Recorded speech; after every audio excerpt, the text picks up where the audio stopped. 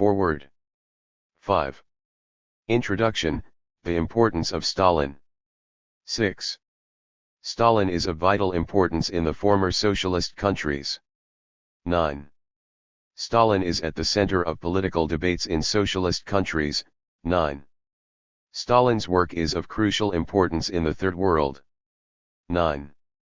Stalin's work takes on new meaning given the situation created since capitalist restoration in Central and Eastern Europe.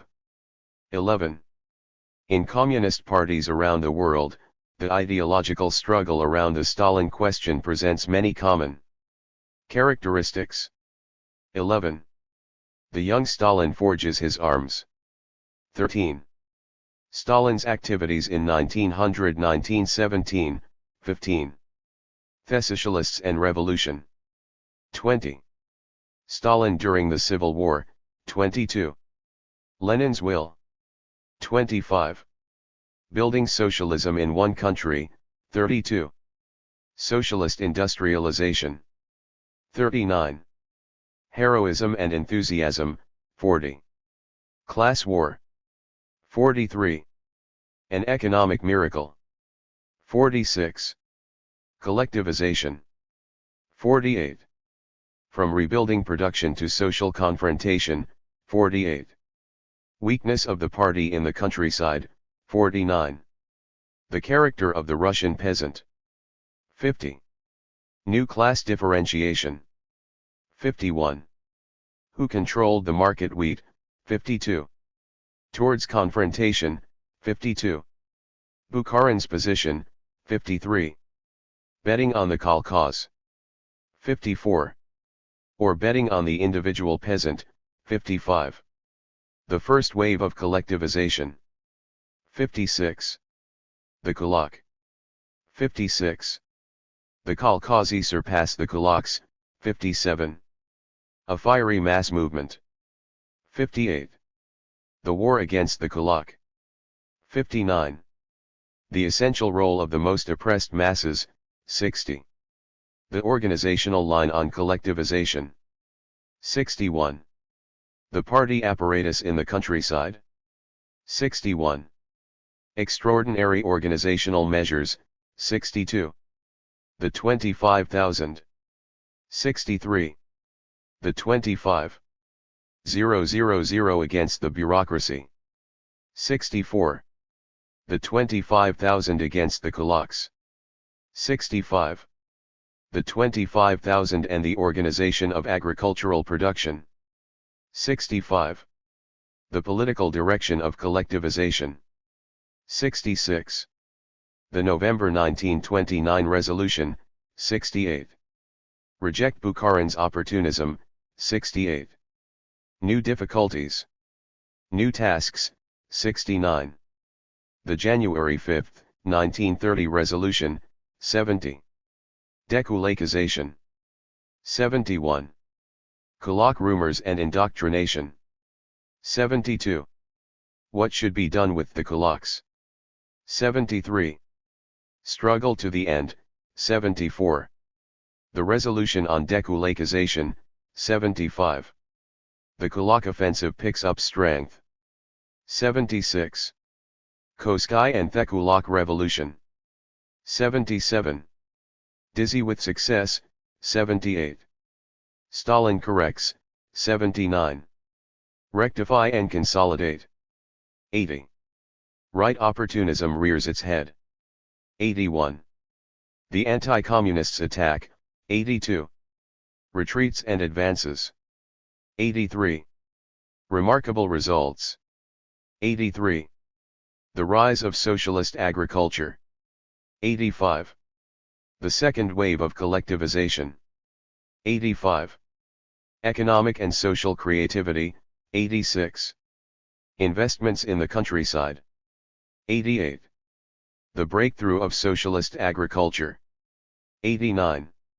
Colossal support, 90. The collectivization genocide, 92. Collectivization and the Ukrainian Holocaust, 95. A book from Hitler. 97. A book from McCarthy, 99. Between 1 and 15 million dead. 99. 2 professors to the rescue of Ukrainian Nazis. 100. Scientific calculations. 101. B movies. 102. Harvest of Sorrow, Conquest and the Reconversion of Ukrainian Nazi Collaborators. 103. Conquest's Fascist Sources, 107. The Causes of Famine in the Ukraine.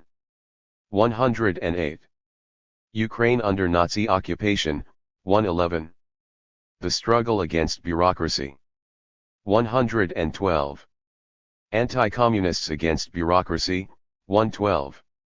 Bolsheviks Against Bureaucratization. 113. Reinforce Public Education. 114.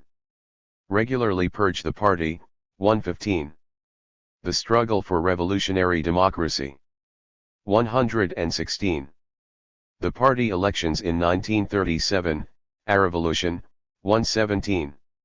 The Great Purge, 118. How did the class enemy problem pose itself? 121. Boris Bazanov, 121. George Solomon. 122. Franz, 124. Alexander Zinoviev, 125. The Struggle Against Opportunism in the Party. 126. The Trials and Struggle Against Revisionism and Enemy Infiltration. 130. The Trial of the Trotsky at Zinovievist Center, 130. Trotsky and Counter-Revolution. 131. Destroy the Communist Movement, 131. Capitalist restoration is impossible. 133. In support of terror and insurrection. 135. The Zinoviev-Kamina-Smirnov Counter-Revolutionary Group, 136. The Trial of Pyatakov and the Trotskyists. 137. Sabotage in the Urals. 138. Sabotage in Kazakhstan. 141. Pyatakov in Berlin. 143. Sabotage in Magnitogorsk, 144.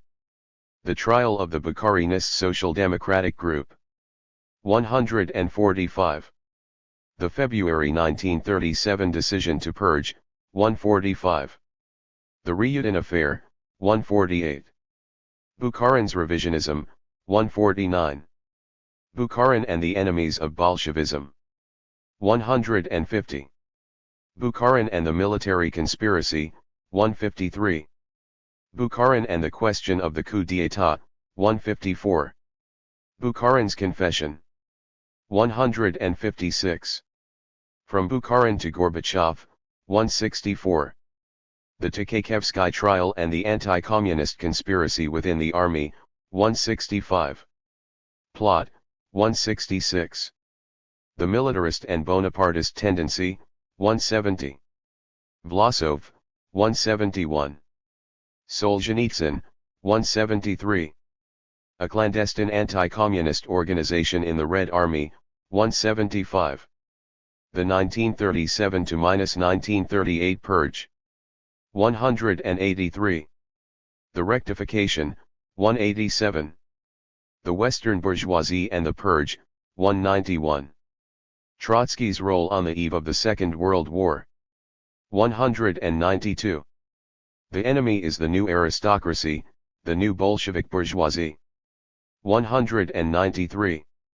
Bolshevism and Fascism, 195. Defeatism and capitulation in front of Nazi Germany. 196. Trotsky and the Tukhachevsky Plot. 197. Provocations in the service of the Nazis. 199. Trotsky encouraged terrorism and armed insurrection. 201. Stalin and the Anti-Fascist War, 203. The Germano-Soviet Pact. 203. Did Stalin poorly prepare the anti-fascist war? 209. The day of the German attack, 214. Stalin and the Nazi War of Annihilation. 224. Stalin, his personality and his military capacities. 229. Stalin, the dictator. 230. Stalin, the hysteric. 234. Stalin, of mediocre intelligence. 238. Stalin's military merits, 239. From Stalin to Khrushchev, 241. The US takes up where Nazi Germany left off. 243. Gehlen, the Nazi, and the CIA, 243. The nuclear bomb against the Soviet Union. 244. Anti-imperialist struggle and the struggle for peace, 246. Tito's revisionism and the United States, 249. Stalin against opportunism. 256. Bourgeois tendencies in the 30s, 256. Weaknesses in the struggle against opportunism. 259. Beria's and Khrushchev's revisionist groups, 260. Stalin against the future Khrushchevism. 263. Khrushchev's coup d'état. 268. Beria's intrigues, 268. Stalin's death. 270. Khrushchev's intrigues against Beria, 271. Their habilitated enemies. 272. Khrushchev and the Pacific Counter-Revolution. 273. References. 275. Foreword, 275. Introduction, 275. Chapter 1. 275. Chapter 2. 278. Chapter 3. 279. Chapter 4. 280. Chapter 5. 288. Chapter 6. 289. Chapter 7. 290. Chapter 8. 295. Chapter 9. 296. Chapter 10. 298. Foreword. That a famous Soviet dissident, now living in reunited Germany, a man who in his youth was so fanatically anti-Stalin that he planned a terrorist attack against him, who filled entire books with vehement denunciation of Stalin's political line in every possible way, that such a man would, in his old age, pay homage to Stalin is remarkable. Many who consider themselves communist have not shown such courage. It is very difficult to raise one's feeble voice against the torrents of anti-Stalin propaganda. Unfortunately, many communists do not feel at ease on this battlefield. Everything that sworn enemies of communism had claimed for 35 years was supposedly confirmed by Khrushchev in 1956. Since then, angry, unanimous condemnations of Stalin have come from the Nazis and the Trotskyists, from Kissinger and Brzezinski, from Khrushchev and Gorbachev, and many others, each adding to the proof. To defend the historic role of Stalin and the Bolshevik Party becomes unthinkable, even monstrous. And most people who firmly oppose the murderous anarchy of world capitalism have become intimidated.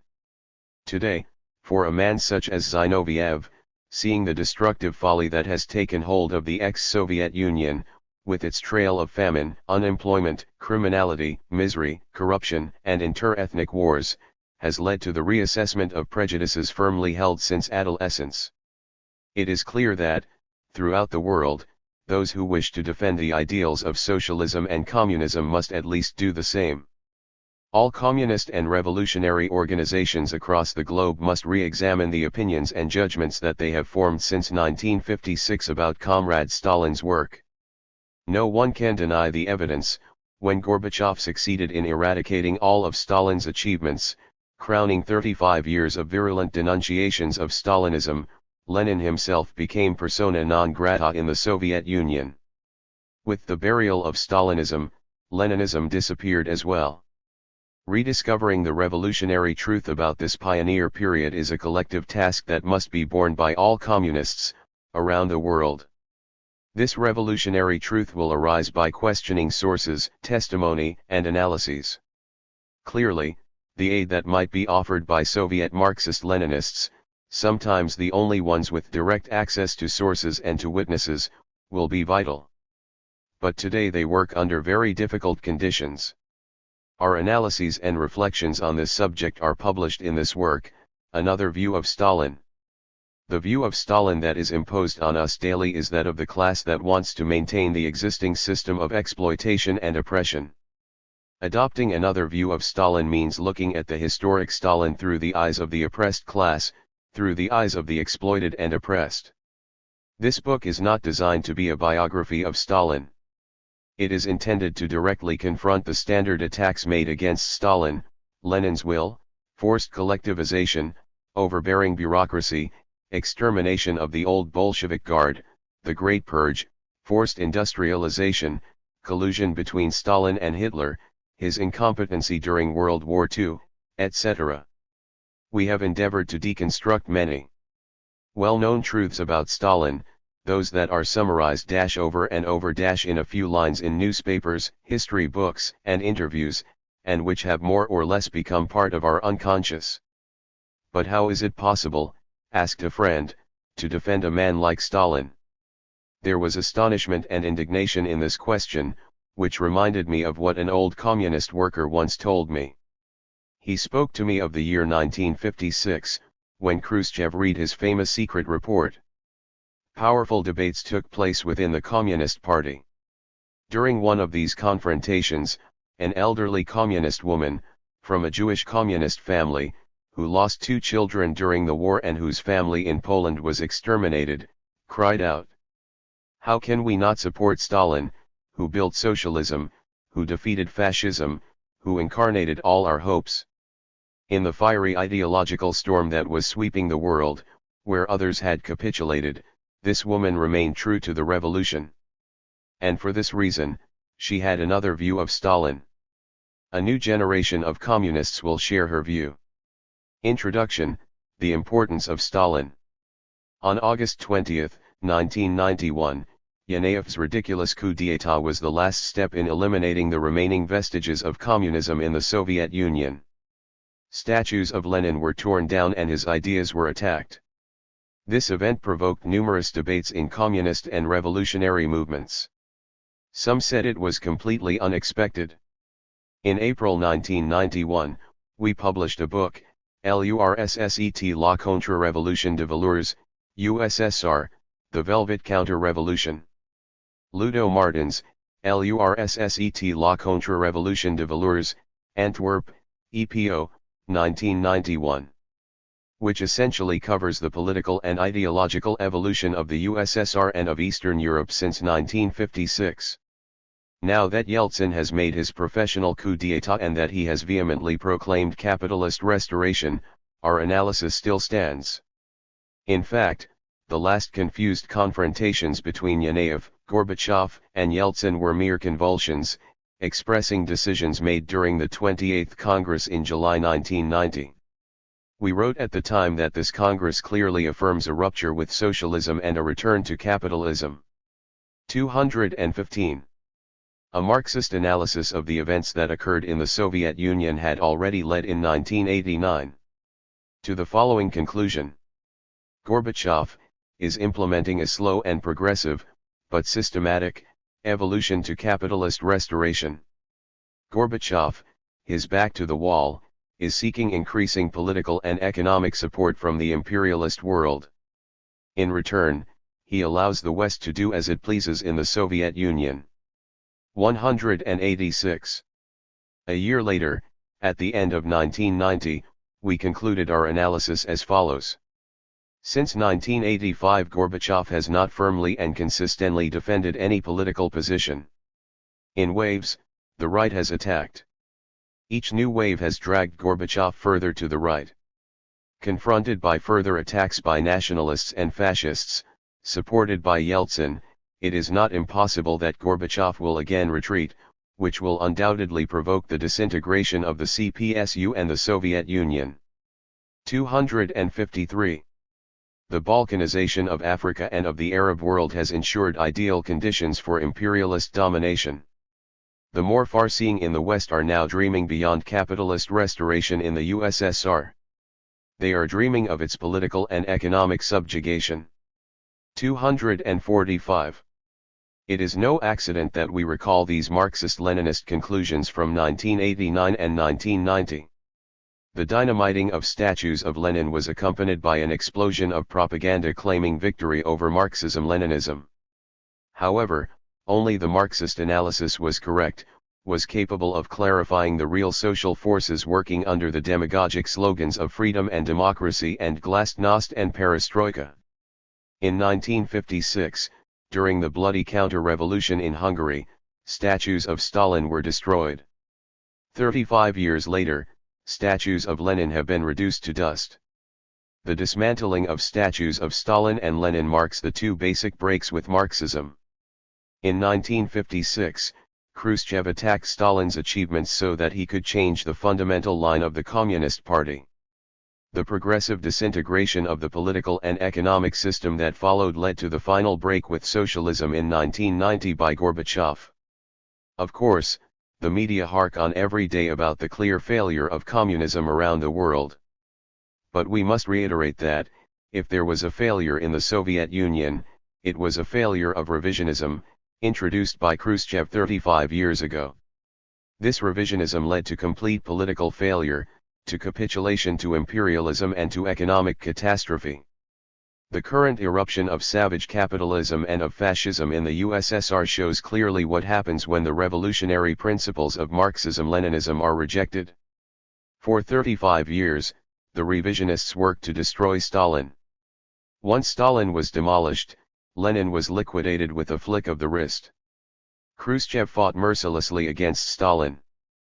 Gorbachev carried on by leading, during his 5 years of glasnost, a crusade against Stalinism. Notice that the dismantling of Lenin's statues was not preceded by a political campaign against his work. The campaign against Stalin was sufficient. Once Stalin's ideas were attacked, vilified, and destroyed, it became clear that Lenin's ideas had suffered the same fate. Khrushchev started his destructive work by criticizing Stalin's errors in order to assert Leninism in its original form and to improve the communist system. Gorbachev made the same demagogic promises to confuse the forces of the left. Today, things have been made crystal clear. Under the pretext of returning to Lenin, the Tsar returns. Under the pretext of improving communism, savage capitalism has erupted. Most people on the left have read a few books about the activities of the CIA and of Western secret services. They have learned that psychological and political warfare is a fundamental and extremely important part of modern total warfare. Slanders, brainwashing, provocation, manipulation of differences, exacerbation of contradictions, slandering of adversaries, and perpetration of crimes that are then blamed on the adversary are all normal tactics used by Western secret services in modern warfare.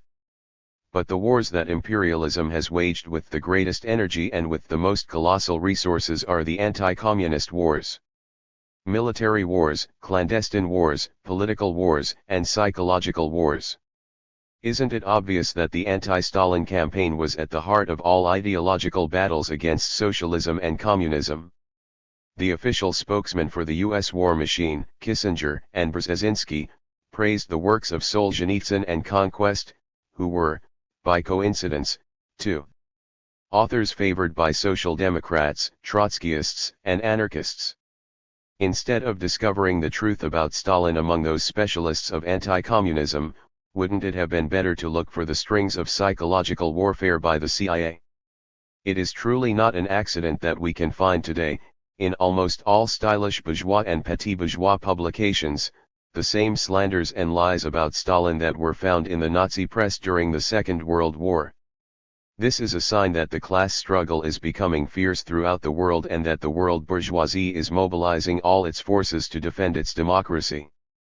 During seminars about the Stalin period, we have often read a long anti-Stalin text and asked the audience what they thought of it. Almost invariably, they replied that the text, although virulently anti-communist, clearly showed the enthusiasm of the young and poor for Bolshevism, as well as the technical achievements of the USSR. By and large, the text is nuanced. We then told the audience that this was a Nazi text, published in Signal 24, 1943, at the height of the war. The anti-Stalin campaigns conducted by the Western democracies in 1989 to -1991 were often more violent and more slanderous than those conducted by the Nazis in 1930s. Today, the great communist achievements of the 1930s are no longer with us to counteract the slanders, and there are no longer any significant forces to defend the Soviet experience under Stalin. When the bourgeoisie announces the definitive failure of communism, it uses the pathetic failure of revisionism to reaffirm its hatred of the great work achieved in the past by Lenin and Stalin. Nevertheless, it is thinking much more about the future than about the past. The bourgeoisie wants people to think that Marxism-Leninism is buried once and for all, because it is quite aware of the accuracy and the vitality of communist analysis. The bourgeoisie has a whole gamut of cadres capable of making scientific evaluations of the world's evolution. And so it sees major crises and upheavals on a planetary scale, and wars of all kinds. Since capitalism has been restored in Eastern Europe and the Soviet Union, each contradiction of the world imperialist system has been exacerbated. When the working masses throughout the world face the specters of unemployment, misery, exploitation, and war, only Marxism-Leninism can show them the way out. Only Marxism-Leninism can provide arms to the working masses of the capitalist world and to the oppressed peoples of the Third World. Given these great, future struggles, all this rubbish about the end of communism is intended to disarm the oppressed masses of the entire world. Defending Stalin's work, essentially defending Marxism-Leninism, is an important, urgent task in preparing ourselves for class struggle under the New World Order. Stalin is of vital importance in the former socialist countries. Since capitalist restoration in the USSR, Stalin's work has become important in understanding the mechanisms of recent class struggles under socialism. There is a link between the capitalist restoration and the virulent campaign against Stalin that preceded it.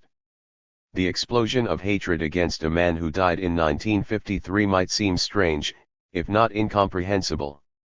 During the 20 years that preceded Gorbachev's rise to power, Brezhnev incarnated bureaucracy, stagnation, corruption, and militarism. But neither in the Soviet Union nor in the free world did we ever witness a violent, raging attack against Brezhnev similar to the ones against Stalin. It is obvious that over the last few years, in the USSR as well as in the rest of the world, all the fanatics of capitalism and of imperialism, to finish off what remained of socialism in the USSR, focused on Stalin as the target. The disastrous turn taken by Khrushchev shows in fact the pertinence of most of Stalin's ideas.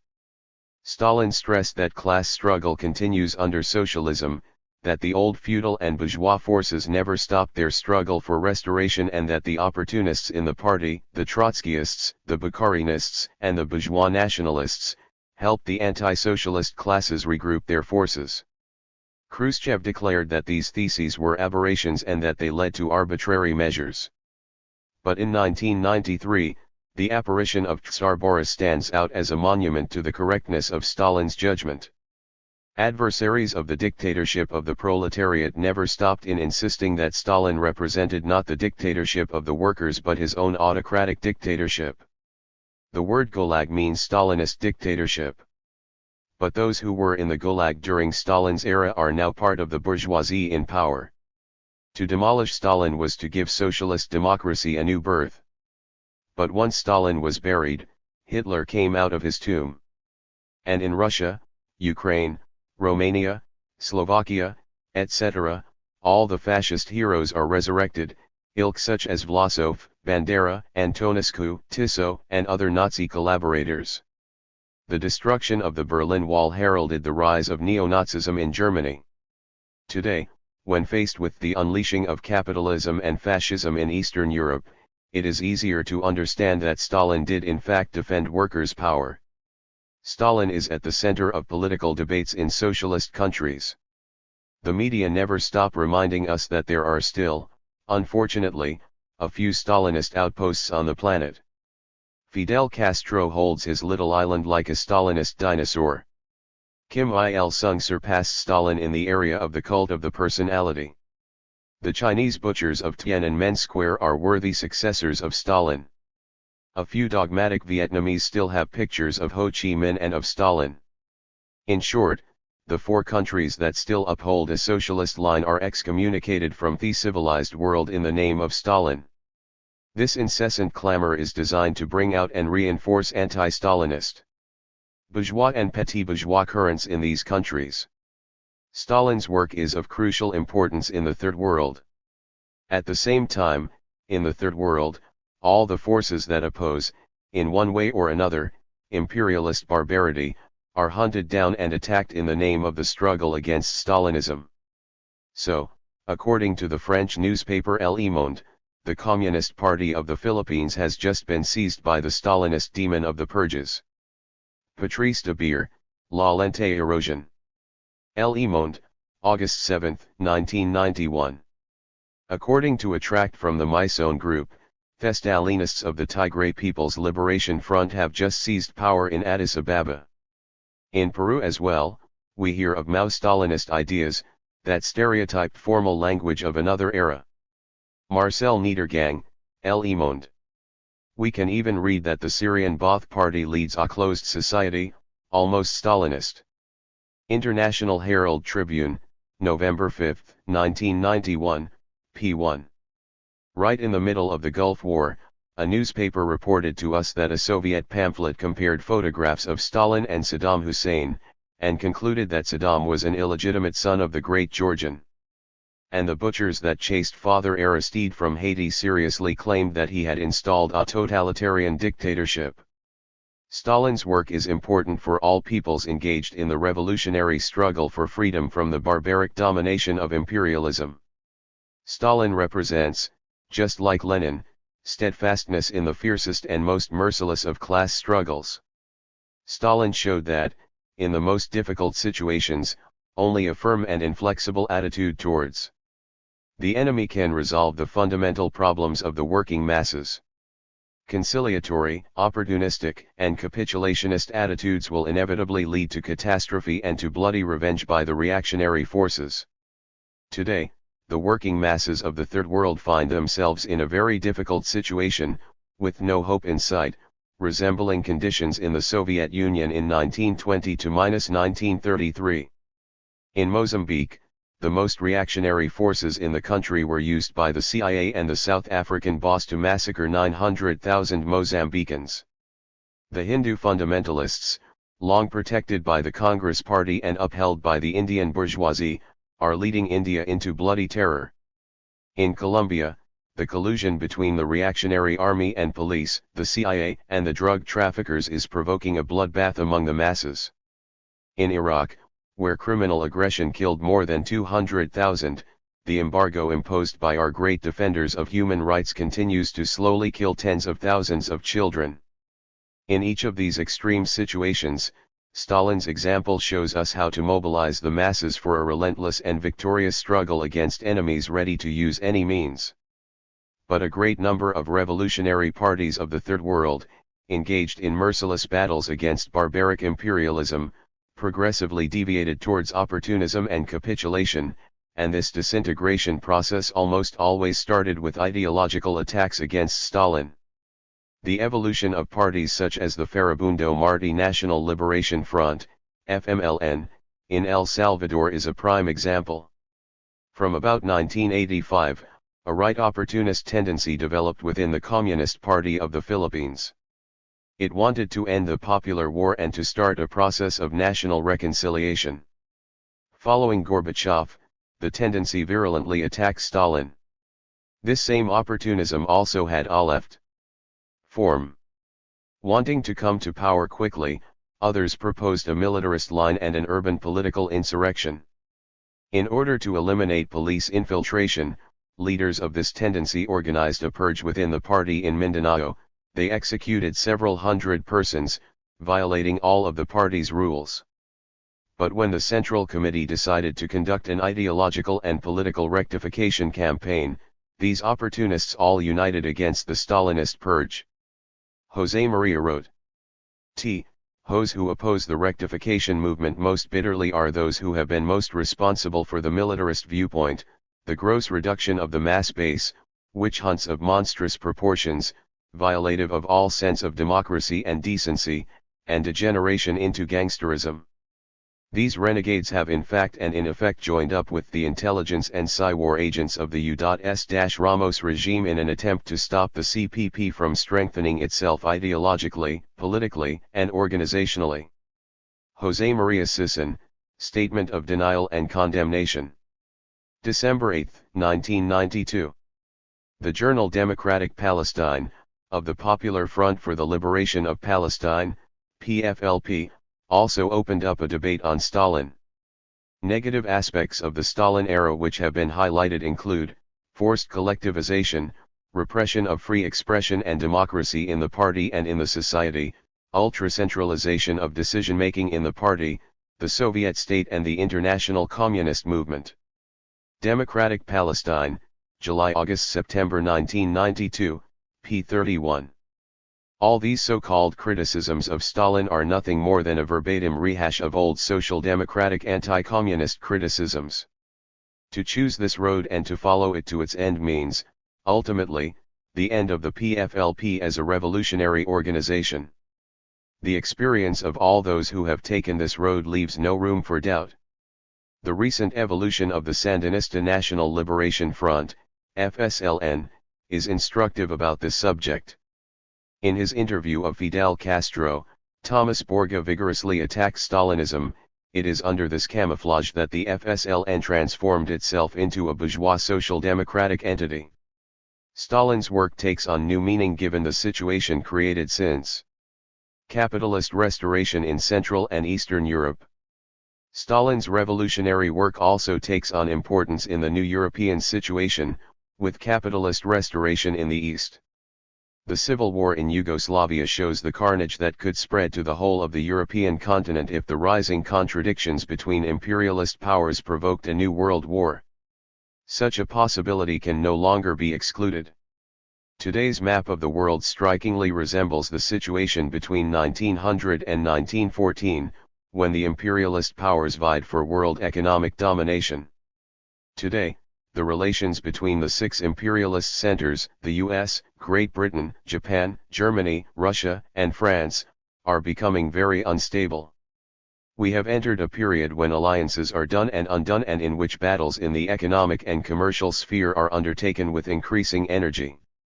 The formation of new imperialist blocs that will violently confront each other becomes a real possibility. A war between big imperialist powers would make all of Europe into a giant Yugoslavia. Given such a possibility, Stalin's work deserves to be restudied. In communist parties around the world, the ideological struggle around the Stalin question presents many common characteristics. In all capitalist countries, the economic, political and ideological pressure exerted by the bourgeoisie on communists is incredibly strong. It is a permanent source of degeneration, of treason, of slow descent into the other camp. But every treacherous act requires ideological justification in the eyes of the one who is committing it. In general, a revolutionary who engages on the downward slope of opportunism discovers the truth about Stalinism. He or she takes, as is, the bourgeois and anti-communist version of the history of the revolutionary movement under Stalin. In fact, the renegades make no discovery, they simply copy the bourgeoisie's lies. Why have so many renegades discovered the truth about Stalin? To improve the communist movement, of course, but none among them has discovered the truth about Churchill? A discovery which would be much more important for improving the anti-imperialist struggle. Having a record of half a century of crimes in the service of the British Empire, Boer War in South Africa, terror in India, inter-imperialist First World War followed by military intervention against the new Soviet Republic, war against Iraq, terror in Kenya, declaration of the Cold War, aggression against anti-fascist Greece, etc., Churchill is probably the only bourgeois politician of the century to have equaled Hitler. Every political and historical work is marked by the class position of its author. From the 20s to 1953, the majority of Western publications about the Soviet Union served the bourgeoisie's and the petty bourgeoisie's attacks against Soviet socialism. Writings by Communist Party members and of left intellectuals trying to defend the Soviet experience constituted a weak countercurrent in defending the truth about the Soviet experience. But, from 1953 to -1956, Khrushchev and the Communist Party of the Soviet Union would take up, bit by bit, all the bourgeois historiography about the Stalin period. Since then, revolutionaries in the Western world have been subject to a terrible and unending ideological onslaught about the crucial periods in the rise of the communist movement, particularly the Stalin era.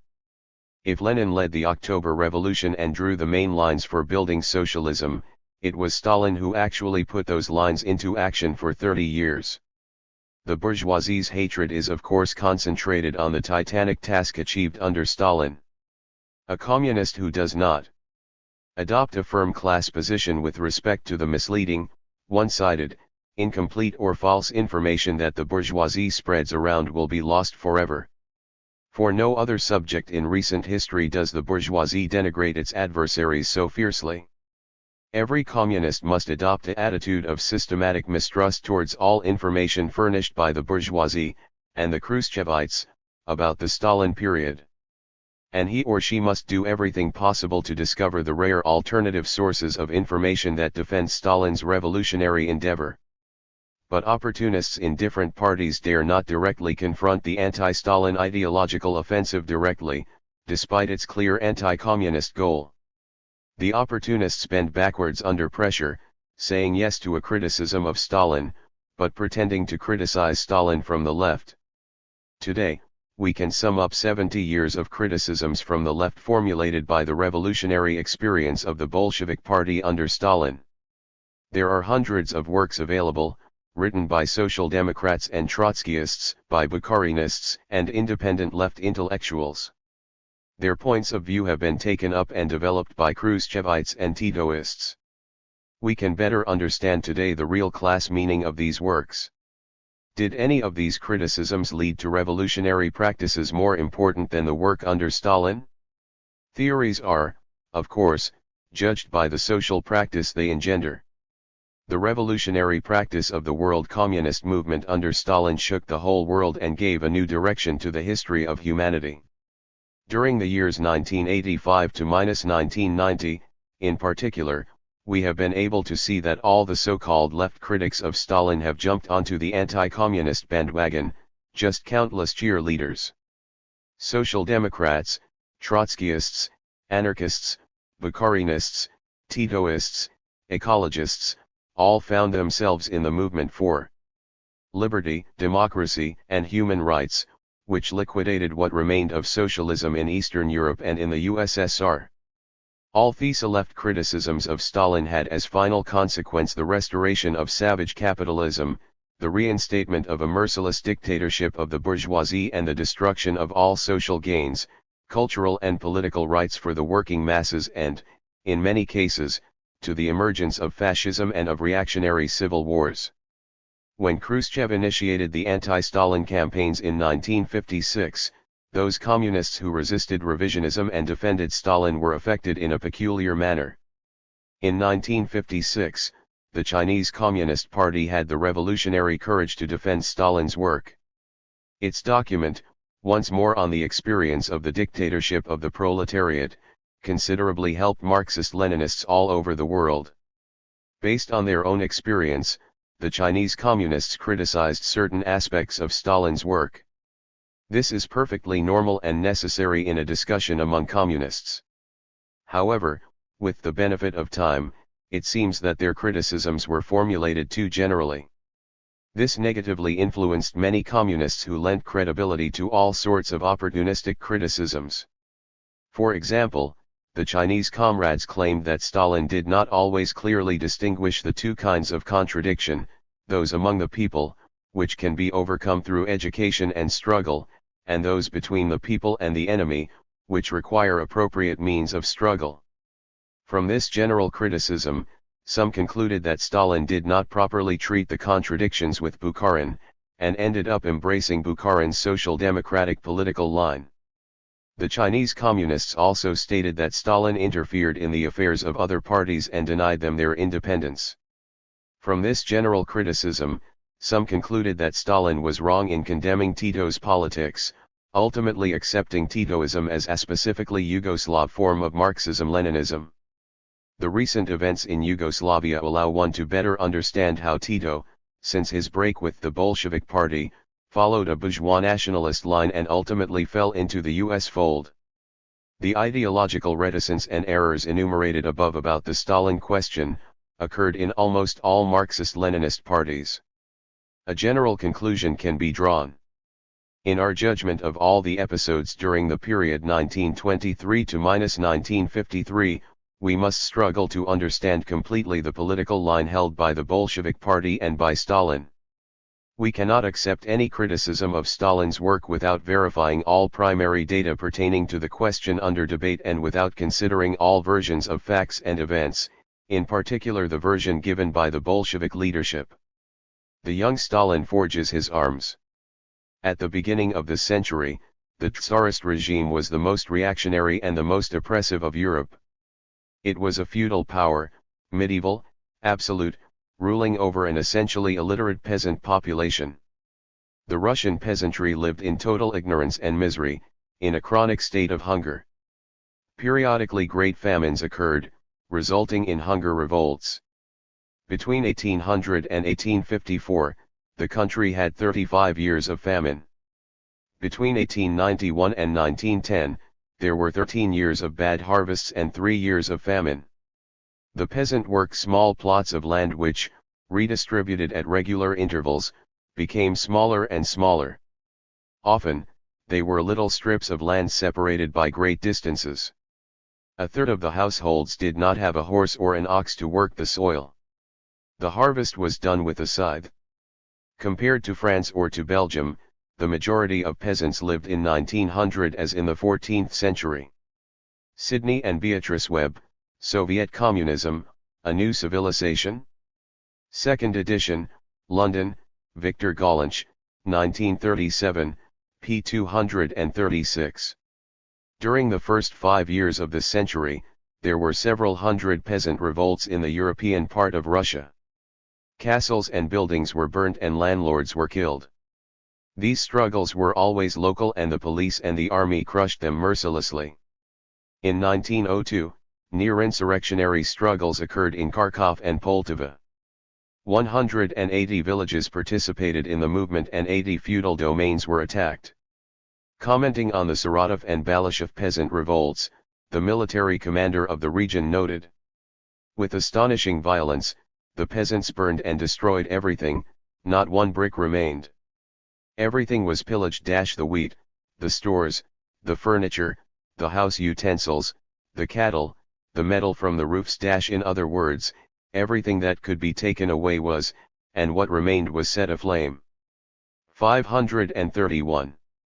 This miserable and ignorant peasantry was thrown into the First World War, during which the Tsar, still revered as a virtual god by the majority of peasants, intended to conquer new territories, particularly towards the Mediterranean.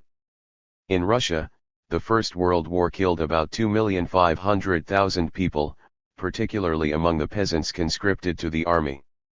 The standard level of misery was compounded by the war's destruction and the countless dead. But in this feudal Russia, new productive forces developed at the end of the 19th century. These included large factories, railroads, and banks, owned for the most part by foreign capital. Fiercely exploited, highly concentrated, the industrial working class, under the leadership of the Bolshevik Party, became the leading force in the anti-Tsarist struggle. At the beginning of 1917, the main demand of all revolutionary forces was the end of this criminal war. The Bolsheviks called for immediate peace and the distribution of land. The old reactionary Tsarist system, completely undermined, collapsed suddenly in February 1917, the parties that wished to install a more modern bourgeois regime seized the reins of power. Their leaders were more closely linked to the English and French bourgeoisies that dominated the anti-German alliance. As soon as the bourgeois government was installed, the representatives of the socialist parties entered it, one after the other. On February 27, 1917, Kerensky was the only socialist among the 11 ministers of the old regime. Alexander Kerensky, Russia and History's Turning Point, New York, Duell, Sloan and Pearce, 1965, p. 220. On April 29, the Socialist Revolutionaries, the Mensheviks, the Popular Socialists and the Trudoviks voted to enter the government. 248. The four parties more or less followed the European Social Democratic movement. On May 5, Kerensky became Minister of War and of the Marine. In his memoirs, he summarized the program of his socialist friends. No army in the world can afford to start questioning the aim for which it is fighting.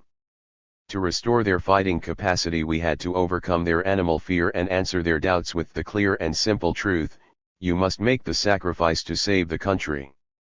277. Sure enough, the socialists sent peasants and workers to be butchered, to be sacrificed for capital. Once again, hundreds of thousands were bayoneted. In this context, the Bolsheviks touched the most profound needs of the working and peasant masses by organizing the insurrection of October 25 with the slogans "Land to the Peasants," "Immediate Peace," and nationalization of banks and large industry. The Great October Revolution, the first socialist revolution, was victorious. Stalin's activities in 1900–1917. Here, we would like to bring out certain aspects of Stalin's life and work between 1900 and 1917, to better understand the role that he would play after 1922. We consider certain parts of Stalin's life, as presented in the book, Stalin, Man of History, by Ian Gray. It is, to the best of our knowledge, the best biography written by a non-communist. Ian Gray, Stalin, Man of History, New York, Doubleday & Co., 1979. Joseph Vissarionovich Jugashvili was born on December 21, 1879, in Gori, Georgia. His father, Vissarion, a shoemaker, came from a family of peasant serfs. His mother, Yekaterina Georgievna Golodz, was also the daughter of serfs. Stalin's parents, poor and illiterate, came from the ordinary people. Stalin was one of the few Bolshevik leaders who came from modest origins. All of his life, he tried to write and to speak so that he could be understood by ordinary workers. During his 5 years at the Gori Primary School, Joseph Jugashvili was noted for his intelligence and his exceptional memory. When he left in 1894, he was recommended as the best student for entrance in the Tiflis Seminary, the most important institution of higher learning in Georgia, as well as a center of opposition to Tsarism. In 1893, Kotzebue had led a strike there and 87 students had been expelled. 14–18. Stalin was 15 years old and was in his second year at the seminary when he first came into contact with clandestine Marxist circles. He spent a lot of time in a bookstore owned by a man named Kellage. Young radicals went there to read progressive books. In 1897, the assistant supervisor wrote a note saying that he had caught Jugashvili reading Letternu's Literary Evolution of the Nations, before that Victor Hugo's Toilers of the Sea, then Hugo's 93, in fact, a total of 13 times with banned books. 20–21. Robert H. McNeill, Stalin, Man and Ruler, New York, New York University Press, 1988, p. 9. In 1897, at the age of 18, Jugashvili joined the first socialist organization in Georgia, led by Zherdanya, Chkij, and Tsereteli, who would later become famous Mensheviks. The next year, Stalin led a study circle for workers. At the time, Stalin was already reading Plekhanov's works, as well as Lenin's first writings. In 1899, he was expelled from the seminary. Here began his career of professional revolutionary. 22-24. Right from the start, Stalin showed great intelligence and a remarkable memory. By his own efforts, he acquired great political knowledge by reading widely. To denigrate Stalin's work, almost all bourgeois authors repeat Trotsky's slanders. Stalin's political horizon is restricted, his theoretical equipment primitive. His mind is stubbornly empirical, and devoid of creative imagination. Leon Trotsky, My Life, New York, Pathfinder Press, 1970, p. 506. On May 1, 1900, Stalin spoke in front of an illegal gathering of 500 workers in the mountains above Tiflis. Under the portraits of Marx and Engels, they listened to speeches in Georgian, Russian and Armenian. During the 3 months that followed, strikes broke out in the factories and on the railroads of Tiflis. Stalin was one of the main instigators. Early in 1901, Stalin distributed the first issue of the clandestine newspaper Iskra, published by Lenin in Leipzig. On May 1, 1901, 2,000 workers organized, for the first time, an open demonstration in Tiflis. The police intervened violently. Lenin wrote in Iskra that the event is of historical importance for the entire Caucasus. 29-31. During the same year, Stalin, Kotzebue, and Krasin led the radical wing of social democracy in Georgia. They acquired a printing press, reprinted Iskra, and published the first clandestine Georgian newspaper, Bordzilla, Struggle. In the first issue, they defended the supranational unity of the party and attacked the moderates, who called for an independent Georgian party that would be associated with the Russian party. 32. In November 1901, Stalin was elected to the first committee of the Russian Social Democratic Labour Party and sent to Batum, a city half of whose population was Turkish.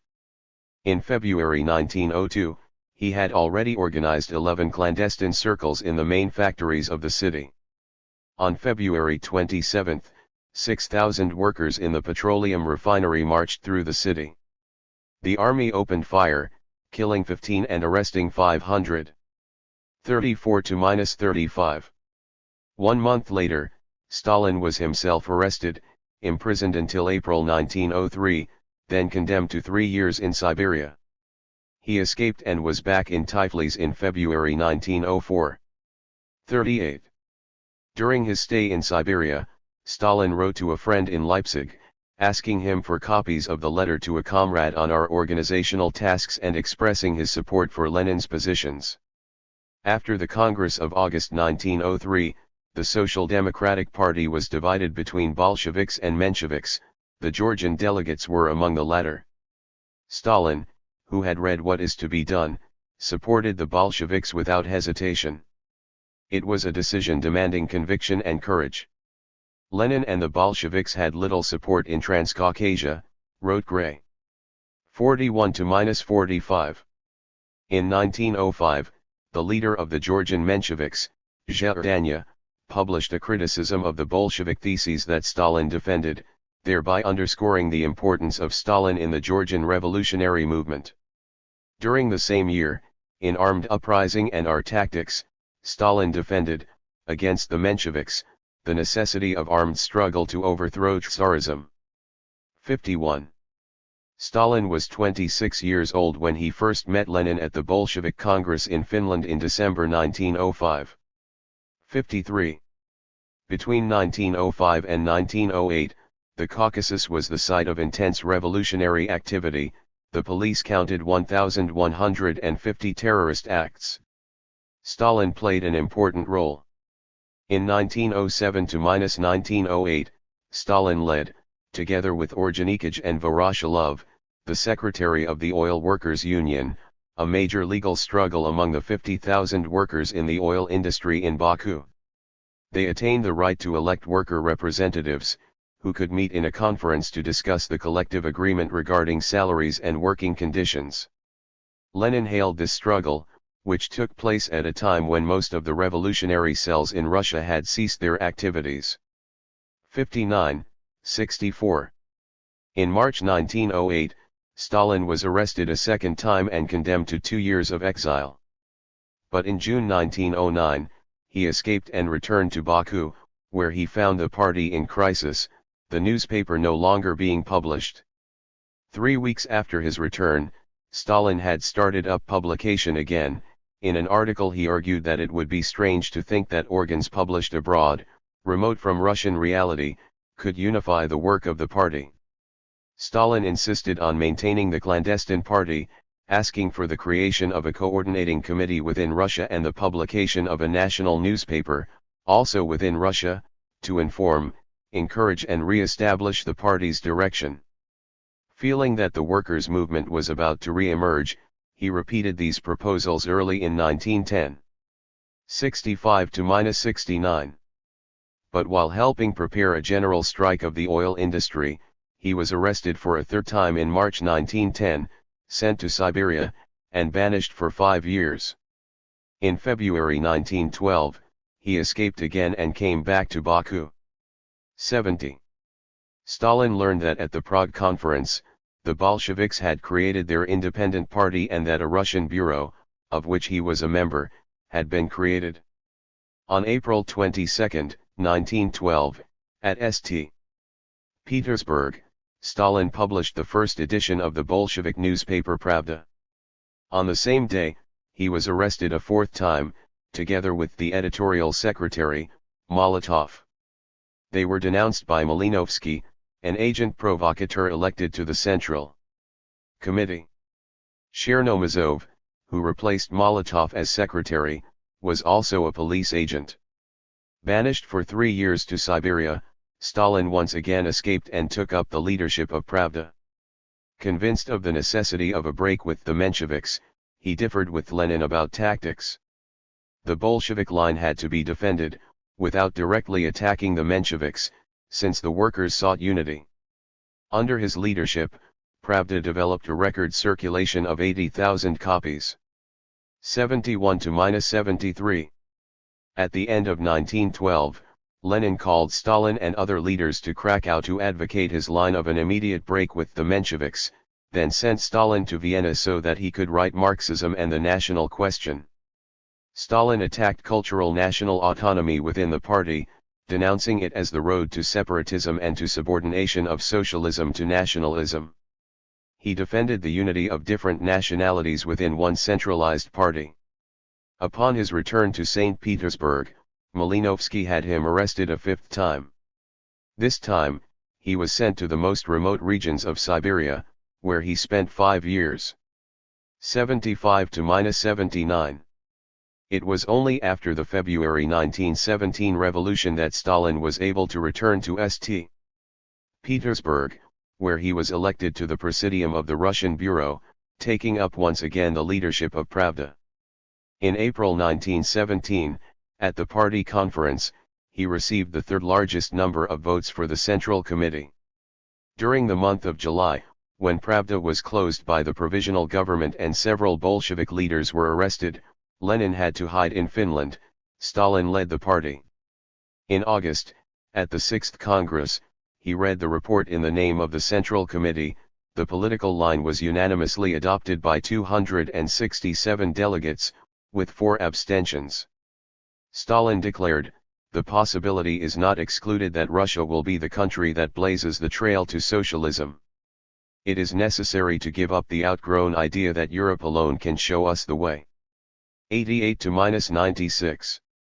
At the time of the October 25 insurrection, Stalin was part of a military revolutionary center, consisting of 5 members of the Central Committee.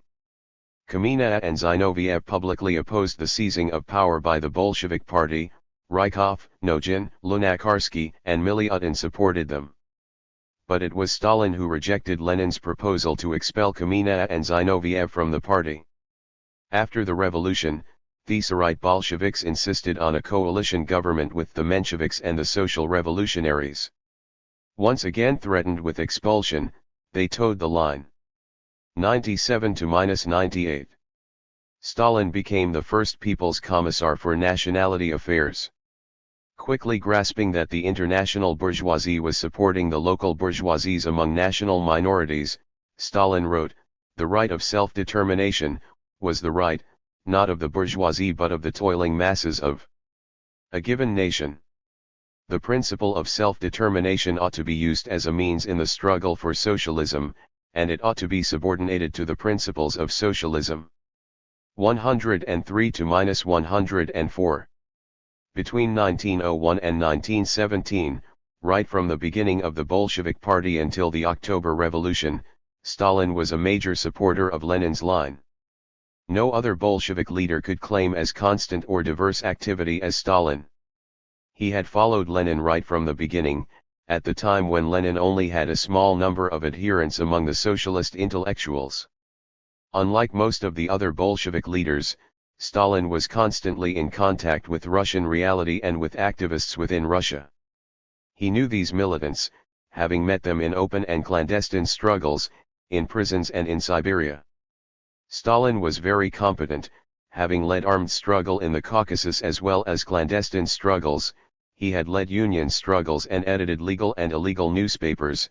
He had led the legal and parliamentary struggle and knew the national minorities as well as the Russian people.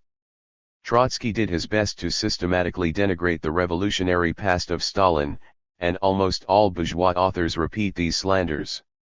Trotsky declared, "Stalin is the outstanding mediocrity in the party." p. 512. Trotsky was trying to pull the wool over everyone's eyes, talking about the party, because he had never belonged to the Bolshevik party that Lenin, Zinoviev, Stalin, Sverdlov and others forged between 1901 and 1917. Trotsky joined the party in July 1917. Trotsky also wrote, "In routine work it was more convenient for Lenin to depend on Stalin, Zinoviev or Kamina. I was not suited for executing commissions. Lenin needed practical, obedient assistance. I was unsuited to the role." 477. These sentences say nothing about Stalin, but everything about Trotsky. He pinned onto Lenin his own aristocratic and Bonapartist concept of a party, a leader surrounded by docile assistants who deal with current affairs. Thesocialists and Revolution. The insurrection took place on October 25, 1917. The next day, Thesocialists made the Soviet of the Peasants' deputies pass the first counter-revolutionary motion. Comrade peasants! All the liberties gained with the blood of your sons and brothers are now in terrible, mortal jeopardy. Again a blow is being inflicted upon the army, which defends the homeland and the revolution from external defeat. The Bolsheviks divide the forces of the toiling people. The blow against the army is the first and the worst crime of the Bolshevik party. Second, they have started a civil war and have seized power by violence. The Bolshevik promises will be followed not by peace but by slavery. 450-451. Hence, the day after the October Revolution, Thesocialists had already called for the perpetration of imperialist war and they were already accusing the Bolsheviks of provoking civil war and bringing violence and slavery. Immediately, the bourgeois forces, the old Tsarist forces, in fact all the reactionary forces, sought to regroup and reorganize under Thesocialist vanguard. As early as 1918, anti-Bolshevik insurrections took place. Early in 1918, Plekhanov, an eminent leader of the Menshevik Party, formed, along with socialist revolutionaries and popular socialists, as well as with the chiefs of the bourgeois cadet, Constitutional Democrats, Party, the Union for the Resurrection of Russia. They believed, wrote Kerensky, that a national government had to be created on democratic principles in the broadest possible sense, and that the front against Germany had to be restored in cooperation with Russia's Western allies. 479-480. On June 20, 1918, Kerensky showed up in London, representing this union, to negotiate with the Allies. He announced to the Prime Minister, Lloyd George. It was the aim of the government now being formed, to continue the war alongside the Allies, to free Russia from Bolshevik tyranny, and to restore a democratic system. Hence, more than 70 years ago, the bloodthirsty and reactionary bourgeoisie was already using the word democracy to cover up its barbaric domination. In the name of the Union, Kerensky asked for an Allied intervention in Russia. Soon after, a directorate was set up in Siberia, consisting of socialist revolutionaries, popular socialists, the Cadet Bourgeois Party and the Tsarist generals Alexeyev and Boldyrev. The British and French governments almost recognized it as the legal government before deciding to play the card of Tsarist General Kolchak. Hence the forces that had defended Tsarist reaction and the bourgeoisie during the civil war in Russia were all regrouped, the Tsarist forces, all of the bourgeoisie's forces, from the cadets to the socialists, along with the invading foreign troops. Sidney and Beatrice Webb wrote. In 1918 the authority of the Soviet government was far from being firmly established. Even in Petrograd and Moscow, there was the very smallest security of life and property. The deliberate and long-continued blockade maintained by the British fleet, and supported by the other hostile governments, kept out alike food and clothing, and the sorely needed medicines and anesthetics.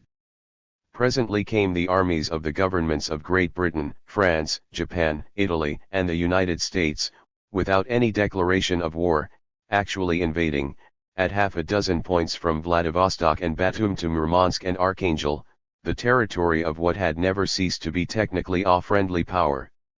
The same governments, moreover, freely supplied officers, equipment, and munitions to the mixed forces raised by Denikin, Kolchak, Jednik, Yudenik, and Wrangel, who took up arms against the Soviet government.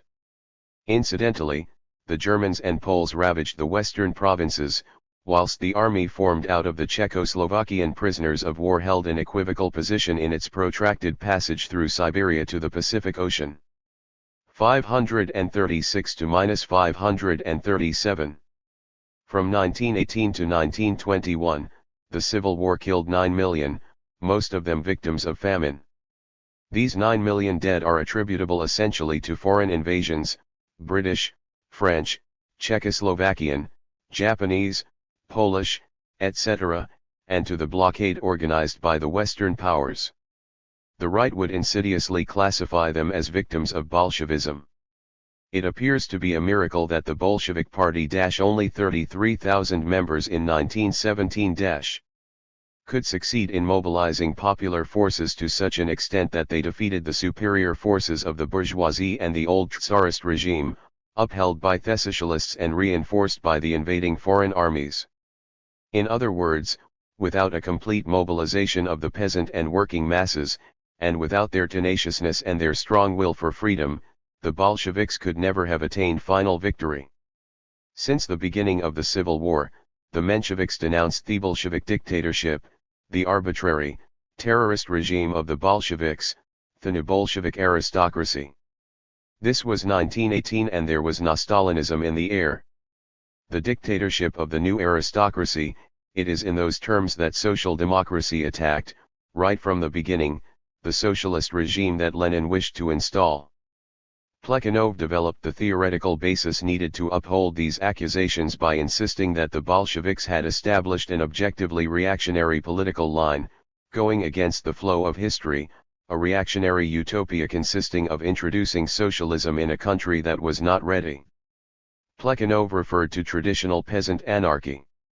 Nevertheless, when the foreign interventions occurred, Plekhanov was one of the few Menshevik leaders to oppose them. Jane Burbank, Intelligentsia and Revolution, Russian Views of Bolshevism, 1917 to -1922. New York, Oxford University Press, 1986, pages 13, 36, 42, 44. The Socialists' alliance with the bourgeoisie was based on two arguments. The first was the impossibility of imposing socialism in a backward country. The second was that since the Bolsheviks wanted to impose socialism by force, they would bring tyranny and dictatorship and would constitute a new aristocracy above the masses. These first analyses, made by the counter-revolutionary Social Democrats, who fought against socialism weapons in hand, are worth studying. These insidious attacks against Leninism would later be crudely amplified to become attacks on Stalinism. Stalin during the Civil War. Let us come back for a moment to the role played by Stalin during the Civil War.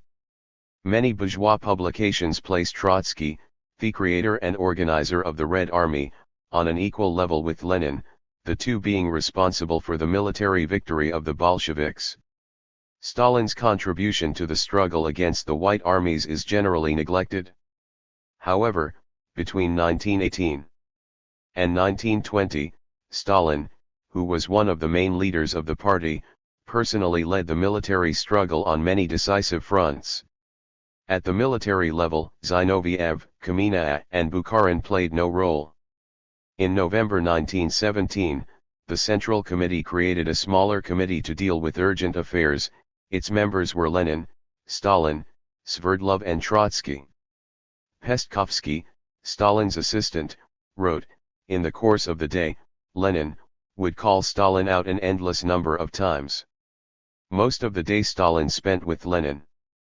p. 105. During the peace negotiations with Germany in December 1917, Lenin and Stalin, in order to preserve Soviet power, whatever the cost, insisted on accepting the humiliating concessions imposed by Germany. They thought that the Russian army was simply incapable of fighting. Bukharin and Trotsky wanted to refuse the conditions and declare revolutionary war. For Lenin, this ultranationalist line was a trap laid out by the bourgeoisie in order to precipitate the fall of the Bolsheviks. During the negotiations with Germany, Trotsky declared, "We are withdrawing our armies and our peoples from the war, but we feel ourselves compelled to refuse to sign the peace treaty." Stalin affirmed that there were no signs of an incipient revolution in Germany and that Trotsky's spectacular act was no policy. Germany again took up the offensive and the Bolsheviks were soon forced to sign even worse peace conditions. In this affair, the party was on the verge of catastrophe. 106-109. In January 1918, the Tsarist General Alexeyev organized a volunteer army in Ukraine and in the Don region. In February, the German army occupied Ukraine to guarantee its independence. In May 1918, 30,000 Czechoslovakian soldiers occupied a large part of Siberia. During the summer, at the instigation of Winston Churchill, Great Britain, France, the United States, Italy, and Japan, among others, intervened militarily against the Bolsheviks. Starting in March 1918, Trotsky was People's Commissar for War. His task was to organize a new army of workers and peasants, led by 40,000 officers from the old Tsarist army. 115-117. In June 1918, the North Caucasus was the only important grain-growing region in the hands of the Bolsheviks. It was threatened by Krasnov's army. Stalin was sent to Tsaritsyn, the future Stalingrad, to ensure grain delivery. He found complete chaos. On July 19, he wrote to Lenin, asking for military authority over the region. "I myself, without formalities, will remove those army commanders and, omissars who are ruining things." Stalin was named president of the Southern War Front Council. Later, Stalin would oppose the old Tsarist artillery general Sidin, named by Trotsky as commander of the South Front, and the commander-in-chief, the old Tsarist Colonel Vatsidis. Tsaritsyn was successfully defended. 121-127. Lenin regarded the measures decided on by Stalin as a model.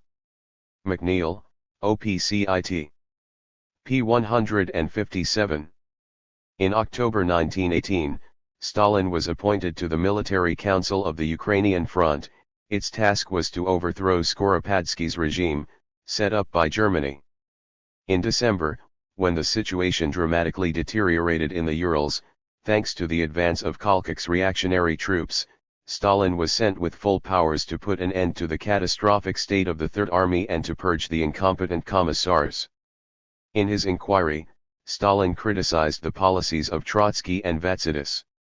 During the 8th Congress in March 1919, Trotsky was criticized by many delegates for his dictatorial manners, for his adoration of the specialists, and his torrent of ill-considered telegrams. 128 to -129. In May 1919, Stalin was sent once again, with full powers, to organize the defense of Petrograd against Yudenika's army. On June 4, Stalin sent a telegram to Lenin, claiming, with support from seized documents, that many leading officers in the Red Army were working in secret for the White Armies. 129 to -130.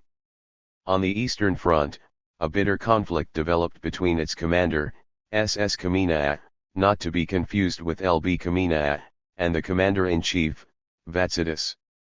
The Central Committee finally decided in favor of the former and Trotsky presented his resignation, which was refused. Vatsidis was arrested pending an inquiry. 131. In August 1919, Denikin's White Army was moving forward towards Moscow in the Don, in Ukraine, and in South Russia. From October 1919 to March 1920, Stalin led the Southern Front and defeated Denikin. 132 to -133. In May 1920, Stalin was sent to the Southwestern Front, where the Polish armies were threatening the city of Lvov, in Ukraine, and Rgel's troops Crimea. The Poles occupied a large part of Ukraine, including Kiev. On the Western Front, Tukhachevsky counterattacked, pushing back the aggressors to the limits of Warsaw. Lenin hoped to win the war with reactionary Poland, and a temporary Polish Soviet government was formed. Stalin warned against such an act. The class conflicts have not reached the strength to break through the sense of national unity. 135 to -136. Poorly coordinated, receiving contradictory orders, Tukhachevsky's troops were counterattacked by the Polish troops on an unprotected flank and put to flight. To the south, Rgel's White Armies were liquidated at the end of 1920. 139. In November 1919, Stalin and Trotsky received the newly created Order of the Red Banner for their military successes. Lenin and the Central Committee estimated that Stalin's merits in leading the armed struggle in the most difficult areas equaled Trotsky's in organizing and leading the Red Army at the central level. But to make himself come out in a better light, Trotsky wrote, throughout the period of the Civil War, Stalin remained a third-rate figure. Leon Trotsky, Stalin, An Appraisal of the Man and His Influence, New York, Harper and Brother Publishers, 1941, p. 333. McNeill, who is often prejudiced against Stalin, writes on this subject. Stalin had emerged, as a political military chief whose contribution to the Red victory was second only to Trotsky's. Stalin had played a smaller role than his rival in the overall organization of the Red Army, but he had been more important in providing direction on crucial fronts. If his reputation as a hero was far below Trotsky's, this had less to do with objective merit than with Stalin's lack of flair for self-advertisement. McNeill, OPCIT. p. 63. In December 1919, Trotsky proposed demilitarization of economic life and wanted to mobilize the workers using methods he had applied for leading the army. With this line, the railroad workers were mobilized under military discipline. A wave of protests passed through the union movement. Lenin declared that Trotsky committed errors that endangered the dictatorship of the proletariat. By his bureaucratic harassment of the unions, he risked separating the party from the masses. V.I. Lenin, The Trade Unions, The Present Situation, and Trotsky's Mistakes, December 30, 1920. Collected Works, Moscow, Progress Publishers, 1960 to -1970, Volume 32, pages 19 to -42. Trotsky's outrageous individualism, his open disdain for Bolshevik cadres, his authoritarian style of leadership and his taste for military discipline frightened many party cadres. They thought that Trotsky could well play the role of a Napoleon Bonaparte, effecting a coup d'état and setting up a counter-revolutionary authoritarian regime. Lenin's will. Trotsky knew his brief hour of glory in 1919, during the Civil War. However, without question, in 1921 to -1923, it was Stalin who was the second in the party, after Lenin. Since the 8th Congress in 1919, Stalin had been a member of the Politburo, beside Lenin, Kamina, Trotsky, and Krestinsky. This membership did not change until 1921. Stalin was also member of the Organizational Bureau, also composed of 5 members of the Central Committee. p. 151. When during the 11th Congress, in 1922, Preobrazhensky criticized the fact that Stalin led the People's Commissariat for Nationality Affairs as well as the Workers' and Peasants' Inspection, in charge of controlling the state apparatus, Lenin replied, "We need a man to whom the representatives of any of these nations can go and discuss their difficulties in all detail. I don't think Comrade Preobrazhensky could suggest any better comrade than Comrade Stalin. The same thing applies to the Workers' and Peasants' Inspection. This is a vast business, but to be able to handle investigations we must have at the head of it a man who enjoys high prestige, otherwise we shall become submerged in and overwhelmed by petty intrigue." Lenin, closing speech on the political report of the Central Committee of the R.C.P. B. March 28, 1922. Works, Volume 33, p. 315.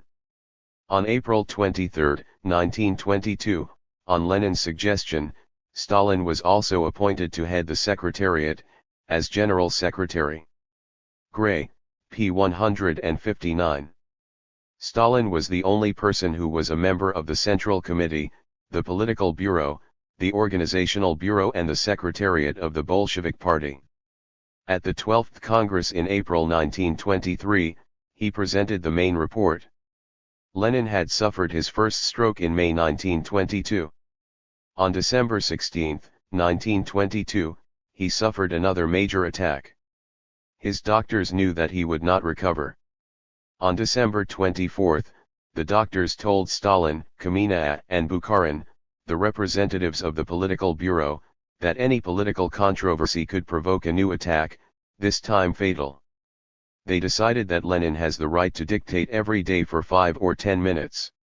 He is forbidden political visitors. Friends and those around him may not inform him about political affairs. 171. The Politburo made Stalin responsible for the relations with Lenin and the doctors. It was a thankless task since Lenin could only feel frustrated because of his paralysis and his distance from political affairs. His irritation would necessarily turn against the man who was responsible for interacting with him. Ian Gray writes. The Journal of Lenin's Secretaries, from November 21, 1922 to March 6, 1923, contain the day-by-day details of his work, visitors, and health, and after December 13 it recorded his smallest actions. Lenin, his right arm and leg paralyzed, was then confined to bed in his small apartment in the Kremlin. Cut off from government business and, in fact, from the outside world. The doctors insisted that he should not be disturbed. Unable to relinquish the habits of power, Lenin struggled to obtain the papers he wanted, relying on his wife, Krupskaya, his sister, Maria Ilyachna, and 3 or 4 secretaries. 172. Used to leading the essential aspects of the life of party and state, Lenin desperately tried to intervene in debates in which he could no longer physically master all the elements. His doctors refused to allow him any political work, which bothered him intensely. Feeling that his end was near, Lenin sought to resolve questions that he thought of paramount importance, but that he no longer fully understood. The Politburo refused to allow him any stressful political work, but his wife did her best to get hold of the documents that he sought. Any doctor having seen similar situations would say that difficult psychological and personal conflicts were inevitable. Towards the end of December 1922, Krupskaya wrote a letter that Lenin had dictated to her. Having done that, she was reprimanded by telephone by Stalin. She complained to Lenin and to Kamina. I know better than all the doctors what can and what cannot be said to Ilyich, for I know what disturbs him and what doesn't, and in any case I know this better than Stalin. 173. About this period, Trotsky wrote, in the middle of December, 1922, Lenin's health again took a turn for the worse. Stalin at once tried to capitalize on this situation, hiding from Lenin much of the information which was concentrating in the party secretariat. Krupskaya did whatever she could to shield the sick man from hostile jolts by the secretariat. 374. These are the unforgivable words of an intriguer. The doctors had refused to allow Lenin receipt of reports, and here is Trotsky, accusing Stalin for having made hostile maneuvers against Lenin and for having hidden information. What enemies of communism call Lenin's will was dictated in these circumstances during the period of December 23 to -25, 1922. These notes are followed by a postscriptum dated January 5, 1923. Bourgeois authors have much focused on Lenin's so-called will, which supposedly called for the elimination of Stalin in favor of Trotsky. Henry Bernard, professor emeritus at the Belgian Royal Military School, writes, Trotsky should normally have succeeded Lenin. Lenin thought of him as successor. He thought Stalin was too brutal. Henry Bernard, Le Communisme et l'Aveuglement Occidental, Souman, Belgium, Editions André Grissard, 1982, p. 48. The U.S. Trotskyist Max Eastman published this will in 1925, along with laudatory remarks about Trotsky. At the time, Trotsky had to publish a correction in the Bolshevik newspaper, where he wrote, Eastman says that the Central Committee concealed from the party, the so-called will, there can be no other name for this than slander against the Central Committee of our party. Vladimir Ilyich did not leave any will, and the very character of the party itself, precluded the possibility of such oil. What is usually referred to as oil in the émigré and foreign bourgeois and Menshevik press, in a manner garbled beyond recognition, is one of Vladimir Ilyich's letters containing advice on organizational matters. The 13th Congress of the party paid the closest attention to that letter. All talk about concealing or violating oil is a malicious invention. Quoted in Stalin, the Trotskyist Opposition Before and Now. Works, Moscow, Foreign Languages Publishing House, 1954, pages 179 to -180. Stalin's emphasis. A few years later, the same Trotsky, in his autobiography, would clamor indignantly about Lenin's will, which Stalin concealed from the party. p. 469. Let us examine the 3 pages of notes dictated by Lenin between December 23, 1922 and January 5, 1923. Lenin called for increasing the number of CC members, to 50 to 100, I think it must be done in order to raise the prestige of the Central Committee, to do a thorough job of improving our administrative machinery and to prevent conflicts between small sections of the CC from acquiring excessive importance for the future of the party. It seems to me that our party has every right to demand from the working class 50 to 100 CC members. These would be measures against a split. I think that from this standpoint the prime factors in the question of stability are such members of the CC as Stalin and Trotsky. I think relations between them make the greater part of the danger of a split. Lenin, Letter to the Congress. Works, Volume 36, pages 593 to -594. So much for the theoretical part. This text is remarkably incomprehensible, clearly dictated by a sick and diminished man. How could 50 to 100 workers added to the Central Committee raise its prestige? Or reduce the danger of split? Saying nothing about Stalin's and Trotsky's political concepts and visions of the party, Lenin claimed that the personal relationships between these two leaders threatened unity. Then Lenin judged the 5 main leaders of the party. We cite them here. Comrade Stalin, having become Secretary General, has unlimited authority concentrated in his hands, and I am not sure whether he will always be capable of using that authority with sufficient caution. Comrade Trotsky, on the other hand, as his struggle against the CC on the question of the People's Commissariat for Communications has already proved, is distinguished not only by exceptional abilities. He is personally perhaps the most capable man in the present CC, but he has displayed excessive preoccupation with the purely administrative side of the work. These two qualities of the two outstanding leaders of the present CC can inadvertently lead to a split. I shall just recall that the October episode with Zinoviev and Kamenev was, of course, no accident, but neither can the blame for it be laid upon them personally, any more than non-Bolshevism can upon Trotsky. Bukharin is not only a most valuable and major theorist of the party, he is also rightly considered the favorite of the whole party, but his theoretical views can be classified as fully Marxist only with great reserve, for there is something scholastic about him.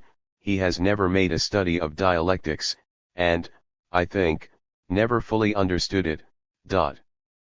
594 to -595.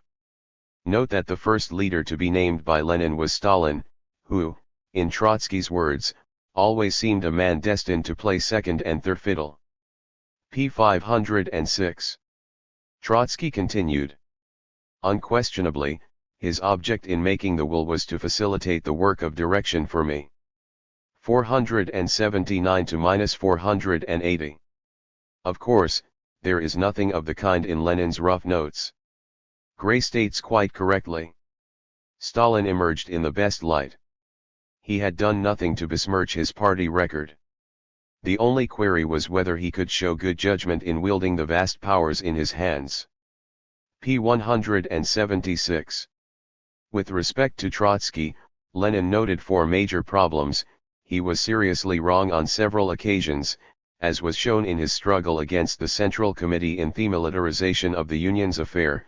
He had an exaggerated opinion of himself, his approach to problems was bureaucratic, and his non-Bolshevism was not accidental. About Zinoviev and Kamenev, the only thing that Lenin noted was that their treason during the October insurrection was not accidental. Bukharin was a great theoretician, whose ideas were not completely Marxist but, rather, scholastic and non-dialectic. Lenin dictated his notes in order to avoid a split in the party leadership. But the statements that he made about the five main leaders seem better suited to undermining their prestige and setting them against each other. When he dictated these lines, Lenin was not feeling well, wrote his secretary Fosheva, and the doctors opposed discussions between Lenin and his secretary and stenographer. Fosheva, Souvenirs sur Lenin, Moscow, Editions Moscow, ND, pages 152 to -153. Then, 10 days later, Lenin dictated an edition, which appears to refer to a rebuke that Stalin had made 12 days earlier to Krupskaya. Stalin is too rude, and this defect, although quite tolerable in our midst and in dealings among us communists, becomes intolerable in a secretary general. That is why I suggest that the comrades think about a way of removing Stalin from that post and appointing another man in his stead who in all other respects differs from Comrade Stalin in having only one advantage, namely, that of being more tolerant, more loyal, more polite, and more considerate to the comrades, less capricious, etc. This circumstance may appear to be a negligible detail. But I think that from the standpoint of safeguards against a split and from the standpoint of what I wrote above about the relationship between Stalin and Trotsky, it is not a detail, or it is a detail which can assume decisive importance. Lenin, Letter to the Congress, p. 596. Gravely ill, half paralyzed, Lenin was more and more dependent on his wife. A few overly harsh words from Stalin to Krupskaya led Lenin to ask for the resignation of the general secretary. But who was to replace him? A man who had all of Stalin's capacities and one more trait, to be more tolerant, polite, and attentive. It is clear from the text that Lenin was certainly not referring to Trotsky. Then to whom? To no one. Stalin's rudeness was entirely supportable in relations among us communists, but was not in the office of the General Secretary. But the General Secretary's main role at the time dealt with questions of the party's internal organization. In February 1923, Lenin's state worsened, he suffered from violent headaches. The doctor categorically refused to allow newspaper reading, visits, and political information. Vladimir Ilyich asked for the record of the 10th Congress of the Soviets. It was not given to him, which made him very sad. Pages 173 to -174. Apparently, Krupskaya tried to obtain the documents that Lenin asked for. Dmitrievsky reported another altercation between Krupskaya and Stalin. When Krupskaya telephoned him once more for some information, Stalin upbraided her in the most outrageous language. Krupskaya, all in tears, immediately ran to complain to Lenin. Lenin's nerves, already strained to the breaking point by the intrigues, could not hold out any longer. 374. On March 5, Lenin dictated a new note. Respected Comrade Stalin. You had the rudeness to summon my wife to the telephone and reprimand her. I do not intend to forget so easily what was done against me, and I need not stress that I consider what is done against my wife is done against me also. I ask therefore that you weigh carefully whether you are agreeable to retract what you said and to apologize, or whether you prefer to sever relations between us. Lenin. p. 179. It is distressing to read this private letter from a man who had reached his physical limits. Krupskaya herself asked the secretary not to forward the note to Stalin. These are in fact the last lines that Lenin was able to dictate. The next day, his illness worsened significantly and he was no longer able to work. p. 175. That Trotsky was capable of manipulating the words of a sick man, almost completely paralyzed, shows the utter moral depravity of this individual. Sure enough, like a good forger, Trotsky presented this text as the final proof that Lenin had designated him as successor. He wrote. That note, the last surviving Lenin document, is at the same time the final summation of his relations with Stalin. 375. Years later, in 1927, the united opposition of Trotsky, Zinoviev, and Kamina tried once again to use this will against the party leadership. In a public declaration, Stalin said, "The oppositionists shouted here, that the Central Committee of the party concealed Lenin's will. We have discussed this question several times at the plenum of the Central Committee and Central Control Commission. A voice, scores of times, it has been proved and proved again that nobody has concealed anything, that Lenin's will was addressed to the 13th Party Congress, that this will was read out at the Congress, voices, that's right, that the Congress unanimously decided not to publish it because, among other things, Lenin himself did not want it to be published and did not ask that it should be published." Stalin, the Trotskyist opposition before and now, p. 178. It is said in that will Comrade Lenin suggested to the Congress that in view of Stalin's rudeness it should consider the question of putting another comrade in Stalin's place as General Secretary. That is quite true.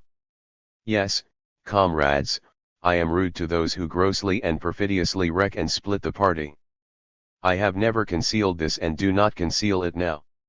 At the very first meeting of the plenum of the Central Committee after the 13th Congress, I asked the plenum of the Central Committee to release me from my duties as General Secretary. The Congress discussed this question. It was discussed by each delegation separately, and all the delegations unanimously, including Trotsky, Kamina and Zinoviev, obliged Stalin to remain at his post. A year later I again put in a request to the plenum to release me, but I was obliged to remain at my post. 180 to -181. But Trotsky's intrigues around this will were not the worst that he had to offer. At the end of his life, Trotsky went to the trouble to accuse Stalin of having killed Lenin. And to make this unspeakable accusation, Trotsky used his thoughts and suspicions as sole argument. In his book, Stalin, Trotsky wrote, "What was Stalin's actual role at the time of Lenin's illness? Did not the disciple do something to expedite his master's death?"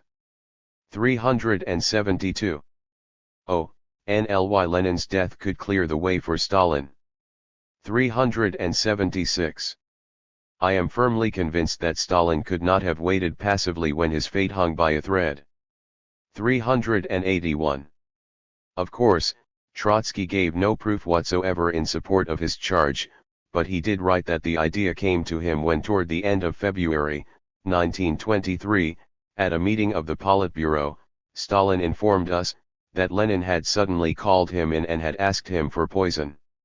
Lenin considered his situation hopeless, foresaw the approach of a new stroke, did not trust his physicians, he suffered unendurably.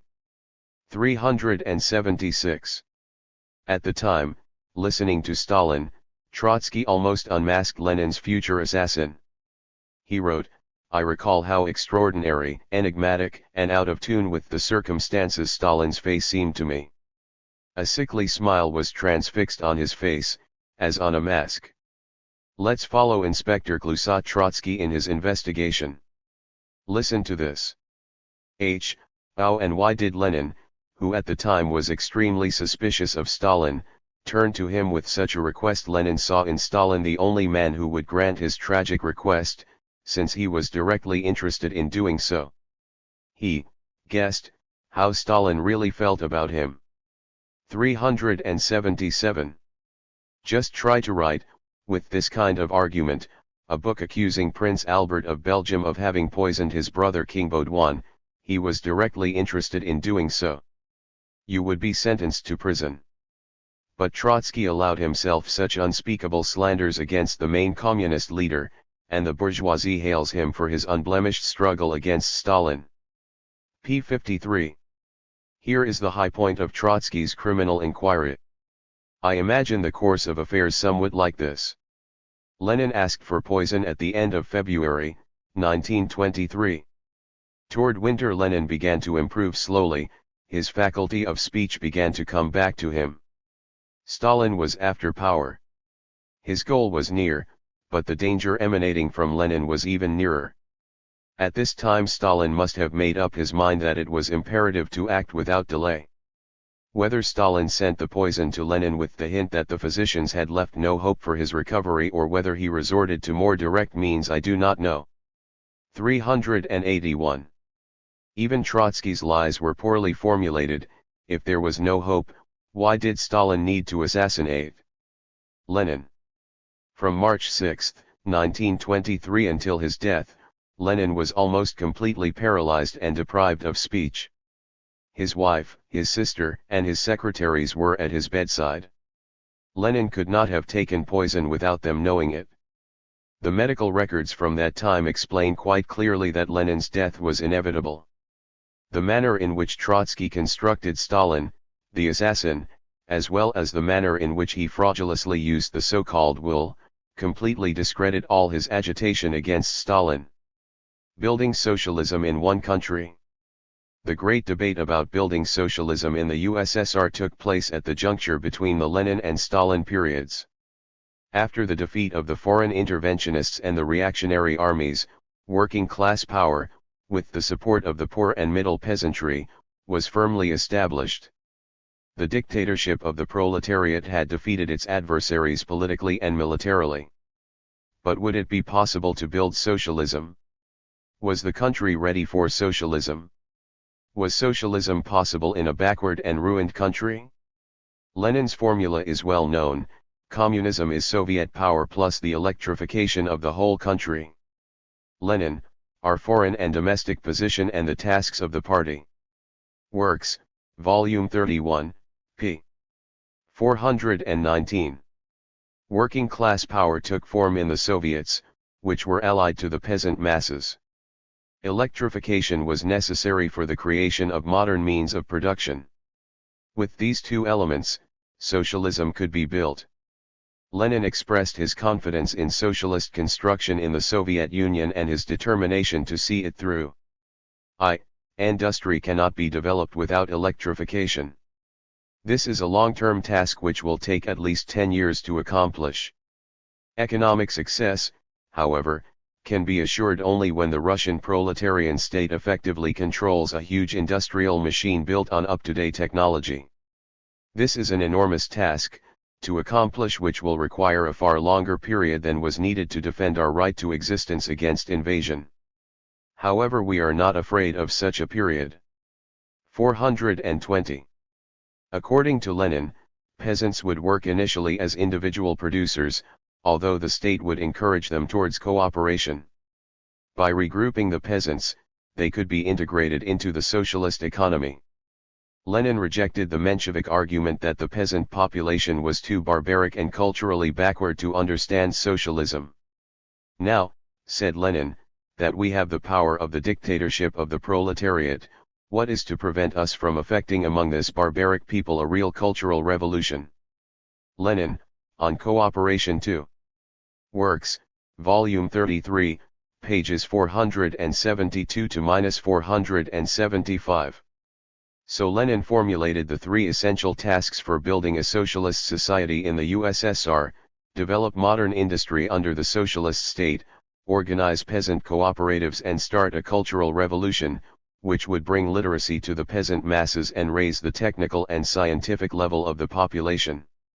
In one of his final texts, Lenin wrote, He power of the state over all large-scale means of production, political power in the hands of the proletariat, the alliance of this proletariat with the many millions of small and very small peasants, the assured proletarian leadership of the peasantry, etc. Is this not all that is necessary to build a complete socialist society out of cooperatives?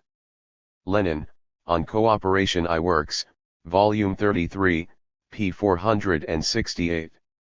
Thanks to this perspective, Lenin and the Bolshevik Party were able to draw great enthusiasm from the masses, particularly the worker masses. They created a spirit of sacrifice for the socialist cause and instilled confidence in the future of socialism. In November 1922, Lenin addressed the Moscow Soviet about the new economic policy, NEP. The New Economic Policy. A strange title. It was called a new economic policy because it turned things back. We are now retreating, going back, as it were, but we are doing so in order, after first retreating, to take a running start and make a bigger leap forward. Lenin, speech at a plenary session of the Moscow Soviet.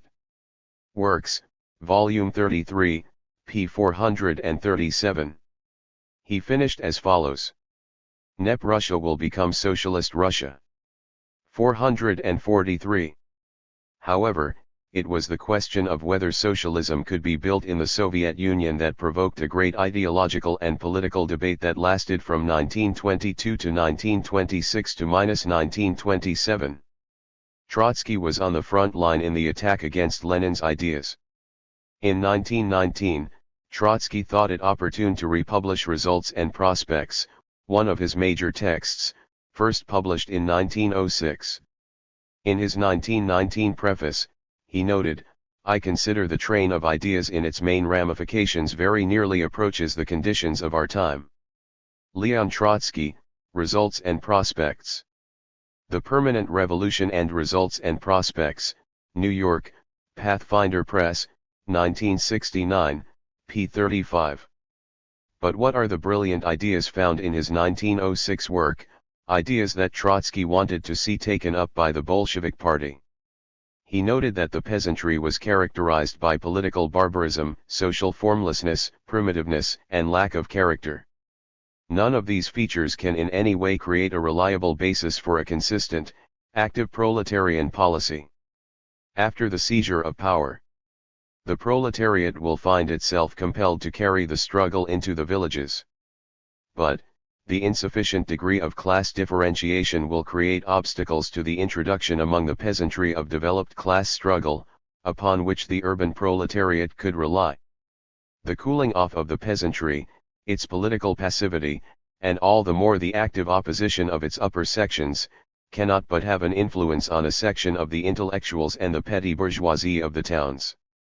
Thus, the more definite and determined the policy of the proletariat in power becomes, the narrower and more shaky does the ground beneath its feet become. 76-77. The difficulties in building socialism that Trotsky enumerated were real. They explain the bitterness of the class struggle in the countryside when the party launched collectivization in 1929. It would take Stalin's unshakable resolve and organizational capacities for the socialist regime to pass through this terrible test. For Trotsky, the difficulties were the basis for capitulationist and defeatist politics, along with some ultra-revolutionary calls for world revolution. Let us return to Trotsky's political strategy, conceived in 1906 and reaffirmed in 1919. But how far can the socialist policy of the working class be applied in the economic conditions of Russia? We can say one thing with certainty: that it will come up against political obstacles much sooner than it will stumble over the technical backwardness of the country. Without the direct state support of the European proletariat, the working class of Russia cannot remain in power and convert its temporary domination into a lasting socialistic dictatorship. Of this there cannot for any moment be any doubt.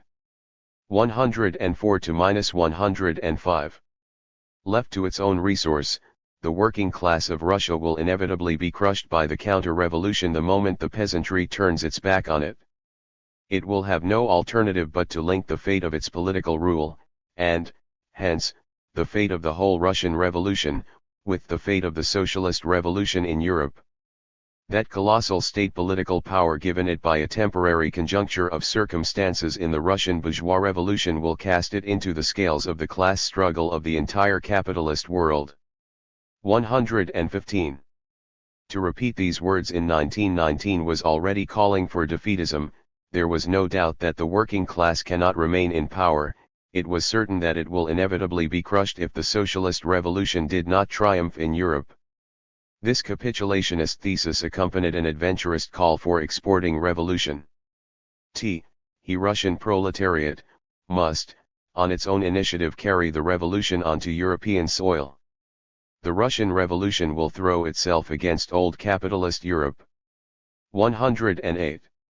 To show the extent to which he held on to his old anti-Leninist ideas, Trotsky published in 1922 a new edition of his book, The Year 1905, adding a preface in which he argued the correctness of his political line. After 5 years of socialist power, he stated, "It was precisely during the interval between January 9 and the October strike of 1905 that the views on the character of the revolutionary development of Russia, which came to be known as the theory of permanent revolution, crystallized in the author's mind. Precisely in order to ensure its victory, the proletarian vanguard would be forced in the very early stages of its rule to make deep inroads not only into feudal property but into bourgeois property as well. In this it would come into hostile collision not only with all the bourgeois groupings which supported the proletariat during the first stages of its revolutionary struggle, but also with the broad masses of the peasantry with whose assistance it came into power. The contradictions in the position of a workers' government in a backward country with an overwhelmingly peasant population could be solved only on an international scale, in the arena of world proletarian revolution." Quoted in Stalin, The October Revolution and the Tactics of the Russian Communists. Leninism, Selected Writings, New York, International Publishers, 1942, p. 15. Stalin's emphasis. For those who think that this contradicted the fact that the dictatorship of the proletariat had been maintained for 5 years, Trotsky responded in a 1922 postscript to his pamphlet A Program of Peace. The fact that the workers' state has maintained itself against the entire world in a single and, moreover, backward country testifies to the colossal power of the proletariat, which in other more advanced, more civilized countries, will truly be able to achieve miracles. But having defended ourselves as a state in the political and military sense, we have not arrived at, nor even approached socialist society. Trade negotiations with bourgeois states, concessions, the Geneva Conference and so on are far too graphic evidence of the impossibility of isolated socialist construction within a national state framework. The genuine rise of socialist economy in Russia will become possible only after the victory of the proletariat in the most important countries of Europe. Trotsky, Postscript 1922, What is a Peace Program? Colombo, Ceylon, Lanka Samasamaha, 1956, pages 20 to 21. Also partially quoted in Stalin, The October Revolution, p. 21. Here is the obvious meaning: the Soviet workers are not capable of accomplishing miracles by building socialism, but the day that Belgians, Dutch, Luxembourgers and other Germans rise up, then the world will see real marvels. Trotsky put all of his hope in the proletariat of themary advanced and more civilized countries. But he paid no particular attention to the fact that in 1922, only the Russian proletariat proved to be truly revolutionary, to the end, while the revolutionary wave that existed in 1918 in Western Europe was already, for the most part, history. From 1902, and continually, Trotsky fought the line that Lenin had drawn for the democratic revolution and the socialist revolution in Russia. By reaffirming, just before Lenin died, that the dictatorship of the proletariat had to come into open contradiction with the peasant masses and that, consequently, there was no salvation for Soviet socialism outside of the victorious revolution in themary civilized countries, Trotsky was trying to substitute his own program for Lenin's. Behind the leftist verbiage of world revolution, Trotsky took up the fundamental idea of the Mensheviks: it was impossible to build socialism in the Soviet Union. The Mensheviks openly said that neither the masses nor the objective conditions were ripe for socialism. As for Trotsky, he said that the proletariat, as class in itself, and the mass of individualist peasants, would inevitably enter into conflict. Without the outside support of a victorious European revolution, the Soviet working class would be incapable of building socialism. With this conclusion, Trotsky returned to the fold of his Menshevik friends. In 1923, during his struggle for the leadership of the Bolshevik Party, Trotsky launched his second campaign. He tried to clear out the Bolshevik Party's old cadres and replace them with young ones, whom he hoped to be able to manipulate. In preparation for the seizure of the party's leadership, Trotsky returned, almost to a word, to his 1904 anti-Leninist ideas for the party. At that time, Trotsky had attacked with the greatest vehemence Lenin's entire concept of the Bolshevik Party and its leadership. His 1923 attacks against the Bolshevik leadership are clear evidence of the persistence of his petit bourgeois ideals. In 1904, Trotsky the individualist fought virulently against the Leninist concept of the party. He called Lenin a fanatical secessionist, a revolutionary bourgeois democrat, an organization fetishist, a partisan of the army mentality and of organizational pettiness, a dictator wanting to substitute himself for the Central Committee, a dictator wanting to impose dictatorship on the proletariat for whom any mixture of elements thinking differently is a pathological phenomenon. Trotsky, Nos Tâches Politiques, Paris, Pierre Belfond, 1970, pages 39-41, 128, 159, 195, 198, 204. Note that this hatred was directed, not at the infamous Stalin, but, rather, at his revered master, Lenin. That book, published by Trotsky in 1904, is crucial to understanding his ideology. He made himself known as an unrepentant bourgeois individualist. All the slanders and insults that he would direct 25 years later against Stalin, he had already hurled in that work against Lenin. Trotsky did everything he could to depict Stalin as a dictator ruling over the party. Yet, when Lenin created the Bolshevik Party, Trotsky accused him of creating an orthodox theocracy and an autocratic Asiatic centralism. 97, 170. Trotsky always claimed that Stalin had adopted a cynical, pragmatic attitude towards Marxism, which he reduced to ready-made formulas. Writing about one step forward, 2 steps back, Trotsky wrote, "One cannot show more cynicism for the ideological heritage of the proletariat as does Comrade Lenin. For him, Marxism is not a scientific method of analysis." 160. In his 1904 work, Trotsky invented the term substitutionism to attack the Leninist party and its leadership. The professional revolutionary group acted in the place of the proletariat. 103. The organization substitutes itself for the party, the Central Committee for the organization and its financing, and the dictator for the Central Committee. 128. So, in 1923, often using the same words that he used against Lenin, Trotsky attacked the Leninist concept of party and leadership. The old generation accustomed itself to think and to decide, as it still does, for the party. Trotsky noted a certain tendency of the apparatus to think and to decide for the whole organization. Leon Trotsky, The New Course. The Challenge of the Left Opposition, 1923–1925, New York, Pathfinder Press, 1975, pages 71, 128.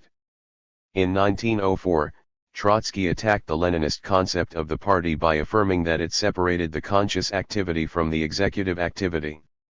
There is a center and, underneath, there are only disciplined executives of technical functions. In his bourgeois individualist worldview, Trotsky rejected the hierarchy and the different levels of responsibility and discipline.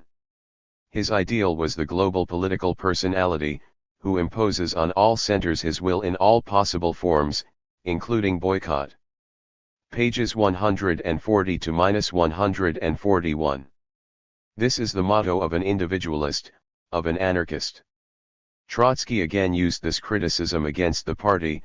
The apparatus manifests a growing tendency to counterpose a few thousand comrades, who form the leading cadres, to the rest of the mass, whom they look upon only as an object of action. p. 71. In 1904, Trotsky accused Lenin of being a bureaucrat, making the party degenerate into a revolutionary bourgeois organization.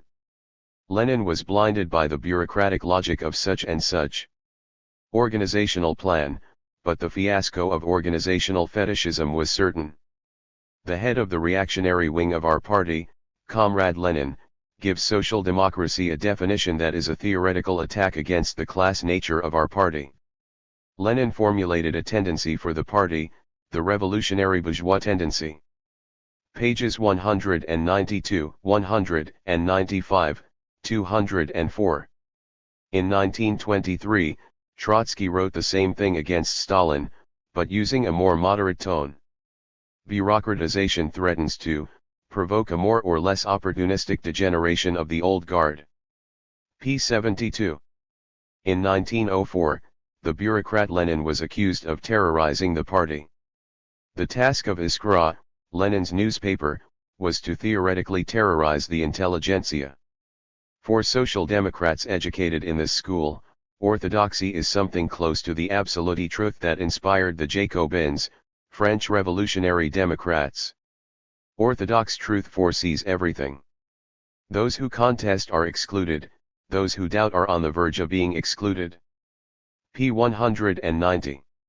In 1923, Trotsky called for replacing the mummified bureaucrats so that from now on nobody will dare terrorize the party. Pages 126–127.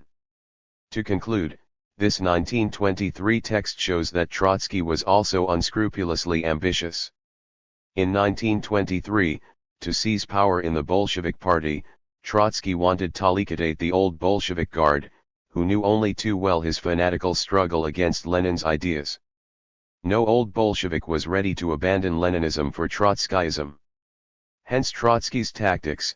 He declared the old Bolsheviks to be degenerating, and flattered the youth who were not familiar with his anti-Leninist past.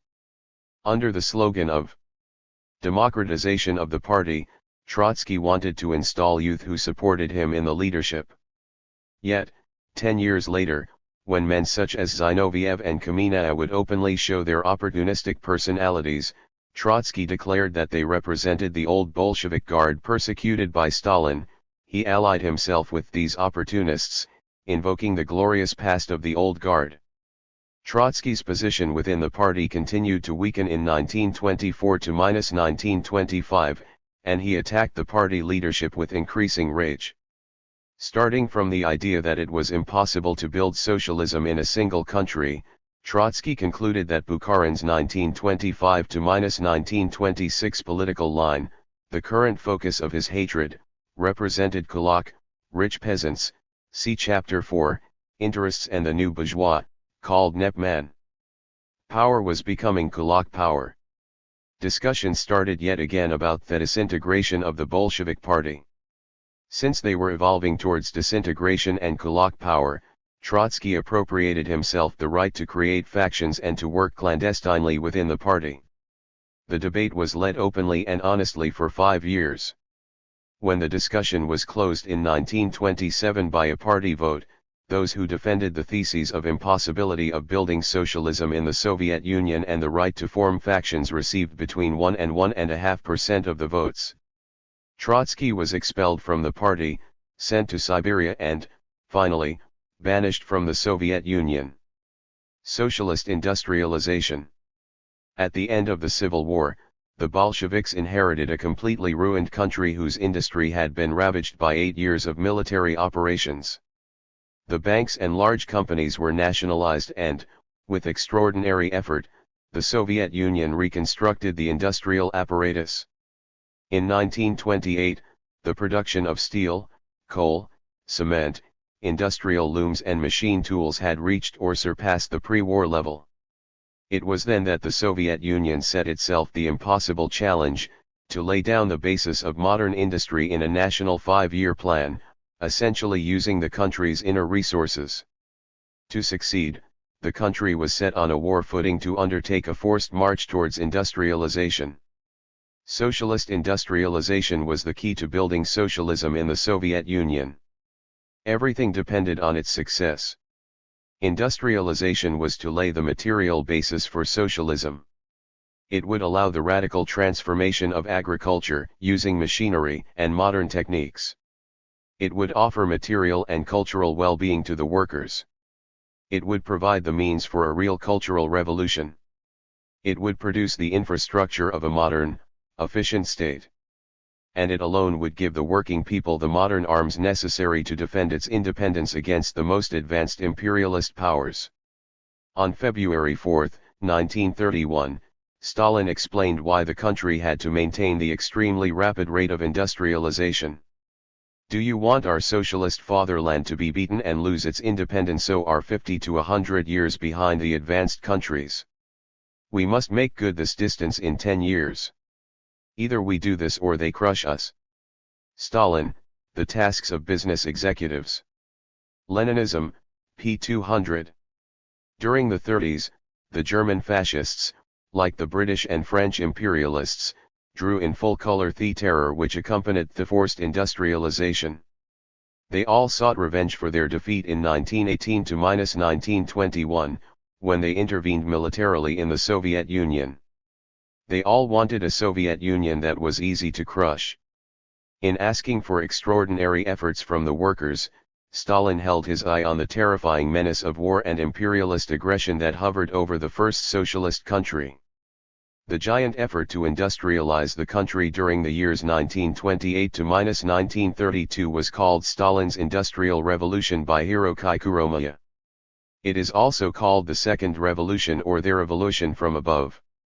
The most conscious and energetic revolutionaries were at the head of the state and, from this position, they mobilized and provided discipline to tens of millions of worker peasants, who had up to that point been left in the shadows of illiteracy and religious obscurantism. The central thesis of Kuromiya's book is that Stalin succeeded in mobilizing the workers for an accelerated industrialization by presenting it as a class war of the oppressed against the old exploiting classes and against the saboteurs found in their own ranks. To be able to direct this giant industrialization effort, the party had to grow. The number of members rose from 1,300,000 in 1928 to 1,670,000 in 1930. During the same period, the percentage of members of working class background rose from 57 to 65%. 80% of the new recruits were shock workers. They were in general relatively young workers who had received technical training, Komsomol activists, who had distinguished themselves as model workers, who helped rationalize production to obtain higher productivity. Hiroki Kuromiya, Stalin's Industrial Revolution, Politics and Workers, 1928–1932, New York, Cambridge University Press, 1988, pages 115, 319. This refutes the fable of bureaucratization of the Stalinist party. The party reinforced its worker base and its capacity to fight. Industrialization was accompanied by extraordinary upheavals. Millions of illiterate peasants were pulled out of the Middle Ages and hurled into the world of modern machinery. By the end of 1932, the industrial labor force doubled from 1928 to more than 6,290,000. Over the same period of 4 years and for all sectors, 12.5 million people had found a new occupation in the city, 8.5 million among them had been former peasants. 306. Heroism and enthusiasm. Despising socialism, the bourgeoisie loves to stress the forced character of the industrialization. Those who lived through or observed the socialist industrialization through the eyes of the working masses emphasize these essential traits: heroism at work and the enthusiasm and combative character of the working masses. During the first 5-year plan, Anna Louise Strong, a young U.S. journalist hired by the Soviet Moscow News newspaper, traveled the country. When in 1956, Khrushchev made his insidious attack on Stalin, she recalled certain essential facts. Speaking of the first 5-year plan, she made the following judgment: never in history was so great an advance so swift. Anna Louise Strong, The Stalin Era, publisher unknown, 1956, p. 33. In 1929, first year of the plan, the enthusiasm of the working masses was such that even an old specialist of ancient Russia, who spat out his spite for the Bolsheviks in 1918, had to recognize that the country was unrecognizable. Dr. Emil Joseph Dillon had lived in Russia from 1877 to 1914 and had taught at several Russian universities. When he left in 1918, he had written, "In the Bolshevik movement there is not the vestige of a constructive or social idea. For Bolshevism is tsardom upside down. To capitalists it metes out treatment as bad as that which the tsars dealt to serfs." p. 810. 10 years later, in 1928, Dr. Dillon revisited the USSR, and was lost in amazement at what he saw. Everywhere people are thinking, working, combining, making scientific discoveries and industrial inventions. Nothing like it, nothing approaching it in variety, intensity, tenacity of purpose has ever yet been witnessed. Revolutionary endeavor is melting colossal obstacles and fusing heterogeneous elements into one great people, not indeed a nation in the old world meaning but a strong people cemented by quasi-religious enthusiasm. The Bolsheviks then have accomplished much of what they aimed at, and more than seemed attainable by any human organization under the adverse conditions with which they had to cope. They have mobilized well over 150 million of listless dead and alive human beings, and infused into them a new spirit. 810-811. Anna Louise Strong remembered how the miracles of industrialization took place. The Kharkov tractor works had a special problem. It was built outside the plan. In 1929, peasants joined collective farms faster than expected. Kharkov, proudly Ukrainian, built its own plant outside the 5-year plan. All steel, bricks, cement, labor were already assigned for 5 years. Kharkov could get steel only by inducing some steel plant to produce above the plan to fill the shortage of unskilled labor. Tens of thousands of people - office workers, students, professors - volunteered on free days. "Every morning, at 6:30, we see the special train come in," said Mr. Raskin. "They come with bands and banners, a different crowd each day and always jolly." It was said that half the unskilled labor that built the plant was done by volunteers. Pages 28 to -29. In 1929, since agricultural collectivization had developed in an unexpected manner, the Kharkov tractor works was not the only correction to the plan. The Putilov factory in Leningrad produced 1,115 tractors in 1927 and 3,050 in 1928. After heated discussions at the factory, a plan was drawn up to produce 10,000 tractors for 1930. In fact, 8,935 were produced. The miracle of industrialization in a decade was influenced not only by the upheavals taking place in the backward countryside, but also by the growing menace of war. The Magnitogorsk Steel Works was designed for annual production of 656,000 tons. In 1930, a plan was drawn up to produce 2,500,000. P145. But the plans for steel production were soon revised upwards. In 1931, the Japanese army occupied Manchuria and was threatening the Siberian borders. The next year, the Nazis, in power in Berlin, were publishing their claims to Ukraine. John Scott was a U.S. engineer, working in Magnitogorsk. He evoked the heroic efforts of workers and the decisive importance for the defense of the Soviet Union. By 1942 the Ural Industrial District became the stronghold of Soviet resistance. Its mines, mills, and shops, its fields and forests, are supplying the Red Army with immense quantities of military materials of all kinds, spare parts, replacements, and other manufactured products to keep Stalin's mechanized divisions in the field. The Ural Industrial Region covers an area of some 500 miles square, almost in the center of the largest country in the world. Within this area nature placed rich deposits of iron, coal, copper, aluminum, lead, asbestos, manganese, potash, gold, silver, platinum, zinc, and petroleum, as well as rich forests and hundreds of thousands of acres of arable land. Until 1930 these fabulous riches were practically undeveloped. During the decade from 1930 to 1940 some 200 industrial aggregates of all kinds were constructed and put into operation in the Urals. This Herculean task was accomplished thanks to the political sagacity of Joseph Stalin and his relentless perseverance in forcing through the realization of his construction program despite fantastic costs and fierce difficulties. Stalin favored heavy industry. He further asserted that new industries must be concentrated in the Urals and Siberia, thousands of miles away from the nearest frontiers, out of reach of any enemy bombers. Whole new industries must be created. Russia had hitherto been dependent on other countries for almost its entire supply of rubber, chemicals, machine tools, tractors, and many other things.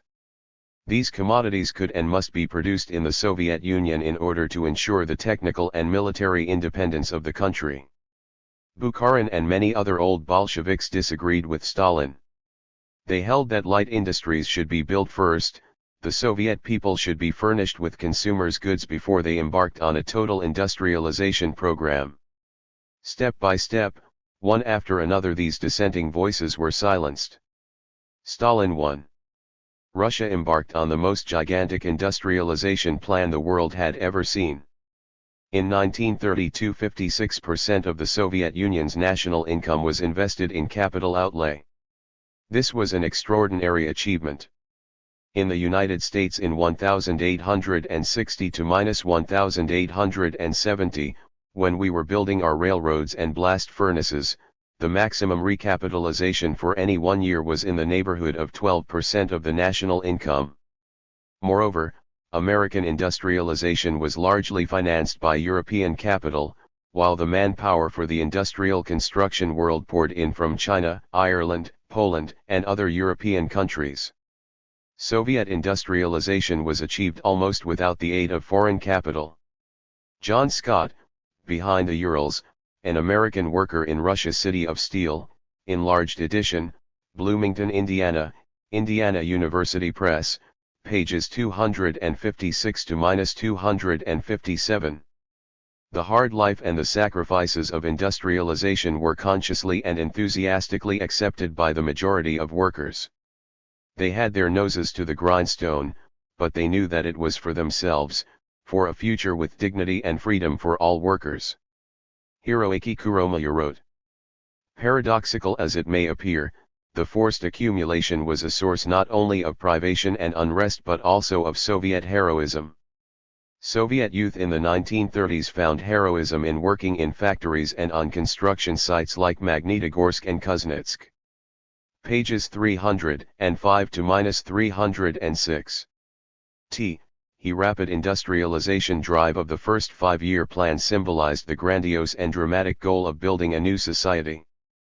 Promoted against the background of the depression and mass unemployment in the West, the Soviet industrialization drive did evoke heroic, romantic, and enthusiastic superhuman efforts. The word enthusiasm, like many others, has been devalued by inflation, Ilya Ehrenberg has written, yet there is no other word to fit the days of the first five-year plan. It was enthusiasm pure and simple that inspired the young people to daily and spectacular feats. According to another contemporary, those days were a really romantic, intoxicating time. People were creating by their own hands what had appeared a mere dream before and were convinced in practice that these dreamlike plans were an entirely realistic thing. 316. Class War. Kuromaya showed how Stalin presented industrialization as a class war of the oppressed against the old ruling classes. This idea is correct. Nevertheless, through untold numbers of literary and historical works, we are told to sympathize with those who were repressed during the class wars of industrialization and collectivization. We are told that repression is always inhuman and that a civilized nation is not allowed to hurt a social group, even if it was exploiting. What can be said against this so-called humanist argument? How did the industrialization of the civilized world made?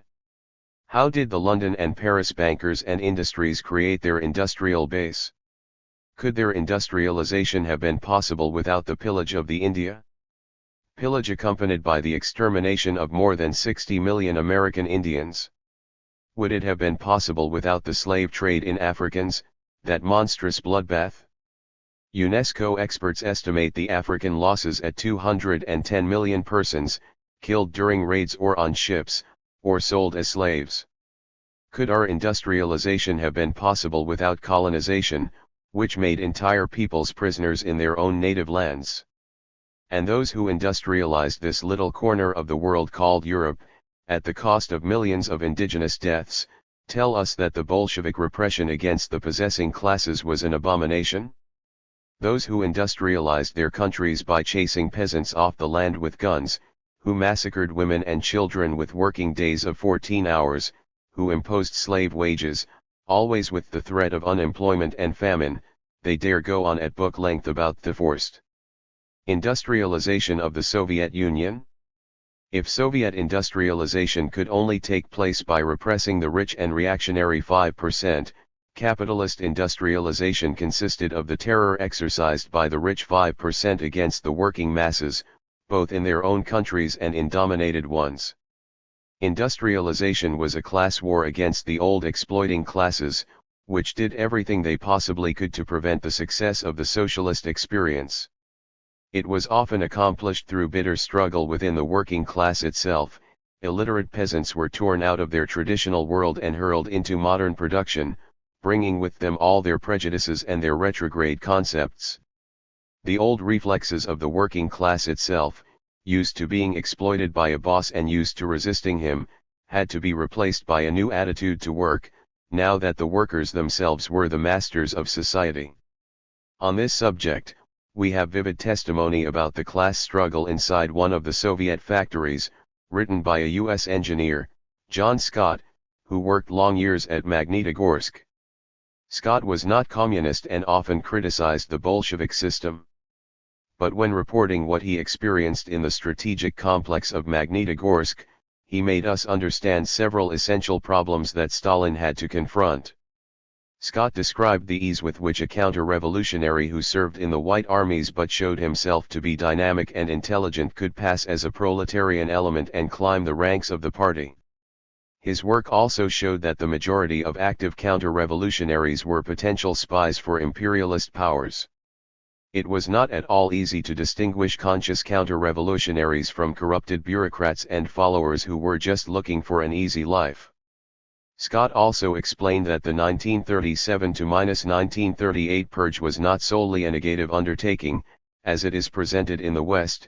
It was mostly a massive political mobilization that reinforced the anti-fascist conscience of the workers, that made bureaucrats improve the quality of their work and that allowed a considerable development of industrial production. The purge was part of the great preparation of the popular masses for resisting the coming imperialist invasions. The facts refute Khrushchev's slanderous declaration that Stalin did not adequately prepare the country for war. Here is John Scott's testimony about Magnitogorsk. Shevchenko was running, in 1936, the coke plant with its 2,000 workers. He was a gruff man, exceedingly energetic, hard-hitting, and often rude and vulgar. With certain limitations, Shevchenko was not a bad plant director. The workers respected him, and when he gave an order they jumped. Shevchenko came from a little village in the Ukraine. In 1920, Denikin's White Army occupied the territory, and young Shevchenko, a youth of 19, was enlisted as a gendarme. Later Denikin was driven back into the Black Sea, and the Reds took over the country. In the interests of self-preservation, Shevchenko lost his past, moved to another section of the country, and got a job in a mill. He was very energetic and active, and within a surprisingly short time had changed from the pogrom-inspiring gendarme into a promising trade union functionary in a large factory. He was ultra-proletarian, worked well, and was not afraid to cut corners and push his way up at the expense of his fellows. Then he joined the party, and one thing led to another. The Red Directors Institute, important trade union work, and finally in 1931 he was sent to Magnitogorsk as assistant chief of construction work. In 1935, a worker arrived from some town in the Ukraine and began to tell stories about Shevchenko's activities there in 1920. Shevchenko gave the man money and a good job, but still the story leaked out. One night he threw a party which was unprecedented in Magnitogorsk. Shevchenko and his pals were busy the rest of the night and most of the next consuming the remains. One day, Shevchenko was removed from his post, along with a half-dozen of his leading personnel. Shevchenko was tried 15 months later and got 10 years. Shevchenko was at least 50% bandit, a dishonest and unscrupulous careerist. His personal aims and ideals differed completely from those of the founders of socialism. However, in all probability, Shevchenko was not a Japanese spy, as his indictment stated, did not have terrorist intentions against the leaders of the party and the government, and did not deliberately bring about the explosion that killed 4 workers in 1935. The Shevchenko band was composed of some 20 men, all of who received long sentences. Some, like Shevchenko, were crooks and careerists. Some were actual counter-revolutionaries who set out deliberately to do what they could to overthrow the Soviet power and were not particular with whom they cooperated. Others were just unfortunate in having worked under a chief who fell foul of the NKVD. Nikolai Mikhailovich Udkin, one of Shevchenko's colleagues, was the eldest son in a well-to-do Ukrainian family. He felt strongly that the Ukraine had been conquered, raped, and was now being exploited by a group of Bolsheviks, who were ruining the country.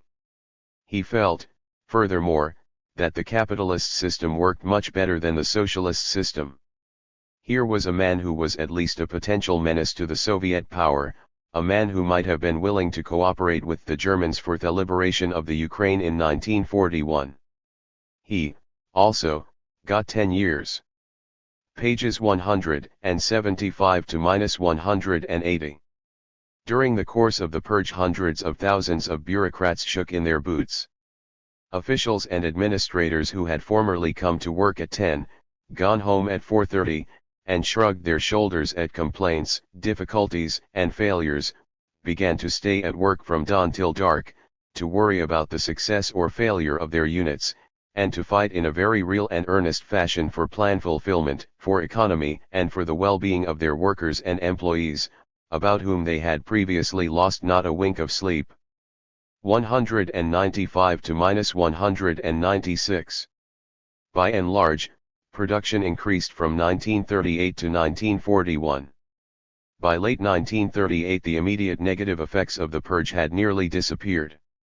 The industrial aggregates of Magnitogorsk were producing close to capacity, and every furnace, every mill, every worker, was being made to feel the pressure and the tension which spread through every phase of Soviet life after Munich.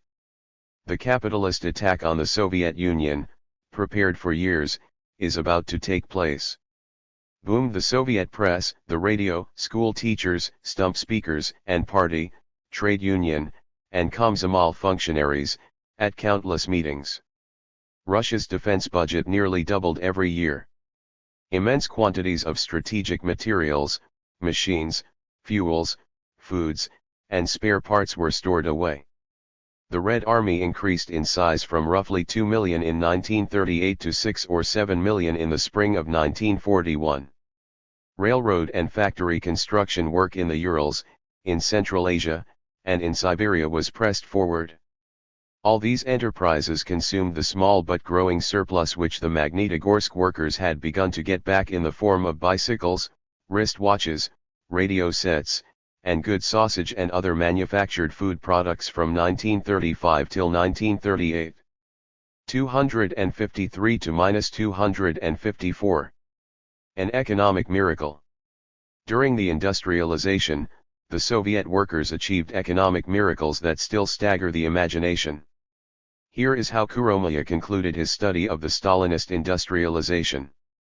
The breakthrough wrought by the revolution of 1928 to -31 laid the foundations of the remarkable industrial expansion in the 1930s that would sustain the country in the Second World War. By the end of 1932, the gross industrial output had more than doubled since 1928. As the capital projects of the first five-year plan were brought into operation one after another in the mid-1930s, industrial production expanded enormously. During 1934 to -36, the official index showed a rise of 88% for total gross industrial production. In the decade from 1927/28 to 1937, gross industrial production leapt from 18,300 million rubles to 95,500 million, pig iron output rose from 3.3 million tons to 14.5, coal from 35.4 million metric tons to 128.0, electric power from 5.1 billion kilowatt-hours to 36.2, machine tools from 2,098 units to 36,120. Even discounting the exaggeration, it may be safely said that the achievements were dazzling. p. 287. Lenin expressed his confidence in the capacity of the Soviet people to build socialism in one country by declaring, "Communism is Soviet power plus the electrification of the whole country." Lenin, Our Foreign and Domestic Position and the Tasks of the Party. Works, Volume 31, p. 419. With this viewpoint, in 1920 Lenin proposed a general plan of electrification that foresaw, over the next 15 years, the construction of 30 electrical power plants generating 1.75 million kilowatts.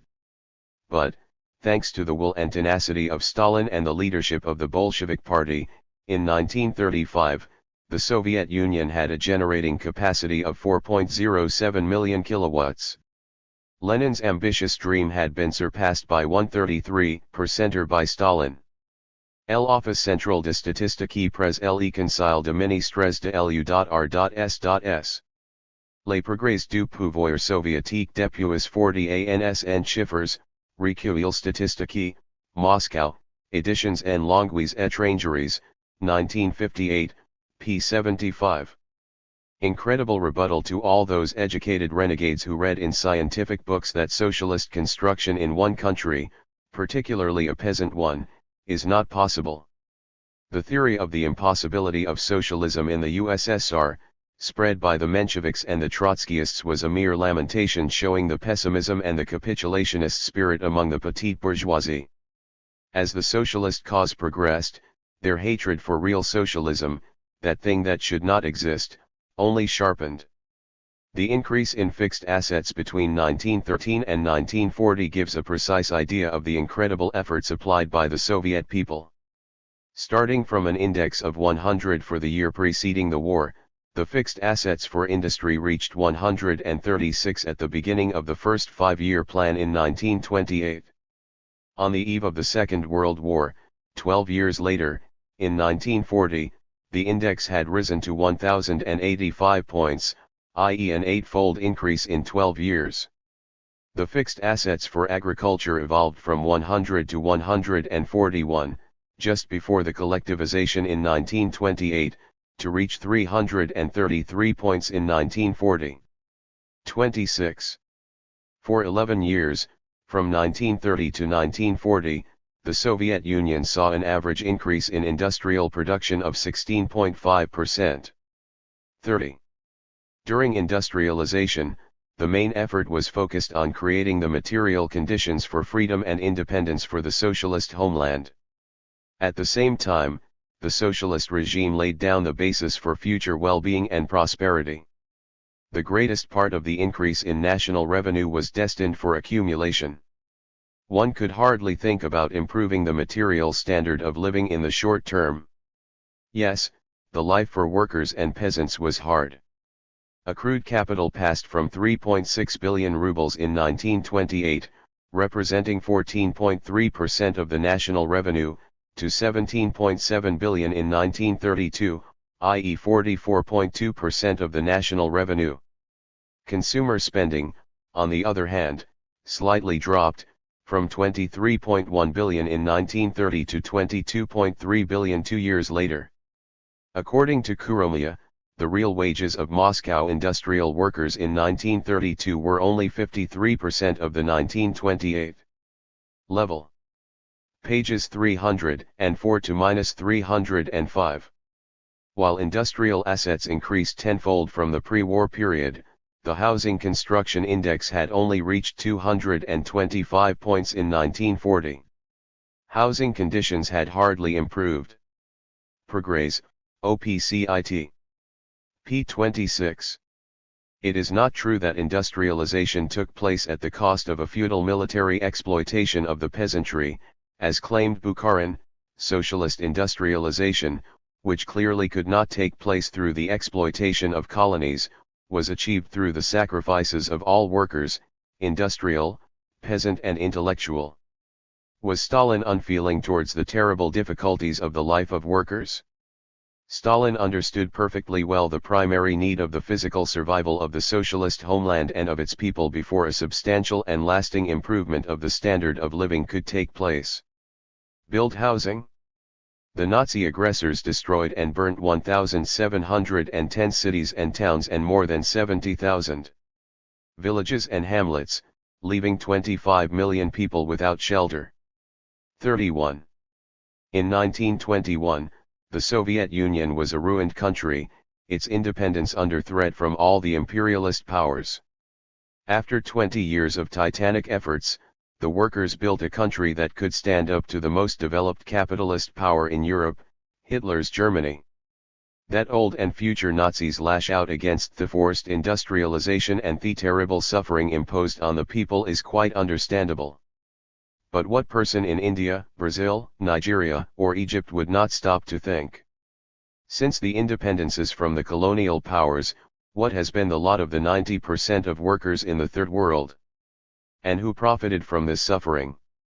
Did the workers in these countries knowingly accept these sacrifices, as was the case in the Soviet Union?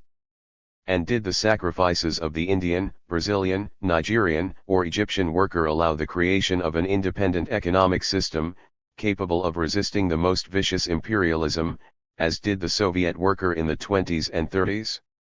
Collectivization. The collectivization that began in 1929 was an extraordinary period of bitter and complex class struggles. It decided what force would run the countryside, the rural bourgeoisie or the proletariat. Collectivization destroyed the economic basis for the last bourgeois class in the Soviet Union, the class that was constantly re-emerging out of small-scale production and the rural free markets. Collectivization meant an extraordinary political, economic, and cultural upheaval, putting the peasant masses on the road to socialism. From rebuilding production to social confrontation. To understand the collectivization, the prevailing situation in the Soviet countryside in the 20s must be recalled. From 1921, the Bolsheviks had concentrated their efforts on the principal objective, which was the re-establishment of industry on a socialist footing. At the same time, they attempted to rebuild the productive forces in the countryside, by encouraging individual production and small-scale capitalism, which they tried to control and lead towards various cooperative forms. These objectives were obtained towards 1927 to -1928. Davies noted. Between 1922 and 1926, the new economic policy, by and large, was a brilliant success. The production of the peasant economy in 1926 was equal to that of the whole of agriculture, including the landowners' estates, before the revolution. Grain production reached approximately the pre-war level, and the production of potatoes apparently exceeded that level by as much as 75%. The number of livestock, in 1928 exceeded, the 1914 level, by 7 to -10% in the case of cattle and pigs. The proportion of sown area and of gross agricultural production devoted to grain was lower in 1928 than in 1913. A good general indicator of agricultural progress. R. W. Davies, The Industrialization of Soviet Russia I, The Socialist Offensive, The Collectivization of Soviet Agriculture, 1929 to -1930, Cambridge, Massachusetts, Harvard University Press, 1980. Pages 4 to -5. The socialist revolution had brought great gains to the peasant masses. The peasants without land had received plots. Overly large families were able to divide. In 1927, there were 24 to 25 million peasant families, as opposed to 19.5 in 1917. The number of persons per family had dropped from 6.1 to 5.3. Direct taxes and rent were significantly lower than under the old regime. The peasants kept and consumed a much greater share of their harvests. Grain for the towns, the army, industry, and export in 1926/27 amounted to only 10 million tons as compared with 18.8 million tons in 1909 to -13, average, 16 to -18. At the same time the Bolsheviks encouraged the peasants to form all sorts of cooperatives and they created the first experimental kolkhozy, collective farms. The point was to determine how, in the future, peasants could be led to socialism, although the schedule was still unclear. However, on the whole, there existed by 1927 very few socialistic elements in the countryside, where the dominant presence were the peasants individually working their plots of land. In 1927, 38% of the peasants had been regrouped in consumers' cooperatives, but it was the rich peasants who led them. These cooperatives received 50% of the farm subsidies, the rest being invested in private holdings, in general kulak. Lin Viola, The Best Sons of the Fatherland, Workers in the Vanguard of Soviet Collectivization, New York, Oxford University Press, 1987, p. 22. Weakness of the party in the countryside. It must be understood that at the beginning of socialist construction, the Bolshevik Party had little hold on the countryside. In 1917, there were, in the whole of the USSR, 16,700 Bolshevik peasants. During the next 4 years of civil war, a large number of young peasants were admitted into the party to lead the peasant masses. In 1921, there were 185,300.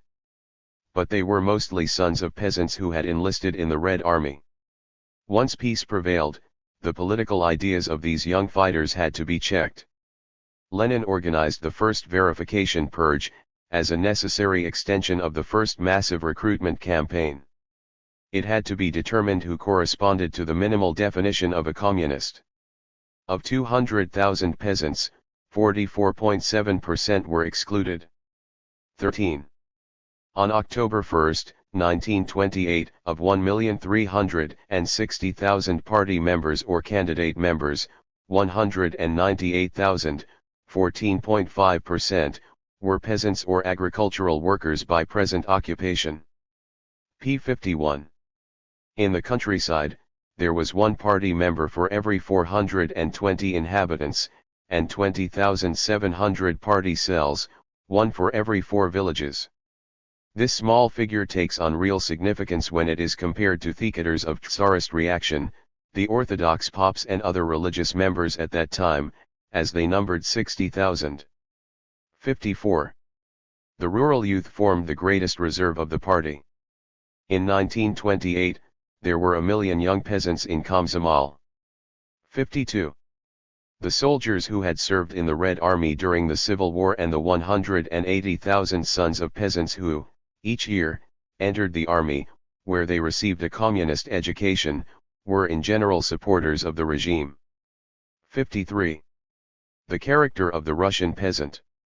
Here was the problem that the Bolshevik Party had to confront.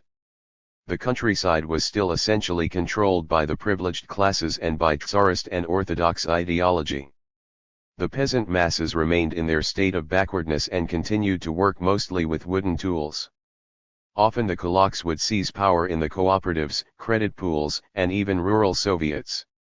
Under Stalin, bourgeois agricultural specialists had set themselves up in the countryside. They continued to have great influence as proponents of modern private agricultural production. 90% of the land continued to be run according to the traditional communal village system, in which the rich peasants predominated. Pages 19, 22.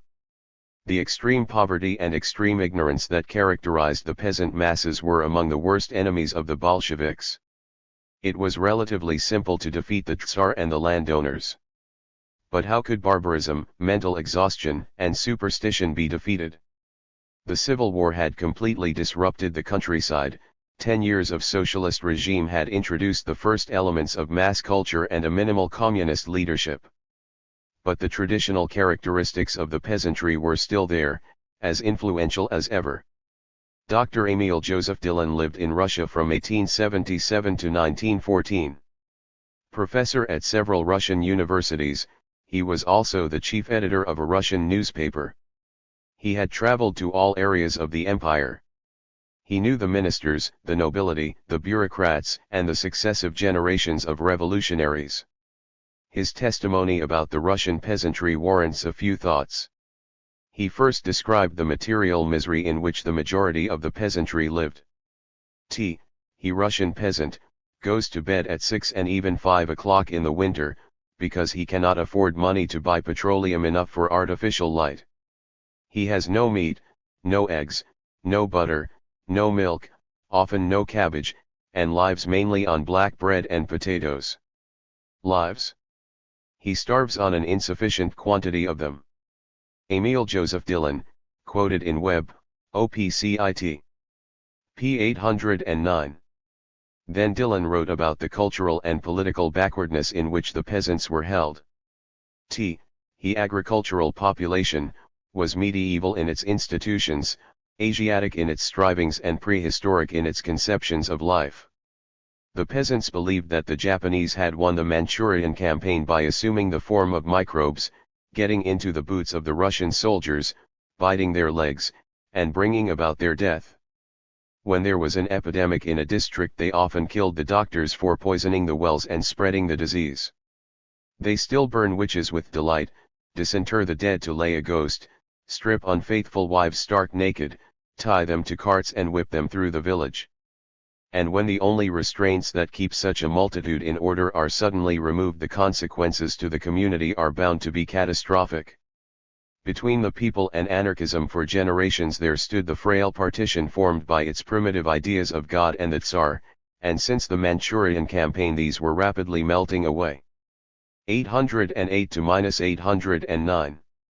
New class differentiation. In 1927, after the spontaneous evolution of the free market, 7% of peasants, i.e. 2,700,000 peasants, were once again without land. Each year, 250,000 poor lost their land. Furthermore, the landless men were no longer accepted in the traditional village commune. In 1927, there were still 27 million peasants who had neither horse nor cart.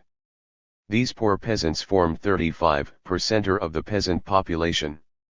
The great majority were formed of middle peasants, 51 to 53 percenter. But they still worked with their primitive instruments.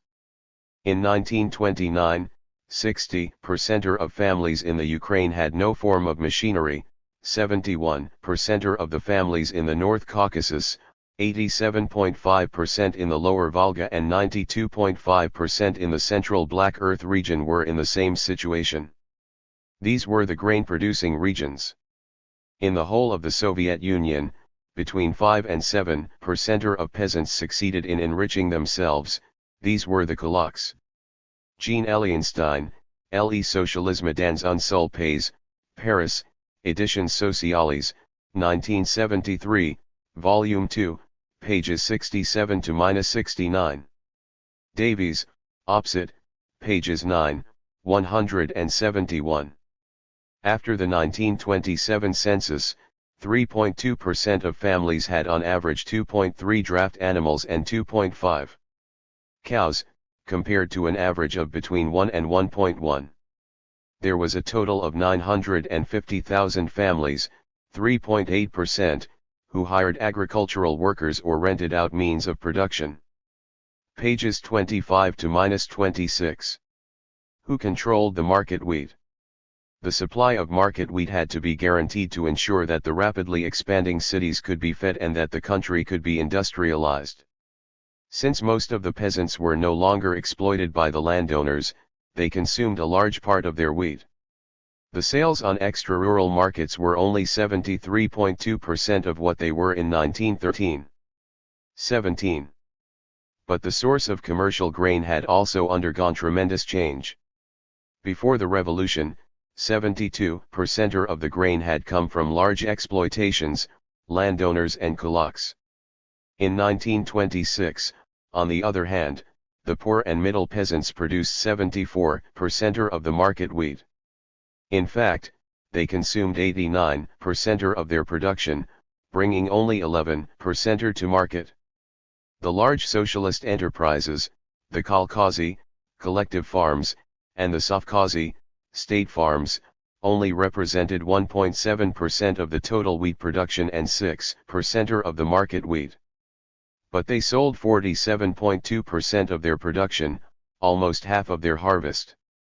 In 1926, the kulaks, a rising force, controlled 20% of the market wheat.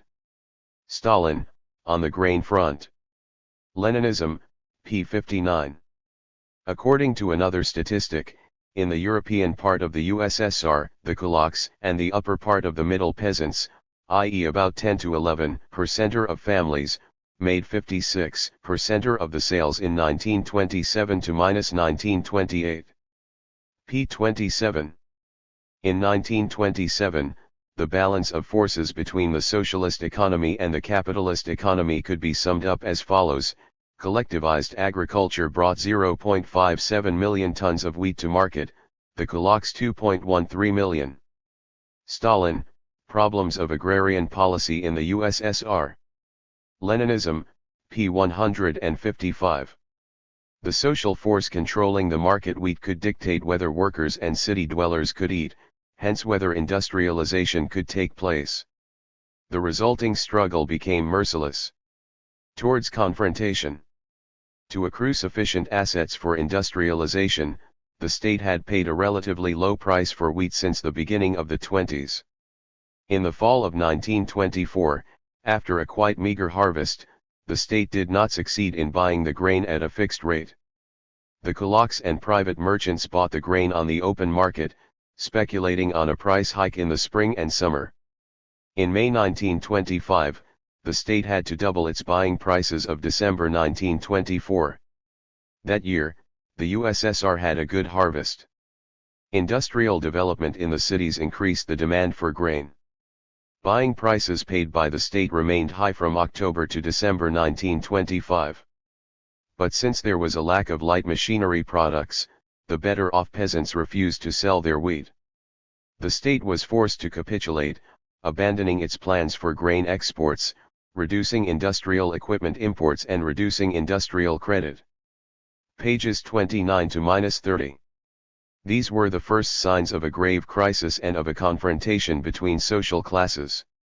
In 1926, the grain harvest reached 76.8 million tons, compared to 72.5 the previous year. The state bought grain at a lower price than in 1925. 31,419. In 1927, the grain harvest fell to the 1925 level. In the cities, the situation was hardly positive. Unemployment was high and increased with the arrival of ruined peasants. The differences between worker and technician salaries increased. Private merchants, who still controlled half the meat sold in the city, blatantly enriched themselves. The Soviet Union was once again threatened with war, after London's decision to break diplomatic ties with Moscow. Bukharin's position. The social struggle to come was reflected inside the party. Bukharin, at the time Stalin's main ally in the leadership, stressed the importance of advancing socialism using market relations. In 1925, he called on peasants to enrich themselves, and admitted that we shall move forward at a snail's pace. Stalin, in a June 2, 1925 letter to him, wrote, "The slogan 'enrich yourself' is not ours, it is wrong. Our slogan is socialist accumulation." 32. The bourgeois economist Kondratiev was at the time the most influential specialist in the People's Commissariats for Agriculture and for Finance. He advocated further economic differentiation in the countryside, lower taxes for the rich peasants, reduction in the insupportable rate of development of industry and reorientation of resources from heavy industry to light industry. 33. Shayanov, a bourgeois economist belonging to another school, called for vertical cooperatives, first for the sale, then for the industrial processing of agricultural products, instead of an orientation towards production cooperatives, i.e. kolkhozy. This political line would have weakened the economic basis of socialism and would have developed new capitalist forces in the countryside and in light industry. By protecting capitalism at the production level, the rural bourgeoisie would have also dominated the sales cooperatives. Bukharin was directly influenced by these two specialists, particularly when he declared in February 1925, "Collective farms are not the main line, not the high road, not the chief path by which the peasant will come to socialism." 34. In 1927, the countryside saw a poor harvest. The amount of grain sold to the cities dropped dramatically. The kulaks, who had reinforced their position, hoarded their wheat to speculate on shortages so that they could force a significant price hike. Bukharin thought that the official buying prices should be raised and that industrialization should be slowed down. According to Davies, nearly all of the non-party economists supported these conclusions. 41. Betting on the kolkhoz. Stalin understood that socialism was threatened from three sides. Hunger riots could take place in the cities. The kulaks in the countryside could strengthen their position, thereby making socialist industrialization impossible. Finally, foreign military interventions were in the offing. According to Kalinin, the Soviet president, a Politburo commission on the kolkhozy established in 1927 under Molotov's leadership brought about a mental revolution. 38. Its work led to the adoption of a resolution by the 15th Congress of the party, in December 1927. Where is the way out? The way out is in the passing of small disintegrated peasant farms into large-scaled amalgamated farms, on the basis of communal tillage of the soil, in passing to collective tillage of the soil on the basis of the new higher technique. The way out is to amalgamate the petty and tiny peasant farms gradually but steadily, not by means of pressure but by example and conviction, into large-scale undertakings on the basis of communal, fraternal collective tillage of the soil, applying scientific methods for the intensification of agriculture. p. 245, n1. Again in 1927, it was decided to focus on the political line of limiting the exploiting tendencies of the rural bourgeoisie. The government imposed new taxes on the revenues of the kulaks. The latter had to meet higher quotas during grain collection. The village Soviet could seize their unused land. The number of workers they could hire was limited. Pages 46, 49 to -50. Nikolai Bukharin, Yevrochoisis en un volume, Moscow, Editions du Progrès, 1988, p. 424. Or betting on the individual peasant. In 1928, as in 1927, the grain harvest was 3.5 to 4.5 million tons less than in 1926, due to very bad climatic conditions. In January 1928, the Politburo unanimously decided to take exceptional measures, by seizing wheat from the kulaks and the well-to-do peasants, to avoid famine in the cities. Worker discontent was increasing. Tension was rising in the countryside.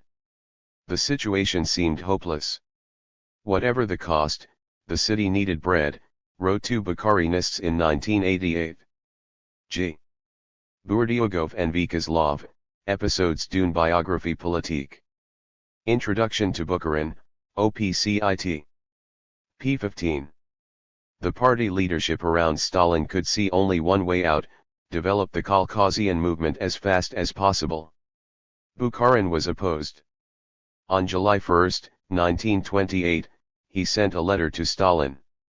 The Caucasi, he wrote, could not be the way out, since it would take several years to put them in place, particularly since they cannot be immediately supplied with machines. Individual peasant holdings must be encouraged and relations must be normalized with the peasantry. 16. The development of individual enterprise became the basis for Bukharin's political line.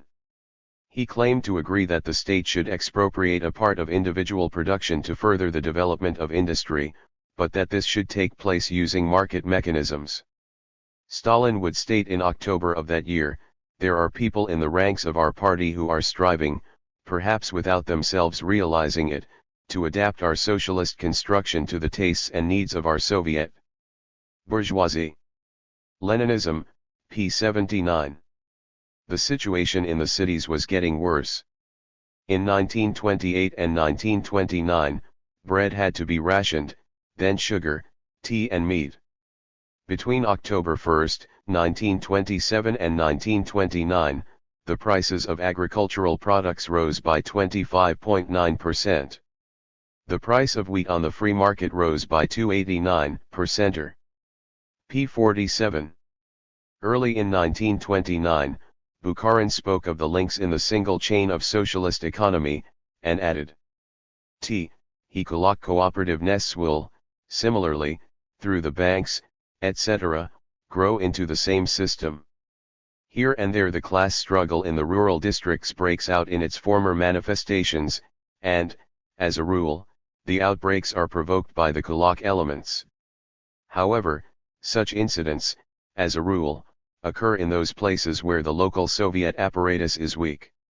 As this apparatus improves, as all the lower units of the Soviet government become stronger, as the local, village party and young communist organizations improve and become stronger, such phenomena, it is perfectly obvious, will become more and more rare and will finally disappear, leaving no trace. Pages 95, 99. Bukharin was already following a social democratic policy of class peace and was blind to the relentless struggle of the kulaks to oppose collectivization by all means. He saw the weaknesses of the party and state apparatuses as the reason for the class war, without understanding that they were heavily infiltrated and influenced by the kulaks. The purge of these apparatuses would itself be a class struggle linked to the offensive against the kulaks. At the Central Committee plenary in April 1929, Bukharin proposed to import wheat, putting an end to the exceptional measures against the peasantry, to increase the prices for agricultural products, to uphold revolutionary legality, to reduce the rate of industrialization and to accelerate the development of the means of agricultural production. Kaganovich responded, "You have made no new propositions, and you are incapable since they are non-existent, because we are facing a class enemy that is attacking us, that refuses to give its wheat surplus for the socialist industrialization and that declares, give me a tractor, give me electoral rights, and then you will get wheat." 26 to -27. The first wave of collectivization. Stalin decided to take up the gauntlet, to bring the socialist revolution to the countryside and to engage in the final struggle against the last capitalist class in the Soviet Union, the kulaks, the agrarian bourgeoisie. The kulak. The bourgeoisie has always maintained that the Soviet collectivization destroyed the dynamic forces in the countryside and caused a permanent stagnation of agriculture. It describes the kulaks as individual dynamic and entrepreneurial peasants. This is nothing but an ideological fable destined to tarnish socialism and glorify exploitation. To understand the class struggle that took place in the USSR, it is necessary to try to have a more realistic image of the Russian kulak. At the end of the 19th century, a specialist on Russian peasant life wrote as follows: every village commune has always 3 or 4 regular kulaks, as also some half-dozen smaller fry of the same kidney. They want neither skill nor industry, only promptitude to turn to their own profit the needs, the sorrows, the sufferings and the misfortunes of others. The distinctive characteristic of this class, is the hard, unflinching cruelty of a thoroughly educated man who has made his way from poverty to wealth, and has come to consider money-making, by whatever means, as the only pursuit to which a rational being should devote himself. Pages 563 to -564. And E. J. Dillon, from the U.S., who had a profound knowledge of old Russia, wrote, "And of all the human monsters I have ever met in my travels, I cannot recall so malignant and odious as the Russian kulak." p. 565. The Kolkhozy surpass the kulaks. If the kulaks, who represented already 5% of the peasantry, had succeeded in extending their economic base and definitively imposing themselves as the dominant force in the countryside, the socialist power in the cities would not have been able to maintain itself, faced with this encirclement by bourgeois forces. 82% of the Soviet population was peasant. If the Bolshevik Party had no longer succeeded in feeding the workers at relatively low prices, the very basis of working class power would have been threatened. Hence it was necessary to accelerate the collectivization of certain sectors in the countryside in order to increase, on a socialist basis, the production of market wheat. It was essential for the success of accelerated industrialization that a relatively low price for market wheat be maintained. A rising rural bourgeoisie would never have accepted such a policy. Only the poor and middle peasants, organized in cooperatives, could support it. And only industrialization could ensure the defense of the first socialist country. Industrialization would allow the modernization of the countryside, increasing productivity and improving the cultural level. To give a solid material base for socialism in the countryside would require building tractors, trucks, and threshers. To succeed would imply increasing the rate of industrialization. On October 1, 1927, there were 286,000 peasant families in the Kolkhozy. They numbered 1,008,000 on June 1, 1929. p. 109. During the 4 months of June through October, the percentage of Kolkhoz peasants rose from 4% to 7.5%. p. 27. During 1929, collectivized agriculture produced 2.2 million tons of market wheat, as much as the kulaks did 2 years previously. Stalin foresaw that during the course of the next year, it would bring 6.6 million tons to the cities. Now we are able to carry on a determined offensive against the kulaks, to break their resistance, to eliminate them as a class and substitute for their output the output of the collective farms and state farms. Stalin, Problems of Agrarian Policy in the USSR, p. 163. A fiery mass movement. Once the Central Committee of the Bolshevik Party had called for accelerating the collectivization, a spontaneous movement developed, brought to the regions by activists, youth, old soldiers of the Red Army and the local apparatuses of the party. Early in October, 7.5% of the peasants had already joined Kolkhozy and the movement was growing. The party, which had given the general direction towards collectivization, became conscious of a mass movement, which it was not organizing. The main fact of our social economic life at the present time, is the enormous growth of the collective farm movement. Now, the kulaks are being expropriated by the masses of poor and middle peasants themselves, by the masses who are putting solid collectivization into practice. 145, 163. During the ratification of the first 5-year plan, in April, the party had planned on a collectivization level of 10% by 1932 to 1933. The Kolkhozy and the Sovkhozy would then produce 15.5% of the grain. That would suffice to oust the kulaks. p. 112. But in June, the party secretary in North Caucasus, Andreev, affirmed that already 11.8% of families had entered Kolkhozy and that a number of 22%er could be reached by the end of 1929.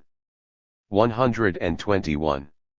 On January 1, 1930, 18.1% of the peasant families were members of a kolkhoz.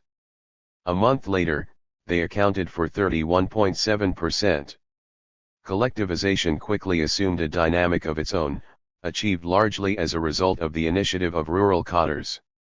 The center was in peril of losing control of the campaign. p. 91.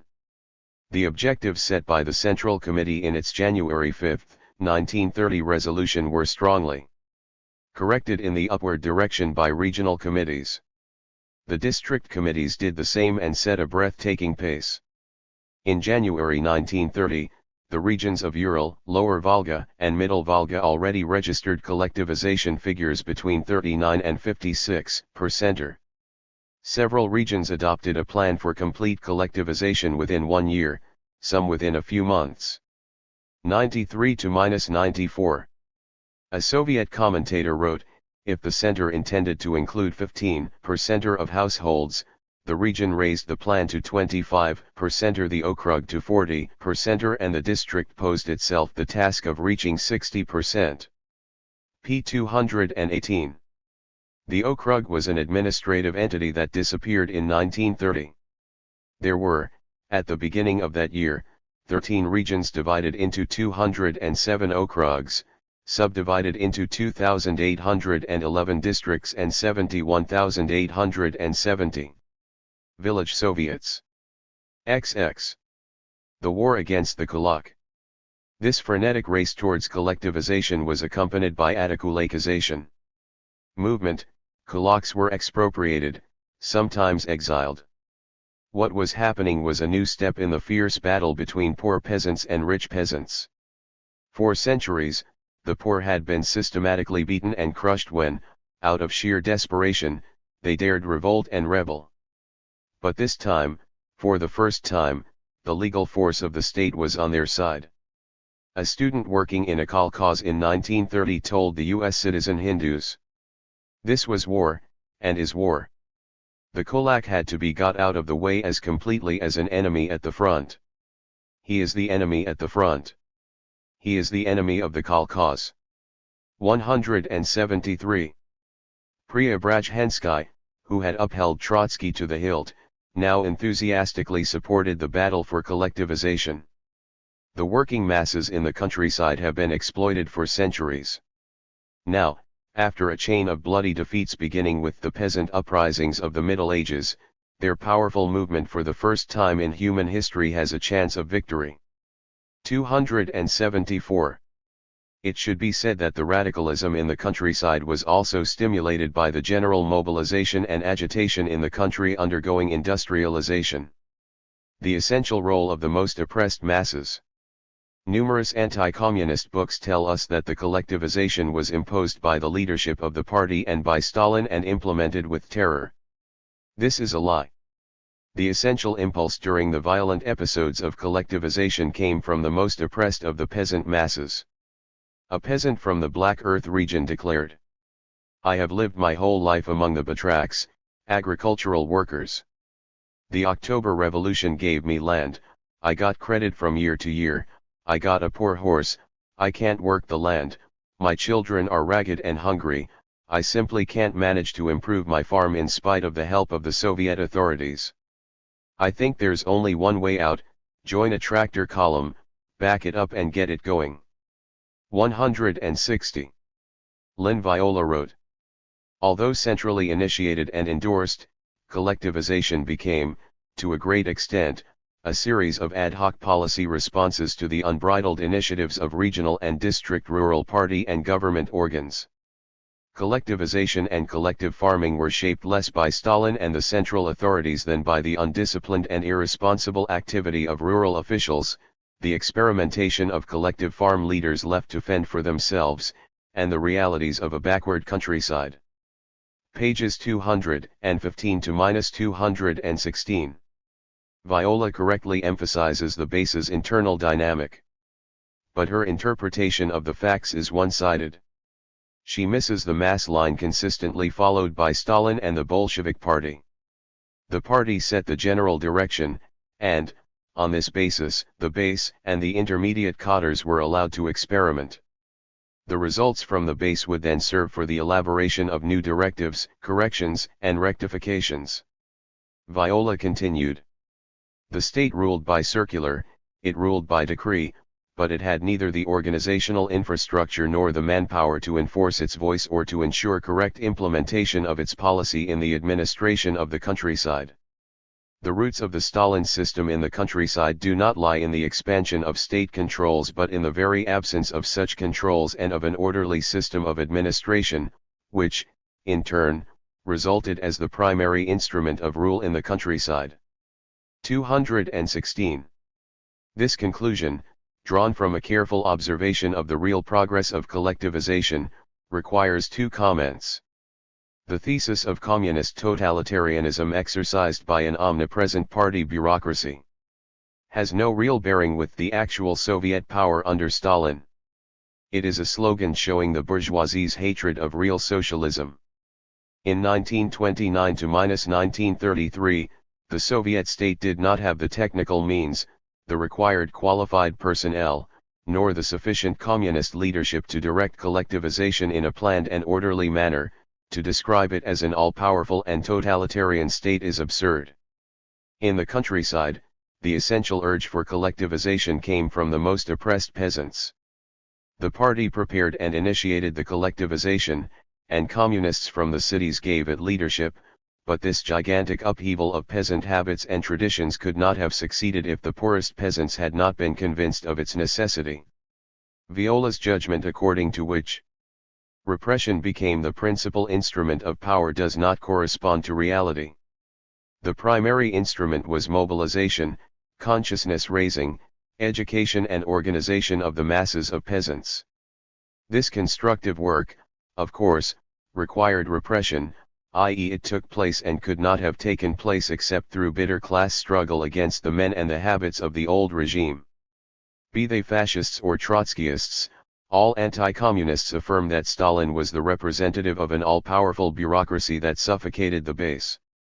This is the opposite of the truth. To apply its revolutionary line, the Bolshevik leadership often called on the revolutionary forces at the base to short-circuit parts of the bureaucratic apparatus. The revolution was not implemented through regular administrative channels.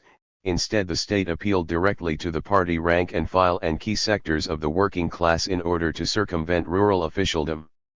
The mass recruitments of workers and other urban cadres and the circumvention of the bureaucracy served as a breakthrough policy in order to lay the foundations of a new system. 215. The organizational line on collectivization. How did Stalin and the leadership of the Bolshevik Party react to the spontaneous and violent collectivization and dekulakization tide? They basically tried to lead, discipline and rectify the existing movement, both politically and practically.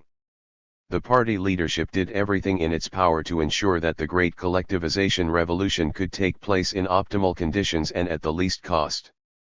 But it could not prevent deep antagonisms from bursting or blowing up, given the countryside's backward state. The party apparatus in the countryside. To understand the Bolshevik Party's line during the collectivization, it is important to keep in mind that on the eve of 1930, the state and party apparatus in the countryside was extremely weak. The exact opposite of the terrible totalitarian machine imagined by anti-communists. The weakness of the communist apparatus was one of the conditions that allowed the kulaks to throw all their forces into a vicious battle against the new society. On January 1, 1930, there were 339,000 communists among a rural population of about 120 million people. 28 communists for a region of 10,000 inhabitants. 29. Party cells only existed in 23,458 of 70,849 village Soviets and, according to the Central Volga Regional Secretary, Kativik, some village Soviets were a direct agency of the kulaks. p. 226. The old kulaks and the old Tsarist civil servants, who better understood how public life took place, had done their best to infiltrate the party. The party nucleus was composed of young peasants who had fought in the Red Army during the Civil War. This political experience had fixed their way of seeing and acting. They had the habit of commanding and hardly knew what political education and mobilization meant. The rural administrative structure was burdensome, the line of command confused, and the demarcation of responsibility and function blurred and poorly defined. Consequently, rural policy implementation often tended either to the extreme of inertia or, as in the Civil War days, to campaign-style polities. p. 29. It was with this apparatus, which often sabotaged or distorted the instructions of the Central Committee, that the battle against the kulaks and the old society had to take place. Kaganovich pointed out that if we formulate it sharply and strongly, in essence we have to create a party organization in the countryside, capable of managing the great movement for collectivization. Pages 225 to -226. Extraordinary organizational measures. Faced with the base's radicalism, with a violent wave of anarchistic collectivization, the party leadership first tried to get a firm grasp of what exactly was happening. Given the weaknesses and the untrustworthiness of the party apparatus in the countryside, the Central Committee took several extraordinary organizational measures. First at the central level. Starting mid-February 1930, 3 members of the Central Committee, Orjanikij, Kaganovich, and Yakovlev, were sent to the countryside to conduct inquiries. Then, 3 important national assemblies were called, under the leadership of the Central Committee, to focus the accumulated experience. The February 11th Assembly dealt with problems of collectivization in regions with national minorities. The February 21st Assembly dealt with regions with a deficit of wheat.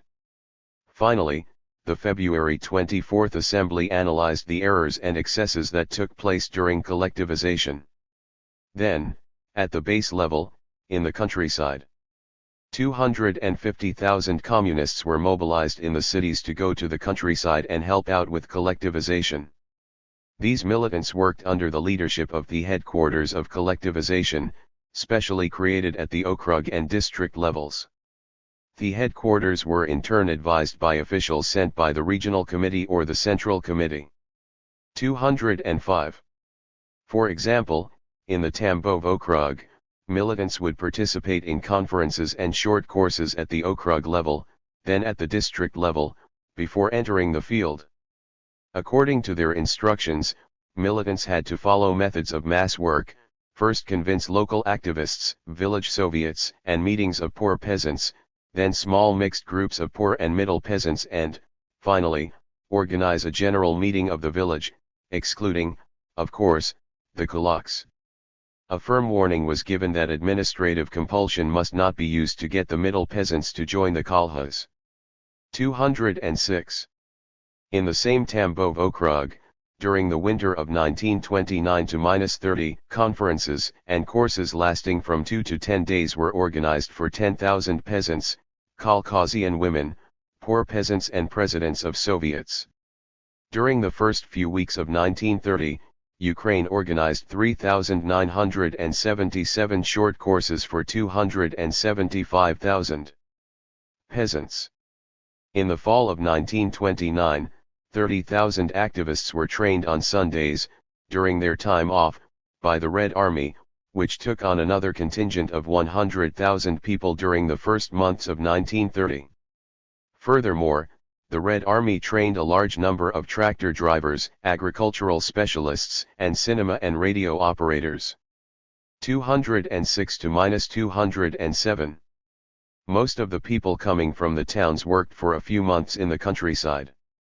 Hence, in February 1930, the mobilization of 7,200 urban Soviet members was decreed, to work at least 1 year in the countryside. But men in the Red Army and industrial workers were permanently transferred to the Caucasus. It was in November 1929 that the most famous campaign, the 25,000, was launched. The 25,000. The Central Committee called on 25,000 experienced industrial workers from the large factories to go to the countryside and to help out with collectivization. More than 70,000 presented themselves and 28,000 were selected, political militants, youth who had fought in the Civil War, party and Komsomol members. These workers were conscious of the leading role of the working class in the socialist transformations in the countryside. Viola writes, they looked to the Stalin Revolution for the final victory of socialism after years of war, hardship, and deprivation. They saw the revolution as a solution to backwardness, seemingly endemic food shortages, and capitalist encirclement. p. 211. Before leaving, it was explained to them that they were the eyes and the ears of the Central Committee. Thanks to their physical presence on the front lines, the leadership hoped to acquire a materialist understanding of the upheavals in the countryside and the problems of collectivization. They were also told to discuss with the peasants their organizational experience, acquired as industrial workers, since the old tradition of individual work constituted a serious handicap for the collective use of the land. Finally, they were told that they would have to judge the communist quality of the party functionaries and, if necessary, purge the party of foreign and undesirable elements. It was during the month of January 1930 that the 25,000 arrived on the front line of collectivization. The detailed analysis of their activities and of the role that they played can give a realistic idea of the collectivization, that great revolutionary class struggle. These workers maintained regular correspondence with their factories and their unions. These letters give a precise idea of what was happening in the villages. The 25,000 against the bureaucracy. Upon arrival, the 25,000 immediately had to fight against the bureaucracy of the local apparatus and against the excesses committed during the collectivization. Viola wrote, regardless of their position, the 25,000 ERS were unanimous in their criticism of district-level organs participating in collectivization. The workers claimed that it was the district organs which were responsible for the race for percentages in collectivization. 103. Zakharov, one of the 25,000, wrote that no preparatory work had been done among the peasants. Consequently, they were not prepared for collectivization. Many complained of the illegal acts and of the brutality of rural cadres. Makovskaya attacked the bureaucratic attitude of the cadres towards the peasants, and she said that the functionaries spoke of collectivization with revolver in hand. 109. Baryshev affirmed that a great number of middle peasants had been dekulakized. Naumov allied himself with the peasants attacking the party cadres who appropriated for themselves the goods confiscated from the kulaks. Viola concluded that the 25,000 ERS viewed rural officials as crude, undisciplined, often corrupt, and, in not a few cases, as agents or representatives of socially dangerous class aliens. 141. By opposing the bureaucrats and their excesses, they succeeded in winning the confidence of the peasant masses. 135. These details are important, since these workers can be considered to have been direct envoys from Stalin. It was precisely the Stalinists who fought bureaucracy and excesses most consistently and who defended a correct line for collectivization. The 25,000 against the kulaks. Next, the 25,000 played a leading role in the struggle against the kulaks. They first confronted the terrible army of rumors and defamations, called kulak agitprop. The illiterate peasant masses, living in barbaric conditions, subject to the influence of the pops, Orthodox priests, could easily be manipulated. The pop claimed that the reign of the Antichrist had come. The Kulak added that those who entered the kolkhoz made a pact with the Antichrist. 154. Among the 25,000, many were attacked and beaten. Several dozen were murdered, shot or finished off with an axe by the kulaks. The 25,000 and the organization of agricultural production. But the essential contribution of the 25,000 in the countryside was the introduction of a completely new system of production management, way of life and style of work. The poor peasants, on the front line for collectivization, did not have the slightest idea about the organization of collective production. They hated their exploitation and, for that reason, were solid allies of the working class. But as individual producers, they could not create a new mode of production. This is one of the reasons that the dictatorship of the proletariat was necessary. The dictatorship of the proletariat expressed itself through the ideological and organizational leadership of the working class and of the Communist Party over the poor and middle peasants. The workers introduced regular work days, with morning roll call. They invented systems of payment by piecework and wage levels. Everywhere, they had to introduce order and discipline. Often, a kolkhoz did not even know its borders. There was no inventory of machinery, tools, or spare parts. Machines were not maintained, there were no stables, nor fodder reserves. The workers introduced production conferences where the kolkhozians exchanged practical knowledge, they organized socialist competition between different brigades, and they set up workers' tribunals where violations of rules and negligence were judged. The 25,000 workers were also the living link between the proletariat and the kolkhozian peasantry. At the request of their worker, large factories would send agricultural equipment, spare parts, generators, books, newspapers, and other items impossible to find in the countryside. Worker brigades came from the city to do certain technical or reparatory tasks or to help with the harvest. The worker also became schoolmaster. He taught technical knowledge. Often, he had to accomplish accounting tasks while training, on the job, new accountants. He gave elementary political and agricultural courses. Sometimes he looked after literacy campaigns. The contribution of the 25,000 to collectivization was enormous. During the 20s, poverty, illiteracy, and a chronic predisposition to periodic famine characterized much of the rural landscape. 172. The 25,000 helped elaborate the organizational structures of socialist agriculture for the next quarter century to come.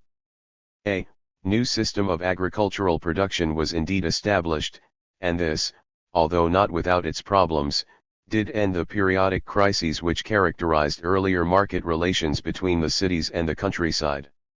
216. The political direction of collectivization. At the same time as these organizational measures, the Central Committee elaborated political measures and directives to give direction to the collectivization. It is first important to note that vivid and prolonged discussions took place within the party about the speed and scale of collectivization. In October 1929, the Kipur Okrug in the Lower Volta region, which had registered 2.2% of collectivized families in June, had already reached 55%. A Kolkhoz Centre, the Union of Kolkhozy Commission, which was suspicious of the speed and scale of the collectivization, was sent to conduct an inquiry. Baranov, its vice president, declared, "The local authorities are operating a system of shock work and a campaign approach. All the work of setting up kolkhozy is carried out under the slogan 'the more the better.' The directives of the Okrug are sometimes twisted into the slogan 'those who do not join the kolkhoz are enemies of Soviet power.' There has been no extensive activity among the masses. In some cases sweeping promises of tractors and loans were made. You'll get everything. Join the kolkhoz." Pages 152 to -153. On the other hand, in Pravda, Shabaldov, the party secretary for the Lower Volta region, defended the rapid expansion of the Kipur collectivization. He hailed the tremendous uplift and enthusiasm of collective plowing, and declared that only 5 to 10% opposed collectivization, which had become a big mass movement, going far beyond the framework of our notions of work on collectivization. 154. Contradictory opinions existed in all units, included in this Kipper Vanguard unit. On November 2, 1929, the newspaper Krasny Kipper reported with enthusiasm the collective plowing and the formation of new kolkhozy. But in the same issue, an article warned against hurried collectivization and the use of threats to push poor peasants into the kolkhozy. Another article affirmed that in certain areas, kulaks had pushed an entire village into the kolkhoz to discredit collectivization. 155. During the November 1929 Central Committee plenum, Shabaldov defended the Kipper experience with its horse columns. Given the absence of tractors, simple unification and aggregation of farms would increase labor productivity. He declared that the Kipper collectivization was a spontaneous movement of the masses of poor and middle peasants and that only 10 to 12% voted against. He party cannot take the attitude of restraining this movement. This would be wrong from a political and an economic point of view. The party must do everything possible to put itself at the head of this movement and lead it into organized channels. At present this mass movement has undoubtedly overwhelmed the local authorities, and hence there is a danger that it will be discredited. 161 to -162. Shabaldov affirmed that 25% of the families were already collectivized and that towards the end of 1930 or mid-1931, collectivization would essentially be complete. Kossier, who spoke at the plenum about the situation in Ukraine, reported that in dozens of villages, collectivization was blown up and artificially created. The population did not participate in it and knew nothing about it. But the very many dark sides, could not, block from view the general picture of collectivization as a whole. 165. It is therefore clear that many contradictory opinions were expressed within the party, at the time that the movement for collectivization was started up in the countryside. Revolutionaries had the duty to find and protect the wish of the most oppressed masses to get rid of their age-old political, cultural, and technical backwardness. The masses had to be encouraged to advance in the struggle, the only method to weaken and destroy the deeply rooted social and economic relations. Right opportunism did everything it possibly could to slow down this difficult and contradictory consciousness raising.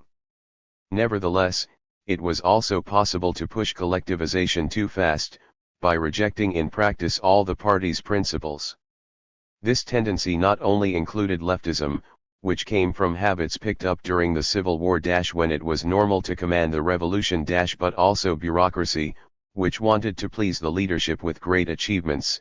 In addition, the exaggerations could also come from the counter-revolution, which wanted to compromise collectivization by pushing it to the absurd. The November 1929 Resolution. The Central Committee resolution of November 17, 1929, officially launching the collectivization, summarized discussions within the party. It began by noting that the number of peasant families in the kolkhozy rose from 445,000 in 1927 to -1928 to 1,040,000 1 year later. The share of the kolkhozy in market grain rose from 4.5% to 12.9% in the same period. This unprecedented rate of collectivization, which exceeds the most optimistic projections, attests to the fact that the true masses of the middle peasant household, convinced in practice of the advantages of the collective forms of agriculture, have joined the movement. The decisive breakthrough in the attitude of the poor and middle peasant masses toward the kolkhozes, signifies a new historical stage in the building of socialism in our country. Robert H. McNeill, editor, Resolutions and Decisions of the Communist Party of the Soviet Union.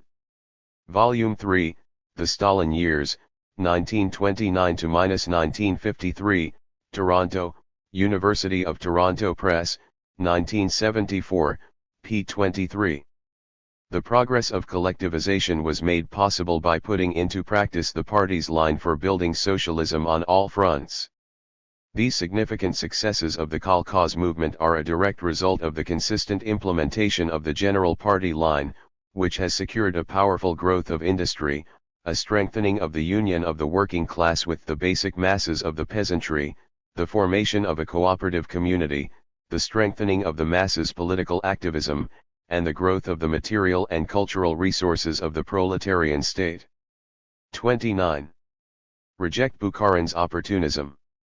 The Central Committee insisted that this impressive advance was not made in all tranquility, but that it was taking place with the most bitter class struggle. Intensification of the class struggle and the stubborn resistance of capitalist elements against an advancing socialism in a situation of capitalist encirclement of our country, are reinforcing the pressure of petty bourgeois elements on the least stable element of the party, giving rise to an ideology of capitulation in the face of difficulties, to desertion, and attempts to reach an understanding with the kulak and capitalist elements of town and countryside.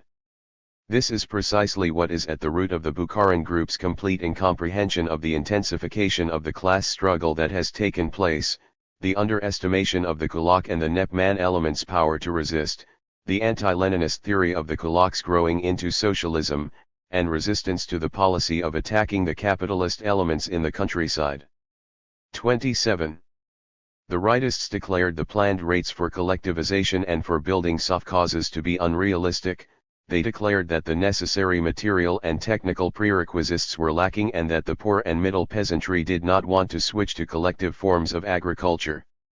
In actual fact, we are experiencing such a turbulent growth of collectivization and such a headlong rush to socialist forms of agriculture on the part of the poor and middle peasant holdings that the kolkhoz movement has already reached the point of transition to total collectivization of entire districts. Right opportunists, objectively speaking, were serving as spokesmen for the economic and political interests of petty bourgeois elements and kulak capitalist groups. 25. The Central Committee indicated that changes in the form of class struggle had to be followed carefully. If, before, the kulaks did everything they possibly could to prevent the kolkhoz movement from starting up, now they sought to destroy it from within. The widespread development of the kolkhoz movement is taking place in a situation of intensified class struggle in the countryside and of a change in its forms and methods. Along with the kulaks' intensification of their direct and open struggle against collectivization, which has gone to the point of outright terror, murder, arson, and wrecking, they are increasingly going over to camouflaged and covered forms of struggle and exploitation, penetrating the kolkhozes and even the kolkhoz management bodies in order to corrupt and explode them from the inside. 29. For this reason, profound political work had to be undertaken to form a hard kernel that could lead the kolkhoz down the socialist path. Party must assure through persistent and regular work the rallying of a farm laborer and poor peasant nucleus on the kolkhozes. New difficulties, new tasks. These successes could not make the party forget the new difficulties and shortcomings to be resolved. The plenum enumerated them. Low level of the kolkhoz's technical base, the inadequate standards of organization and low labor productivity at kolkhozes, the acute shortage of kolkhoz cadres and the near total lack of the needed specialists, the blighted social makeup at a portion of the kolkhoz, the fact that the forms of management are poorly adapted to the scale of the kolkhoz movement, that direction lags behind the rate and the scope of the movement, and the fact that the agencies directing the kolkhoz movement are often patently unsatisfactory. The Central Committee decided upon the immediate start-up of the construction of 2 new tractor factories with a capacity of 50,000 units each and of 2 new combine factories, the expansion of factories making complex agricultural equipment and of chemical factories, and the development of machine tractor stations. 30–31. Kolkhoz construction is unthinkable without a rigorous improvement in the cultural standards of the kolkhoz populace. This is what had to be done: intensify literacy campaigns, build libraries, intensify kolkhoz courses and various types of study by correspondence, enroll children in schools, intensify cultural and political work among women, organize creches and public kitchens to reduce their burden, build roads and cultural centers, introduce radio and cinema, telephone and mail services to the countryside, publish a general press and a specialized press designed for the peasants, etc. 34. Finally, the Central Committee evoked the danger of left deviations. The radicalism of poor peasants may lead to an underestimation of the alliance with the middle peasants. 28. He Central Committee Plenum warns against underestimating the difficulties of kolkhoz construction and in particular against a formal and bureaucratic approach to it and to the evaluation of its results. 37. The January 5, 1930 resolution. 6 weeks later, the Central Committee met again to evaluate the incredible development of the Kolkhozian movement. On January 5, 1930, it adopted an important decision, entitled, On the Rate of Collectivization and State Assistance to Kolkhoz Construction. 40-43. It first remarked that more than 30 million hectares were already sown on a collective basis, already surpassing the 24 million hectares that were sought at the end of the 5-year plan. Thus we have the material basis for replacing large-scale kolak production by large-scale production in the kolkhozes. We can resolve the task of collectivizing the overwhelming majority of the peasant farms. By the end of the first plan, the collectivization of the most important grain-growing regions could be finished between autumn 1930 and spring 1932. 40-41. The party had to support the spontaneous movement at the base and actively intervene to lead and to guide. The party organizations must head and shape the kolkhoz movement, which is developing spontaneously from below, so as to ensure the organization of genuinely collective production in the kolkhozes. 42. The resolution warned against leftist errors. One should not underestimate the role of the horse and get rid of horses in the hope of receiving tractors. 41. Not everything had to be collectivized. Artel is the most widespread form of kolkhoz, in which the basic instruments of production, livestock and dead stock, farm buildings, commercial herds, are collectivized. 42. Finally, He Central Committee with all seriousness warns party organizations against guiding the kolkhoz movement by decree from above.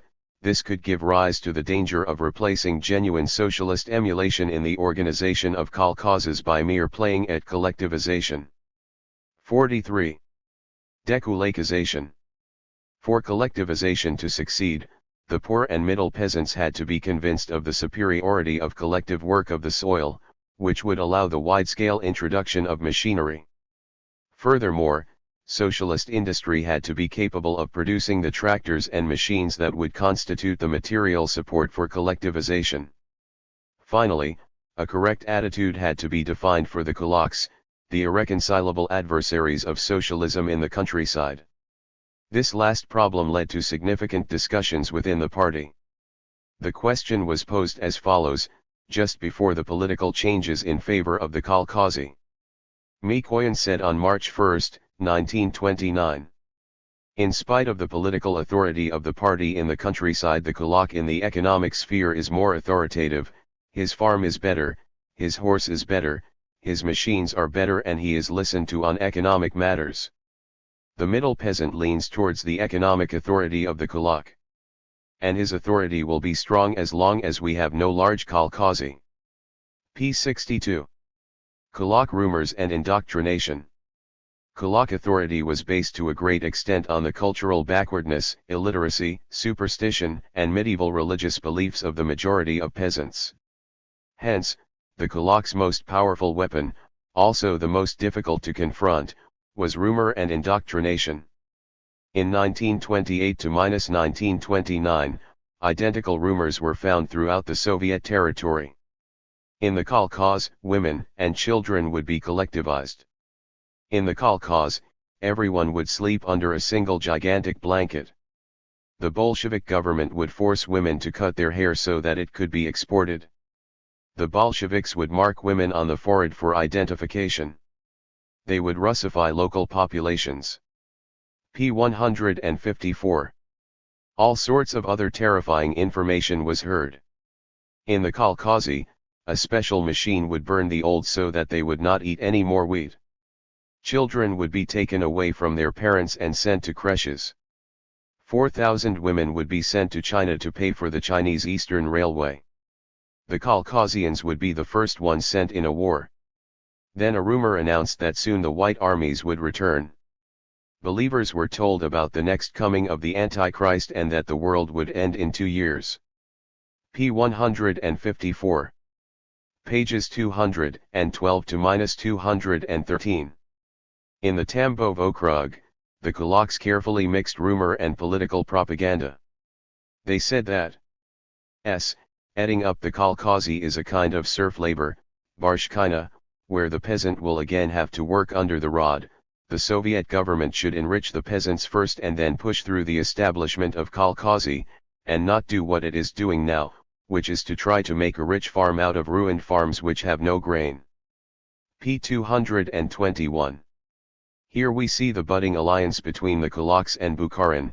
The Kulaks did not openly oppose Soviet power nor even the kolkhozy, but the peasants should first be allowed to enrich themselves, and we can always see later about collectivization. Just as Bukharin spoke of the feudal exploitation of the peasantry, the Kulaks denounced serfdom. What should be done with the Kulaks? How should the Kulak be treated? In June 1929, Karpinsky, a senior member of the party, wrote that the Kulaks should be allowed to join kolkhozy when collectivization included the majority of families, if they put all their means of production into the indivisible fund. This position was upheld by Kaminsky, the president of the All-Union Kolkhoz Council. The same point of view was held by the leadership. But the majority of delegates, local party leaders, were categorically opposed to the admission of Kulaks into kolkhozy. A delegate stated, "If he gets into the kolkhoz somehow or other, he will turn an association for the joint working of the land into an association for working over Soviet power." 138-139. In July 1929, the secretary for the Central Volga region, Kativik, declared that individual Kulak elements may be admitted to collective associations if they completely renounce their personal ownership of means of production, if the kolkhozy have a solid poor peasant and middle peasant nucleus, and if correct leadership is assured. 140. However, there were already several cases that were going in the opposite direction. In Kazakhstan, in August 1928, 700 semi-feudal lords, and their families, were exiled. Each family owned at least 100 cattle, which were distributed to the already constituted kolkhozy and to peasants who were being encouraged to join kolkhozy. In February 1929, a Siberian regional party conference decided not to allow Kulaks. In June, the North Caucasus made the same decision. 140-141. The September 17 issue of Pravda presented a major report on the Kolkhoz Red Land Improver in Lower Volga. Established in 1924, this model kolkhoz received 300,000 rubles, credit from the state. But in 1929, its socialized property amounted to only 1,800 rubles. The funds had been used for personal gain. The president of the kolkhoz was a socialist revolutionary. The leadership included former traders, the son of a priest, and 4 other former socialist revolutionaries. 144. Molotov summarized the affair by, Kulak SR elements will often hide behind the kolkhoz smoke screen. A merciless struggle was necessary against the Kulak, as was the improvement of the organization of the poor peasants and of the alliance between the poor and middle peasants. 145. In November 1929, Azizian, a journalist specializing in agriculture, analyzed the motivations Kulaks had for entering kolkhozy. They wanted to avoid being taxed and having to make obligatory shipments of wheat, to keep the best land, to keep their tools and machines, and to ensure the education of their children. 183. At the same time, another journalist reported that the weak half of the human race sympathized with the Kulaks, while collective farmers were quite uncompromising, saying send them out of the village into the steppe and put them in quarantine for 50 years. 184. The Central Committee resolution of January 5, 1930 drew conclusions from these debates and affirmed that it was now capable of passing in its practical work from a policy of limiting the exploitative tendencies of the kulaks to a policy of liquidating the kulaks as a class. The inadmissibility of allowing kulaks to join kolkhozes was presupposed. McNeil, OPCIT. Pages 41 to -42. Struggle to the end. After this resolution, which announced the end of capitalist relations in the countryside, the kulaks threw themselves into a struggle to the end. To sabotage collectivization, they burnt crops, set barns, houses, and other buildings on fire and killed militant Bolsheviks. Most importantly, the kulaks wanted to prevent collective farms from starting up, by killing an essential part of the productive forces in the countryside, horses and oxen. All the work on the land was done with draft animals. The kulaks killed half of them. Rather than cede their cattle to the collectives, they butchered them and incited the middle peasants to do the same. Of the 34 million horses in the country in 1928, there remained only 15 million in 1932. A terse Bolshevik spoke of the liquidation of the horses as a class. Of the 70.5 million head of cattle, there only remained 40.7 million in 1932. Only 11.6 million pigs out of 26 million survived the collectivization period. Charles Bettelheim. L'Économie soviétique, Paris, Editions Recueil-Syrie, 1950, p. 87. This destruction of the productive forces had, of course, disastrous consequences.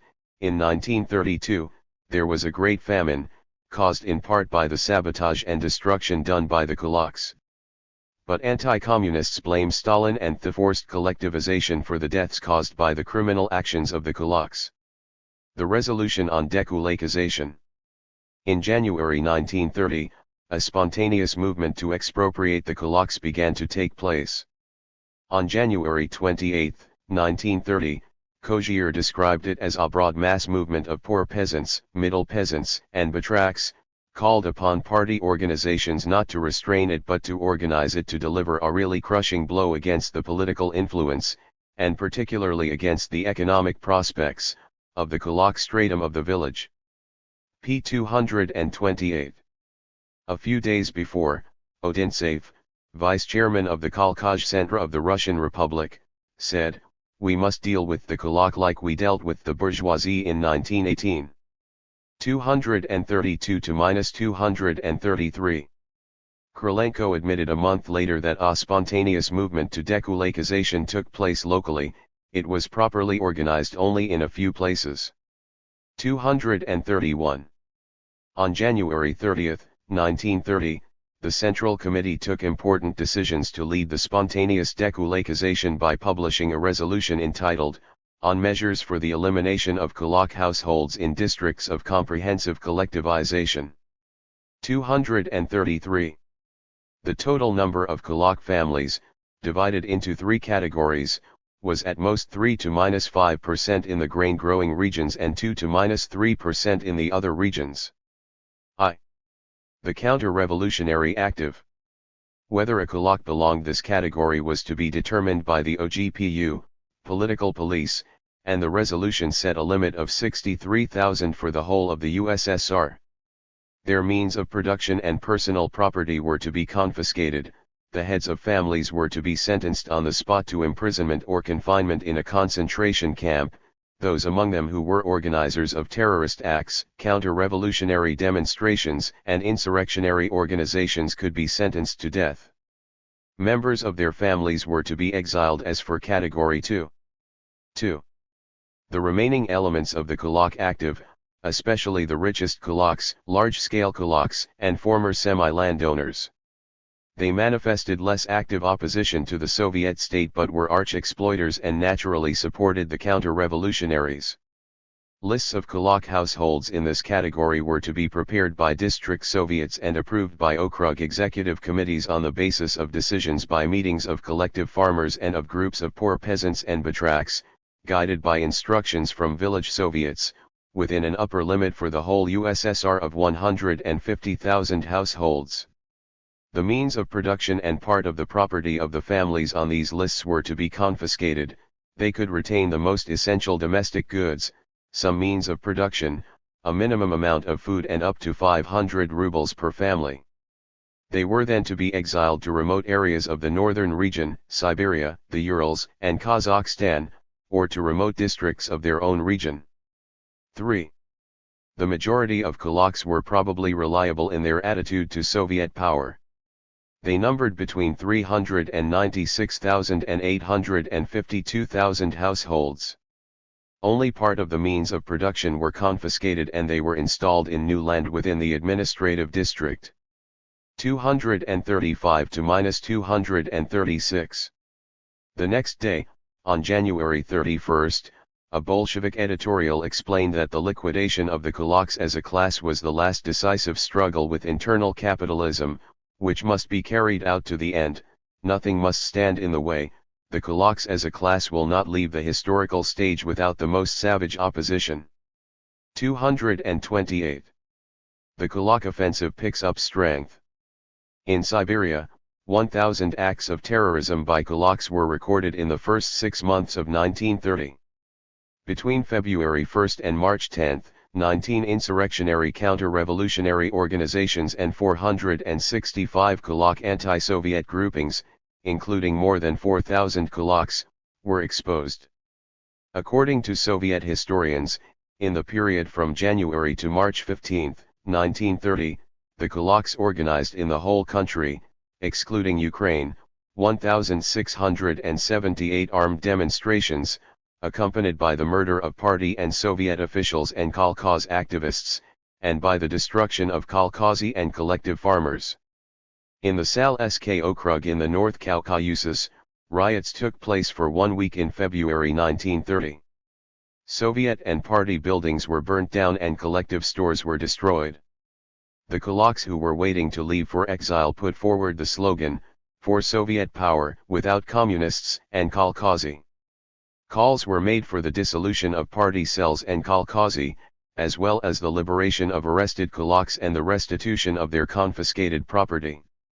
Elsewhere, slogans of "Down with the Kolkhoz" and "Long live Lenin and Soviet power" were shouted. 258 to -259. By the end of 1930, in the three categories, 330,000 kulak families had been expropriated.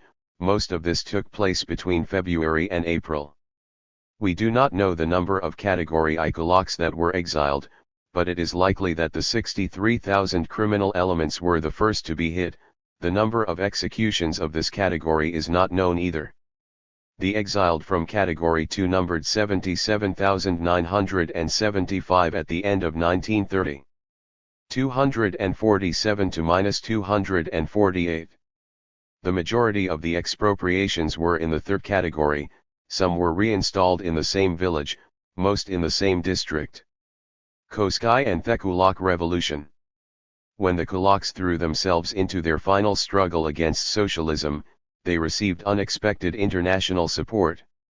In 1930, Belgian, German and French social democracy mobilized against Bolshevism, just as a catastrophic crisis was hitting the imperialist countries. In 1930, Koskay wrote Bolshevism at a Deadlock, in which he affirmed that a democratic revolution was necessary in the Soviet Union, against the Soviet aristocracy. Karl Koskay, Bolshevism at a Deadlock, London, George Allen and Unwin, 1931, pages 97. 98. He hoped for a victorious peasant revolt against the Bolshevik regime in the Soviet Union. 150. He wrote of the degeneration of Bolshevism into fascism, in the last 12 years. 139 to -140. Hence, starting from 1930, social democracy was already toying with the theme.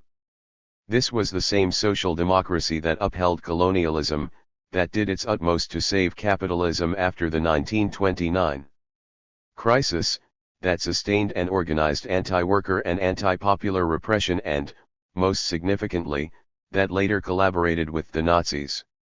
Koskay made a claim for democracy for all. 124.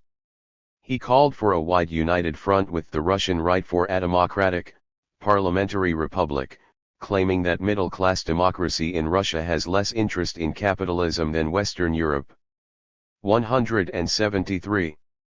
Koski perfectly summarized the social democratic line of the 1930s, struggling against the Soviet Union, a democratic revolution against the Soviet aristocracy, against the fascist disintegration of Bolshevism, for democracy for all, for a democratic, parliamentary republic. Those who followed the debates in 1989 will recognize the program and the slogans used by the right-wing forces in Eastern Europe and the Soviet Union. Dizzy with success. By March 1, 1930, 57.2% of all peasant families had joined kolkhozy. In the central Black Earth region, the figure reached 83.3%, in the North Caucasus 79.4% and in the Ural 75.6%. The Moscow region counted 74.2% of collectivized families. Bauman, the party secretary, called for complete collectivization for March 10. The Lower Volga counted 70.1% collectivized families, Central Volga 60.3% and Ukraine 60.8%. Pages 262 to -263, 442. This impulsive development of the Kolkhozian movement, as well as the violent reaction of the kulaks, who were followed by some of the middle peasants, once again provoked violent discussions and encouraged opposing opinions within the party. No later than January 31, Stalin and Molotov sent a telegram to the party bureau in Central Asia, instructing, advance cause of collectivization to extent that masses really involved. 239. On February 4, on orders from the Central Committee, the Central Volga Committee sent instructions to local organizations, stating that collectivization must be carried out on the basis of the development of broad mass work among poor peasants and middle peasants, with a decisive struggle against the slightest attempts to drive the middle and poor peasants into the kolkhozy by the use of administrative methods. 240.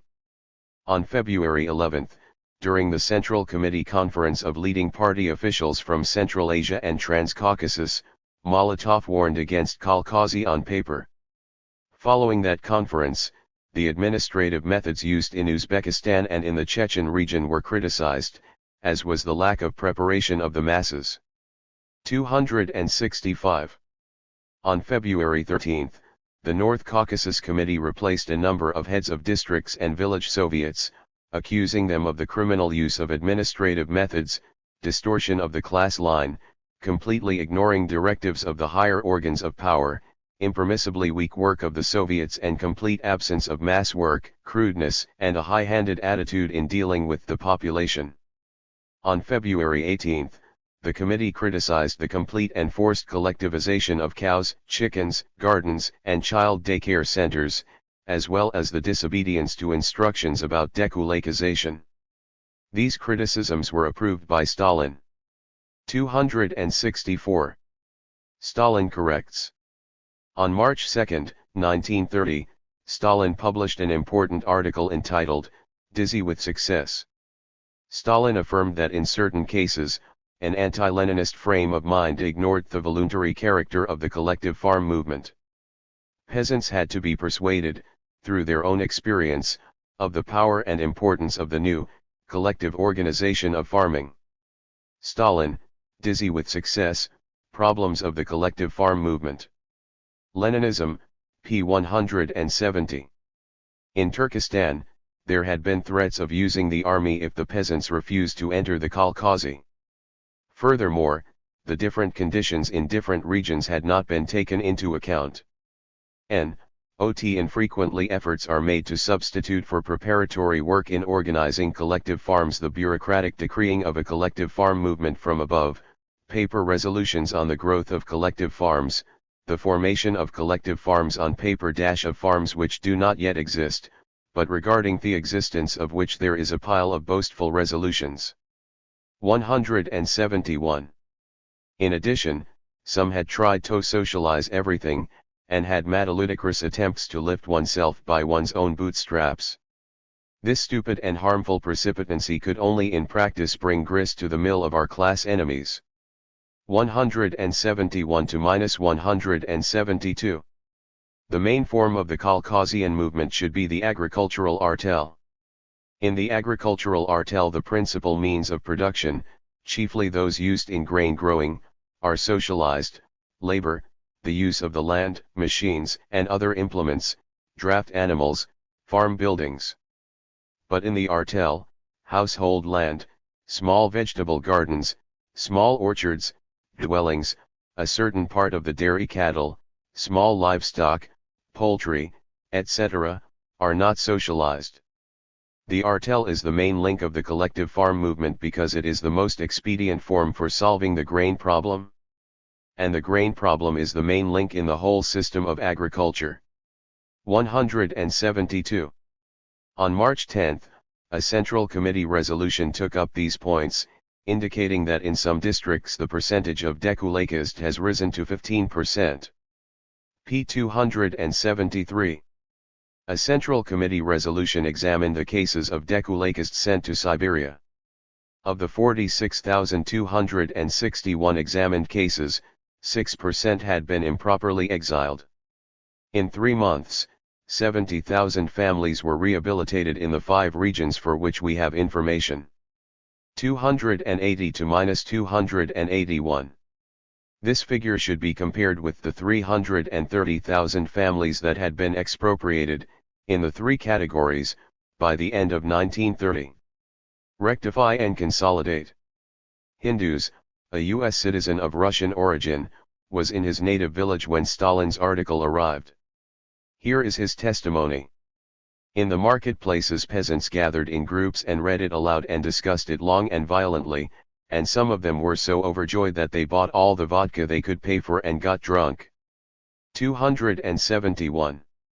Stalin became a temporary folk hero with the appearance of his dizziness with success. p. 116. At the time that Stalin wrote his article, 59% of the peasants had joined Kolkhozy. He obviously hoped that most would remain. Hence the task of our party, to consolidate the successes achieved and to utilize them systematically for the purpose of advancing further. Stalin, dizzy with success, p. 169. A decree dated April 3 included several special measures destined to consolidate the existing Kolkhozy. The collective farmers could keep a certain number of animals and work a plot of land for themselves. Credit of 500 million rubles was set aside for the Kolkhozy for that year alone. Some debts and payments of Kolkhozy and Kolkhozians were dropped. Tax reductions were announced for the next 2 years. p. 281. In the end of March, Molotov warned against retreat. He insisted that, as far as possible, the level of collectivization be retained while the errors were rectified. Our approach is to maneuver, and by securing a certain level of organization not entirely voluntarily, consolidate the Kolkhozy. Molotov underlined that the Bolshevik voluntary principle differed from the Tsarkolok voluntary principle, which presupposed equality of conditions for the kolkhoz and for individual peasants. 276. But it was necessary to firmly correct leftist and bureaucratic errors. On April 4, Baumann, the Moscow Committee Secretary, one of the bastions of leftism, resigned from the Politburo. His replacement, Kaganovich, then replaced 153 district and okrug leaders. 280. Right opportunism rears its head. In a rural world dominated by small producers, Stalin's criticism of such blatant errors was clearly dangerous. Enthusiasm easily transformed itself into defeatism, and right opportunism, always present, reared its head when leftist errors were criticized. For many local leaders, there was a feeling of panic and disarray, their morale and their confidence was severely shaken. Some claimed that Stalin's article had destroyed several viable kolkhozy, that he made too many concessions to the kulaks and that he was taking a step backwards towards capitalism. 319 to -320. Within the party as a whole, right opportunist tendencies, beaten in 1929 to -1930, were still present. Some, afraid of the bitterness and the violence of the class struggle in the countryside, took advantage of the criticism of the excesses of collectivization to start criticizing, once again, the very concept of collectivization. Surtsov had belonged to Bukharin's right opportunist group in 1927. 1928. In July 1930, he was promoted to the rank of substitute member of the Politburo. On February 20, 1930, he wrote of the production apathy and production nihilism which have appeared with a considerable section of the peasantry on entering the kolkhozy. He attacked the centralization and bureaucratism prevalent in the kolkhoz movement, called for developing the initiative of the peasant on a new basis. 300. This capitulationist position favored a change of course that would help the kulaks. In August 1930, Surtsov warned against further collectivization and stated that the kolkhozy were not worth anything if they did not have a solid technical basis. At the same time, he stated his skepticism about the perspectives of the Stalingrad tractor factory. In December 1930, he was expelled from the Central Committee. 375. The anti-communists attack. All the anti-party and counter-revolutionary elements tried to change the criticism of the excesses into a criticism of Stalin and the party leadership. Alternately attacking the Leninist leadership with right-wing and leftist arguments, they tried to put forward anti-communist positions. During a meeting of the Timir-Yazov Agriculture Academy in Moscow, a man cried out, "Where was the CC during the excesses?" A Pravda editorial dated May 27 condemned as demagogy all attempts to discredit the Leninist leadership of the party. 322 to -323. A man named Mamov, during a discussion period, wrote, "The question involuntarily arises. Whose head got dizzy? One should speak about one's own disease, not teach the lower party masses about it." Mamov denounced the mass application of repressive measures to the middle and poor peasants. The countryside would only be ready for collectivization when mechanization was possible. He then criticized the comprehensive bureaucratization in the party and condemned the artificial inflaming of the class struggle. Mamov was correctly denounced as an agent of the kulaks within the party. 325 to -327. Expelled from the Soviet Union, Trotsky systematically chose positions opposed to those taken by the party. In February 1930, he denounced the accelerated collectivization and dekulakization as a bureaucratic adventure. Attempting to establish socialism in one country, based on the equipment of a backward peasant, is doomed to failure, he cried out. In March, he condemned Stalin for failing to admit that the utopian reactionary character of 100% collectivization lay in the compulsory organization of huge collective farms without the technological basis that could alone ensure their superiority over small ones. He asserted that the kolkhozy will fall apart while waiting for the technical base. 327 to -328. Trotsky's leftist criticisms were no longer distinguishable from those of the right opportunists. Rakovsky, the main Trotskyist who remained in the Soviet Union, in internal exile, called for the overthrow of the centrist leadership headed by Stalin. The kolkhozians would explode and would constitute one front of the campaign against the socialist state. The kulak should not be discouraged from producing by limiting his means. Industrial products should be imported for the peasants and the Soviet industrialization program should be slowed down.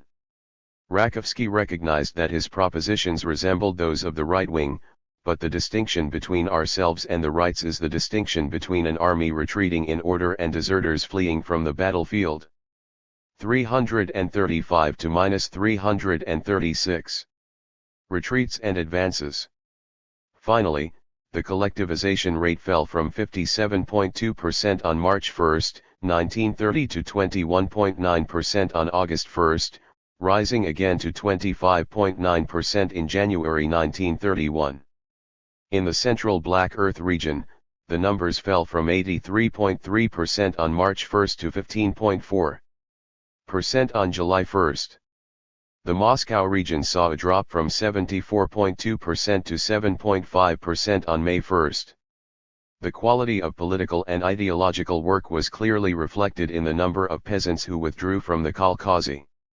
Lower Volga, starting from 70.1% on March 1, dropped to 35.4% on August 1 and rose again to 57.5% on January 1, 1931.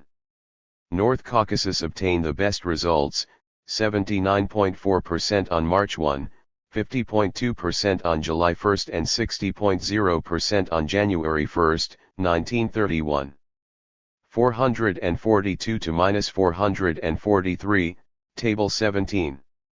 However, for the most part, the gains of the first large wave of collectivization were remarkable. The collectivization rate greatly exceeded what was planned for the end of the first five-year plan, in 1933. In May 1930, after the massive departures from Caucasus, there were still 6 million families, as opposed to 1 million in June 1929. The typical Caucasus contained 70 families instead of 18 in June 1929. The collectivization rate was higher, and the Caucasus were for the most part artels, instead of TOZY, associations for the joint cultivation of land. The number of dairy cattle increased from 2.11 million in January 1930 to 4.77 million in May 1930. In the Caucasus, there were 81,957 party members on June 1, 1929, they numbered 313,200 in May 1930. With the great collectivization wave, the Caucasus consisted mainly of landless and poor peasants. However, a large number of middle peasants had joined. In May, 32.7% of the leading members were former middle peasants. 285 to -286, 288. In May 1930, the fixed assets of the Caucasus were valued at 510 million rubles, 175 million coming from the expropriation of the kulaks. 251. Remarkable results. Despite the major upheavals provoked by collectivization, the 1930 harvest was excellent. Good climatic conditions had contributed, and these might have led the party into underestimating the difficulties still to come. Grain production amounted to, depending on the figures, between 77.2 and 83.5 million tons, compared to 71.7 in 1929. 419. Thanks to national planning, mechanized agriculture, particularly of cotton and beets, rose by 20%. However, because of the slaughter of a large number of animals, animal production decreased from 5.68 million rubles to 4.40, a drop of 22%. In 1930, the entire collective sector, Caucasus, Sovkhazy, and individual plots of Caucasians, generated 28.4% of the gross agricultural production, compared to 7.6% the previous year. 337 to -339. Grain delivery to the cities increased from 7.47 million tons in 1929 to -1930 to 9.09 million in 1930 to -1931, i.e. 21.7%. But, given the tremendous development of industry, the number of people receiving bread rations increased from 26 to 33 million, i.e. 27%. 360 to -361. The consumption of agricultural products slightly decreased in the countryside, passing from 60.55 rubles per person in 1928, to 61.95 in 1929, and to 58.62 in 1930. But the consumption of industrial products passed from 28.29 rubles in 1928, to 32.30 the next year, and to 32.33 in 1930. The total consumption of the rural population evolved from an index of 100 in 1928 to 105.4 in 1929, and to 102.4 in 1930. The standard of living in the countryside therefore slightly increased, while it had decreased similarly in the city. The total consumption per person in the city evolved from 100 in 1928, to 97.6 in 1929, and to 97.5 the following year. 369 to -370. These figures contradict the accusations made by Bukharin and the right wing, according to whom Stalin had organized the feudal bureaucratic exploitation of the peasantry. The entire working population made enormous sacrifices to build socialism and to industrialize, and the sacrifices asked of the workers were often greater than the sacrifices asked of the peasants. To feed the cities and succeed with the industrialization, the Soviet state followed a policy of extremely low prices for grain. But in 1930, peasant revenues considerably increased from sales on free markets and from seasonal work. As Davies wrote, the state secured essential supplies of agricultural products at prices far below the market level. But, taking collections and market sales together, the prices received by the agricultural producer increased far more rapidly than the prices of industrial goods. The terms of trade turned in favor of agriculture. 369. The centralized control of agricultural production seemed to have had some success in its primary aim of securing food supplies for the urban population and agricultural raw materials for industry. 371. The rise of socialist agriculture. In October 1930, 78% of peasant families were still individual producers, directed towards the market. The October 21 issue of Pravda wrote, and the circumstances of the present autumn, when there has been a good harvest, in the circumstances of high speculative prices for grain, meat, and vegetables at the markets, certain middle peasant households are rapidly transformed into well-to-do and kulak households. 358. The second wave of collectivization. Between September and December 1930, a propaganda campaign for the kolkhozy was launched. The leadership of kolkhozy distributed activity reports to individual peasants in their area. Special meetings were called for those who had left the kolkhozy in March. In September, 5,625 recruitment commissions, composed of kolkhozians, went to districts with low collectivization rates to persuade the peasants. In the central Black Earth region, 3.5 million individual peasants were invited to general assemblies of kolkhozy, where annual reports were presented. Kulaks who were sabotaging the collectivization continued to be exiled, particularly in Ukraine, where, in the beginning of 1931, the total number of exiled of the three categories was 75,000. 378 to -379. But the fall 1930 collectivization campaign was carefully led by the party leadership. It was not led with the same rigor and forcefulness as the first wave, and there was no centralized campaign to exile the kulaks. 380. From September 1 to December 31, 1930, 1,120,000 families joined the kolkhozy, just over half in the grain-producing regions. So 25.9% of families opted for collectivized agriculture.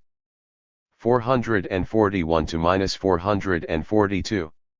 By allocating the best land and different kinds of benefits to the kolkhozians, the economic pressure on the individual peasants increased during 1931 and 1932. At the same time, the kulaks made their last desperate attempts to destroy the kolkhozy. The second great wave of collectivization took place in 1931 and brought the number of collectivized families from 23.6% to 57.1%. During the next 3 years, there was a slight annual increase of 4.6%. From 1934 to 1935, the collectivization level passed from 71.4% to 83.2%, essentially finishing the collectivization of agriculture. p. 66. Economic and social creativity. It is often claimed that the 1930 collectivization was imposed by force on the peasant masses. We wish to underscore the extraordinary social and economic creativity of this period, a revolutionary creativity shown by the masses, intellectual cadres, and party leaders. Most of the basic traits of the socialist agricultural system were invented during the 1929 to 1931 struggle. Davies recognized this. This was a learning process on a vast scale, and in an extremely brief period of time, in which party leaders and their advisors, local party officials, the peasants, and economic regularities all contributed to the outcome. Major features of the kolkhoz system established in 1929 to -30 endured until Stalin's death, and for some time after it. R. W. Davies, The Industrialization of Soviet Russia II, The Soviet Collective Farm, 1929. 1930, Cambridge, Massachusetts, Harvard University Press, 1980, pages 13 to -14. First, the kolkhoz was conceived as the organizational form that would allow the introduction of large-scale mechanized production in a backward agricultural country.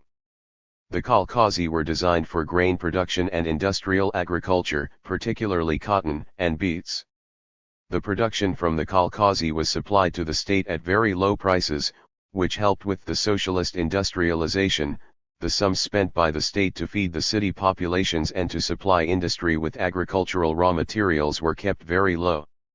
The kolkhozians received compensation, thanks to the considerable revenue generated by sale on the free market and by supplementary work. Next, the tractor machine station system was created to introduce machines in the countryside.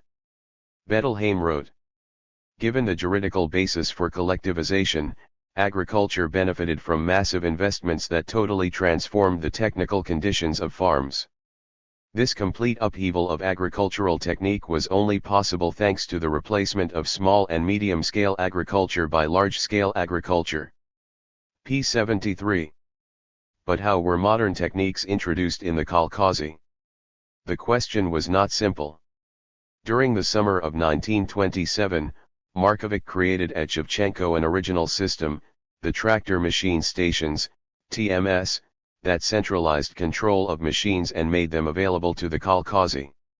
In the beginning of 1929, there were 2 tractor machine stations, both state property, with 100 tractors. There were also 50 tractor columns, belonging to grain cooperatives, each with 20 tractors. The 147 large kolkhozy had 800 tractors, the majority of the 20,000 tractors were dispersed on the small kolkhozy. p. 15. In July 1929, most of the tractors were therefore in the hands of agricultural cooperatives or kolkhozy. During a conference, some proposed that tractors and machines be sold to the kolkhozy. If the peasants did not directly own the tractors, then they would not mobilize to find the funds. But the Workers' and Peasants' Inspection criticized in August 1929 the experiences with tractors belonging to cooperatives. This system made it impossible to do serious planning, the population was not adequately prepared, and, since there were not sufficient repair shops, breakdowns often occurred due to lack of maintenance. 20 to -21.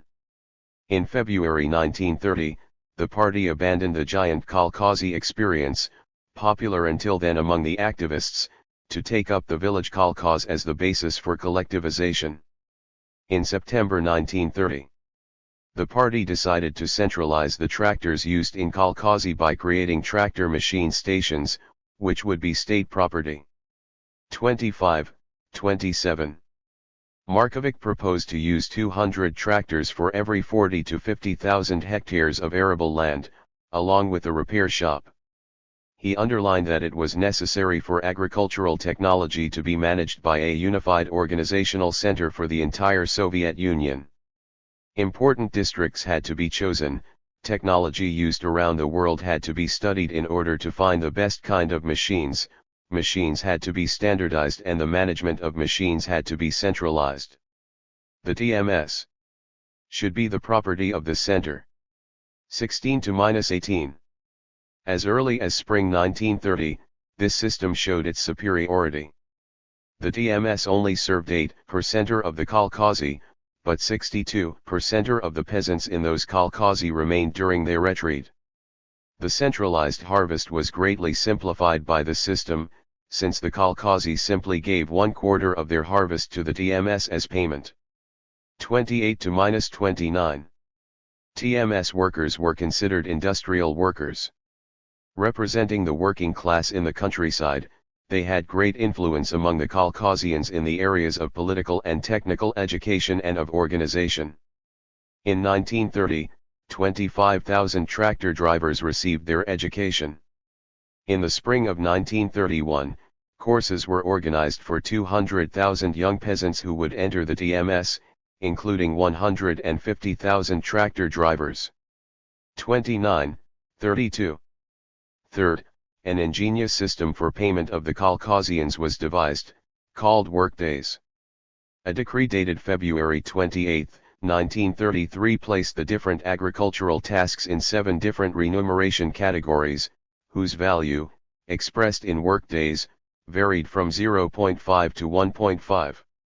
In other words, the most difficult or arduous work was paid 3 times as dearly as the easiest or lightest work. The kolkhoz revenue was distributed, at the end of the year, to the kolkhozians according to the number of workdays they had effected. The average revenue per family, in the cereal regions, was 600.2 kilograms of grain and 108 rubles in 1932. In 1937, it was 1,741.7 kilograms of grain and 376 rubles. Pages 102, 112. Finally, a balance was found between collective labor and the individual activity of the kolkhozian peasants. The legal status of the kolkhozy, made official on February 7, 1935, fixed the basic principles, defined through 5 years of struggle and experience. 61 to -65. In 1937, the individual parcels of land cultivated by kolkhozians represented 3.9% of the cultivated surface, but the kolkhozians derived 20% of their revenue from them. Each family could own 3 horned animals, one of which could be a cow, 1 sow with piglets, 10 sheep, and an unlimited number of fowl and rabbits. 67 to -68. Investments in the countryside. At the end of 1930, the tractor machine stations controlled 31,114 tractors. According to the plan, they should have controlled 60,000 in 1931. This figure was not attained, but by 1932, the TMS did have 82,700 tractors. The rest of the 148,500 units were on the sovkhozy.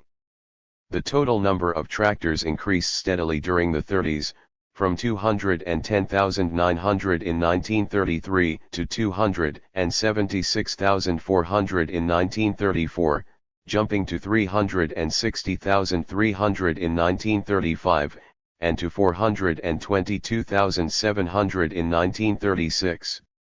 In 1940, the USSR had 522,000 tractors. 76 to -78. Another statistic indicates the number of tractors in units of 15 horsepower. It shows the extraordinary efforts made during the years 1930 to -1932. In the beginning of 1929, the rural part of the Soviet Union held 18,000 tractors counted as units of 15 horsepower 14,000 trucks and 2 combines. At the beginning of 1933, there were 148,000 tractors, 14,000 trucks, and as many combines. At the beginning of the war, in 1941, the kolkhozy and the sovkhozy using the same units, 684,000 tractors, 228,000 trucks, and 182,000 combines. Progrès, OPCIT. P 142. Despite all the bourgeoisie's hue and cry about the repression suffered by the rich peasants during the collectivization, in less than 1 decade, the Russian peasants left the Middle Ages and joined the 20th century. Their cultural and technical development was phenomenal. This progress properly reflected the sustained rise in investment in agriculture. It increased from 379 million rubles in 1928 to 2,590 million in 1930, to 3,645 million in 1931, stayed at the same level for 2 years, reaching its highest levels at 4,661 million in 1934 and 4,983 million in 1935. p. 74. These figures deny the theory according to which Soviet agriculture was exploited by the city. Never could a capitalist economy have made such large investments in the countryside. Agriculture's share in the total investment increased from 6.5% in 1923 to -1924 to 20% during the crucial years 1931 and 1932. In 1935, its share was 18%. The breakthrough of socialist agriculture.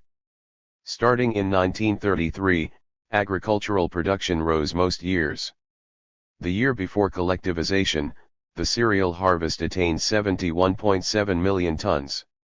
In 1930, there was an exceptional harvest of 83.5 million tons.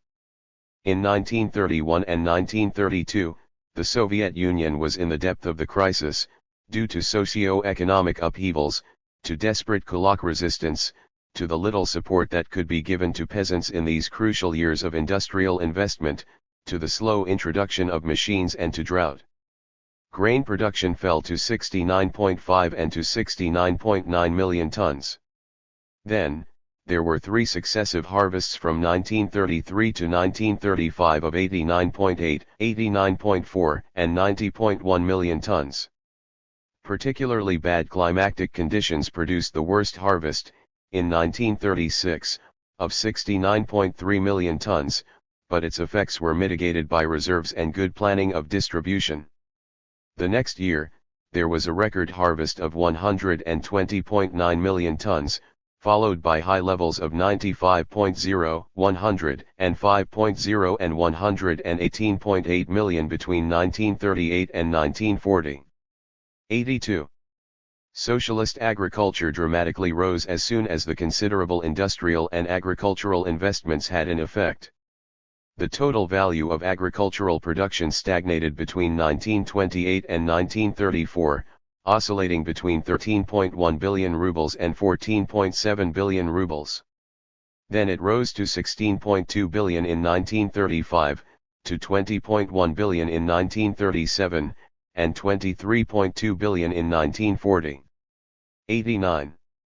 A peasant population rising from 120.7 to 132 million people between 1926 and 1940 was able to feed an urban population that increased from 26.3 to 61 million in the same period.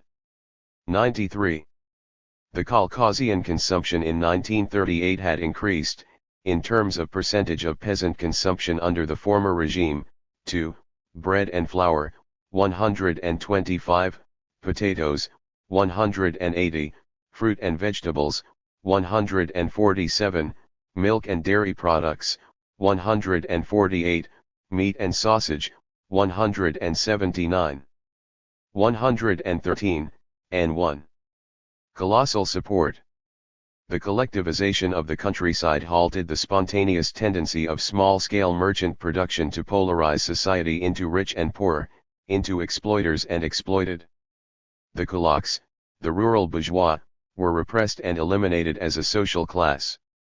The development of a rural bourgeoisie in a country where 80% of the population still lived in the countryside would have asphyxiated and killed Soviet socialism. The collectivization prevented that from happening. Collectivization and a planned economy allowed the Soviet Union to survive the total, barbaric war waged against it by the German Nazis.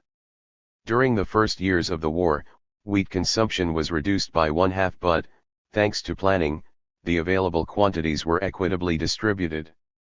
The regions occupied and ravaged by the Nazis represented 47% of the area of cultivated land. The fascists destroyed 98,000 collective enterprises. But between 1942 and 1944, 12 million hectares of newly cultivated land were sown in the eastern part of the country. 83-90. Thanks to the superiority of the socialist system, agricultural production was able to reach the 1940 level by 1948. 85. In a few years, a completely new system of organization of work, a complete upheaval of technique and a profound cultural revolution won the hearts of the peasants. Bettelheim noted. The overwhelming majority of peasants were very attached to the new system of exploitation. The proof came during the war, since in the regions occupied by the German troops, despite the efforts made by the Nazi authorities, the Caucasian form of exploitation was maintained. 113-114. This opinion by someone who favored the communist system can be completed with the testimony of Alexander Zinoviev, an opponent of Stalin. As a child, Zinoviev was a witness to the collectivization. When I returned to the village, even much later, I often asked my mother and other Caucasians if they would have accepted an individual farm if they were offered the possibility. They all refused categorically. Zinoviev, OPCIT. p. 53. The village school had only 7 grades, but acted as the bridge to the region's technical schools, which trained the veterinarians, agronomists, mechanics, tractor drivers, accountants, and other specialists needed for the new agriculture. In Chukloma, there was a secondary school with 10 grades that offered better perspectives to its finishing students. All these institutions and professions were the result of an unprecedented cultural revolution. The collectivization directly contributed to this upheaval. Besides these more or less trained specialists, the villages hosted technicians from the cities. These technicians had a secondary or higher education. The structure of the rural population became closer to that of urban society. I was a witness to this evolution during my childhood. This extremely rapid change of rural society gave the new system huge support from the masses of the population. All this despite the horrors of the collectivization and the industrialization. 56. The extraordinary achievements of the Soviet regime ensured it a colossal support from the workers and a disgust of the horrors from the exploiting classes. Zinoviev constantly wavers between these two positions. Student after the war, Zinoviev recalls a discussion that he had with another anti-communist student. If there had been no collectivization and no industrialization, could we have won the war against the Germans? No. Without the Stalinist hardships, could we have kept the country in an orderly state? No. If we had not built up industry and armaments, could we have preserved the security and independence of our state? No. So, what do you propose? Nothing. 236. The collectivization genocide. During the 80s, the right took up several themes that the Nazis had developed during the psychological war against the Soviet Union. Since 1945, efforts to rehabilitate Nazism have generally started with affirmations such as Stalinism was at least as barbaric as Nazism. Ernst Nolte, followed by Jürgen Habermas, claimed in 1986 that the extermination of the kulaks by Stalin could be compared to the extermination of the Jews by Hitler. Auschwitz is not primarily a result of traditional anti-Semitism. It was in its core not merely a genocide but was above all a reaction born out of the anxiety of the annihilating occurrences of the Russian Revolution.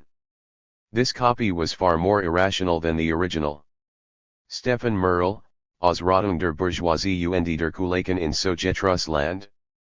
Geschichte und die Gesellschaft 13, 1987, p. 368. Hence the Nazis were tormented by the anxiety that the Stalinist crimes created, and the extermination of the Jews was a reaction to this anxiety. Hitler, in his time, made similar declarations.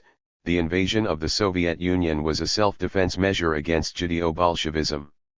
and some still wonder why fascism is rising in Germany. The Soviet term, liquidation of the kulaks as a class, indicates perfectly clearly that it is the capitalist exploitation organized by the kulaks that is to be eliminated and not the physical liquidation of the kulaks as persons.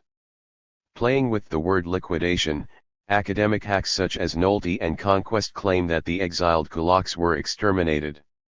Stefan Merle, a German researcher, describes the precarious conditions in which the first kulaks were expropriated and sent to Siberia, during the first wave of collectivization in January. March 1930. With the beginning of spring, the situation in the receiving camps aggravated. Epidemics were widespread, leaving many victims, particularly among the children.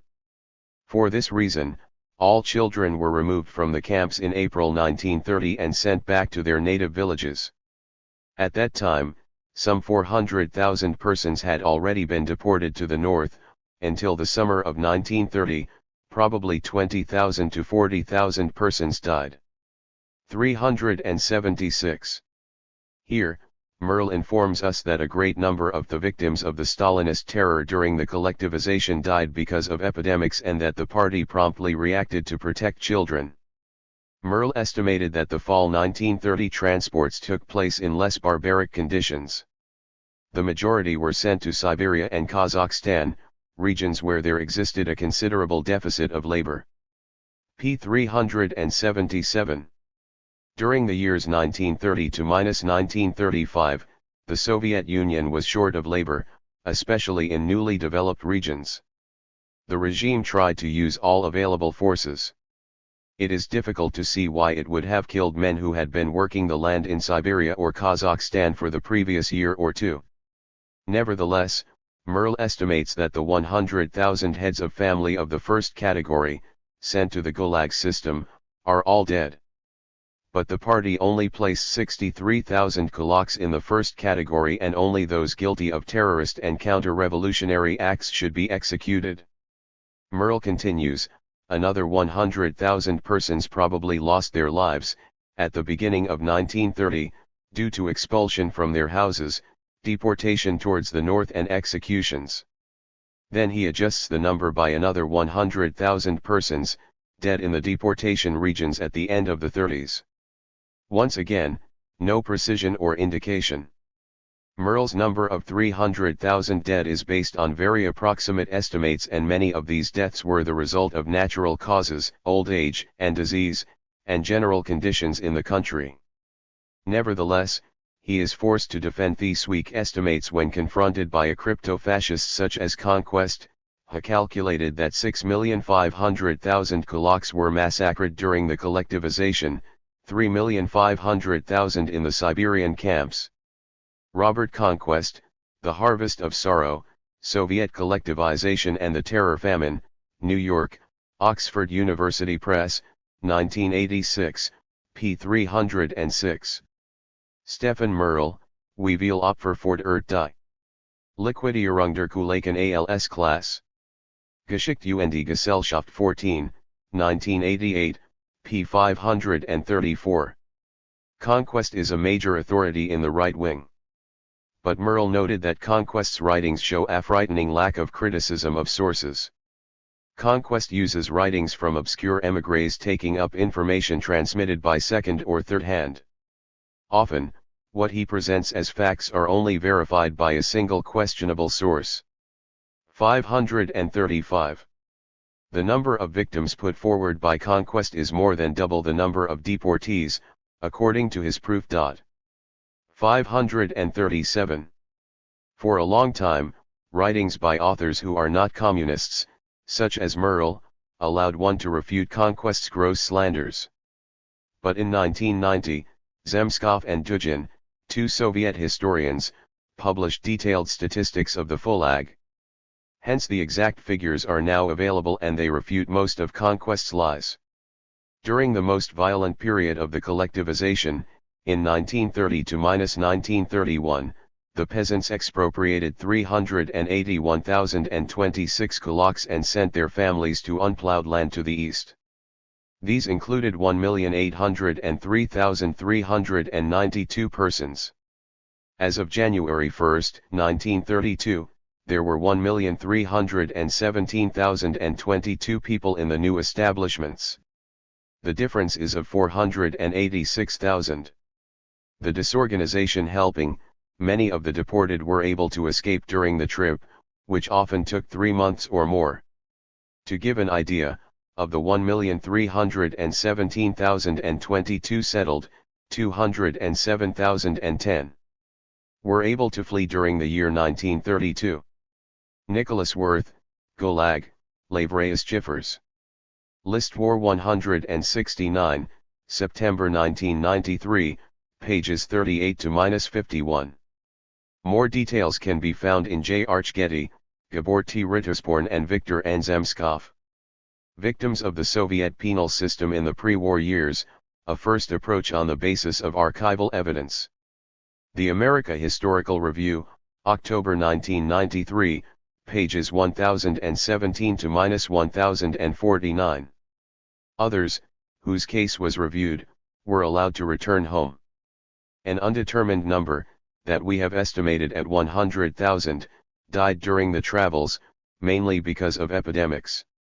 The considerable number of deaths during displacements must be seen in the context of that epoch, a weak administration, precarious living conditions for the entire population, sometimes chaotic class struggles among the peasant population overtaken by leftism. Of course, for each death during displacement, the right affirms that the guilty party is Stalin. But in fact the contrary is true. The party's position is clearly stated in one of the numerous reports about this problem, this one dated 20 December 1931 by the person responsible for a work camp at Novosibirsk. The high mortality observed for convoys NOS 18 to 23 coming from the North Caucasus 2,421 persons out of 10,086 upon departure can be explained by the following reasons. 1. A negligent, criminal approach to the selection of deported contingents, among whom were many children, aged over 65 years of age and sick people. 2. The non-respect of directives about the right for deportees to bring with them provisions for 2 months of transfer. 3.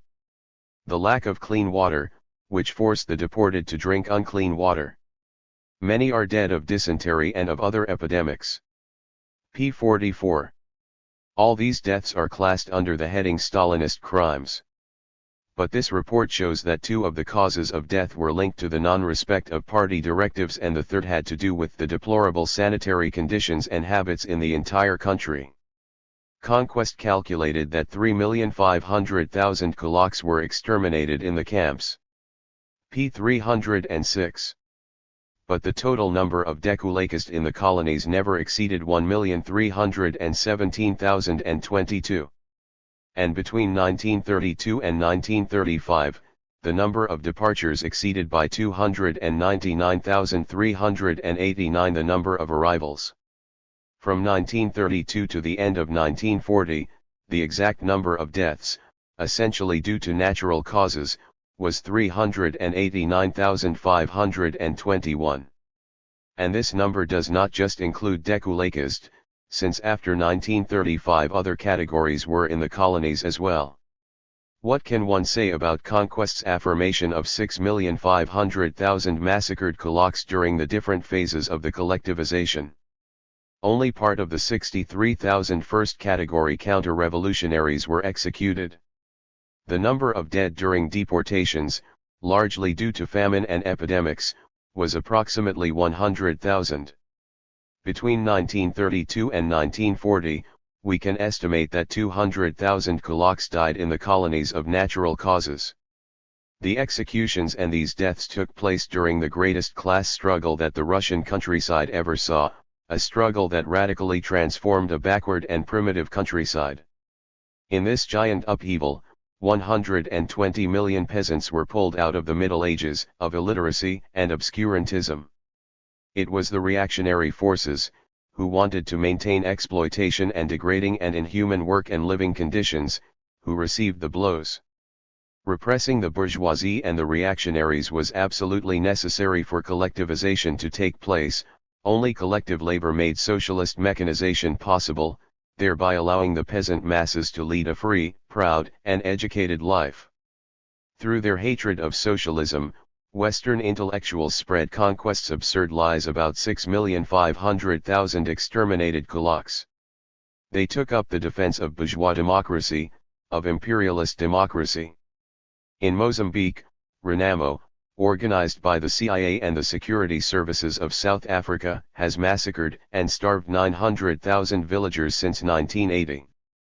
The goal: prevent Mozambique from becoming an independent country with a socialist direction.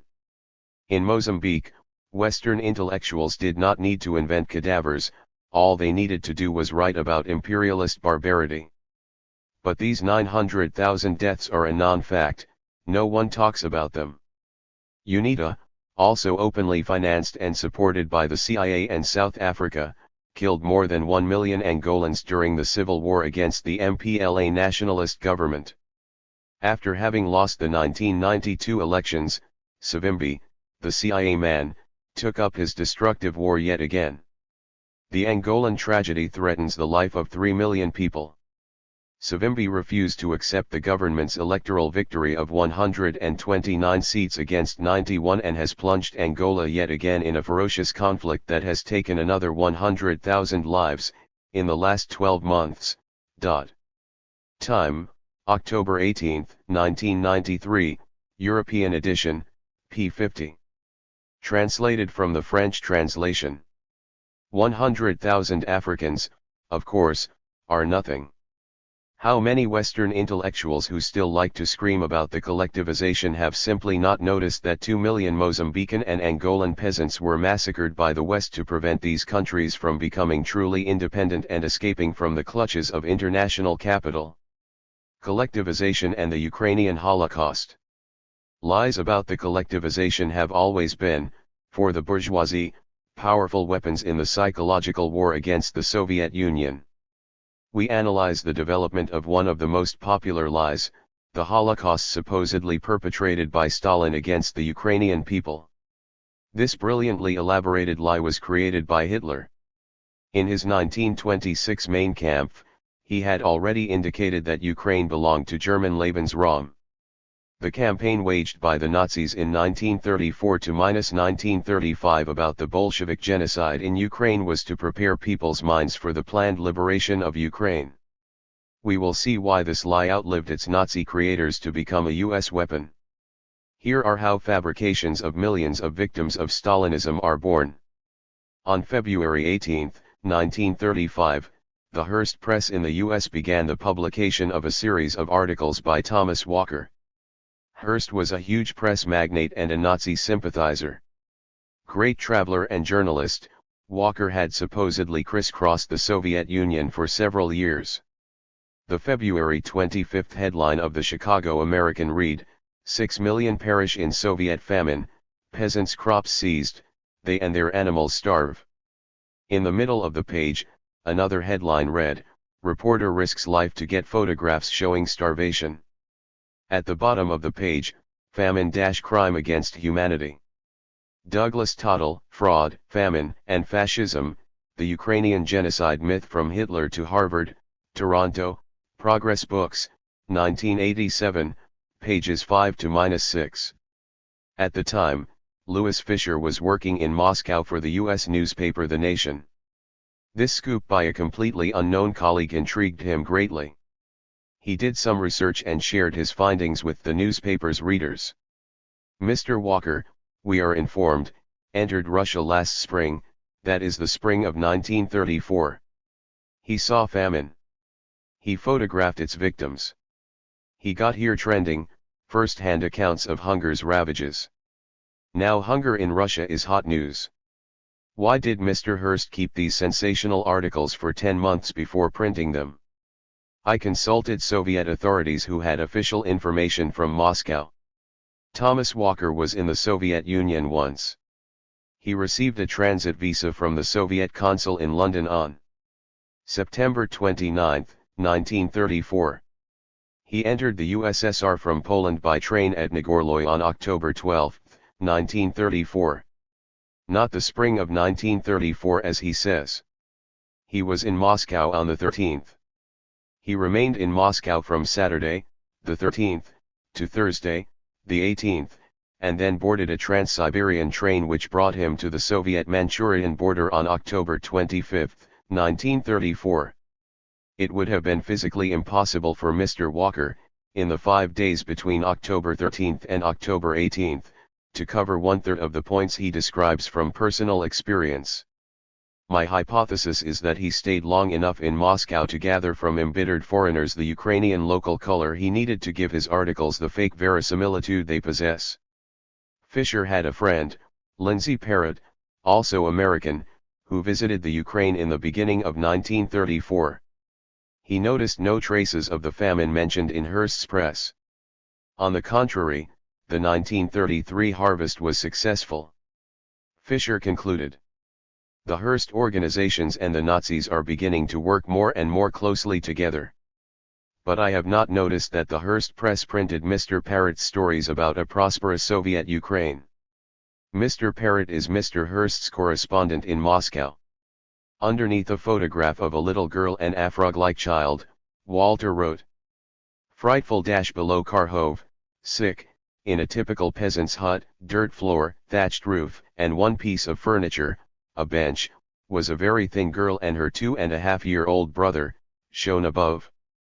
This younger child crawled about the floor like a frog and its poor little body was so deformed from lack of nourishment that it did not resemble a human being. Douglas Tottle, a Canadian union worker and journalist, found a picture of this same frog-like child, dated spring 1934, in a 1922 publication about the famine of that year.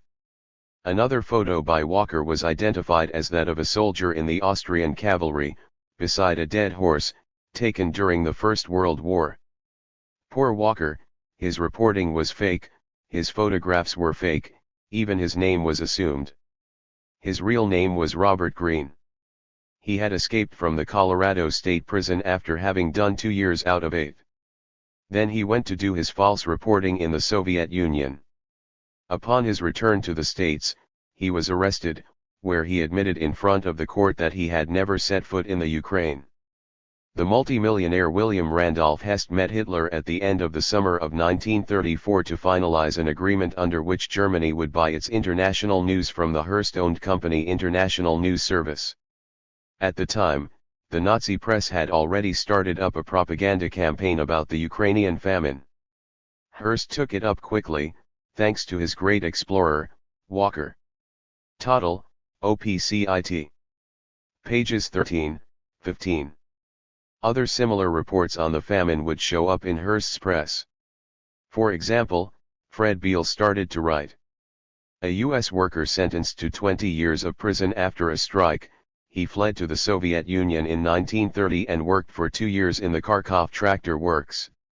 In 1933, he wrote a little book called Foreign Workers in a Soviet Tractor Plant, favorably describing the efforts of the Soviet people. At the end of 1933, he returned to the U.S., where unemployment and prison awaited him. In 1934, he started to write about the Ukrainian famine, and soon his prison sentence was dramatically reduced. When his eyewitness account was published by Hearst in June 1935, J. Wolanuk, another U.S. worker who had worked for 5 years in the same Kharkov factory, exposed the lies that showed up throughout the text. Although Beale pretended to have heard several conversations, Wolanuk noted that Beale spoke neither Russian nor Ukrainian. In 1948, Beale offered his services to the far right as an eyewitness against communists, in front of the McCarthy Committee. 19-21. A book from Hitler. In 1935, Dr. Ewald M. Mend published a book, Muss Russland hungern? 1936 English title, Human Life in Russia, its sources, the German Nazi press, the Italian fascist press, the Ukrainian émigré press and travelers and experts, cited with no details. He published photos that he claimed are among the most important sources for the actual facts of the Russian position. 23-24. There are also photos belonging to Dr. Ditloff, who was until August 1933 director of the German government agricultural concession Drossag in the North Caucasus. Ditloff claimed to have taken the photos in the summer of 1933 and they demonstrate the conditions in the hunger zone. 25. Given that he was by then a civil servant of the Nazi government, how could Ditloff have freely moved from the Caucasus to the Ukraine to hunt pictures? Among Ditloff's photos, 7, including that of the frog-like child, had also been published by Walker. Another photo presented two skeletal-like boys, symbols of the 1933 Ukrainian famine. The same picture was shown in Peter Ustinov's televised series Russia. It comes from a documentary film about the 1922 Russian famine. Another of Men's photos was published by the Nazi paper Völkischer Beobachter, dated August 18, 1933. This photo was also identified among books dating back to 1922.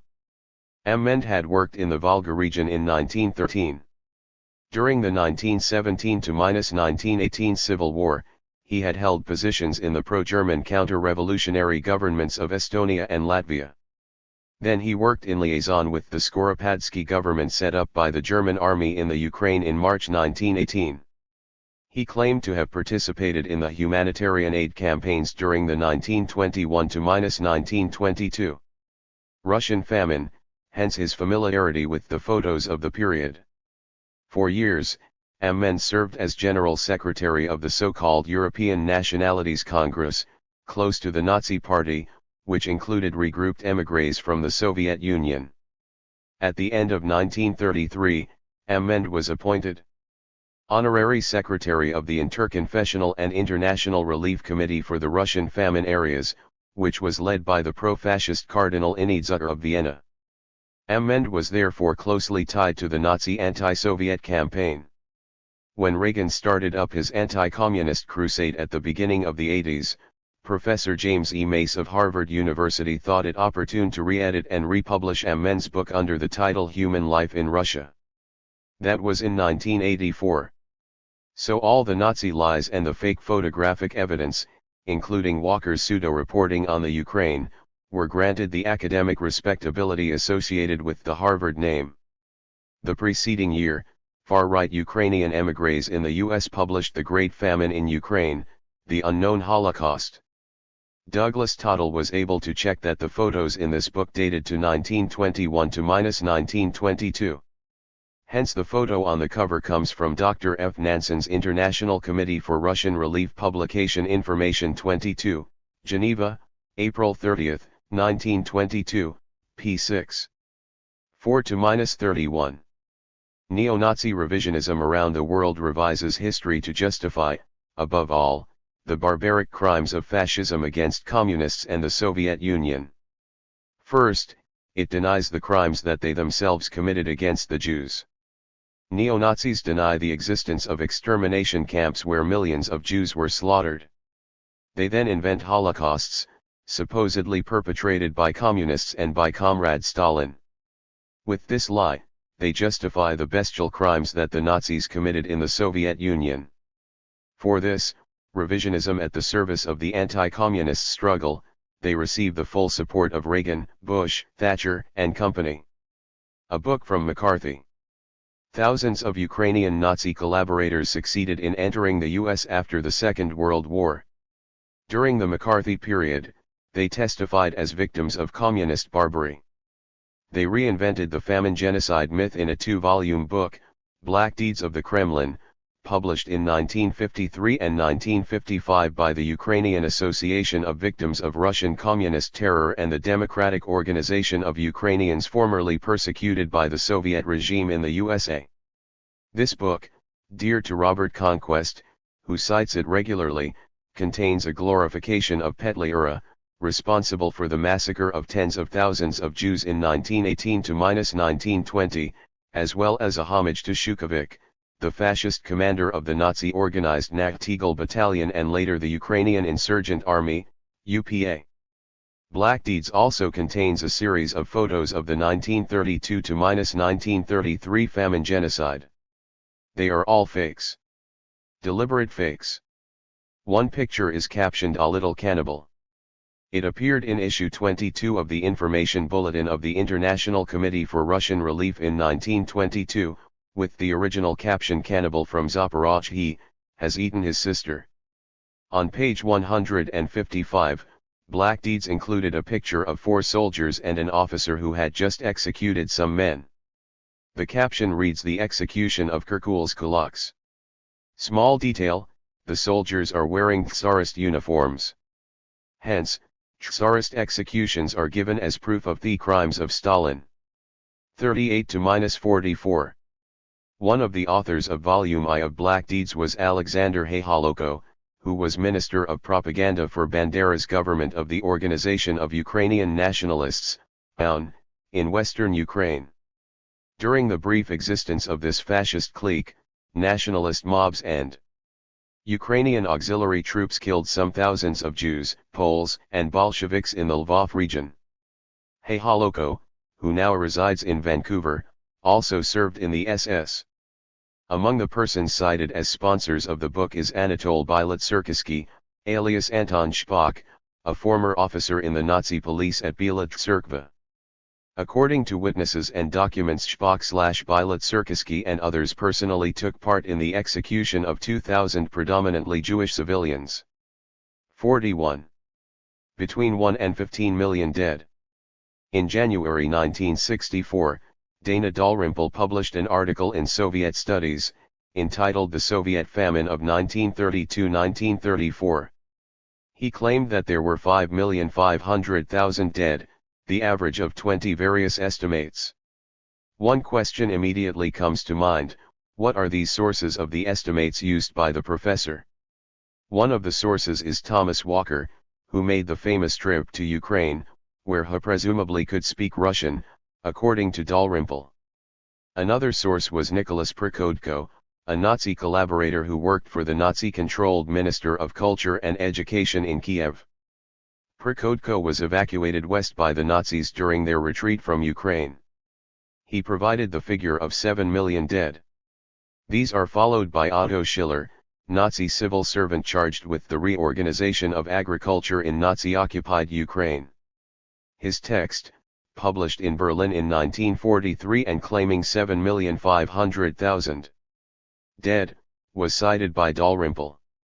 The next source was Ewald M. Mend, the Nazi who had not been in Russia since 1922. In 2 letters published in July and August 1934 in the New York Times, M. Mend spoke of 7,500,000 dead and pretended that in July of that year, people were dying in the streets of Kiev. A few days later, the NYT correspondent, Harold Denny, gave the lie to M. Mend. "Your correspondent was in Kiev for several days last July about the time people were supposed to be dying there, and neither in the city, nor in the surrounding countryside was there hunger." Several weeks later, Denny reported, "Nowhere was famine found. Nowhere even the fear of it. There is food, including bread, in the local open markets." The peasants were smiling too, and generous with their foodstuffs. Next, Frederick Burkle spoke of more than 4 million dead in a 1933 article. At that moment, he was, in Berlin, one of the first U.S. journalists to publicly support the Hitler regime. Sources 6-8 are William H. Chamberlain, twice, and Eugene Lyons, both anti-communist journalists. After the war, both were prominent members of the American Committee for the Liberation from Bolshevism, AMCOMLIB, better known as Radio Liberty. AMCOMLIB funds were raised by Crusade for Freedom, which received 90% of its funds from the CIA. Chamberlain gave a first estimate of 4 million and a second one of 7,500,000 dead, the latter number based on an estimate of foreign residents in Ukraine. Lyons' 5 million dead were also the result of noise and rumors, based on estimates made by foreigners and Russians in Moscow. The highest figure, 10 million, was provided, with no details, by Richard Stalin of Hearst's pro-Nazi press. In 1932, the Ukrainian population was 25 million inhabitants. Among the 20 sources in Dalrymple's academic work, 3 come from anti-Soviet articles in Hearst's pro-Nazi press and 5 come from far-right publications from the McCarthy era, 1949 to -1953. Dalrymple used two German fascist authors, a former Ukrainian collaborator, a right-wing Russian émigré, two CIA collaborators, and a journalist who liked Hitler. A great number of the figures come from unidentified foreign residents in the Soviet Union. The two lowest estimates, dated 1933, came from U.S. journalists in Moscow, known for their professionalism, Ralph Barnes of the New York Herald Tribune and Walter Duranty of the New York Times. The first spoke of 1 million and the second of 2 million dead of famine. Two professors to the rescue of Ukrainian Nazis. To help the new anti-communist crusade and to justify their insane military buildup, U.S. right-wingers promoted in 1983 a great commemoration campaign of the 50th anniversary of famine genocide in Ukraine. To ensure that the terrifying menace to the West was properly understood, proof was needed that communism meant genocide. This proof was provided by the Nazis and collaborators.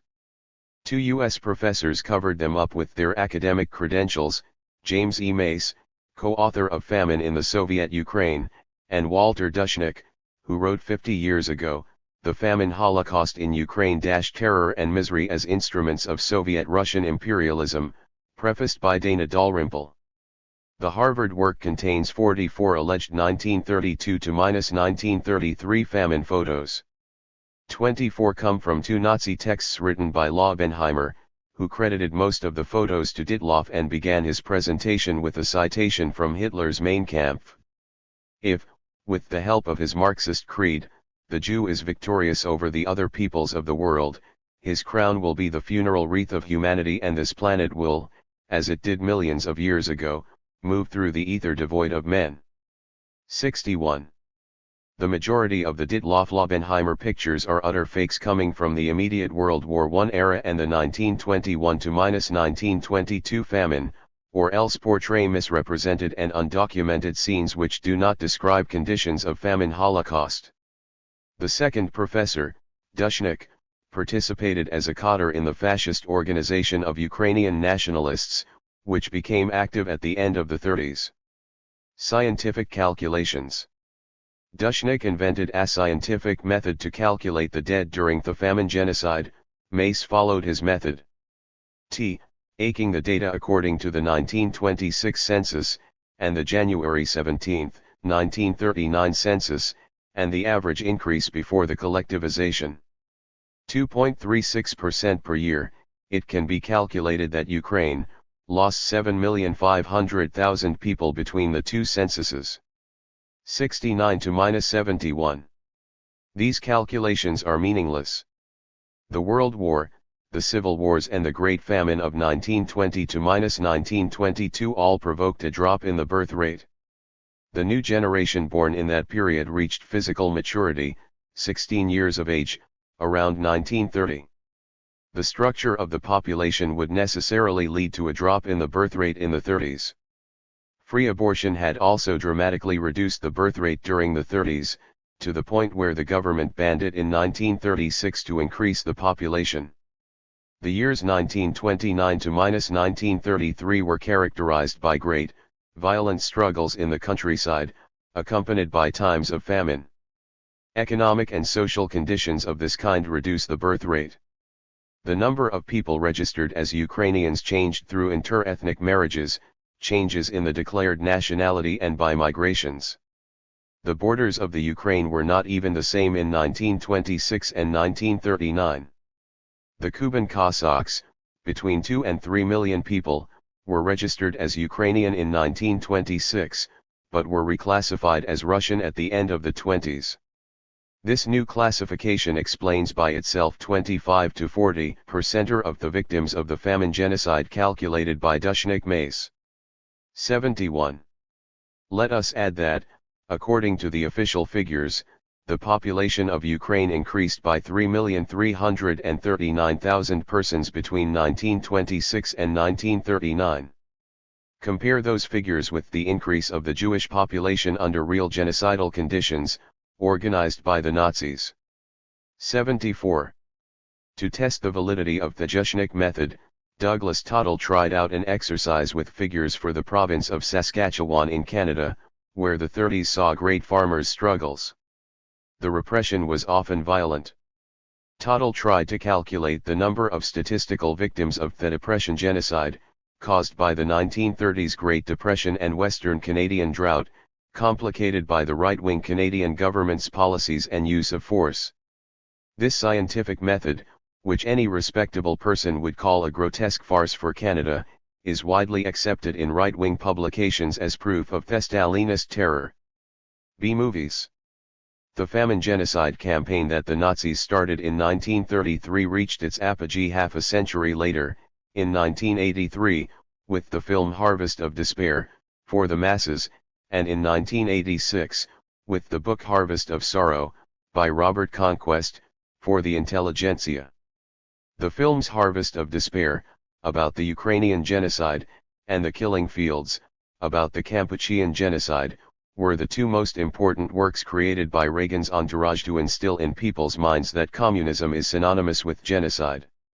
Harvest of Despair won a gold medal and the Grand Trophy Award Bowl at the 28th International Film and TV Festival in New York in 1985. The most important eyewitness accounts about the genocide appearing in the film are made by German Nazis and their former collaborators. Stepan Skrypynyk was the editor-in-chief of the Nazi journal Wahlen during the German occupation. In 3 weeks, with the blessing of the Hitlerite authorities, he was promoted from simple layman to bishop in the Ukrainian Orthodox Church, and in the name of Christian morality, put forward vicious propaganda for Die Neue Ordnung, the Hitlerite New Order. Fleeing the Red Army, he sought refuge in the U.S. The German Hans von Herwarth, another eyewitness, worked in the Soviet Union in the service that recruited, among the Soviet prisoners, mercenaries for General Vlasov's Russian Nazi army. His compatriot Ander Heinke, also appearing in the film, was a Nazi diplomat. To illustrate the famine genocide of 1932 to -1933, the authors used sequences from pre-1917 news films, bits of the films Tsar Hunger, 1921 to -1922, and Arsenal, 1929, then sequences from Siege of Leningrad, filmed during the Second World War. When the film's producers were publicly attacked by Tottle in 1986, Marko Karanik, who was behind the film and had done most of the research, made a public declaration, quoted in the Toronto Star. Karanik said that none of the archival footage is of the Ukrainian famine and that very few photos from 32-33 appear that can be traced as authentic. A dramatic shot at the film's end of an emaciated girl, which has also been used in the film's promotional material, is not from the 1932 to -1933 famine, Karanik said. I made the point that this sort of inaccuracy cannot be allowed, he said in an interview. I was ignored. 79. Harvest of Sorrow, Conquest and the Reconversion of Ukrainian Nazi Collaborators. In January 1978, David Lee published an article in the London Guardian, in which he revealed that Robert Conquest had worked for the Disinformation Services, officially called the Information Research Department, IRD, of the British Secret Service. In British embassies, the IRD head is responsible for providing doctored information to journalists and public figures. The two most important targets were the Third World and the Soviet Union. Lee claimed. Robert Conquest, frequently critical of the Soviet Union, was one of those who worked for IRD. He was in the FO Foreign Office until 1956. 86. At the suggestion of the IRD, Conquest wrote a book about the Soviet Union. 1/3 of the edition was bought by Praeger, which regularly publishes and distributes books at the request of the CIA. In 1986, Conquest contributed significantly to Reagan's propaganda campaign for ordinary U.S. citizens about a possible occupation of the U.S. by the Red Army. Conquest's book, co-authored by Manship White, was entitled, What to Do When the Russians Come, a Survivalist's Handbook. In his book The Great Terror, 1968, revised 1973, Conquest estimated the number of dead during the 1932 to 1933 collectivization at 5 to 6 million, half in Ukraine. During the Reagan years, anti-communist hysteria needed figures exceeding those of the 6 million Jews exterminated by the Nazis. In 1983, Conquest thought it opportune to extend the famine conditions to 1937 and to revise his estimates to 14 million dead. His 1986 book Harvest of Sorrow is a pseudo-academic version of history, as presented by the Ukrainian far-right and Cold Warriors. Conquest claims that the Ukrainian far-right led an anti-German and anti-Soviet struggle, repeating the lie that these criminal gangs invented after their defeat as they sought to emigrate to the U.S. Conquest, dealing with Ukrainian history, mentions the Nazi occupation in one sentence, as a period between two waves of Red Terror. Conquest, The Harvest of Sorrow, OPCIT. p. 334. He completely erased from his history the bestial terror that the Ukrainian fascists undertook during the German occupation, since they are the best sources for the famine genocide.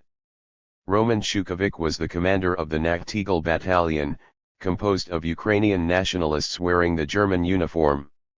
This battalion occupied Lvov on June 30, 1941, and took part in the three-day massacre of Jews in the region. In 1943 Shukovich was named commander of the Ukrainian insurgent army, the Banderivtsi, or UPA, armed henchmen of the UN. Fascist Stepan Bandera, who after the war pretended that they had fought Germans and Reds. Total, OPCIT. Pages 111 to 112. All their tales of battles that they had fought against the Germans turned out to be false. They claimed to have executed Victor Lutze, the chief of staff of the German SA. But, in fact, he was killed in an automobile accident near Berlin. 112. They claimed to have done battle against 10,000 German soldiers in Volhynia and Polisa, during the summer of 1943. Historian Rubinstein proved that during the course of this battle, 5,000 Ukrainian nationalists had participated at the sides of 10,000 German soldiers, in the great campaign of encirclement and attempted annihilation of the partisan army led by the famous Bolshevik Alexei Fyodorov. 113. Einstein noted. He UPA gangs, which became known as the Banderavtsi, proved themselves under the command of Shukovich, now known as Taras Chukrynka, the most dangerous and cruel enemies of surviving Jews, Polish peasants and settlers, and all anti-German partisans. The Ukrainian, 14th Waffen-SS Galizien Division, also known as the Halichina Division, was created in May 1943. In his call to Ukrainians to join it, Kubijovic, the head of the Nazi-authorized Ukrainian Central Committee, declared, "The long-awaited moment has arrived when the Ukrainian people again have the opportunity to come out with guns to give battle with its most grievous foe Muscovite Jewish Bolshevism. The Führer of the Great German Reich has agreed to the formation of a separate Ukrainian volunteer military unit." 115. Before, the Nazis had imposed their direct authority on Ukraine, leaving no autonomy to their Ukrainian allies. It was on the basis of this rivalry between German and Ukrainian fascists that the Ukrainian nationalists would later build their myth of opposition to the Germans. Pushed back by the Red Army, the Nazis changed tactics in 1943, giving a more important role to the Ukrainian killers. The creation of a Ukrainian division of the Waffen-SS was seen as a victory for Ukrainian nationalism. On May 16, 1944, the head of the SS, Himmler, congratulated the German officers of the Galizien division for having cleansed Ukraine of all its Jews. Wasyl Veryha, a veteran of the 14th Waffen-SS division, wrote in 1968. He personnel trained in the division 14th Waffen-SS had become the backbone of the UPA. The UPA command also sent groups of its people to the division to receive proper training. This reinforced the UPA which was left on the native land after the Nazi retreat, in particular its commanders and instructors. 118. Although the Melnik and Bandera tendencies of the organization of Ukrainian nationalists were at odds with each other and even fought each other, we can see here how they collaborated against the communists under the leadership of the German Nazis. The Nazi officer Scholze revealed in front of the Nuremberg tribunal that Conneris, the head of German intelligence, had personally instructed the Abwehr to set up an underground network to continue the struggle against Soviet power in the Ukraine. Competent agents were left behind specially to direct the nationalist movement. Note that Mondel's Trotskyist group always supported the anti-Stalinist armed struggle that the fascist thugs led between 1944 and 1952. After the war, John Loftus was an attorney for the U.S. Justice Department Office of Special Investigations, in charge of detecting Nazis who were trying to enter the United States. In his book The Belarus Secret, he affirms that his service was opposed to the entry of Ukrainian Nazis. But Frank Wisner, in charge of the U.S. administration's Office of Policy Coordination, a particularly important secret service at the time, systematically allowed former Ukrainian, Croatian and Hungarian Nazis to enter. Wisner, who would later play an important role at the head of the CIA, asserted, the Organization of Ukrainian Nationalists, and the partisan army it created in 1942, UPA, fought bitterly against both the Germans and the Soviet Russians. 121-122. Here one sees how the U.S. intelligence services, immediately after the war, took up the Ukrainian Nazis' version of history in order to use the anti-communists in the clandestine struggle against the Soviet Union. Loftus commented, "This was a complete fabrication. The CIC, U.S. Counterintelligence Corps, had an agent who photographed 11 volumes of the secret internal files of Bandera. These files clearly show how most of its members worked for the Gestapo or SS as policemen, executioners, partisan hunters, and municipal officials." 122. In the United States, former Ukrainian Nazi collaborators created research institutes from which they spread their revision of the history of the Second World War. Loftus wrote, "Funding for these research institutes, which were little more than front groups for ex-Nazi intelligence officers, came from the American Committee for Liberation from Bolshevism, now known as Radio Liberty. The committee was actually a front for OPC. 128. Against Hitler and against Stalin, it was around these words that former Hitlerites and the CIA united their efforts.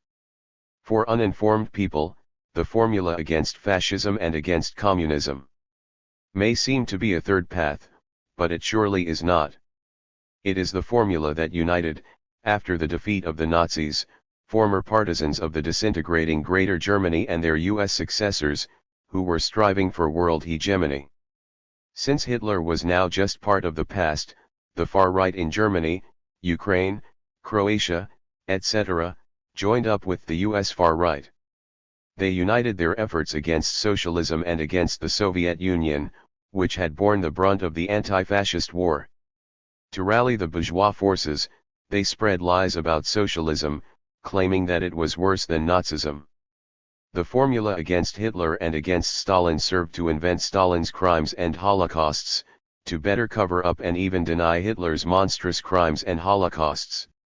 In 1986, the veterans of the Ukrainian insurgent army, the very ones who pretended to have fought against Hitler and against Stalin, published a book entitled, "Why is One Holocaust Worth More Than Others?"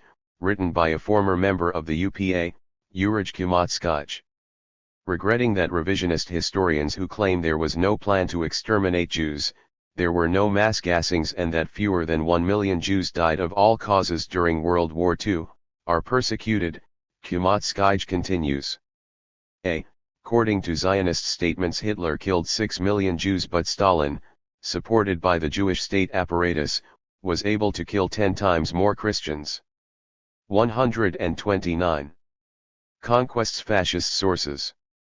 The title of the crucial part chapter 12 of Harvest of Sorrow is The Famine Rages.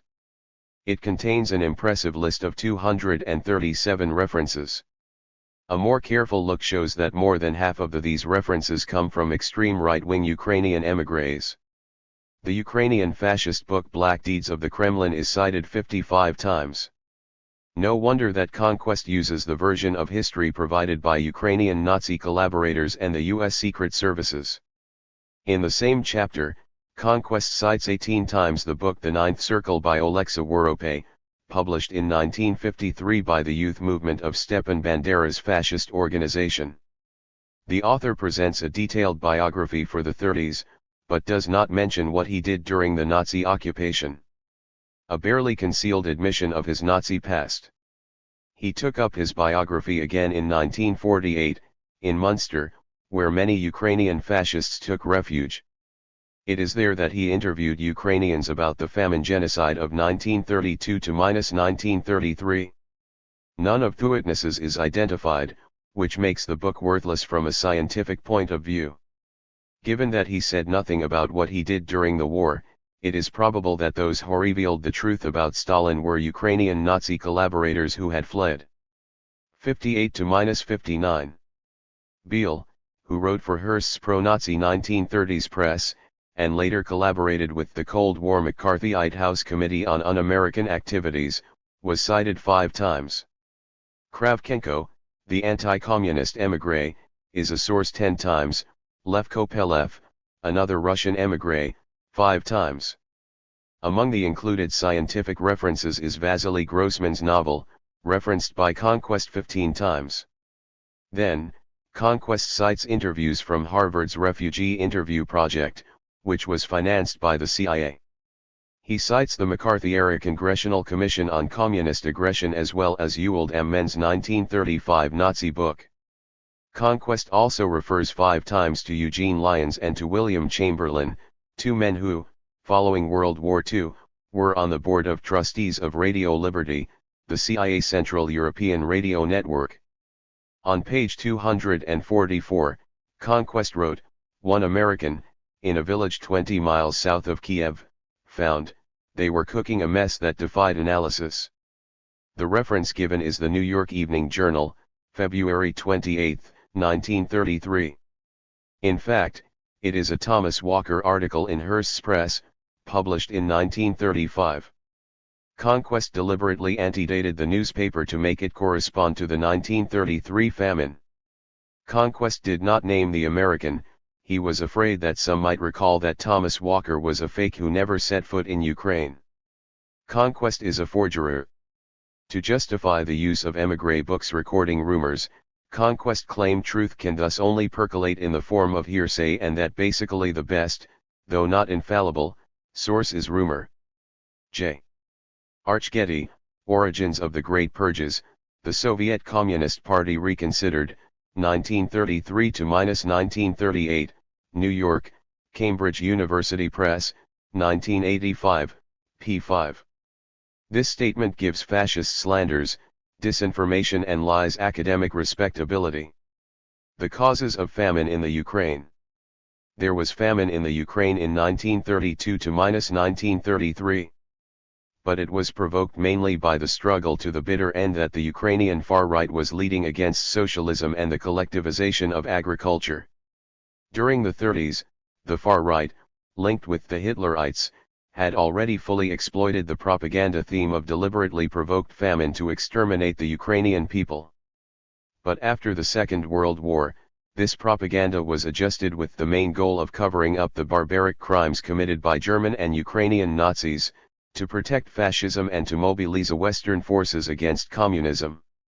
In fact, since the beginning of the 50s, the reality of the extermination of 6 million Jews had imposed itself on the world conscience. The world right-wing forces needed a greater number of deaths caused by communist terror.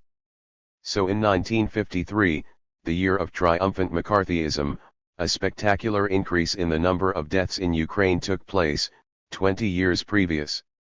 Since the Jews had been killed in a scientific, deliberate, and systematic manner, the extermination of the Ukrainian people also had to take the form of a genocide committed in cold blood. And the far right, which vehemently denies the Holocaust of the Jews, invented the Ukrainian genocide. The 1932–1933 Ukrainian famine had 4 causes. First of all, It was provoked by civil war led by the kulaks and the nostalgic reactionary elements of Tsarism against the collectivization of agriculture. Frederick Schumann traveled as a tourist in Ukraine during the famine period. Once he became professor at Williams College, he published a book in 1957 about the Soviet Union. He spoke about famine. Their kulak opposition took the initial form of slaughtering their cattle and horses in preference to having them collectivized. The result was a grievous blow to Soviet agriculture, for most of the cattle and horses were owned by the kulaks. Between 1928 and 1933 the number of horses in the USSR declined from almost 30 million to less than 15 million, of horned cattle from 70 million. Including 31,000,000 cows, to 38 million, including 20 million cows, of sheep and goats from 147 million to 50 million, and of hogs from 20 million to 12 million. Soviet rural economy had not recovered from this staggering loss by 1941. Some kulaks murdered officials, set the torch to the property of the collectives, and even burned their own crops and seed grain. More refused to sow or reap, perhaps on the assumption that the authorities would make concessions and would in any case feed them. The aftermath was the Ukraine famine of 1932–33. Lurid accounts, mostly fictional, appeared in the Nazi press in Germany and in the Hearst press in the United States, often illustrated with photographs that turned out to have been taken along the Volga in 1921. The famine was not, in its later stages, a result of food shortage, despite the sharp reduction of seed grain and harvests flowing from special requisitions in the spring of 1932 which were apparently occasioned by fear of war in Japan. Most of the victims were kulaks who had refused to sow their fields or had destroyed their crops. Total, OPCIT.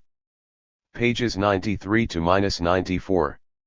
It is interesting to note that this eyewitness account was confirmed by a 1934 article by Isaac Mazepa, leader of the Ukrainian nationalist movement, former premier under Petliura in 1918. He boasted that in Ukraine, the right had succeeded in 1930–1932 in widely sabotaging the agricultural works.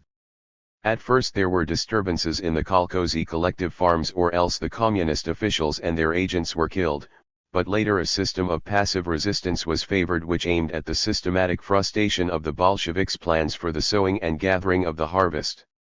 The catastrophe of 1932 was the hardest blow that Soviet Ukraine had to face since the famine of 1921.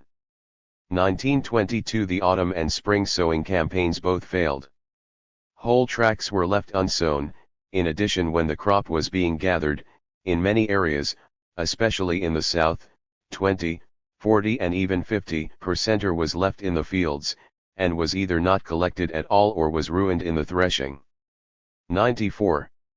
The second cause of the famine was the drought that hit certain areas of Ukraine in 1930, 1931 and 1932. For Professor James E. Mace, who defends the Ukrainian far-right line at Harvard, it is a fable created by the Soviet regime.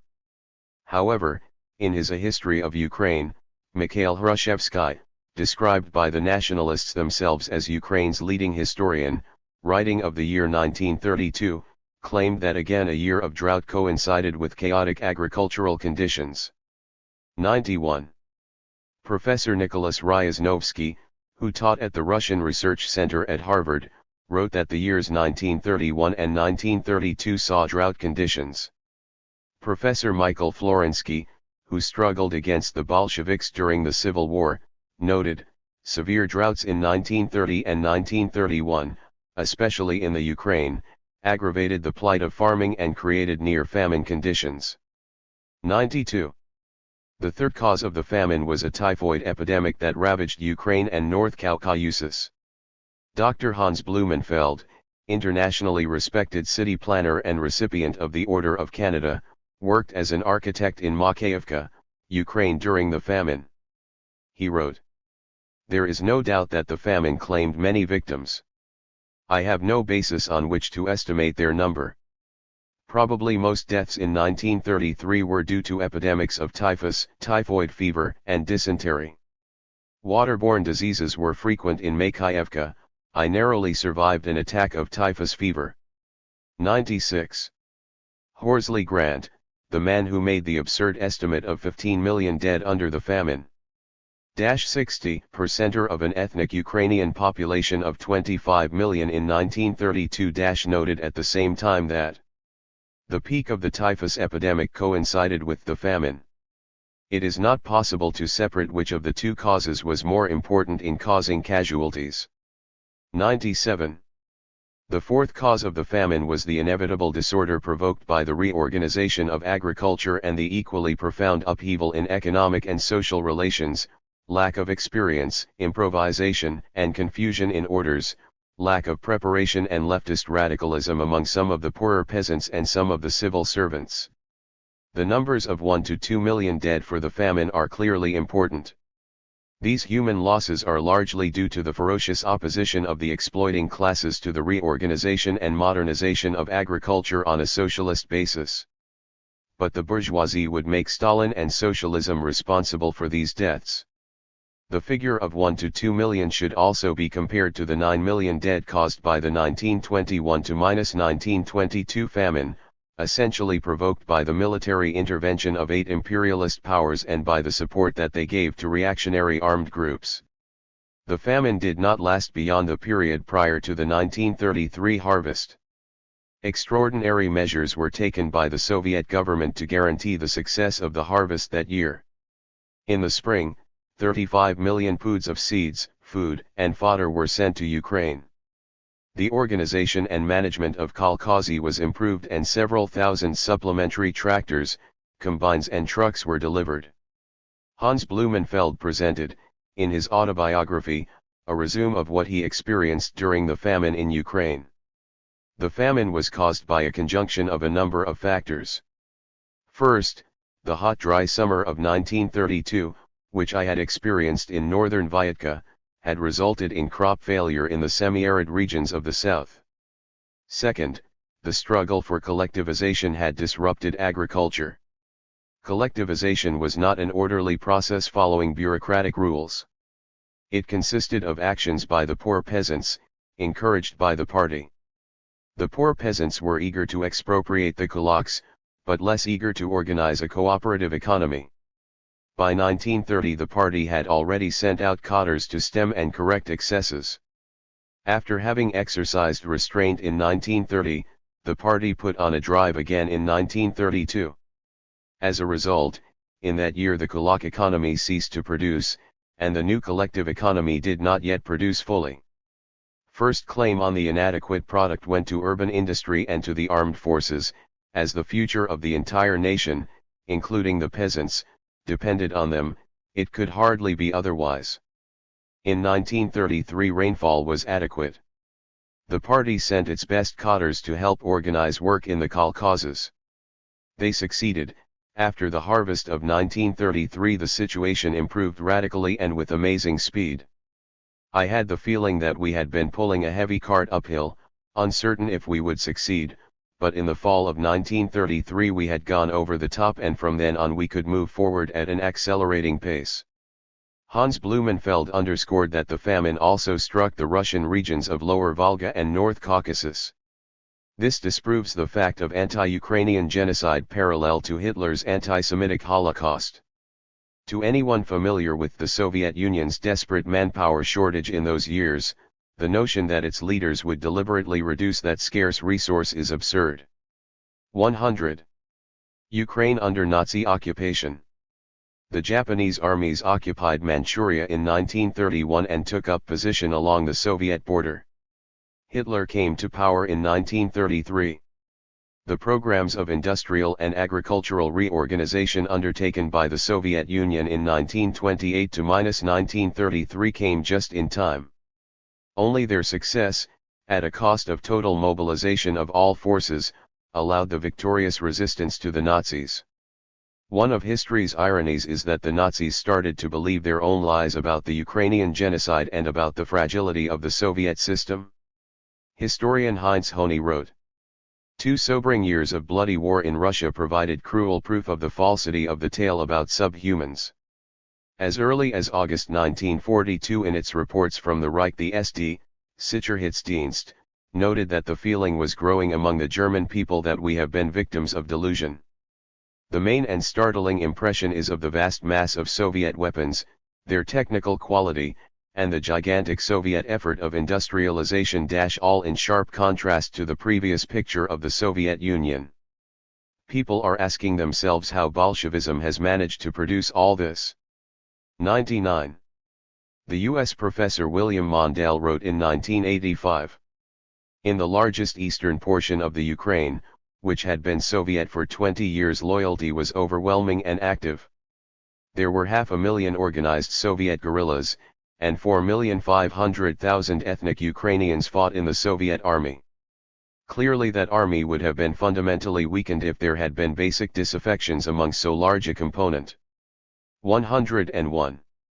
Historian Roman Sporluk admits that the zones of operation of organized Ukrainian nationalism was limited to the former Polish territories, i.e. to Galicia.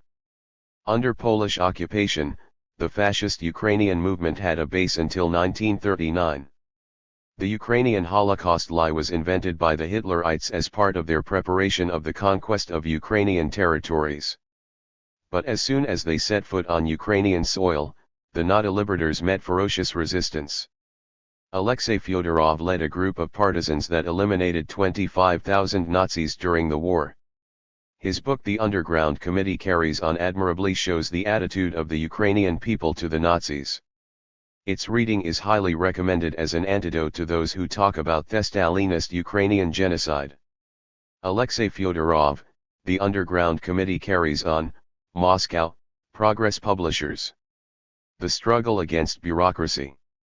Trotsky invented the infamous term Stalinist bureaucracy. While Lenin was still living, late in 1923, he was already maneuvering to seize power within the party. Bureaucratization threatens to provoke a more or less opportunistic degeneration of the old guard. p. 72. In his opposition platform, written in July 1926, his foremost attack was against unbridled bureaucratism. p. 85. And once the Second World War had begun, Trotsky spent his time provoking the Soviet people in acting against the Stalinist bureaucracy as it did previously against the Tsarist bureaucracy and the bourgeoisie. Trotsky, Lettres Auxiliaires Travailleurs d'URSS, May 1940. La lutte anti-bureaucratique en URSS. 2. La Révolution nécessaire 1933–1940, Paris, Union Générale d'Éditions, 1975, pages 301–302. Trotsky always used the word bureaucracy to denigrate socialism. Given this context, it might come as some surprise that throughout the 30s, the party leaders, principally Stalin, Kirov, and Zdanov, devoted a lot of energy to the struggle against the bureaucratic elements within the party and state apparatus. How did the struggle against bureaucratization and bureaucracy define itself in the 30s? Anti-communists against bureaucracy. First, we should make sure that we agree about the meaning of terms. As soon as the Bolsheviks seized power, the right used the word bureaucracy to describe and denigrate the revolutionary regime itself. For the right, any socialist and revolutionary enterprise was detestable, and automatically received the defamatory label of bureaucratic. Right from October 26, 1917, the Mensheviks declared their irreconcilable hostility with the bureaucratic Bolshevik regime, the result of a coup d'état, a regime that could not be socialist because most of the country was peasant, a regime characterized by state capitalism and by the dictatorship against the peasants. This propaganda clearly intended the reversal of the dictatorship of the proletariat imposed under the Bolshevik regime. But, in 1922, faced with the destruction of the productive forces in the countryside and trying to preserve the dictatorship of the proletariat, the Bolsheviks were forced to back off, to make concessions to the individual peasants, to allow them the freedom to buy and sell. The Bolsheviks wanted to create in the countryside a kind of state capitalism, i.e. the development of a small capitalism constrained and controlled by the socialist state. At the same time, The Bolsheviks declared war on bureaucracy. They combated the unchanged habits of the old bureaucratic apparatus and the tendency of new Soviet civil servants to adapt to it. The Mensheviks sought then to return to the political scene by stating, "You, the Bolsheviks, you are now against bureaucracy and you admit to building state capitalism. This is what we said, what we have always said. We were correct." Here is Lenin's answer.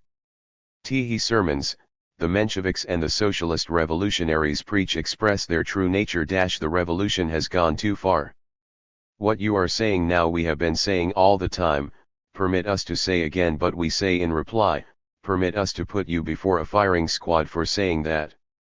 Either you refrain from expressing your views, or, if you insist on expressing your political views publicly in the present circumstances, when our position is far more difficult than it was when the White Guards were directly attacking us, then you will have only yourselves to blame if we treat you as the worst and most pernicious White Guard elements. Lenin, 11th Congress of the R.C.P. B. Works. Volume 33, p. 283. As can be seen above, Lenin vehemently dealt with counter-revolutionaries attacking the so-called bureaucracy to overthrow the socialist regime. Bolsheviks against bureaucratization. Lenin and the Bolsheviks always led a revolutionary struggle against the bureaucratic deviations that, in a backward country, inevitably occurred within the apparatus of the dictatorship of the proletariat. They estimated that the dictatorship was also menaced from inside by the bureaucratization of the Soviet state apparatus. The Bolsheviks had to take part of the old Tsarist state apparatus, which had only been partially transformed in the socialist sense. Furthermore, the party and government apparatus in the countryside posed great problems throughout the country. Between 1928 and 1931, the party accepted 1,400,000 new members. Among this mass, many were in fact political illiterates. They had revolutionary sentiments, but no real communist knowledge. Kulaks, old Tsarist officers and other reactionaries easily succeeded in infiltrating the party. All those who had a certain capacity for organization were automatically accepted into the party, as there were so few cadres.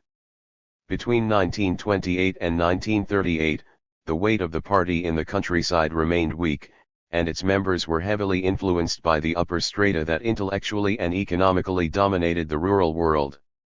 These factors all lead to problems of bureaucratic degeneration.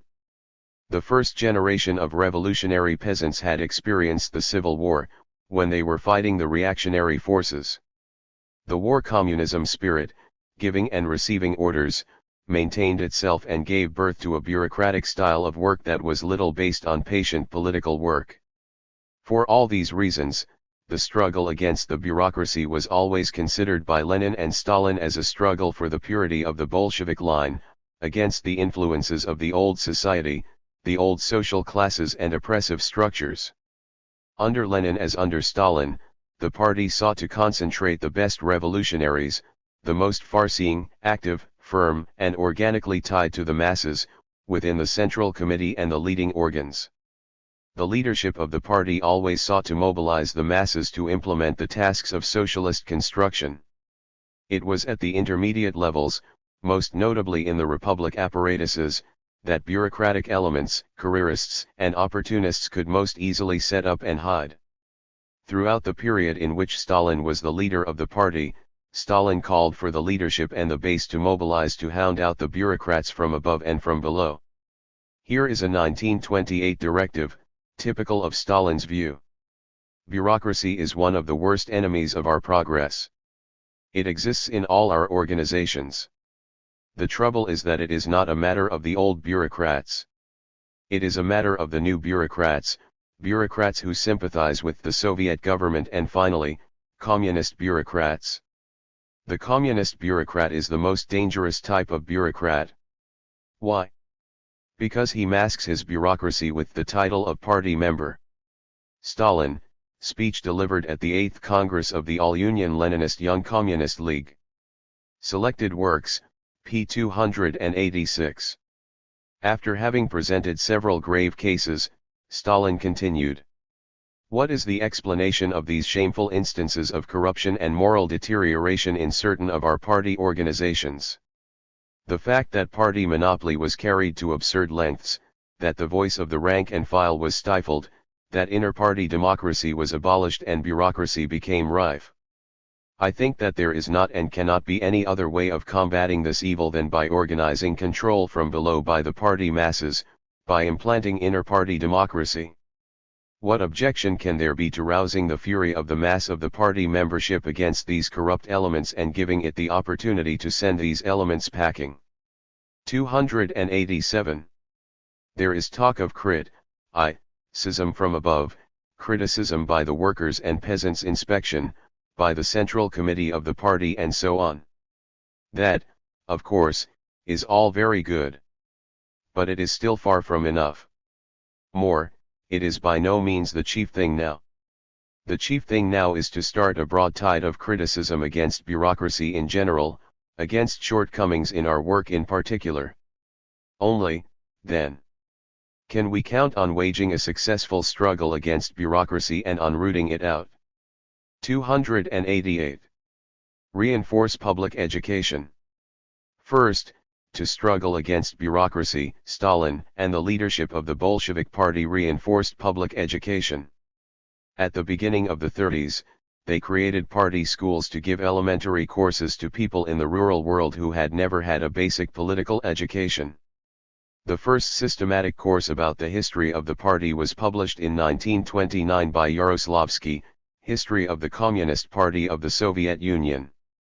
It is a well-written book. In 1938, a second shorter version was written under Stalin's supervision, History of the Communist Party of the Soviet Union, Bolsheviks short course. Between 1930 and 1933, the number of party schools increased from 52,000 to more than 200,000 and the number of students from 1 million to 4,500,000. It was a remarkable effort to give a minimum of political coherence to hundreds of thousands who had just entered the party. 22. Regularly purge the party.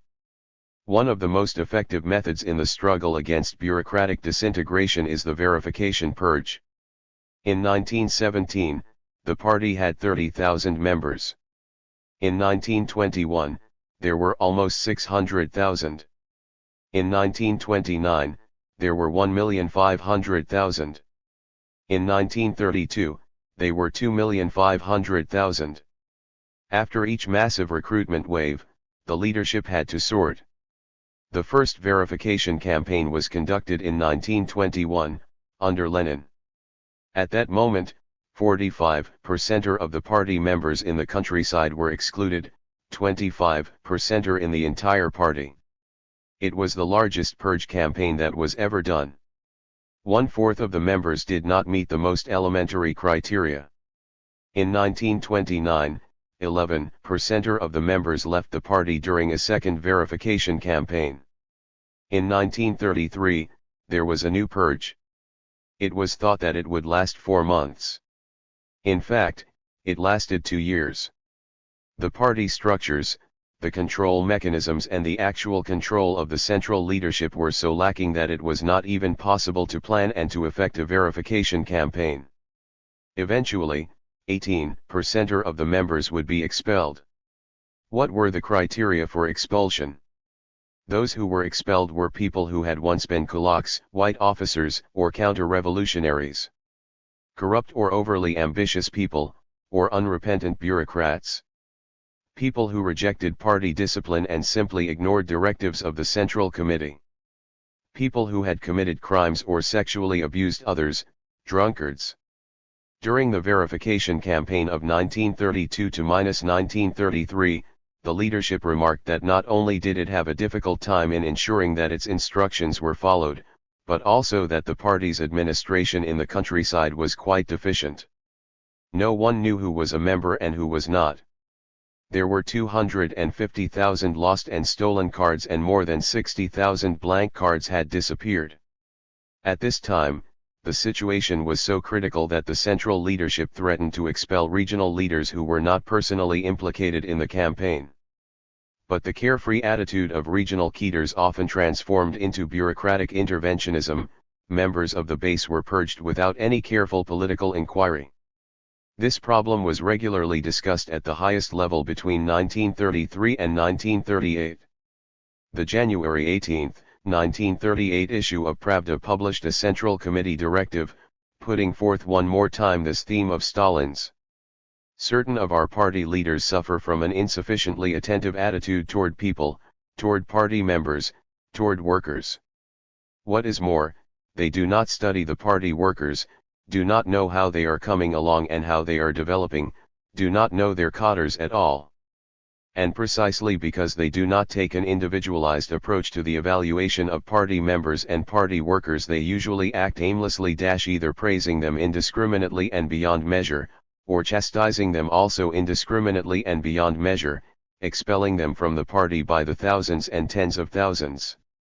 But only persons who are in essence profoundly anti-party can take such an approach to party members. On deficiencies in party work and measures for liquidating Trotskyites and other double dealers. McNeil, OPCIT. p. 183. In this document, Stalin and the rest of the leadership deal with the correct means for purging the party of undesirable elements who infiltrated the base. But the text was already outlining a completely new form of purge, the one that would clean out the party leadership of the most bureaucratized elements. Two of Stalin's preoccupations can be found therein: an individual approach must be adopted towards all cadres and members, and one must know personally and in depth one's collaborators and subordinates. In the chapter on the anti-fascist work, we will show how Stalin himself undertook these tasks. The struggle for revolutionary democracy. To finish with bureaucracy, the leadership began a struggle for democracy within the party. It is on this basis of difficulties in applying the instructions during the purification campaign that on December 17, 1934, the Central Committee focused for the first time on more fundamental problems. It criticized bureaucratic methods of leadership, where essential questions are treated by small groups of cadres without any participation from the base. On March 29, 1935, Zdanov passed a resolution in Leningrad, criticizing certain leaders for neglecting education work and only doing economic tasks. Ideological tasks disappeared in paperwork and bureaucracy. The resolution underscored that the leaders must know the qualities and capacities of their subordinates. Evaluation reports of their work were needed, as were closer contacts between leaders and cadres and a political line of promoting new cadres. 99. On May 4, Stalin spoke about this subject. He condemned he outrageous attitude towards people, towards cadres, towards workers, which we not infrequently observe in practice.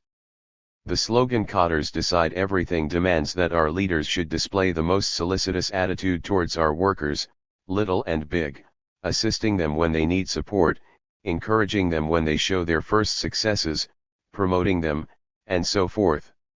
Yet in practice we meet in a number of cases with a soulless, bureaucratic, and positively outrageous attitude towards workers. Stalin, Address to the Graduates of the Red Army Academies. Leninism, p. 364. Archgetty, in his brilliant study, Origins of the Great Purges, makes the following comment. The party had become bureaucratic, economic, mechanical, and administrative to an intolerable degree. Stalin and other leaders at the center perceived this as an ossification, a breakdown, and a perversion of the party's function. Local party and government leaders were no longer political leaders but economic administrators. They resisted political control from both above and below and did not want to be bothered with ideology, education, political mass campaigns, or the individual rights and careers of party members. The logical extension of this process would have been the conversion of the party apparatus into a network of locally despotic economic administrations. The evidence shows that Stalin, Zdanov, and others preferred to revive the educational and agitational functions of the party, to reduce the absolute authority of local satraps, and to encourage certain forms of rank-and-file leadership. The party elections in 1937, a revolution. Finally, In February 1937, a crucial meeting of the Central Committee addressed the question of democracy and the struggle against bureaucratization. It was that same meeting that decided upon the organization of the purge against enemy elements. It is important to note that several days of the February 1937 Central Committee dealt with the problem of democracy within the party, democracy which should reinforce the revolutionary character of the organization, hence its capacity to discover enemy elements that had infiltrated it. Reports by Stalin and Zdanov dealt with the development of criticism and self-criticism, about the necessity of cadres to submit reports to their respective bases. For the first time, secret elections were organized in the party, with several candidates and after a public discussion of all candidatures. The February 27, 1937 Central Committee resolution indicates the practice of co-opting members of party committees must be liquidated. Each party member must be afforded an unlimited right of recalling candidates and criticizing them. The preparation of party organizations for elections to the USSR Supreme Soviet under the new electoral system and the corresponding reorganization of party political work, February 27, 1937. McNeill, p. 187. When the German fascists occupied the Soviet Union, they discovered all the archives of the party committee for the western region of Smolensk. All the meetings, all the discussions, all the regional committee and central committee directives, everything was there. The archive contains the proceedings of the electoral meetings that followed the Central Committee meeting of February 1937. It is therefore possible to know how things actually took place, at the local level. Archgetty described a number of typical examples of the 1937 elections in the Western region. For the positions of District Committee, 34 candidates were first presented for 7 positions. There was a discussion of each candidate. Should a candidate wish to withdraw, a vote was made to see if the members accepted. All votes were secret. Finally, during the May 1937 electoral campaign, for the 54,000 party base organizations for which we have data, 55% of the directing committees were replaced. In the Leningrad region, 48% of the members of the local committees were replaced. 158. Getty noted that this was the most important, most general, and most effective anti-bureaucratic campaign that the party ever effected. But at the regional level, which constituted the main level of decision-making, very little changed. In the regions, since the beginning of the 20s, individuals and clans had solidly entrenched themselves and held a virtual power monopoly. Even this massive anti-bureaucratic campaign could not budge them. The Smolensk archives contain the written proof. The party secretary of the Western Region Committee was named Rumiantsev. He was a Central Committee member, as were several other regional leaders. The report of the meeting electing the regional secretary is in the Smolensk archive. 5 pages state that the situation was good and satisfactory. Then follow 9 pages of harsh criticism that indicate that nothing was working well. All the criticisms that the Central Committee had formulated against bureaucracy within the party were taken up by the base against Rumiantsev: arbitrary expulsions, worker complaints that were never treated by the regional committee, lack of attention to the economic development of the region, leadership with no connection with the base, etc. The 2 opposing lines within the meeting were clearly expressed in the proceedings. The document shows that the base was able to express itself, but that it was incapable of getting rid of the clans that held a firm grip on the regional apparatus. 162. The same thing took place in almost all the big cities. Krynitsky, the first secretary of Saratov, had been criticized by name in the party press by Zdanov. However, he succeeded in getting himself re-elected. Under fire from both the central leadership of the party and from the base, the regional fiefdoms were able to hold on. 164. They would be destroyed by the Great Purge of 1937 to -1938. The Great Purge. No episode in Soviet history has provoked more rage from the old bourgeois world than the Purge of 1937 to -1938. The unnuanced denunciation of the purge can be read in identical terms in a neo-Nazi pamphlet, in a work with academic pretensions by Zbigniew Brzezinski, in a Trotskyist pamphlet, or in a book by the Belgian army chief ideologue. Let us just consider the last, Henry Bernard, a former Belgian Secret Service officer, professor emeritus at the Belgian Royal Military College. He published in 1982 a book called Le Communisme et l'Aveuglement Occidental, Communism and Western Blindness. In this work, Bernard mobilizes the sane forces of the West against an imminent Russian invasion. Regarding the history of the USSR, Bernard's opinion about the 1937 purge is interesting on many counts. Stalin would use methods that would have appalled Lenin. The Georgian had no trace of human sentiment. Starting with Kirov's assassination, in 1934, the Soviet Union underwent a bloodbath, presenting the spectacle of the revolution devouring its own sons. Stalin, said Deutscher, offered to the people a regime made of terror and illusions. Hence, the new liberal measures corresponded with the flow of blood of the years 1936 to 1939. It was the time of those terrible purges, of that dreadful spasm. The interminable series of trials started. The old guard of heroic times would be annihilated. The main accused of all these trials was Trotsky, who was absent. He continued without fail to lead the struggle against Stalin, unmasking his methods and denouncing his collusion with Hitler. Pages 50, 52 to 53. So, the historian of the Belgian army likes to quote Trotsky and Trotskyists. He defends the old Bolshevik guard, and he even has a kind word for Lenin, but under Stalin, the inhuman monster, blind and dreadful terror dominated. Before describing the conditions that led the Bolsheviks to purge the party in 1937 to 1938, let us consider what a bourgeois specialist who respects the facts knows about this period of Soviet history.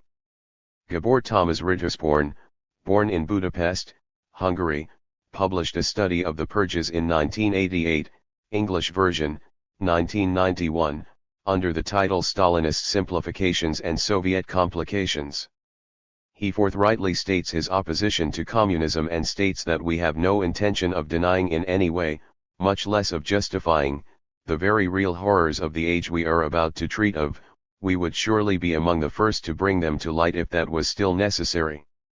Gabor Tamás Rittersporn, Stalinist Simplifications and Soviet Complications, Social Tensions and Political Conflict in the USSR, 1933 to 1953, Ch.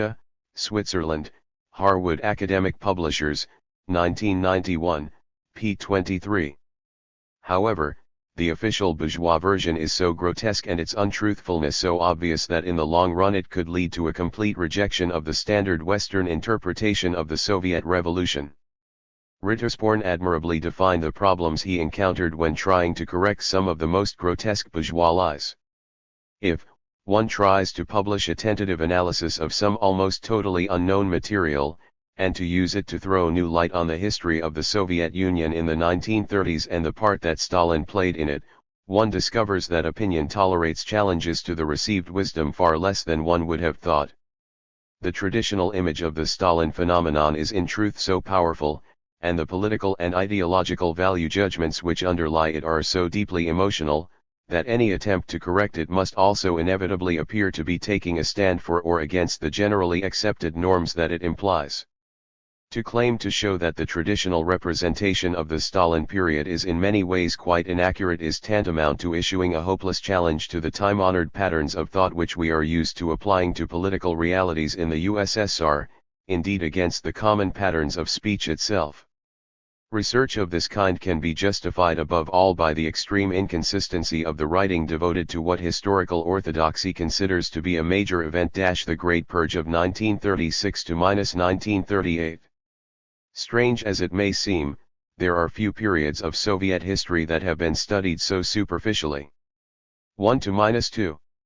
There is every reason to believe that if the elementary rules of source analysis have tended to be so long ignored in an important area of Soviet studies, it is because the motives of delving in this period of the Soviet past have differed markedly from the usual ones of historical research. In fact, even the most cursory reading of the classic works makes it hard to avoid the impression that in many respects these are often more inspired by the state of mind prevailing in some circles in the West, than by the reality of Soviet life under Stalin. The defense of hallowed Western values against all sorts of real or imaginary threats from Russia, the assertion of genuine historical experiences as well as of all sorts of ideological assumptions. 23. In other words, Rittersporn is saying, look, I can prove that most of the current ideas about Stalin are absolutely false. But to say this requires a giant hurdle. If you state, even timidly, certain undeniable truths about the Soviet Union in the 30s, you are immediately labeled Stalinist. Bourgeois propaganda has spread a false but very powerful image of Stalin, an image that is almost impossible to correct, since emotions run so high as soon as the subject is broached. The books about the purges written by great Western specialists, such as Conquest, Deutscher, Scapiro, and Feinsod, are worthless, superficial, and written with the utmost contempt for the most elementary rules learned by a first-year history student. In fact, these works are written to give an academic and scientific cover for the anti-communist policies of the Western leaders. They present under a scientific cover the defense of capitalist interests and values and the ideological preconceptions of the big bourgeoisie. Here is how the purge was presented by the communists who thought that it was necessary to undertake it in 1937 to 1938. Here is the central thesis developed by Stalin in his March 3, 1937 report, which initiated the purge. Stalin affirmed that certain party leaders proved to be so careless, complacent, and naive. J.V. Stalin, report, and speech in reply to debate at the plenum of the Central Committee of the CPSU. 3-5 March 1937. Works, London, Red Star Press, 1976, Volume 14, p. 241. And lacked vigilance with respect to the enemies and the anti-communists infiltrated in the party. Stalin spoke of the assassination of Kirov, number 2 in the Bolshevik party at the time. The foul murder of Comrade Kirov was the first serious warning which showed that the enemies of the people would resort to duplicity, and resorting to duplicity would disguise themselves as Bolsheviks, as party members, in order to worm their way into our confidence and gain access to our organizations. The trial of the Zinovyevite Trotskyite bloc, in 1936, broadened the lessons of the preceding trials and strikingly demonstrated that the Zinovyevites and Trotskyites had united around themselves all the hostile bourgeois elements, that they had become transformed into an espionage, diversionist, and terrorist agency of the German secret police, that duplicity and camouflage are the only means by which the Zinovyevites and Trotskyites can penetrate into our organizations, that vigilance and political insight are the surest means of preventing such penetration. 242-243.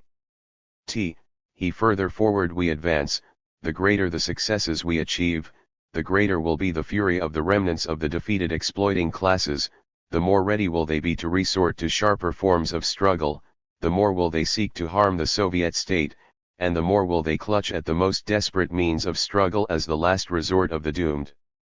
264. How did the class enemy problem pose itself? So, in truth, who were these enemies of the people, infiltrated in the Bolshevik party? We give 4 important examples. Boris Bazanov. During the civil war that killed 9 million, the bourgeoisie fought the Bolsheviks with arms. Defeated, what could it do? Commit suicide? Drown its sorrow in vodka? Convert to Bolshevism? There were better options. As soon as it became clear that the Bolshevik Revolution was victorious, elements of the bourgeoisie consciously infiltrated the party, to combat it from within and to prepare the conditions for a bourgeois coup d'état. Boris Bazanov wrote a very instructive book about this subject, called Avec Stalin dans le Kremlin, with Stalin in the Kremlin. Bazanov was born in 1900, so he was 17 to 19 years old during the revolution in Ukraine, his native region. In his book, Bazanov proudly published a photocopy of a document, dated August 9, 1923, naming him assistant to Stalin. The decision of the Organization Bureau reads, Comrade Bazanov is named assistant to Comrade Stalin, secretary of the CC. Bazanov made this comment, soldier of the anti-Bolshevik army, I had imposed upon myself the difficult and perilous task of penetrating right into the heart of the enemy headquarters. I had succeeded. Boris Bazanov, Avec Stalin dans le Kremlin, Paris, Les Editions de France, 1930, pages 2. 3. The young Bazanov, as Stalin's assistant, had become secretary of the Politburo and had to take notes of the meetings. He was 23 years old. In his book, written in 1930, he explained how his political career started, when he saw the Bolshevik army arrive in Kiev. He was 19 years old. The Bolsheviks seized it in 1919, sowing terror. To spit at them in their face would have only given me 10 bullets. I took another path. To save the elite of my city, I covered myself with the mask of communist ideology. 7. Starting in 1920, the open struggle against the Bolshevik plague ended. To fight against it from outside had become impossible. It had to be mined from within. A Trojan horse had to be infiltrated into the communist fortress. All the threads of the dictatorship converged in the single knot of the Politburo. The coup d'état would have to come from there. 4-5. During the years 1923-1924, Bazanov attended all the meetings of the Politburo.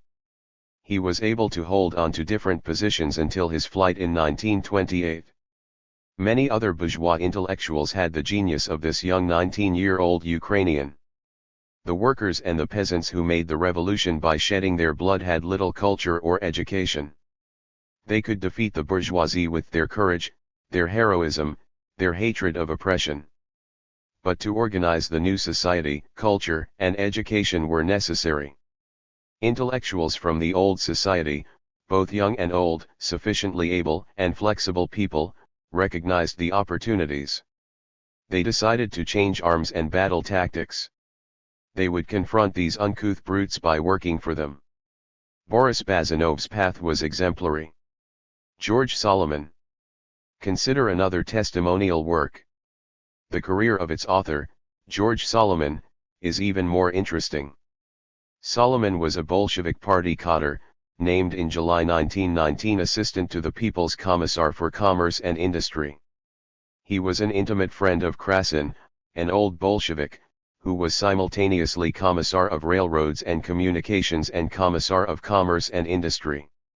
In short, we have two members of the old guard of the heroic times so dear to Henry Bernard of the Belgian Military Academy. In December 1919, Solomon returned from Stockholm to Petrograd, where he hurried to see his friend Krasin and ask him about the political situation. According to Solomon, the response was, "You want a resume of the situation? It is, the immediate installation of socialism, an imposed utopia, including the most extreme of stupidities.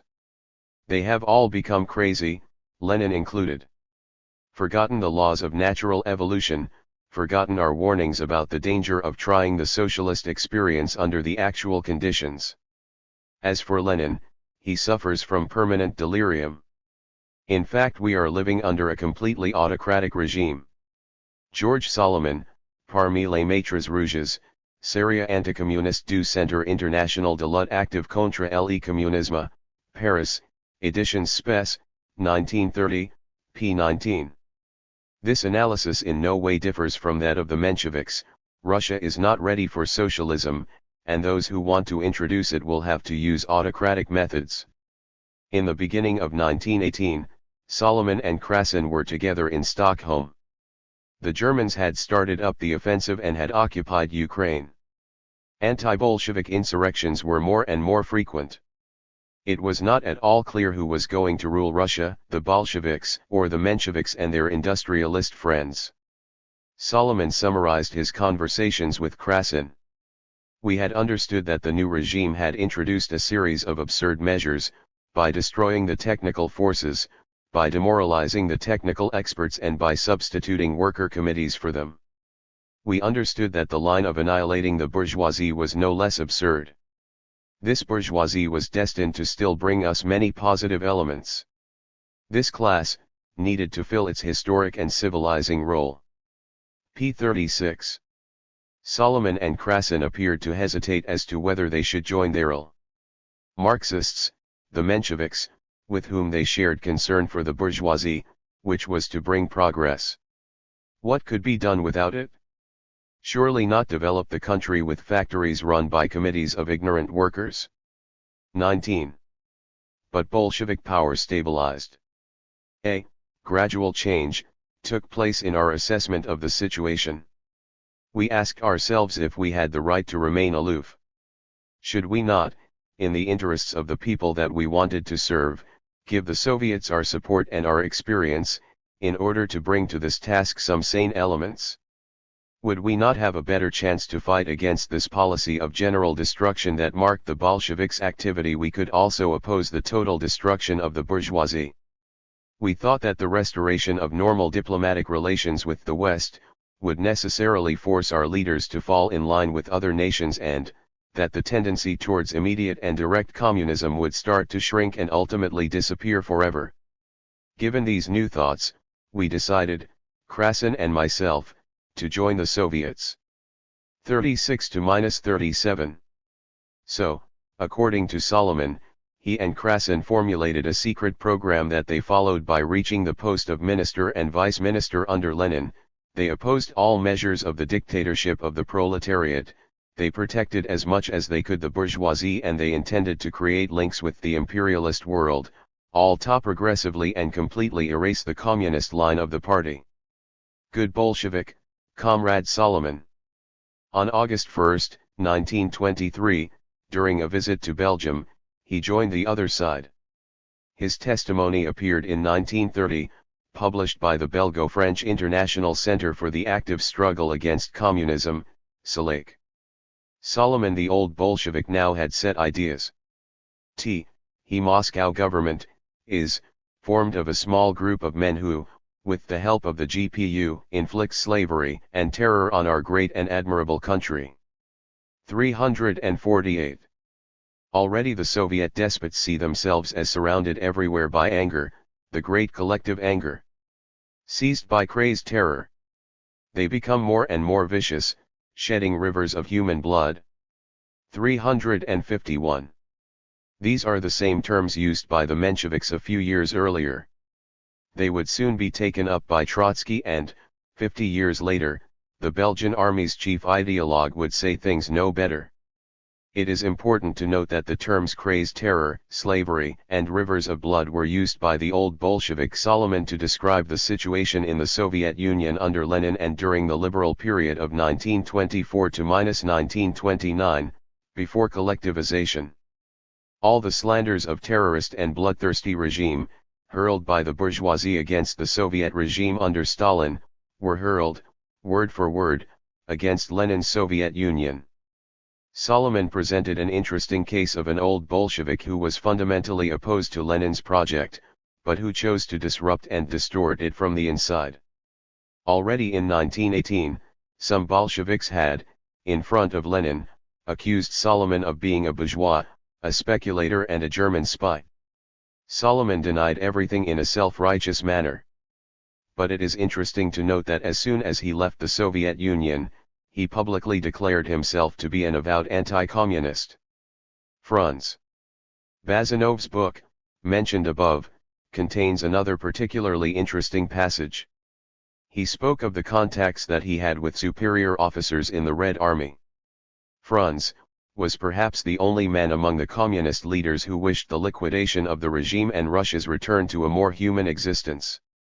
At the beginning of the revolution, Franz was Bolshevik. But he entered the army, fell under the influence of old officers and generals, acquired their traditions and became, to the core, a soldier.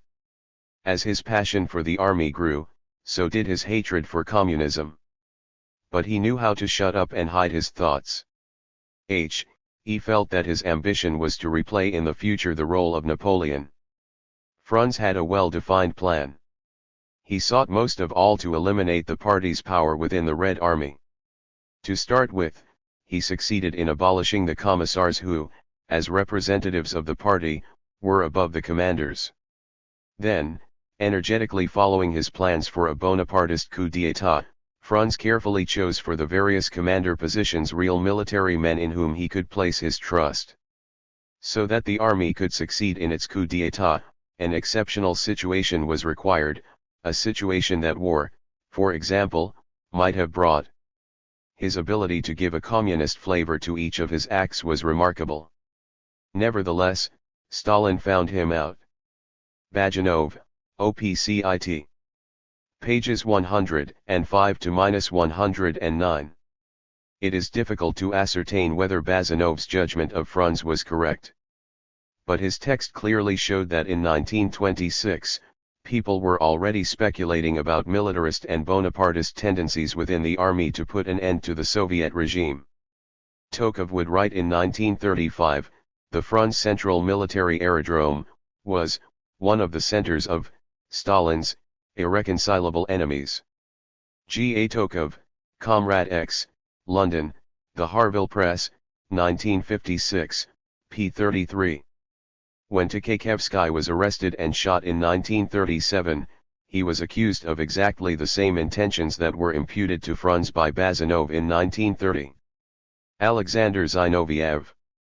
In 1939, Alexander Zinoviev, a brilliant student, was 17 years old. I could see the differences between the reality and the ideals of communism. I made Stalin responsible for this difference. Zinoviev, OPCIT. p. 105. This sentence perfectly describes petit bourgeois idealism, which is quite willing to accept communist ideals, but abstracts itself from social and economic reality, as well as from the international context under which the working class built socialism. Petit bourgeois idealists reject communist ideals when they must face the bitterness of class struggle and the material difficulties they meet when building socialism. I was already a confirmed anti-Stalinist at the age of 17, claimed Zinoviev. 104. I considered myself a neo-anarchist. 126. He passionately read Bakunin and Kropotkin's works, then those of Gelyabov and the populists. 110, 118. The October Revolution was made in fact so that apparatchiks could have their state car for personal use, live in sumptuous apartments and dachas. It aimed at setting up a centralized and bureaucratic state. 111, 113. The idea of the dictatorship of the proletariat was nonsense. 115. Zinoviev continued. The idea of killing Stalin filled my thoughts and feelings. I already had a penchant for terrorism. We studied the technical possibilities of an attack, during the parade in Red Square. We would provoke a diversion that would allow me, armed with a pistol and grenades, to attack the leaders. 118, 120.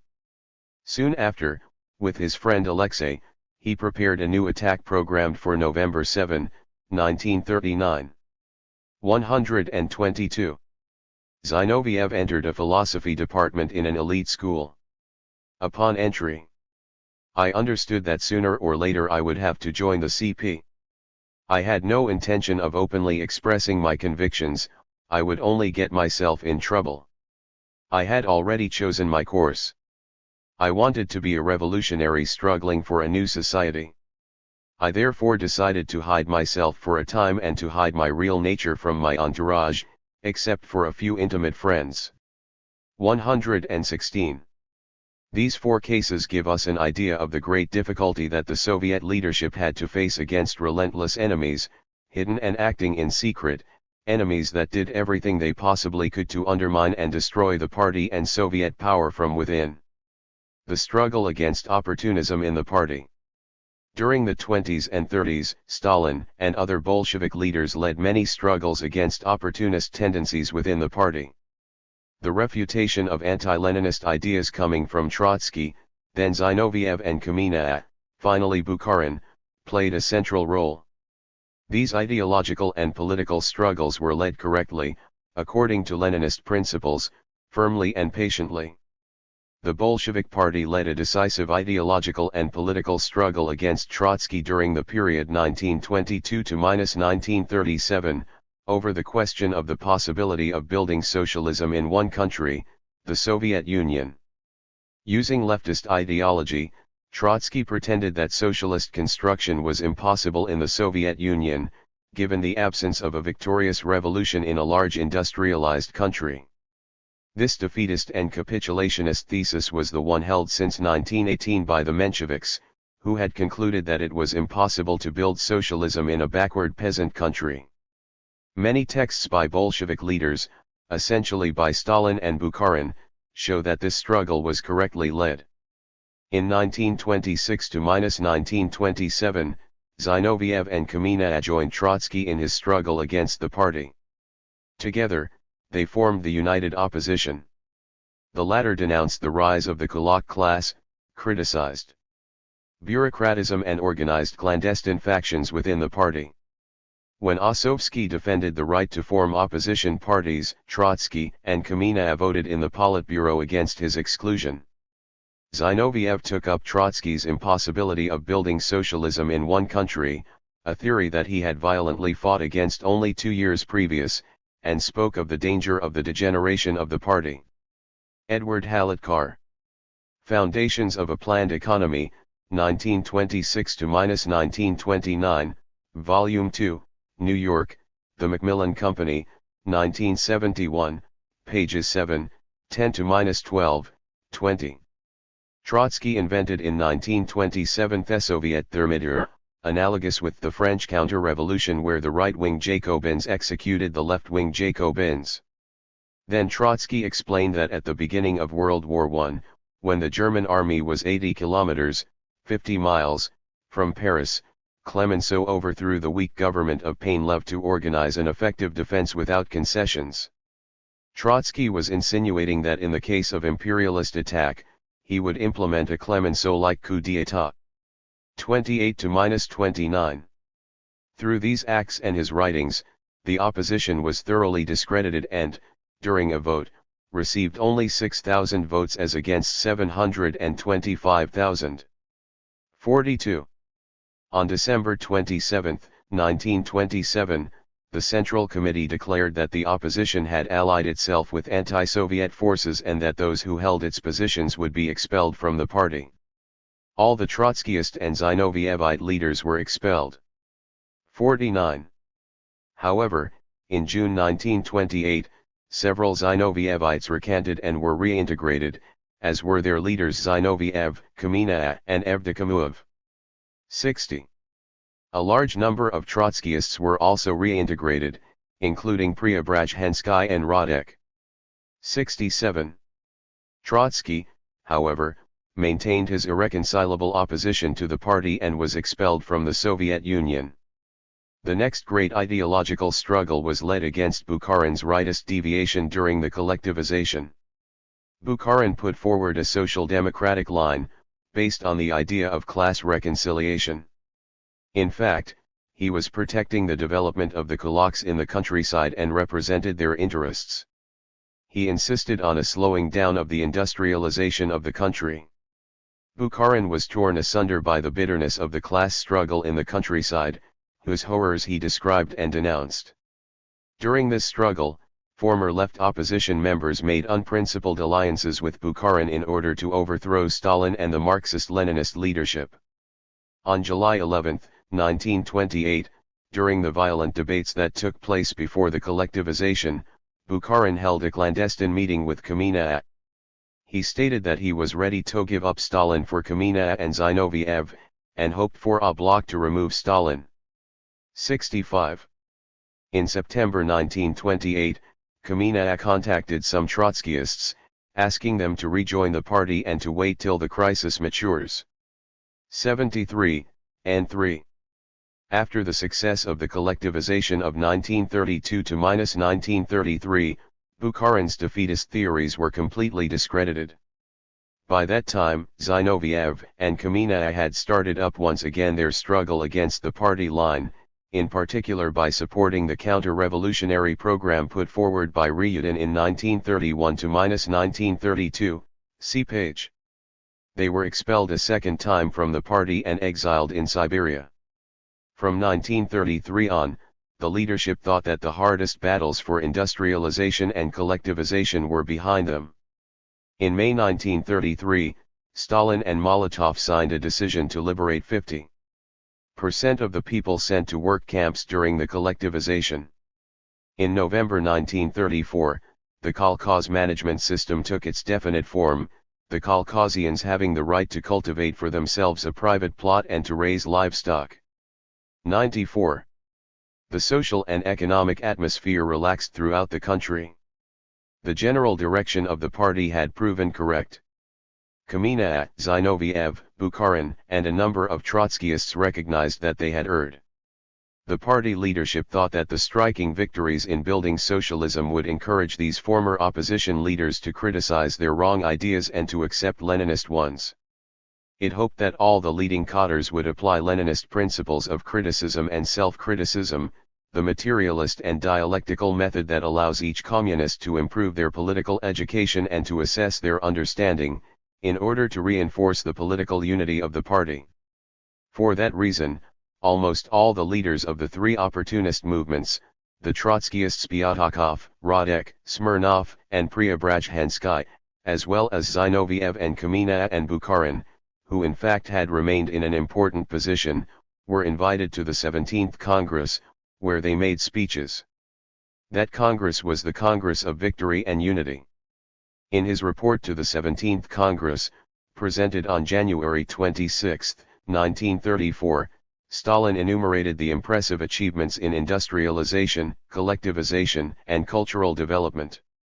After having noted the political victory over the Trotskyist group and over the bourgeois nationalists, he stated, "The anti-Leninist group of the right deviators has been smashed and scattered. Its organizers have long ago renounced their views and are now trying in every way to expiate the sins they committed against the party." Stalin, Report to the 17th Party Congress on the work of the Central Committee of the C.P.S.U. B. Selected Works, p. 404. During the Congress, all the old opponents acknowledged the tremendous successes achieved since 1930. In his concluding speech, Stalin stated, "It has been revealed that there is extraordinary ideological, political, and organizational solidarity in the ranks of the party." Stalin, instead of a reply to the discussion, Works, Volume 13, p. 404. Stalin was convinced that the former deviationists would in the future work loyally to build socialism. "We have smashed the enemies of the party. But remnants of their ideology still live in the minds of individual members of the party, and not infrequently they find expression." And he underscored the persistence of the survivals of capitalism in economic life and, still less, in the minds of people. That is why we cannot say that the fight is ended and that there is no longer any need for the policy of the socialist offensive. Stalin, Report, OPCIT. Pages 405 to -406. A detailed study of the ideological and political struggle that took place in the Bolshevik leadership from 1922 to 1934 refutes many well-ingrained lies and prejudices. It is patently false that Stalin did not allow other leaders to express themselves freely and that he ruled like a tyrant over the party. Debates and struggles took place openly and over an extended period of time. Fundamentally different ideas confronted each other violently, and socialism's very future was at stake. Both in theory and in practice, the leadership around Stalin showed that it followed a Leninist line and the different opportunist factions expressed the interests of the old and new bourgeoisies. Stalin was not only careful and patient in the struggle, he even allowed opponents who claimed that they had understood their errors to return to the leadership. Stalin really believed in the honesty of the self-criticisms presented by his former opponents. The trials and struggle against revisionism and enemy infiltration. On December 1, 1934, Kirov, number 2 in the party, was assassinated in his office in the party headquarters in Leningrad. The assassin, Nikolaev, had entered simply by showing his party card. He had been expelled from the party, but had kept his card. The counter-revolutionaries in the prisons and in the camps started up their typical slanderous campaign. It was Stalin who killed Kirov. This interpretation of Kirov's murder was spread in the West by the dissident Orlov in 1953. At the time, Orlov was in Spain. In a book that he published after he left for the West in 1938, Orlov wrote about hearsay that he picked up during his brief stays in Moscow. But it was only 15 years later, during the Cold War, that the dissident Orlov would have sufficient insight to make his sensational revelation. Tokov, a member of a clandestine anti-communist organization, wrote that Kirov was killed by an opposition group and that he, Tokov, had carefully followed the preparations for the assassination. Lyuskov, a member of the NKVD who fled to Japan, confirmed that Stalin had nothing to do with this assassination. 207. Kirov's assassination took place just as the party leadership thought that the most difficult struggles were behind them and that party unity had been re-established. Stalin's first reaction was disorganized and reflected panic. The leadership thought that the assassination of the number 2 man in the party meant the beginning of a coup d'état. A new decree was immediately published, calling for the use of summary procedures for the arrest and execution of terrorists. This draconian measure was the result of the feeling of mortal danger for the socialist regime. At first, the party looked for the guilty within traditional enemy circles, the whites. A few of them were executed. Then, the police found Nikolaev's journal. In it, there was no reference to an opposition movement that had prepared the attack. The inquiry finally concluded that Zinoviev's group had influenced Nikolaev and his friends, but found no evidence of direct implication of Zinoviev, who was sent back to internal exile. The party's reaction showed great disarray. The thesis by which Stalin prepared the attack to implement his diabolical plan to exterminate the opposition is not verified by the facts. The trial of the Trotskyist Zinovievist Center. The attack was followed by a purge from the party of Zinoviev's followers. There was no massive violence. The next few months focused on the great preparations for the new constitution, based on the concept of socialist democracy. 95, 111 to 112, 115 to -116. Only 16 months later, in June 1936, the Kirov dossier was reopened with the discovery of new information. It turned out that in October 1932, a secret organization, including Zinoviev and Kamina, had been formed. The police had proved that Trotsky had sent, early in 1932, clandestine letters to Radek, Sokolnikov, Preobrazhensky and others to incite them to more energetic actions against Stalin. Getty found traces to these letters in Trotsky's archives. 119, p. 245, and 20. In October 1932, the former Trotskyist Goldsman clandestinely met Trotsky's son, Sidov, in Berlin. They discussed a proposal by Smirnov to create a united opposition bloc, including Trotskyists, Zinovievites, and Laminids' followers. Trotsky insisted on anonymity and clandestinity. Soon after, Sidov wrote to his father that the bloc was officially created and that the Safarov-Tarkhanov group was being courted. 119 to -120. Trotsky's bulletin published, using pseudonyms, Goldsman's and Smirnov's reports. Hence, the leadership of the party had irrefutable proof that a plot existed to overthrow the Bolshevik leadership and to put into power a gang of opportunists walking in step with the old exploiting classes. The existence of this plot was a major alarming sign. Trotsky and counter-revolution.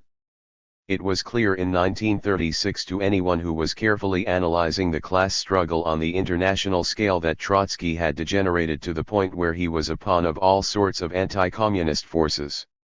Full of himself, he assigned himself a planetary and historic role, more and more grandiose as the clique around him became insignificant. All his energy focused on one thing, the destruction of the Bolshevik Party, thereby allowing Trotsky and the Trotskyists to seize power. In fact, knowing in detail the Bolshevik Party and its history, Trotsky became one of the world's specialists in the anti-Bolshevik struggle. To show his idea, we present here some of the public declarations that Trotsky made before the reopening of the Kirov affair in June 1936.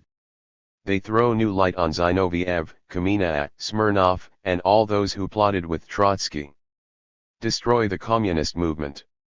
Trotsky declared in 1934 that Stalin and the communist parties were responsible for Hitler's rise to power.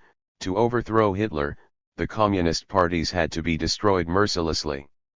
Hitler's victory arose by the despicable and criminal policy of the Comintern. No Stalin - no victory for Hitler. Leon Trotsky, are there no limits to the fall? A summary of the 13th Plenum of the Executive Committee of the Communist International, January 18, 1934. Writings of Leon Trotsky, New York, Pathfinder Press, 1973, Volume 6, p. 210. He Stalinist Comintern, as well as the Stalinist diplomacy, assisted Hitler into the saddle from either side. 215. He Comintern bureaucracy, together with social democracy, is doing everything it possibly can to transform Europe, in fact the entire world, into a fascist concentration camp. Leon Trotsky, que signifie la capitulation de Rakovsky? March 31, 1934. La Lut, pp. 59-60. He Comintern provided one of the most important conditions for the victory of fascism.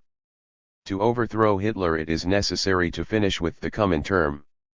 Trotsky, are there no limits to the fall? p. 212. Workers, learn to despise this bureaucratic rabble. 216.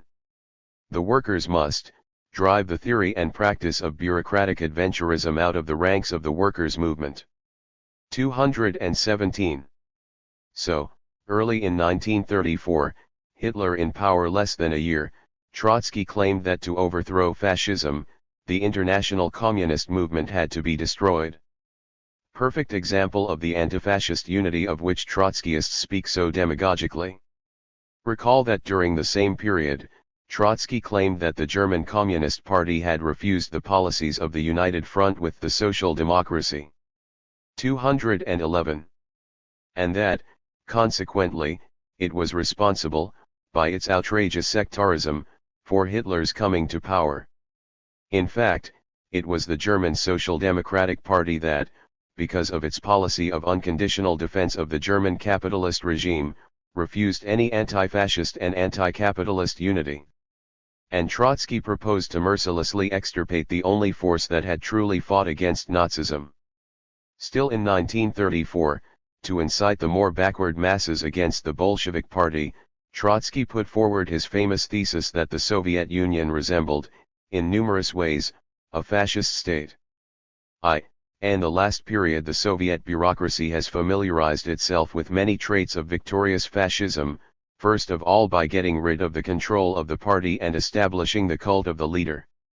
Trotsky, on the eve of the 17th Congress, January 20, 1934. Writings, Volume 6, pp. 223-224. Capitalist restoration is impossible. In the beginning of 1935, Trotsky's position was the following: the restoration of capitalism in the USSR is impossible, the economic and political base of the Soviet regime is safe, but the summit, i.e. the leadership of the Bolshevik Party, is the most corrupt, the most anti-democratic and the most reactionary part of society. Hence, Trotsky took under his wing all the anti-communist forces that were struggling against the most corrupt part of the Bolshevik Party. Within the party, Trotsky systematically defended opportunists, careerists, and defeatists whose actions undermine the dictatorship of the proletariat. Here is what Trotsky wrote at the end of 1934, just after Kirov's assassination, just after Zinoviev and Kamenev were excluded from the party and sentenced to internal exile.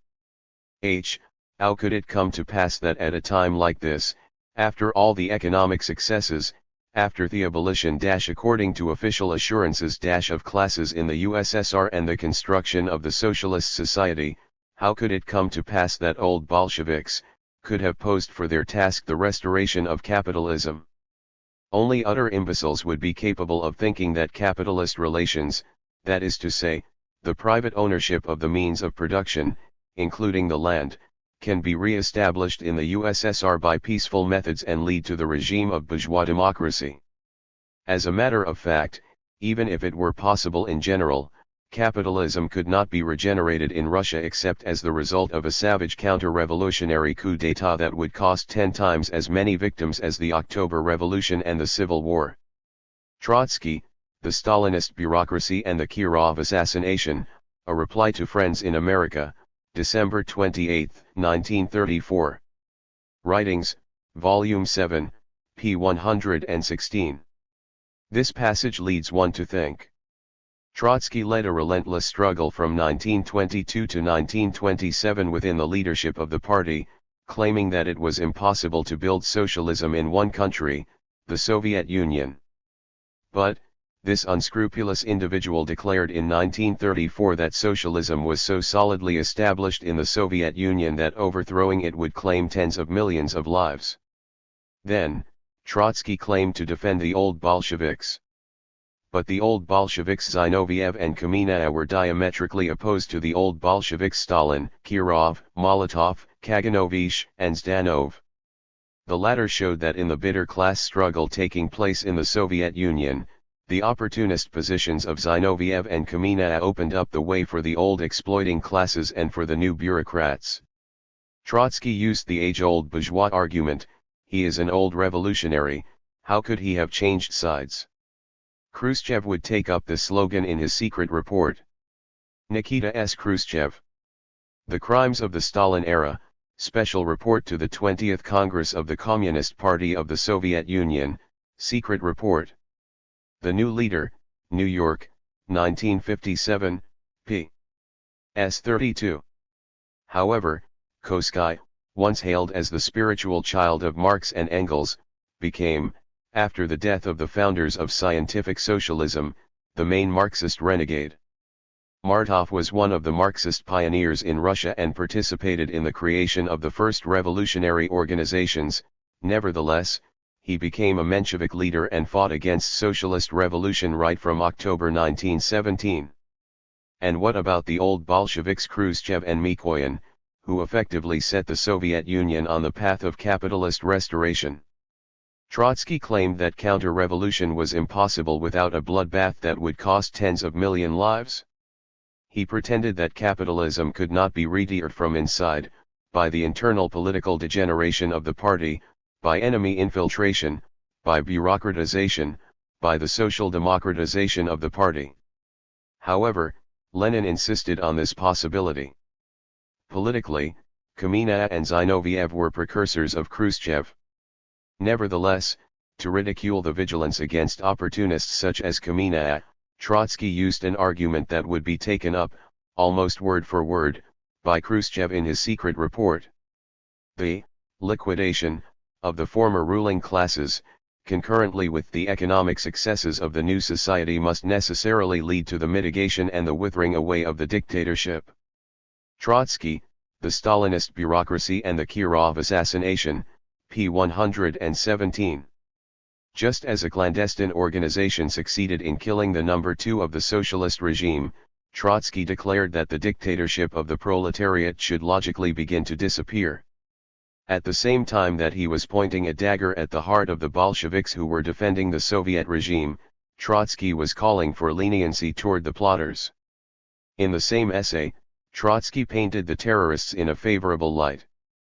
Trotsky declared that Kirov's assassination was a new fact that must be considered of great symptomatic importance. He explained: A terrorist act prepared beforehand and committed by order of a definite organization is, inconceivable unless there exists a political atmosphere favorable to it. The hostility to the leaders in power must have been widespread and must have assumed the sharpest forms for a terrorist group to crystallize out within the ranks of the party youth. If discontent is spreading within the masses of the people, which isolated the bureaucracy as a whole, if the youth itself feels that it is spurned, oppressed, and deprived of the chance for independent development, the atmosphere for terroristic groupings is created. 121-122. Trotsky, while keeping a public distance from individual terrorism, said all he could in favor of Kirov's assassination. You see, the plot and the assassination were proof of a general atmosphere of hostility that isolated the entire bureaucracy.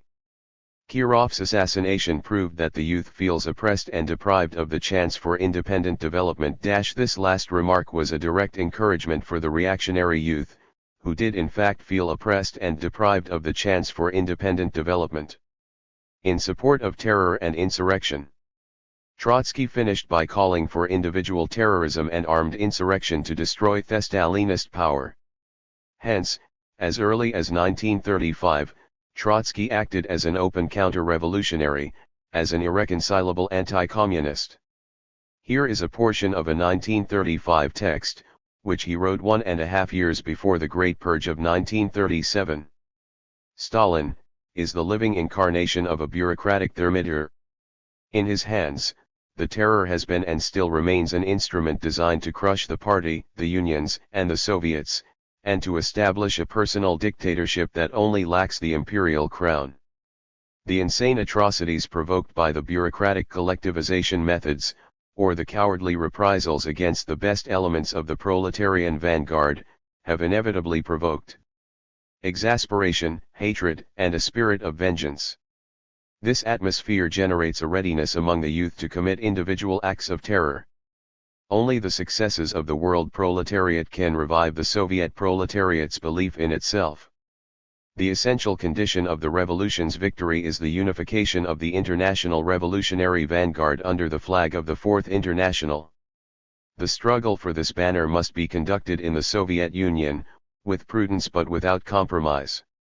The proletariat that made 3 revolutions will lift up its head one more time. The bureaucratic absurdity will try to resist. The proletariat will find a big enough broom. And we will help it. Leon Trotsky, pour sa propre sauvegarde, la bureaucratie entretient la terreur, September 26, 1935. Elle parole policière du Stalinisme, Paris, Union Générale d'Éditions, 1976, pages 85-87. Hence, Trotsky discreetly encouraged individual terror and openly called for a fourth revolution. In this text, Trotsky claimed that Stalin crushed the Bolshevik Party, the unions, and the Soviets. Such an atrocious counter-revolution, declared Trotsky, would necessarily provoke hatred among the youth, a spirit of vengeance and terrorism. This was a thinly veiled call for the assassination of Stalin and other Bolshevik leaders. Trotsky declared that the activity of his acolytes in the Soviet Union had to follow the strictest rules of a conspiracy. It was clear that he would not directly call for individual terror. But he made it clear that such individual terror would inevitably be provoked by the Stalinist crimes. For conspiratorial language, difficult to be clearer.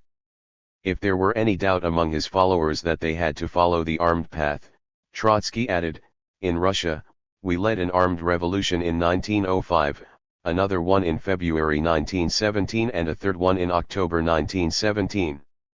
We are now preparing a fourth revolution against the Stalinists. If they should dare resist, we will treat them as we treated the Tsarists and the bourgeois in 1905 and 1917. By calling for an armed revolution in the Soviet Union, Trotsky became the spokesperson for all the defeated reactionary classes, from the kulaks, who had suffered such senseless atrocities at the hands of the bureaucrats during the collectivization, to the Tsarists, including the bourgeois and the white officers. To drag some workers into his anti-communist enterprise, Trotsky promised them the success of the world proletariat that would give back the confidence to the Soviet proletariat. After reading these texts, it is clear that any Soviet communist who learned of clandestine links between Trotsky and existing members of the party would have to immediately denounce those members to the state security. All those who maintained clandestine relations with Trotsky were part of a counter-revolutionary plot aiming to destroy the very foundations of Soviet power, notwithstanding the leftist arguments they used to justify their anti-communist subversion. The Zinoviev-Kamena-Smirnov counter-revolutionary group. Let us come back to the discovery, in 1936, of links between Zinoviev-Kamena-Smirnov and Trotsky's anti-communist group outside the country. The trial of the Zinovievites took place in August 1936. It essentially dealt with elements that had been marginal in the party for several years. The repression against Trotskyists and Zinovievites left the party structures intact. During the trial, the accused referred to Bukharin. But the prosecutor felt that there was not sufficient proof implicating Bukharin and did not pursue investigations in this direction, i.e. towards the leading cadre circles of the party. Nevertheless, the radical tendency within the party leadership published in July 1936 an internal letter that focused on the fact that enemies had penetrated the party apparatus itself, that they were hiding their real intentions and that they were noisily showing their support for the general line in order to better sabotage. It was very difficult to unmask them, the letter noted. The July letter also contained this affirmation: under present conditions, the inalienable quality of every Bolshevik must be the ability to detect the enemy of the party, however well he may be masked. 123. This sentence may appear to some as a summary of Stalinist paranoia. They should carefully read the admission of Tokov, a member of an anti-communist organization within the CPSU. Tokov described his reaction to Zinoviev during a party assembly at the Zhukovsky Military Academy, where he occupied an important position. In this atmosphere, there was only one thing for me to do: go with the tide. I concentrated on Zinoviev and Kamenev. I avoided all mention of Bukharin. But the chairman would not let this pass. Did I or did I not approve of the conclusions Vyshinsky had drawn in regard to Bukharin? I said that Vyshinsky's decision to investigate the activity of Bukharin, Rykov, Tomsky and Uglanov had the approval of the people and the party, and that I completely agreed that the peoples of the Soviet Union and our party had the right to know about the two-faced intrigues of Bukharin and Rykov. From this statement alone my other readers will grasp in what a turgid atmosphere, in what an ultra-conspiratorial manner not even knowing one another's characters we oppositionists of the USSR have to work. Tokov, OPCIT. Pages 60-61. It is therefore clear that at the time of the trial of the Trotskyist Zinovievite bloc, Stalin did not support the radical tendency and kept his faith in the head of the NKVD, Yagoda. The latter was able to orient the trial and significantly restricted the scope of the purge that took place after the discovery of the plot. However, there was already doubt about Yagoda. Several people, including Van Hyenurt, Trotsky's secretary, and Orlov, an NKVD turncoat, have since affirmed that Mark Zaborowski, Sidov's closest collaborator, worked for the Soviet secret services. P 121-122. Under these conditions, could Yagoda really have known nothing about the existence of the Trotsky-Zinoviev bloc until 1936? Or did he hide it? Some within the party were already asking this question.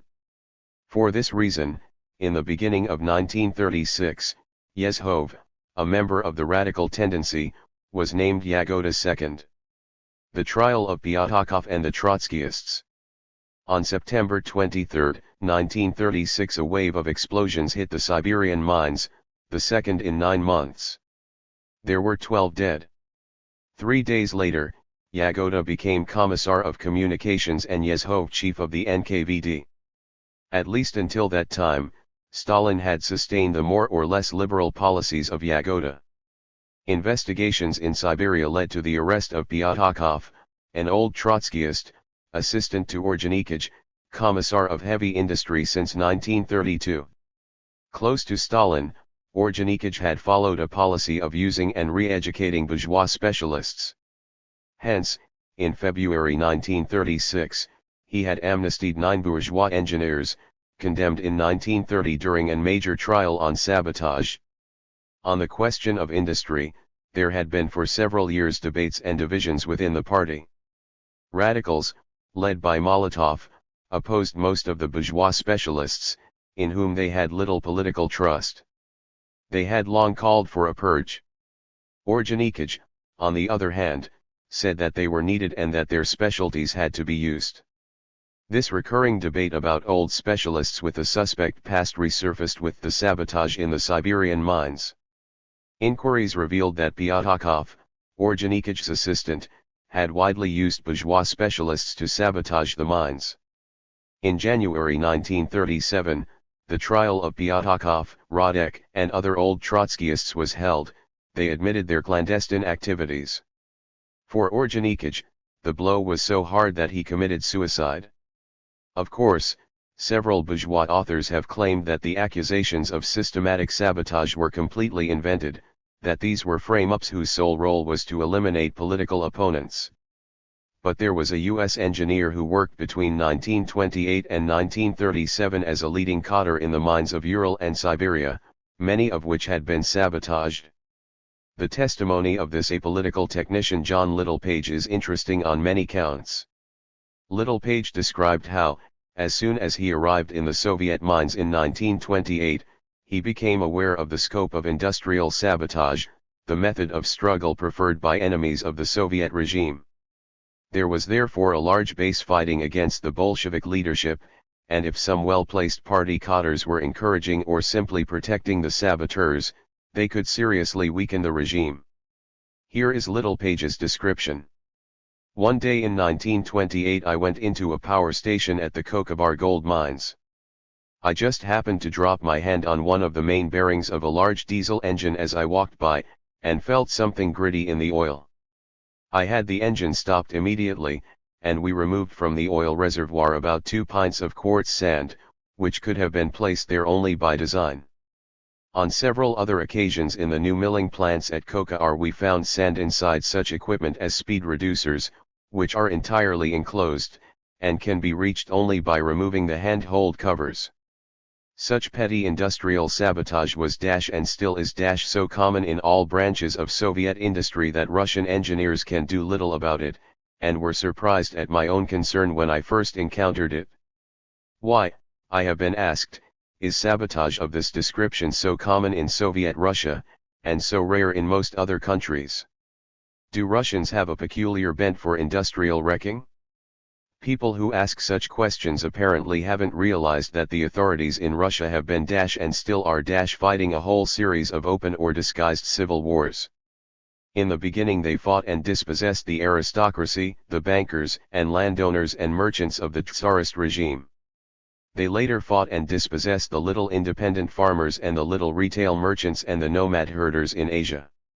Of course it's all for their own good, say the communists.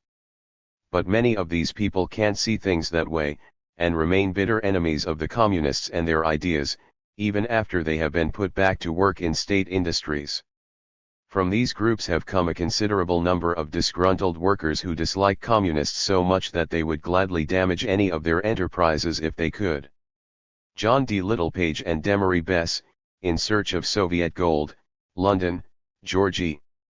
Harrap & Co., 1939, pages 188 to 189. Sabotage in the Urals.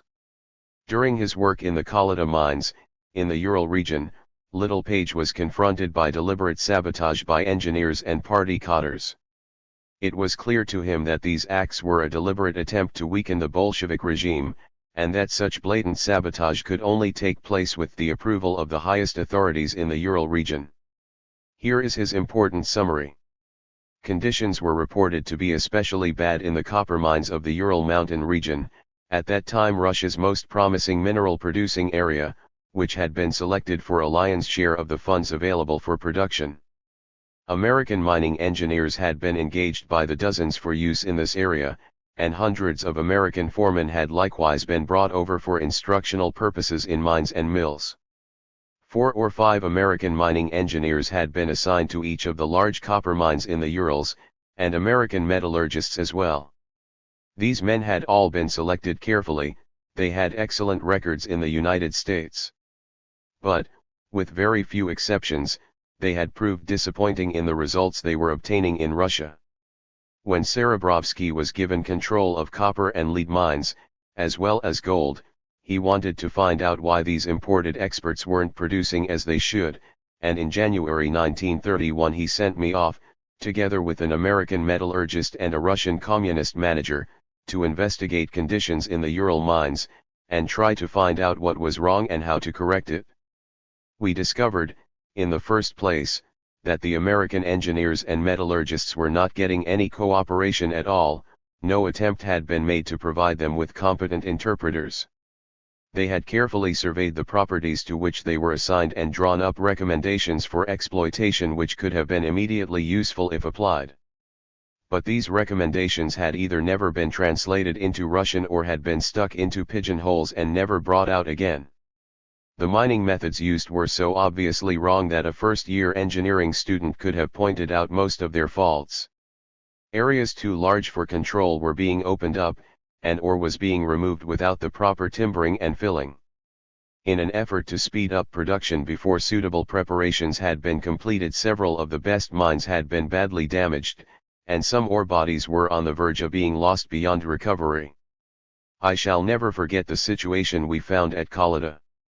Here, in the northern Urals, was one of the most important copper properties in Russia, consisting of 6 mines, a flotation concentrator, and a smelter with blast and reverberatory furnaces. 7 American mining engineers of the first rank, drawing very large salaries, had been assigned to this place some time before. Any one of them, if he had been given the opportunity, could have put this property in good running order in a few weeks. But at the time our commission arrived they were completely tied down by red tape. Their recommendations were ignored, they were assigned no particular work, they were unable to convey their ideas to Russian engineers through ignorance of the language and lack of competent interpreters. Of course, they knew what was technically wrong with the mines and mills at Kolyda, and why production was a small fraction of what it should have been with the amount of equipment and personnel available. Our commission visited practically all the big copper mines in the Urals and gave them a thorough inspection. In spite of the deplorable conditions I have described, there had been few howls in the Soviet newspapers about wreckers in the Ural copper mines. This was a curious circumstance, because the communists were accustomed to attribute to deliberate sabotage much of the confusion and disorder in industry at the time. But the communists in the Urals, who controlled the copper mines, had kept surprisingly quiet about them. In July 1931, after Serebrovsky had examined the report of conditions made by our commission, he decided to send me back to Kolyda as chief engineer, to see if we couldn't do something with this big property. He sent along with me a Russian communist manager, who had no special knowledge of mining, but who was given complete authority, and apparently was instructed to allow me free rein. The 7 American engineers brightened up considerably when they discovered we really had sufficient authority to cut through the red tape and give them a chance to work. They went down into the mines alongside their workmen, in the American mining tradition. Before long things were picking up fast, and within 5 months production rose by 90%. The communist manager was an earnest fellow, he tried hard to understand what we were doing and how we did it. But the Russian engineers at these mines, almost without exception, were sullen and obstructive. They objected to every improvement we suggested. I wasn't used to this sort of thing, the Russian engineers in gold mines where I had worked had never acted like this. However, I succeeded in getting my methods tried out in these mines, because the communist manager who had come with me supported every recommendation I made. And when the methods worked, the Russian engineers finally fell into line, and seemed to get the idea. At the end of 5 months I decided I could safely leave this property. Mines and plant had been thoroughly reorganized, there seemed to be no good reason why production could not be maintained at the highly satisfactory rate we had established. I drew up detailed instructions for future operations. I explained these things to the Russian engineers and to the communist manager, who was beginning to get some notion of mining. The latter assured me that my ideas would be followed to the letter. 89 to -94. And the spring of 1932. Soon after my return to Moscow I was informed that the copper mines at Kolyda were in very bad condition. Production had fallen even lower than it was before I had reorganized the mines in the previous year. This report dumbfounded me. I couldn't understand how matters could have become so bad in this short time, when they had seemed to be going so well before I left. Serebrovsky asked me to go back to Kolyda to see what could be done. When I reached there I found a depressing scene. The Americans had all finished their 2-year contracts, which had not been renewed, so they had gone home.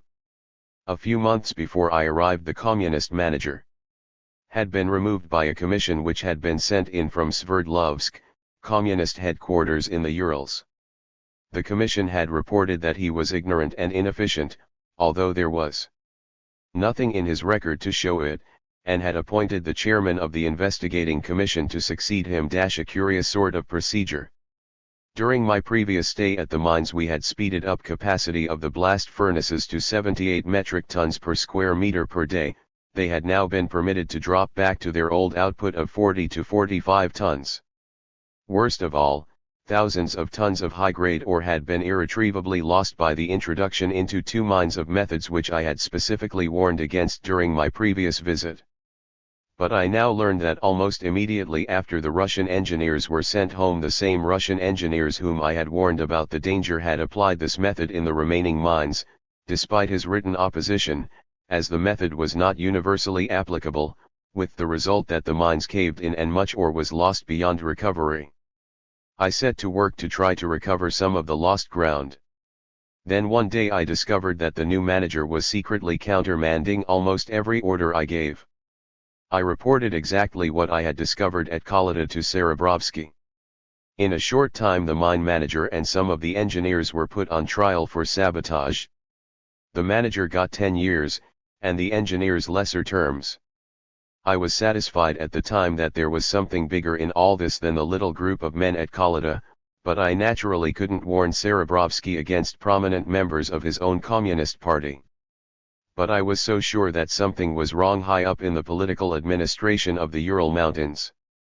It seemed clear to me at the time that the selection of this commission had their conduct at Kolyda traced straight back to the communist high command in Sverdlovsk, whose members must be charged either with criminal negligence or actual participation in the events which had occurred in these mines. However, the chief secretary of the Communist Party in the Urals, a man named Kabakov, had occupied this post since 1922. He was considered so powerful that he was privately described as the Bolshevik viceroy of the Urals. Here was nothing to justify the reputation he appeared to have. Under his long rule the Ural area, which is one of the richest mining regions in Russia, and which was given almost unlimited capital for exploitation, never produced anything like what it should have done. This commission at Kolyda, whose members later admitted they had come there with wrecking intentions, had been sent directly from Kabakov's headquarters.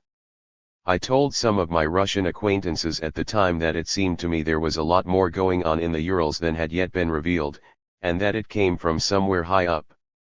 All these incidents became clearer, so far as I was concerned, after the conspiracy trial in January 1937, when Pyatakov, together with several of his associates, confessed in open court that they had engaged in organized sabotage of mines, railways, and other industrial enterprises since the beginning of 1931.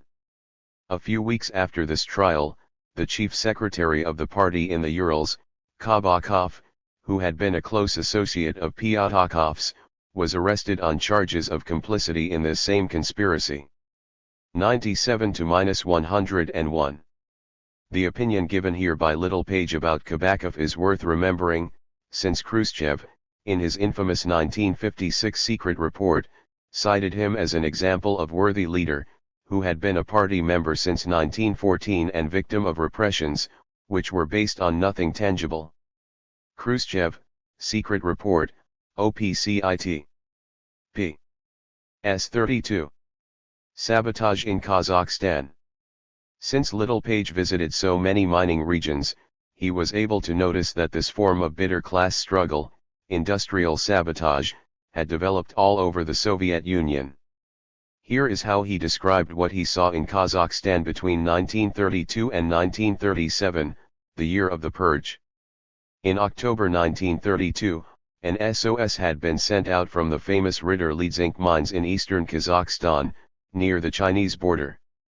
I was instructed to take over the mines as chief engineer, and to apply whatever methods I considered best. At the same time, the communist managers apparently received instructions to give me a free hand and all possible assistance. The government had spent large sums of money on modern American machinery and equipment for these mines, as for almost all others in Russia at that time. But, the engineers had been so ignorant of this equipment and the workmen so careless and stupid in handling any kind of machinery that much of these expensive importations were ruined beyond repair. Little Page and Bess, OPCIT. Pages 106 to -107. Two of the younger Russian engineers there impressed me as particularly capable, and I took a great deal of pains to explain to them how things had gone wrong before, and how we had managed to get them going along the right track again. It seemed to me that these young fellows, with the training I had been able to give them, could provide the leadership necessary to keep the mines operating as they should. 111. The Ridder mines had gone on fairly well for 2 or 3 years after I had reorganized them in 1932. The two young engineers who had impressed me so favorably had carried out the instructions I had left them with noteworthy success. Then an investigating commission had appeared from Alma-Ata, similar to the one sent to the mines at Kalata. From that time on, although the same engineers had remained in the mines, an entirely different system was introduced throughout, which any competent engineer could have foretold would cause the loss of a large part of the ore body in a few months. They had even mined pillars which we had left to protect the main working shafts, so that the ground close by had settled. He engineers of whom I had spoken were no longer at work in the mines when I arrived there in 1937, and I understood they had been arrested for alleged complicity in a nationwide conspiracy to sabotage Soviet industries which had been disclosed in a trial of leading conspirators in January. When I had submitted my report, I was shown the written confessions of the engineers I had befriended in 1932. They admitted that they had been drawn into a conspiracy against the Stalin regime by opposition communists who convinced them that they were strong enough to overthrow Stalin and his associates and take over control of the Soviet government. The conspirators proved to them, they said, that they had many supporters among communists in high places. These engineers, although they themselves were not communists, decided they would have to back one side or the other, and they picked the losing side. According to their confessions, the investigating commission had consisted of conspirators, who traveled around from mine to mine lining up supporters. After they had been persuaded to join the conspiracy, the engineers at Ridder had taken my written instructions as the basis for wrecking the mines. They had deliberately introduced methods which I had warned against, and in this way had brought the mines close to destruction. 112 to -114. I never followed the subtleties of political ideas and manœuvre. But, I am firmly convinced that Stalin and his associates were a long time getting round to the discovery that disgruntled communist revolutionaries were the most dangerous enemies they had. My experience confirms the official explanation which, when it is stripped of a lot of high-flown and outlandish verbiage, comes down to the simple assertion that outs among the communists conspired to overthrow the INs, and resorted to underground conspiracy and industrial sabotage because the Soviet system has stifled all legitimate means for waging a political struggle. This communist feud developed into such a big affair that many non-communists were dragged into it, and had to pick one side or the other. Disgruntled little persons of all kinds were in a mood to support any kind of underground opposition movement, simply because they were discontented with things as they stood. 274 to -275. Pyatakov in Berlin. During the January 1937 trial, Pyatakov, the old Trotskyist, was convicted as the most highly placed person responsible of industrial sabotage. In fact, Littlepage actually had the opportunity to see Pyatakov implicated in clandestine activity. Here is what he wrote. In the spring of 1931, Serebrovsky told me a large purchasing commission was headed for Berlin, under the direction of Yuri Pyatakov, who was then the vice commissar of heavy industry. I arrived in Berlin at about the same time as the commission. Among other things, the commission had put out bids for several dozen mine hoists, ranging from 100 to 1,000 horsepower. Ordinarily these hoists consist of drums, shafting, beams, gears, etc., placed on a foundation of I or H beams. The commission had asked for quotations on the basis of pfennigs per kilogram. Several concerns put in bids, but there was a considerable difference about 5 or 6 pfennigs per kilogram between most of the bids and those made by two concerns which bid lowest. The difference made me examine the specifications closely, and I discovered that the firms which had made the lowest bids had substituted cast iron bases for the light steel required in the original specifications, so that if their bids had been accepted the Russians would have actually paid more, because the cast iron base would be so much heavier than the lighter steel one, but on the basis of pfennigs per kilogram they would appear to pay less. This seemed to be nothing other than a trick, and I was naturally pleased to make such a discovery. I reported my findings to the Russian members of the commission with considerable self-satisfaction. To my astonishment the Russians were not at all pleased. They even brought considerable pressure upon me to approve the deal, telling me I had misunderstood what was wanted. I wasn't able to understand their attitude. It might very well be graft, I thought. 95 to -96. During his trial, Pyatakov made the following declarations to the tribunal. In 1931 I was in Berlin of official business. In the middle of the summer of 1931 Ivan Nikitich Smirnov told me in Berlin that the Trotskyite fight against the Soviet government and the party leadership was being renewed with new vigor, that he Smirnov had had an interview in Berlin with Trotsky's son, Sidov, who on Trotsky's instruction gave him a new line. Smirnov conveyed to me that Sidov wanted very much to see me. I agreed to this meeting. Sidov said that there was being formed, or already been formed, a Trotskyite center. The possibility was being sounded of restoring the united organization with the Zinovievites. Sidov also said that he knew for a fact the Rights also, in the persons of Tomsky, Bukharin and Rykov, had not laid down their arms, that they had only quietened down temporarily, and that the necessary connections should be established with them too. Sidov said that only one thing was required of me, namely that I should place as many orders as possible with two German firms, Borsig and Demig, and that he, Sidov, would arrange to receive the necessary sums from them, bearing in mind that I would not be particularly exacting as to prices. If this were deciphered it was clear that the additions to prices that would be made on the Soviet orders would pass wholly or in part into Trotsky's hands for his counter-revolutionary purposes. People's Commissariat of Justice of the USSR. Report of court proceedings in the case of the anti-Soviet Trotskyite Center, Moscow, 1937, pages 21 to -27. Littlepage made the following comment.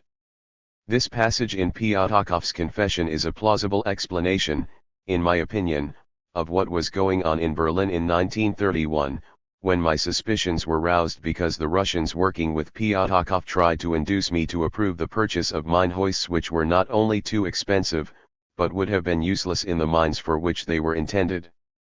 I had found it hard to believe that these men were ordinary grafters. But they had been seasoned political conspirators before the revolution, and had taken risks of the same degree for the sake of their so-called cause. Littlepage and Bess, OPCIT. p. 102. Sabotage in Magnitogorsk. Another American engineer, John Scott, who worked at Magnitogorsk, recorded similar events in his book Behind the Urals. When describing the 1937 purge, he wrote that there was serious, sometimes criminal negligence on the part of the people responsible. The machines at Magnitogorsk were deliberately sabotaged by ex-kulaks who had become workers. A bourgeois engineer, Scott analyzed the purge as follows. Many people in Magnitogorsk, arrested and indicted for political crimes, were just thieves, embezzlers, and bandits. p. 184. The purge struck Magnitogorsk in 1937 with great force. Thousands were arrested. The October Revolution earned the enmity of the old aristocracy, the officers of the old Tsarist army and of the various white armies, state employees from pre-war days, businessmen of all kinds, small landlords, and kulaks. All of these people had ample reason to hate the Soviet power, for it had deprived them of something which they had before. Besides being internally dangerous, these men and women were potentially good material for clever foreign agents to work with. Geographical conditions were such that no matter what kind of government was in power in the Soviet Union, poor, thickly populated countries like Japan and Italy and aggressive powers like Germany would leave no stone unturned in their attempts to infiltrate it with their agents, in order to establish their organizations and assert their influence. These agents bred purges. A large number of spies, saboteurs, and fifth columnists were exiled or shot during the purge, but many more innocent men and women were made to suffer. 188-189. The trial of the Bukharinist Social Democratic Group. The February 1937 decision to purge. Early in 1937, a crucial meeting of the Bolshevik Party Central Committee took place. It decided that a purge was necessary and how it should be carried out. Stalin subsequently published an important document. At the time of the plenum, the police had gathered sufficient evidence to prove that Bukharin was aware of the conspiratorial activities of the anti-party groups unmasked during the trials of Zinoviev and Pyatakov. Bukharin was confronted with these accusations during the plenum. Unlike the other groups, Bukharin's group was at the very heart of the party and his political influence was great. Some claim that Stalin's report sounded the signal that set off terror and arbitrary criminality. Let us look at the real contents of this document. His first thesis claimed that lack of revolutionary vigilance and political naivete had spread throughout the party. Kirov's murder was the first serious warning, from which not all the necessary conclusions had been drawn. The trial of Zinoviev and the Trotskyists revealed that these elements were ready to do anything to destroy the regime. However, economic successes had created within the party a feeling of self-satisfaction and victory. Cadres had forgotten capitalist encirclement and the increasing bitterness of the class struggle at the international level. Many had become submerged by little management questions and no longer preoccupied themselves with the major lines of national and international struggle. Stalin said, "Comrades, from the reports and the debates on these reports heard at this plenum it is evident that we are dealing with the following three main facts. First, the wrecking, diversionists and espionage work of the agents of foreign countries, among who, a rather active role was played by the Trotskyists, affected more or less all, or nearly all, our organizations economic, administrative, and party. Second, the agents of foreign countries, among them the Trotskyists, not only penetrated into our lower organizations, but also into a number of responsible positions. Third, some of our leading comrades, at the center and in the districts, not only failed to discern the real face of these wreckers, diversionists, spies, and assassins, but proved to be so careless, complacent, and naive that not infrequently they themselves helped to promote agents of foreign powers to responsible positions." Stalin, report, and speech in reply to debate at the plenum of the Central Committee of the CPSU, p. 241. From these remarks, Stalin drew two conclusions. First, political credulity and naivete had to be eliminated and revolutionary vigilance had to be reinforced. The remnants of the defeated exploiting classes would resort to sharper forms of class struggle and would clutch at the most desperate forms of struggle as the last resort of the doomed. 264. In 1956, in his secret report, Khrushchev referred to this passage. He claimed that Stalin justified mass terror by putting forth the formulation that as we march forward towards socialism, class war must sharpen. Khrushchev, OPCIT. p. s. 24. This is a patent falsehood. The most intense class struggle was the generalized civil war that drew great masses against each other, as in 1918 to 1920. Stalin talked about the remnants of the old classes that, in a desperate situation, would resort to the sharpest forms of struggle, attacks, assassinations, sabotage. Stalin's second conclusion was that to reinforce vigilance, the political education of party cadres had to be improved. He proposed a political education system of 4 to 8 months for all cadres, from cell leaders all the way to the highest leaders. Stalin's first report, presented on March 3, focused on the ideological struggle so that members of the Central Committee could take note of the gravity of the situation and understand the scope of subversive work that had taken place within the party. His speech on March 5 focused on other forms of deviation, particularly leftism and bureaucracy. Stalin began by explicitly warning against the tendency to arbitrarily extend the purge and repression.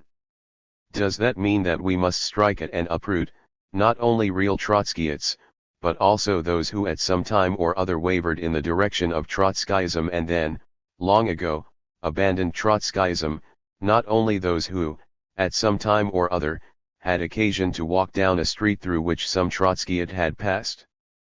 At all events, such voices were heard at this plenum. You cannot measure everyone with the same yardstick. Such a wholesale approach can only hinder the fight against the real Trotskyite wreckers and spies. Stalin, OPCIT. p. 278. In preparation for the war, the party certainly had to be purged of infiltrated enemies. Nevertheless, Stalin warned against an arbitrary extension of the purge, which would harm the struggle against the real enemies. The party was not just menaced by the subversive work of infiltrated enemies, but also by serious deviations by cadres, in particular the tendency to form closed cliques of friends and to cut oneself off from militants and from the masses through bureaucratic methods. First, Stalin attacked the family atmosphere, in which there can be no place for criticism of defects in the work, or for self-criticism by leaders of the work. 280. Most often, workers are not chosen for objective reasons, but for causal, subjective, philistine, petty bourgeois reasons. Most often, so-called acquaintances, friends, fellow townsmen, personally devoted people, masters in the art of praising their chiefs are chosen. 279 to 280. Finally, Stalin criticized bureaucracy, which, on certain questions, was positively unprecedented. 296. During investigations, many ordinary workers were excluded from the party for passivity. Most of these expulsions were not justified and should have been annulled a long time ago. Yet, many leaders held a bureaucratic attitude towards these unjustly expelled communists. 294. Some of our party leaders suffer from a lack of concern for people, for members of the party, for workers. Because they have no individual approach in appraising party members and party workers, they usually act in a haphazard way. Only those who are in fact profoundly anti-party can have such an approach to members of the party. 292 to 293. Bureaucracy also prevented party leaders from learning from the masses. Nevertheless, to correctly lead the party and the country, communist leaders had to base themselves on the experiences of the masses. Finally, bureaucracy made the control of leaders by party masses impossible. Leaders had to report on their work at conferences and listen to criticisms from their base. During elections, several candidates had to be presented and, after a discussion of each, the vote should take place with a secret ballot. 282 to 283. The Ryutin Affair. During 1928 to 1930, Bukharin was bitterly criticized for his social democratic ideas, particularly for his opposition to the collectivization, his policy of social peace with the kulaks and his attempt to slow down the industrialization efforts. Pushing even further than Bukharin, Mikhail Ryutin formed an openly counter-revolutionary group in 1931–1932. Ryutin, a former substitute member of the Central Committee, was party secretary for a Moscow district until 1932. He was surrounded by several well-known young Bukharinists, including Slepkov, Maritsky, and Petrovsky. Stephen F. Cohen. Bukharin and the Bolshevik Revolution, A Political Biography, 1888. 1938, New York, Vintage Books, 1975, p. 343. In 1931, Ryutin wrote up a 200-page document, A Real Program for the Counter-Revolutionary Bourgeoisie. Here are a few passages. Already in 1924–1925, Stalin was planning to organize his 18th Brumaire. Just as Louis Bonaparte swore in front of the House his faithfulness to the Constitution, while at the same time preparing his proclamation as emperor, Stalin was preparing his bloodless 18th Brumaire by amputating one group after another. Those who do not know how to think in a Marxist manner think that the elimination of Stalin would at the same time mean the reversal of Soviet power. The dictatorship of the proletariat will inevitably perish because of Stalin and his clique. By eliminating Stalin, we will have many chances to save it. What should be done? The party. 1. Liquidate the dictatorship by Stalin and his clique. 2. Replace the entire leadership of the party apparatus. 3. Immediately convoke an extraordinary Congress of the party. The Soviets. 1. New elections excluding nomination. 2. Replacing the judicial machine and introduction of a rigorous legality. 3. Replacement and purge of the OGPU apparatus. Agriculture. 1. Dissolution of all kolkhozes created by force. 2. Liquidation of all unprofitable sovkhozes. 3. Immediate halt to the pillage of the peasants. 4. Rules allowing the exploitation of land by private owners and the return of land to these owners for an extended period. Nouvelles de Moscou 21, May 27, 1990. Ryutin's communist program in no way differed from that of the counter-revolutionary bourgeoisie: liquidate the party leadership, dismantle the state security apparatus and re-establish private farms and the kulaks. All counter-revolutionaries, from Khrushchev to Gorbachev and Yeltsin, would adhere to this program. But in 1931, Ryutin, like Trotsky, was forced to hide this program in leftist rhetoric. He wanted the restoration of capitalism, you see, to save the dictatorship of the proletariat and to stop the counter-revolution, i.e. the 18th Brumaire or Thermometer. During his 1938 trial, Bukharin stated that the young Bukharinists, with the accord and initiative of Slepkov, organized a conference at the end of the summer of 1932 in which Ryutin's platform was approved. I fully agreed with this platform and I bear full responsibility for it. People's Commissariat of Justice of the USSR. Report of court proceedings in the case of the anti-Soviet bloc of Rights and Trotskyists, Moscow, 1938, p. 390. Bukharin's revisionism. Starting from 1931, Bukharin played a leading role in the party work among intellectuals.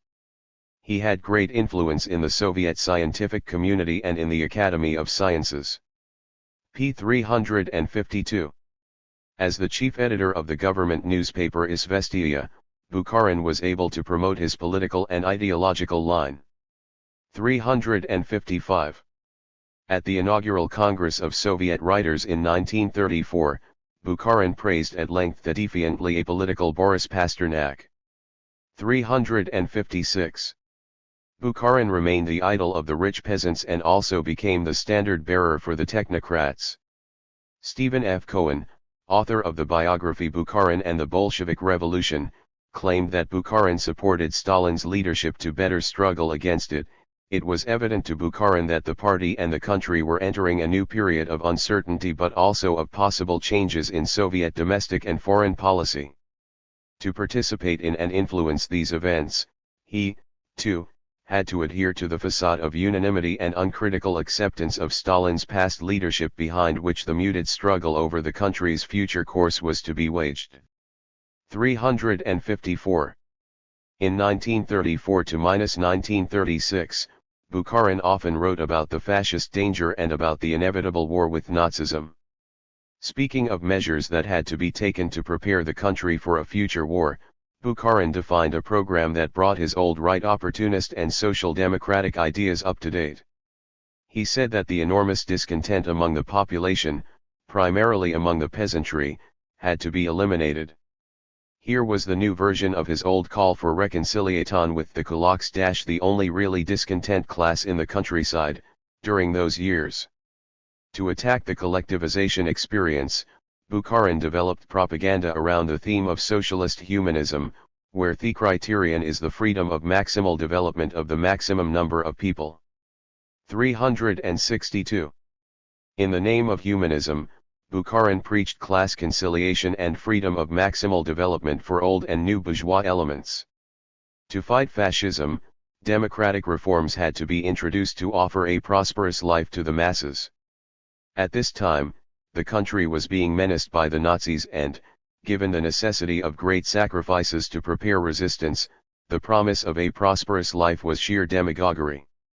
Nevertheless, in this relatively underdeveloped country, the technocrats and the bureaucrats wanted democracy for their nascent bourgeois tendency and a prosperous life at the expense of the working masses. Bukharin was their spokesperson. The basis of the Bukharinist program was halting the class struggle, ending political vigilance against anti-socialist forces, demagogically promising an immediate improvement in the standard of living, and democracy for opportunist and social democratic tendencies. Cohen, a militant anti-communist, is not mistaken when he calls this program a precursor of Khrushchev's. 361, 363. Bukharin and the enemies of Bolshevism. Bukharin was sent to Paris to meet the Menshevik Nikolaevsky, who had some manuscripts of Marx and Engels. The Soviet Union wanted to buy them. Nikolaevsky reported on his discussions with Bukharin. Bukharin seemed to be longing for calm, far from the fatigue imposed on him by his life in Moscow. He was tired. Yannick Blanc and David Kaiser-Gruber, L'Affaire Bukharin Oule Recours de la Mémoire, Paris, François Maspero, 1979, p. 64. Bukharin let me know indirectly that he had acquired a great pessimism in Central Asia and had lost the will to live. However, he did not want to commit suicide. 79. The Menshevik Nikolaevsky continued, I knew the party order preventing communists from talking to non-members about relationships within the party, so I did not broach the subject. However, we did have several conversations about the internal situation in the party. Bukharin wanted to talk. 65. Bukharin, the old Bolshevik, had violated the most elementary rules of a communist party, faced with a political enemy. Fanny Yuzerskaya tried to persuade him to stay abroad. She told him that it was necessary to form an opposition newspaper abroad, a newspaper that would be truly informed about what was happening in Russia and that could have great influence. She claimed that Bukharin was the only one with the right qualifications. But she gave me Bukharin's answer, I don't think that I could live without Russia. We are all used to what is going on and to the tension that reigns. 64. Bukharin allowed himself to be approached by enemies who were plotting to overthrow the Bolshevik regime. His evasive answer shows that he did not take a principled stand against the provocative proposition to direct an anti-Bolshevik newspaper abroad. Nikolaevsky continued, when we were in Copenhagen, Bukharin reminded me that Trotsky was close by, in Oslo. With the wink of an eye, he suggested, suppose we took this trunk and spent a day with Trotsky, and continued, obviously we fought to the bitter end, but that does not prevent me from having the greatest respect for him. 64–65. In Paris, Bukharin also paid a visit to the Menshevik leader Fedor Dan, to whom he confided that, in his eyes, Stalin was not a man, a devil. p. 365. In 1936, Trotsky had become an irreconcilable counter-revolutionary, calling for terrorism, and a partisan of an anti-Bolshevik insurrection. Dan was one of the main leaders of the Social Democratic counter-revolution. Bukharin had become closer politically to these individuals. Nikolaevsky. He asked me one day to procure him Trotsky's bulletin so that he could read the last issues. I also gave him socialist publications, including Sotsialistishevsky Vestnik. An article in the last issue contained an analysis of Gorky's plan aiming to regroup the intelligentsia in a separate party so that it could take part in the elections. Bukharin responded, "A second party is necessary. If there is only one electoral list, without opposition, that's equivalent to Nazism." p. 72. Bukharin pulled his pen from his pocket and showed it to me. "Look carefully. It is with this pen that the new Soviet constitution was written, from the first to the last word." Bukharin was very proud of this constitution. On the whole, it was a good framework for the pacific transfer from the dictatorship of one party to a real popular democracy. 75-76. Interested by the ideas of the Social Democrats and Trotsky, Bukharin even took up their main thesis of the necessity of an opposition anti-Bolshevik party, which would necessarily become the rallying point of all reactionary forces. Nikolaevsky. Bukharin's humanism was due in great part to the cruelty of the forced collectivization and the internal battle that it set off within the party. "They are no longer human beings," Bukharin said. "They have truly become the cogs in a terrible machine. A complete dehumanization of people takes place in the Soviet apparatus." 72-73. Bogdanov had predicted, at the beginning of the Bolshevik Revolution, the birth of the dictatorship of a new class of economic leaders. Original thinker and, during the 1905 revolution, second in importance among the Bolsheviks, Bogdanov played a leading role in Bukharin's education. Bukharin was not in agreement with Bogdanov's conclusions, but he did understand that the great danger of early socialism - what the Bolsheviks were creating - was in the creation of the dictatorship of a new class. Bukharin and I discussed this question at length. 76. During 1918-1920, given the bitterness of the class struggle, all the bourgeois elements of the workers' movement passed over to the side of the Tsarist and imperialist reaction in the name of humanism. Upholding the Anglo-French intervention, hence the most terrorist colonialist regimes, all these men, from Tsaritali to Bogdanov, had denounced the dictatorship and the class of Bolshevik aristocrats in the Soviet Union. Bukharin followed the same line, despite the conditions of class struggle in the 30s. Bukharin and the military conspiracy. In 1935-1936, Bukharin developed closer links with the groups of military conspirators who were plotting the overthrow of the party leadership. On July 28, 1936, a clandestine meeting of the anti-communist organization that included Colonel Tokov was held. The agenda included a discussion of the different proposals on the new Soviet constitution. Tokov noted, "Stalin aimed at one-party dictatorship and complete centralization. Bukharin envisaged several parties and even nationalist parties, and stood for the maximum of decentralization. He was also in favor of vesting authority in the various constituent republics and thought that the more important of these should even control their own foreign relations." By 1936, Bukharin was approaching the social democratic standpoint of the left-wing socialists of the West. Tokov, OPCIT. p. 43.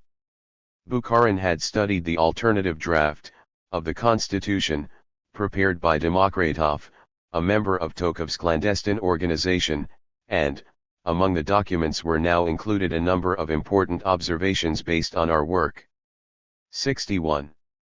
The military conspirators of Tokov's group claimed that they were close to the political positions defended by Bukharin. Bukharin wanted to go slowly with the peasants, and delay the ending of the NEP.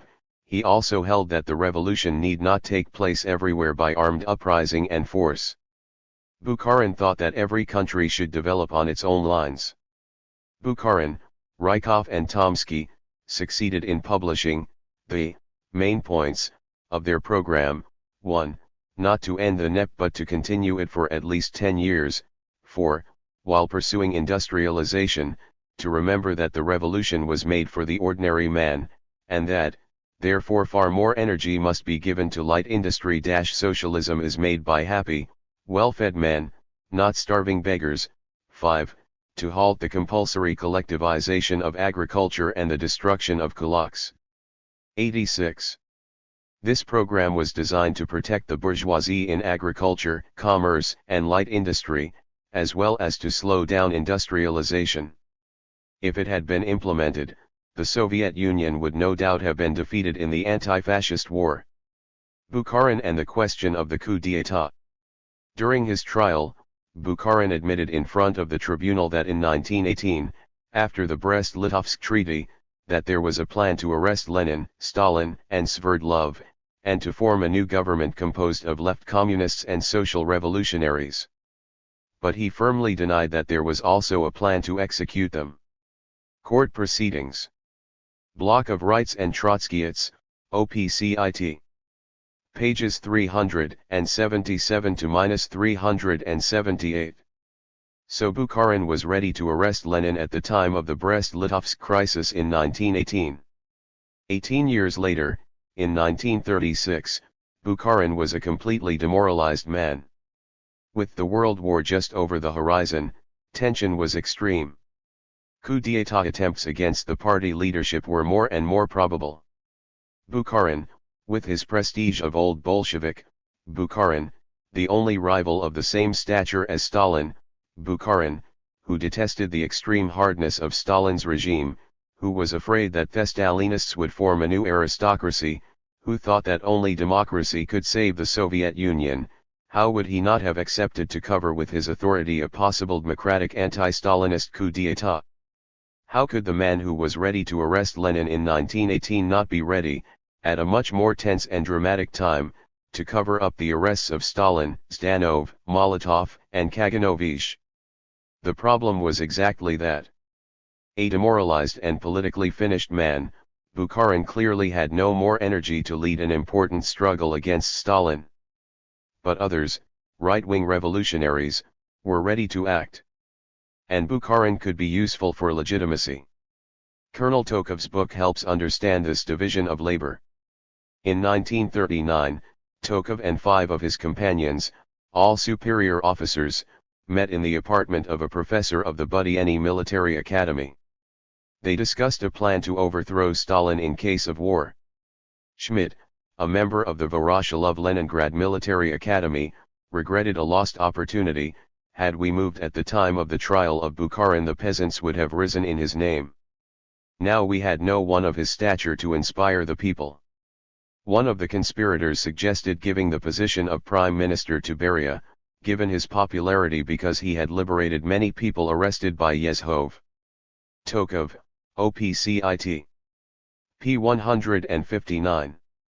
This passage clearly shows that the military conspirators needed, at least at the beginning, a Bolshevik flag to succeed with their anti-communist coup d'état. Having good relations with Bukharin, these right-wing military were convinced that he would have accepted the fait accompli if Stalin had been eliminated. In fact, in 1938, during Bukharin's trial, Tokov and his group already had this strategy in mind. When Radek confessed after his arrest, Comrade X succeeded in reading the report. Tokov wrote, Radek provided the culminating evidence on which Bukharin was arrested, tried, and shot. We had known of Radek's treachery at least a fortnight before, Bukharin's arrest on October 16, 1936, and we tried to save Bukharin. A precise and unambiguous offer was made to him. After what Radek has now said against you in writing, Yezhov and Vyshinsky will soon have you arrested in preparation for yet another political trial. Therefore we suggest that you should vanish without delay. Here is how we propose to effect this. No political conditions were attached to the offer. it was made, because it would be a mortal blow if the NKVD transformed Bukharin on trial into another Kamenev, Zinoviev, or Radek. The very conception of opposition would have been discredited throughout the USSR. Bukharin expressed his warm gratitude for the offer but refused it.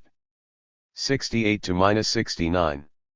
If Bukharin could not stand up to this and prove the charges false, it would be a tragedy. Through Bukharin all the other moderate opposition movements would be tarnished. 85. Before Bukharin's arrest, the military conspirators thought of using Bukharin as their flag. At the same time, they understood the danger of a public trial against Bukharin. Kamenev, Zinoviev, and Radek had admitted their conspiratorial activity, they had betrayed the opposition's cause.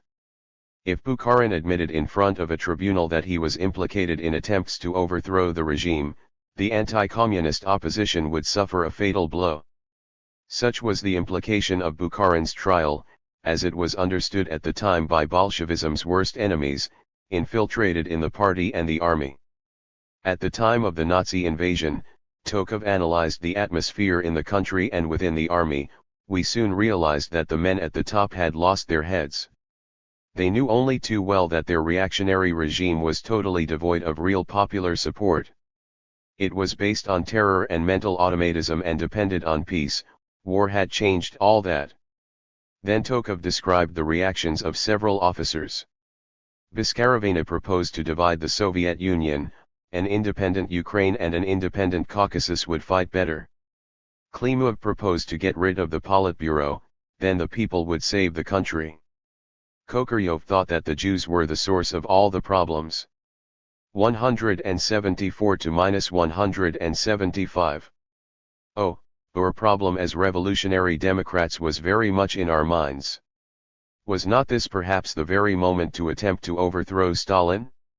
Many factors had to be considered. 187. In those days Comrade X was convinced that it was touch and go for Stalin. The pity of it was that we could not see Hitler as a liberator. Therefore, said Comrade X, we must be prepared for Stalin's regime to collapse, but we should do nothing whatever to weaken it. 188. It is clear that the great disarray and the extreme confusion provoked by the first defeats against the Nazi invader created a very precarious political situation. Bourgeois nationalists, anti-communists and anti-Jewish racists all thought that their time had come. What would have happened if the purge had not been firmly carried out, if an opportunist opposition had held important positions at the head of the party, if a man such as Bukharin had remained available for a change of regime? In those moments of extreme tension, the military conspirators and opportunists would have been in a strong position to risk everything and put into action the coup d'état for which they had so long planned. Bukharin's confession. During his trial, Bukharin made several confessions and, during confrontations with other accused, gave details about certain aspects of the conspiracy. Joseph Davies, U.S. ambassador to Moscow and well-known lawyer, attended every session of the trial. He was convinced, as were other competent foreign observers, that Bukharin had spoken freely and that his confessions were sincere. On March 17, 1938, Davies sent a confidential message to the Secretary of State in Washington. Notwithstanding a prejudice arising from the confession evidence and a prejudice against a judicial system which affords practically no protection for the accused, after daily observation of the witnesses, their manner of testifying, the unconscious corroboration which developed, and other facts. In the course of the trial, together with others of which a judicial notice could be taken, it is my opinion so far as the political defendants are concerned sufficient crimes under Soviet law, among those charged in the indictment, were established by the proof and beyond a reasonable doubt to justify the verdict of guilty by treason and the adjudication of the punishment provided by Soviet criminal statutes. The opinion of those diplomats who attended the trial most regularly was general that the case had established the fact that there was a formidable political opposition and an exceedingly serious plot. Joseph E. Davies, Mission to Moscow, New York, Garden City Publishing Co., 1943, p. 163. During the trial's dozens of hours, Bukharin was perfectly lucid and alert, discussing, contesting, sometimes humorous, vehemently denying certain accusations. For those who attended the trial, as for those of us who can read the trial proceedings, it is clear that the show trial theory, widely diffused by anti-communists, is unrealistic. Tokov stated that the regime may have hesitated to torture him, lest he shout the truth the world in court. Tokov, p. 96. Tokov described Bukharin's acid replies to the trial attorney and its courageous denials, concluding as follows. Bukharin displayed supreme courage. Vyshinsky was defeated. At last he knew that it had been a cardinal error to bring Bukharin into open court. 98. The trial proceedings, 800 pages long, are very instructive reading. They leave an indelible mark on the mind, a mark that cannot be erased by the standard tirades against those horrible trials. Bukharin appears as an opportunist who was beaten politically and criticized ideologically on repeated occasions. Rather than transforming his petit bourgeois worldview, he became a bitter man who dared not openly oppose the party's line and its impressive achievements. Remaining close to the head of the party, he hoped to overthrow the leadership and impose his viewpoint through intrigues and backroom maneuvers. He colluded with all sorts of clandestine opponents, some of who were dedicated anti-communists. Incapable of leading an open political struggle, Bukharin placed his hopes in a coup d'état resulting from a military plot or that might result from a mass revolt. Reading the proceedings allows one to clarify the relations between the political degeneration of Bukharin and his friends and actual criminal activity, assassinations, insurrections, spying, collusion with foreign powers. As early as 1928 to -2929, Bukharin had taken revisionist positions expressing the interests of the kulaks and other exploiting classes. Bukharin received support from political factions representing those classes, both within and without the party. As the class struggle became more intense, Bukharin allied himself to those forces. The coming World War increased all tensions and opponents to the party leadership began to prepare violent acts and a coup d'état. Bukharin admitted his ties to these people, although he vehemently denied having actually organized assassinations and espionage. When Vyshinsky asked of him, "You have said nothing about connections with the Foreign Intelligence Service and fascist circles," Bukharin replied, "I have nothing to testify on this subject." Court Proceedings. Block of Rights and Trotskyists, OPCIT.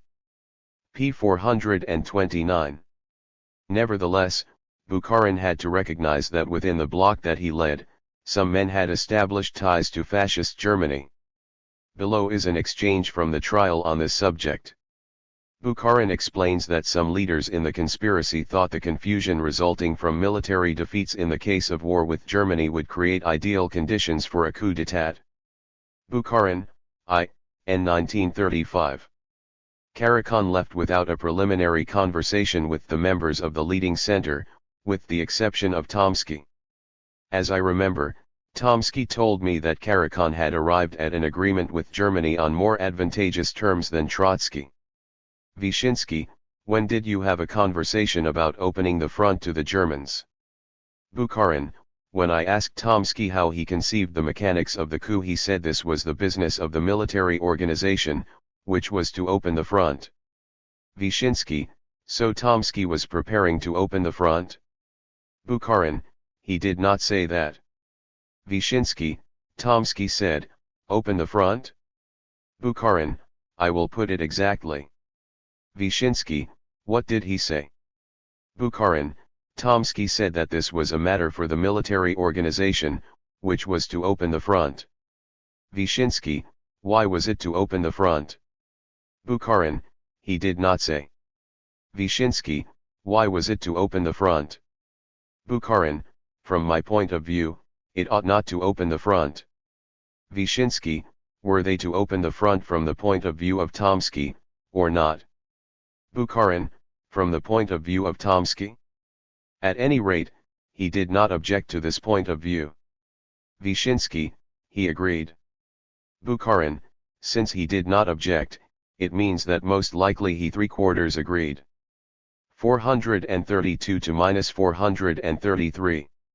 In his declarations, Bukharin recognized that his revisionist line pushed him to seek illegal ties with other opponents, that he was hoping that revolts within the country would bring him to power, and that he changed his tactics to terrorism and a coup d'état. In his biography of Bukharin, Cohen tries to correct the widespread misconception that Bukharin willingly confessed to hideous, preposterous crimes in order to repent sincerely his opposition to Stalinism, and thereby to perform a last service to the party. p. 372.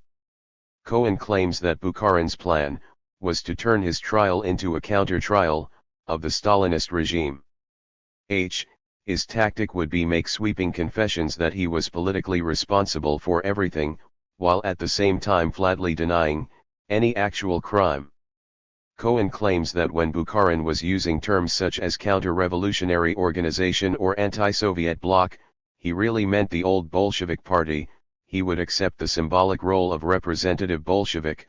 I bear responsibility for the bloc, that is for Bolshevism. 375 to -376. Not bad.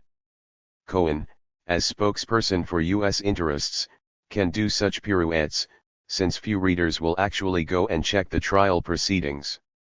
But it is highly instructive to study the key passages of Bukharin's testimony at the trial about his political evolution. Bukharin was sufficiently lucid to understand the steps in his own political degeneration and to understand how he got caught up in a counter-revolutionary plot. Cohen and the bourgeoisie can do their utmost to whitewash Bukharin the Bolshevik. To communists, Bukharin's confessions provide important lessons about the mechanisms of slow degeneration and anti-socialist subversion. These confessions allow one to understand the later appearance of figures such as Khrushchev and Mikoyan, Brezhnev, and Gorbachev. Here is the text. Bukharin is speaking. The right counter-revolutionaries seemed at first to be a deviation. Here we went through a very interesting process, an overestimation of individual enterprise, a crawling over to its idealization, the idealization of the property owner. Such was the evolution. Our program was the prosperous peasant farm of the individual, but in fact the kulak became an end into itself. Collective farms were music of the future. What was necessary was to develop rich property owners. This was the tremendous change that took place in our standpoint and psychology. I myself in 1928 invented the formula about the military feudal exploitation of the peasantry, that is, I put the blame for the costs of the class struggle not on the class which was hostile to the proletariat, but on the leaders of the proletariat itself. Court Proceedings. Block of Rights and Trotskyists, OPCIT. Pages 380 to -381. If my program stand were to be formulated practically, it would be, in the economic sphere, state capitalism, the prosperous mujik individual, the curtailment of the collective farms, foreign concessions, surrender of the monopoly of foreign trade, and, as a result, the restoration of capitalism in the country. 381. Inside the country our actual program was a lapse into bourgeois democratic freedom, coalition, because from the bloc with the Mensheviks, socialist revolutionaries, and the like, it follows that there would be freedom of parties, freedom of coalition, and follows quite logically from the combination of forces for struggle, because if allies are chosen for overthrowing the government, on the day after the possible victory they would be partners in power. 382. My rapprochement with Tomsky and Rykov dates approximately to 1928 to -1929. Then contacts and sounding out the then members of the Central Committee, illegal conferences which were illegal in respect of the Central Committee. 386. Here began the quest for blocks. Firstly, my meeting with Kamina at his apartment. Secondly, a meeting with Pyatakov in the hospital, at which Kamina was present. Thirdly, a meeting with Kamina at Schmidt's country house. The next stage in the development of the counter-revolutionary organization of the rights began in 1930 to -1931. At that time there was a great sharpening of the class struggle, of Kulak sabotage, Kulak resistance to the policy of the party, etc. The Bukharin-Rykov-Tomsky trio became an illegal center, and therefore, whereas before this trio had been at the head of the opposition circles, now it became the center of an illegal counter-revolutionary organization. Close to this illegal center was Yekudnys, who had contact with this center through Tomsky. Approximately towards the end of 1931, the members of the so-called school were transferred to work outside of Moscow to Voronezh, Samara, Leningrad, Novosibirsk and this transfer was utilized for counter-revolutionary purposes even then. 387 to 388. About the autumn of 1932 the next stage in the development of the right organization began, namely the transition to tactics of a forcible overthrow of Soviet power. 388. I make note of the time when the so-called Ryatin platform was formulated. The Ryatin platform was the platform of the right counter-revolutionary organization. 388 to 389. The Ryatin platform was approved on behalf of the Right Center. The essential points of the Ryatin platform were, Opaliscu, terrorism, steering a course for a direct alliance with the Trotskyists. Around this time the idea of Opaliscu was maturing in the right circles, and not only in the upper circles, but also, as far as I can remember, among a section of those working outside of Moscow. At first this idea came from Tomsky, who was in contact with Yanukovych, who had charge of the Kremlin Guard at the time. Consequently, the recruiting of people for Opaliscu. This was when the political bloc with Kamina and Zinoviev originated. In this period we had meetings also with Surtsov and Lomanids. 390 to 391. In the summer of 1932, Pyatakov told me of his meeting with Sedov concerning Trotsky's policy of terrorism. At that time Pyatakov and I considered that these were not our ideas, but we decided that we could find a common language very soon and that our differences in the struggle against Soviet power would be overcome. 391. The formation of the group of conspirators in the Red Army relates to that period. I heard of it from Tomsky, who was directly informed of it by Yanukovych, with whom he had personal connections. I was informed by Tomsky and Yanukovych, who told me that in the upper ranks of the Red Army the Rights, Zinovievites and Trotskyists had then united their forces. Names were mentioned to me I don't vouch that I remember them all exactly but those I have remembered are Tkakhevsky, Kork, Primakov and Putna. Thus the connections with the center of the Rights followed the line of the military group, Yanukovych, Tomsky and the rest. 393. In 1933 to 34 the kulaks were already smashed, an insurrectionary movement ceased to be a real possibility, and therefore in the center of the right organization a period again set in when the orientation toward a counter-revolutionary conspiratorial coup became the central idea. The forces of the conspiracy were, the forces of Yanukovych plus Yagoda, their organizations in the Kremlin and in the People's Commissariat of Internal Affairs. Yanukovych also succeeded around that time in enlisting, as far as I can remember, the former commandant of the Kremlin, Peterson, who, apropos, was in his time the commandant of Trotsky's train. Then there was the military organization of the conspirators, Tkakhevsky, Kork and others. 419.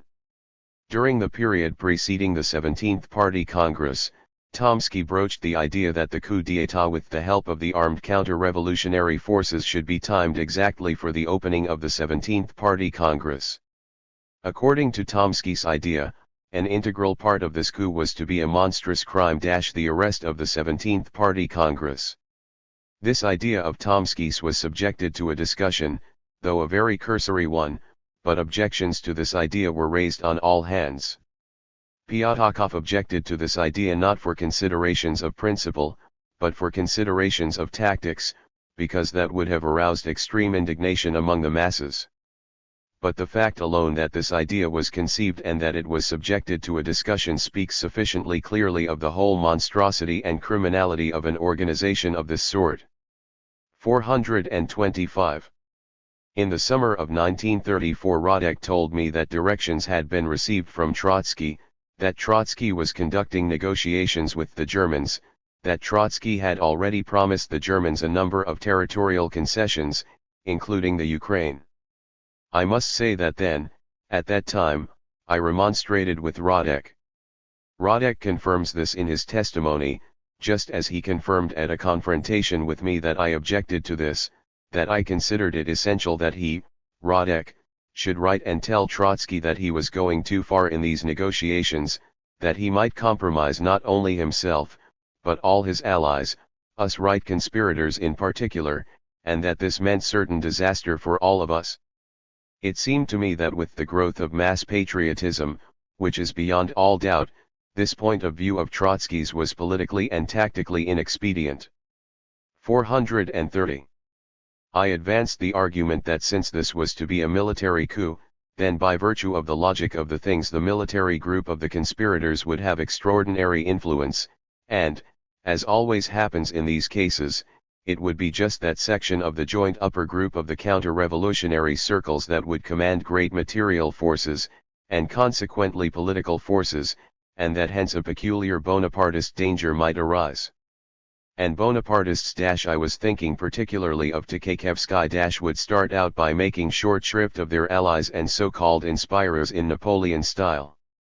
In my conversations I always called Tkaczewski a potential little Napoleon, and you know how Napoleon dealt with the so-called ideologists. Wyszynski, and you considered yourself an ideologist? Bukharin, both an ideologist of a counter-revolutionary coup and a practical man. You, of course, would prefer to hear that I consider myself a spy, but I never considered myself a spy, nor do I now. Wyszynski, it would be more correct if you did. Bukharin, that is your opinion, but my opinion is different. 431 to -432. When it was time for his last statement, Bukharin already knew that he was a dead man. Cohen can read in this speech a fine defense of real Bolshevism and adnunciation of Stalinism. On the other hand, a communist hears a man who struggled for many years against socialism, who took irrevocable revisionist positions, and who, facing his grave, realized that in the context of bitter national and international class struggles, his revisionism had led him to treason. This naked logic of the struggle was accompanied by a degeneration of ideas, a degeneration of psychology. And on this basis, it seems to me probable that every one of us sitting here in the dock suffered from a peculiar duality of mind, an incomplete faith in his counter-revolutionary cause. Hence a certain semi-paralysis of the will, a retardation of reflexes. The contradiction that arose between the acceleration of our degeneration and these retarded reflexes expressed the position of a counter-revolutionary, or a developing counter-revolutionary, under the conditions of developing socialist construction. A dual psychology arose. Even I was sometimes carried away by the eulogies I wrote of socialist construction, although on the morrow I repudiated this by practical actions of a criminal character. There arose what in Hegel's philosophy is called a most unhappy mind. This unhappy mind differed from the ordinary unhappy mind only in the fact that it was also a criminal mind. The might of the proletarian state found its expression not only in the fact that it smashed the counter-revolutionary bands, but also in the fact that it disintegrated its enemies from within, that it disorganized the will of its enemies. Nowhere else is this the case, nor can it be in any capitalist country. Repentance is often attributed to diverse and absolutely absurd things like Tibetan powders and the like. I must say of myself that in prison, where I was confined for over a year, I worked, studied, and retained my clarity of mind. This will serve to refute by facts all fables and absurd counter-revolutionary tales. Hypnotism is suggested. But I conducted my own defense in court from the legal standpoint too, orientated myself on the spot, argued with the state prosecutor, and anybody, even a man who has little experience in this branch of medicine, must admit that hypnotism of this kind is altogether impossible. I shall now speak of myself, of the reasons for my repentance. Of course, it must be admitted that incriminating evidence plays a very important part. For 3 months I refused to say anything. Then I began to testify. Why?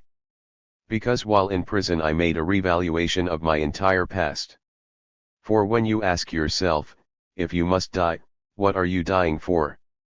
An absolutely black vacuity suddenly rises before you with startling vividness.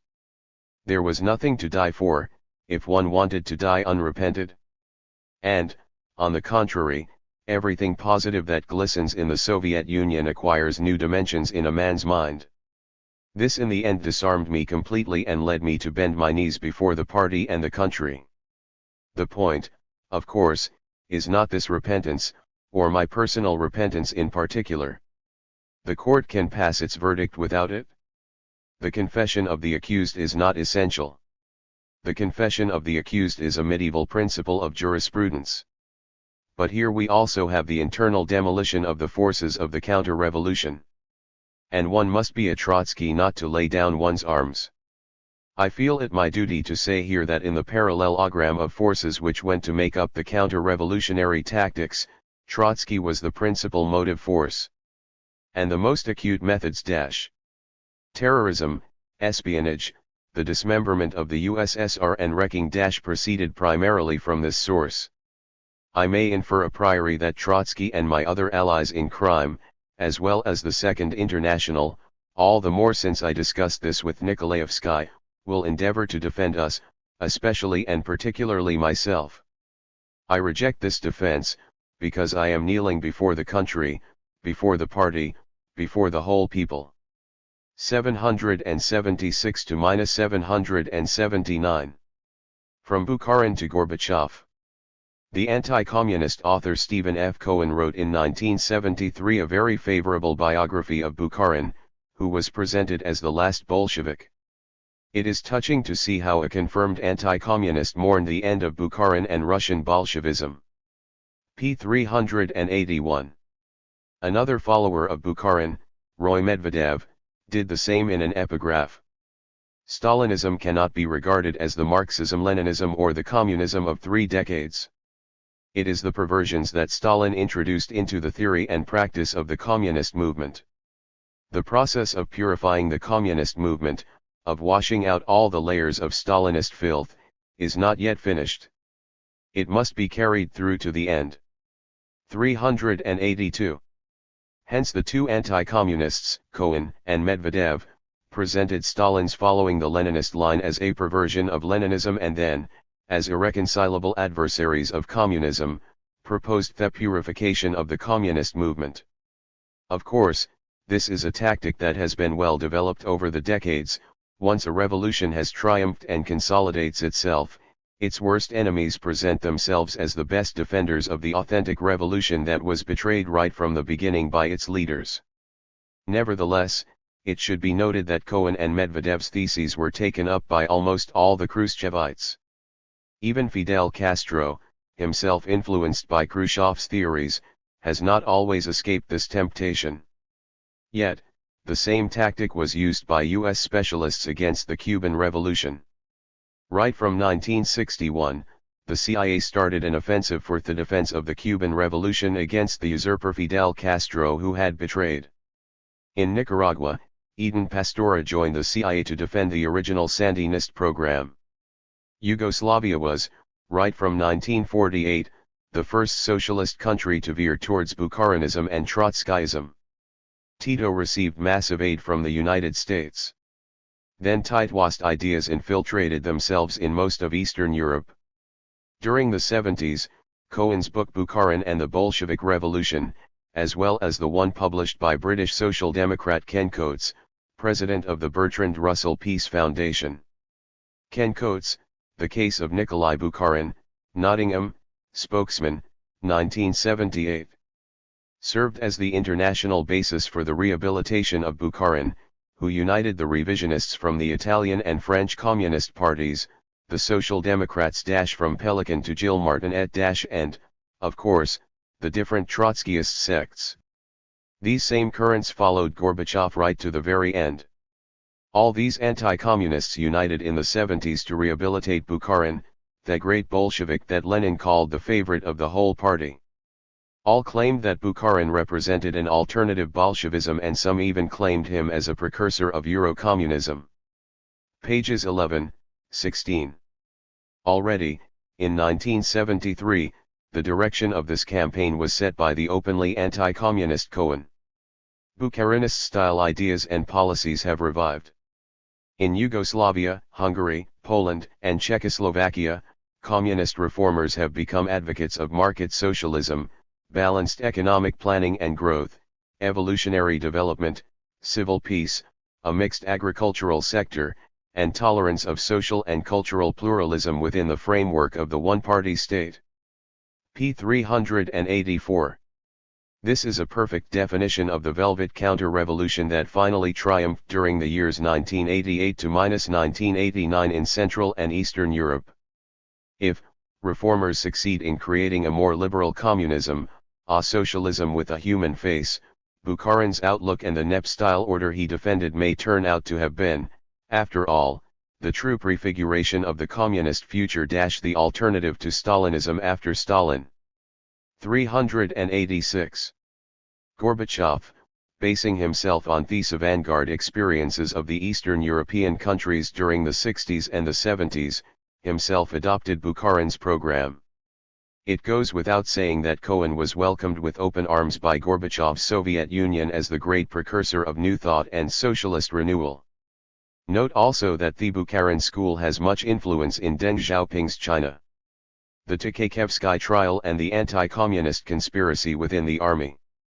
On May 26, 1937, Marshal Takaevsky and commanders Yakir, Yubarevich, Eidman, Kork, Putna, Feldman, and Primakov were arrested and tried in front of a military tribunal. Their execution was announced on July 12. They had been under suspicion since the beginning of May. On May 8, the political commissar system, used during the Civil War, was reintroduced in the army. Its reintroduction reflected the party's fear of Bonapartist tendencies within the army. 167. A May 13, 1927 Commissar of Defense directive ended the control that the political commissars had over the highest officers. The military commander was given the responsibility for general political leadership for the purpose of complete coordination of military and political affairs in the unit. The political assistant was to be responsible for all party political work and was to report to the commander on the political condition of the unit. 325. The Tolmachev Military Political Academy in Leningrad and the commissars of the military district of Belorussia protested against the depreciation and diminution of the role of the party political organs. 327. Blomberg, a superior German officer, made a report after his visit to the USSR in 1928. He noted, purely military points of view step more and more into the foreground, everything else is subordinated to them. 320. Since many soldiers came from the countryside, Kulak influence was substantial. Unschlicht, a superior officer, claimed in 1928 and 1929 that the danger of right deviation was greater in the army than in the party's civil organizations. 331.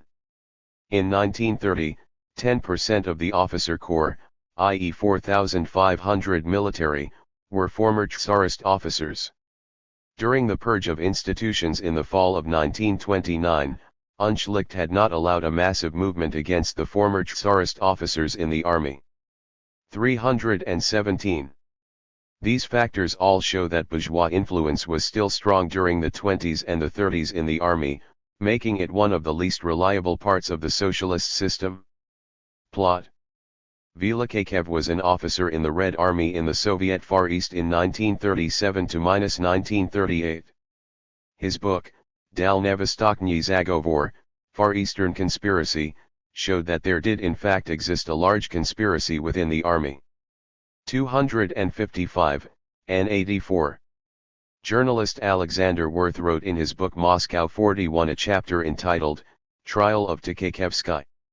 He wrote, I am also pretty sure that the purge in the Red Army had a great deal to do with Stalin's belief in an imminent war with Germany. What did Tkakhevsky stand for? People of the French Tzim Bureau told me long ago that Tkakhevsky was pro-German. And the Czechs told me the extraordinary story of Tkakhevsky's visit to Prague, when towards the end of the banquet he had got rather drunk he blurted out that an agreement with Hitler was the only hope for both Czechoslovakia and Russia. And he then proceeded to abuse Stalin.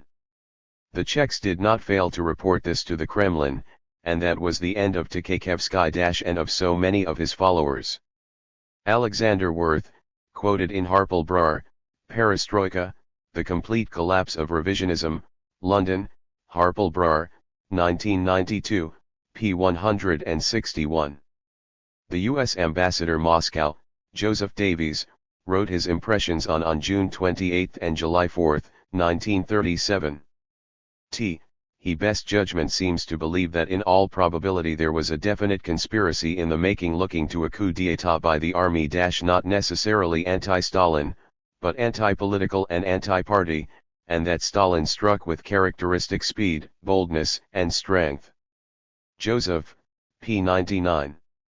Had a fine talk with Litvinov. I told him quite frankly the reactions in US and Western Europe to the purges, and to the executions of the Red Army generals, that it definitely was bad. Litvinov was very frank.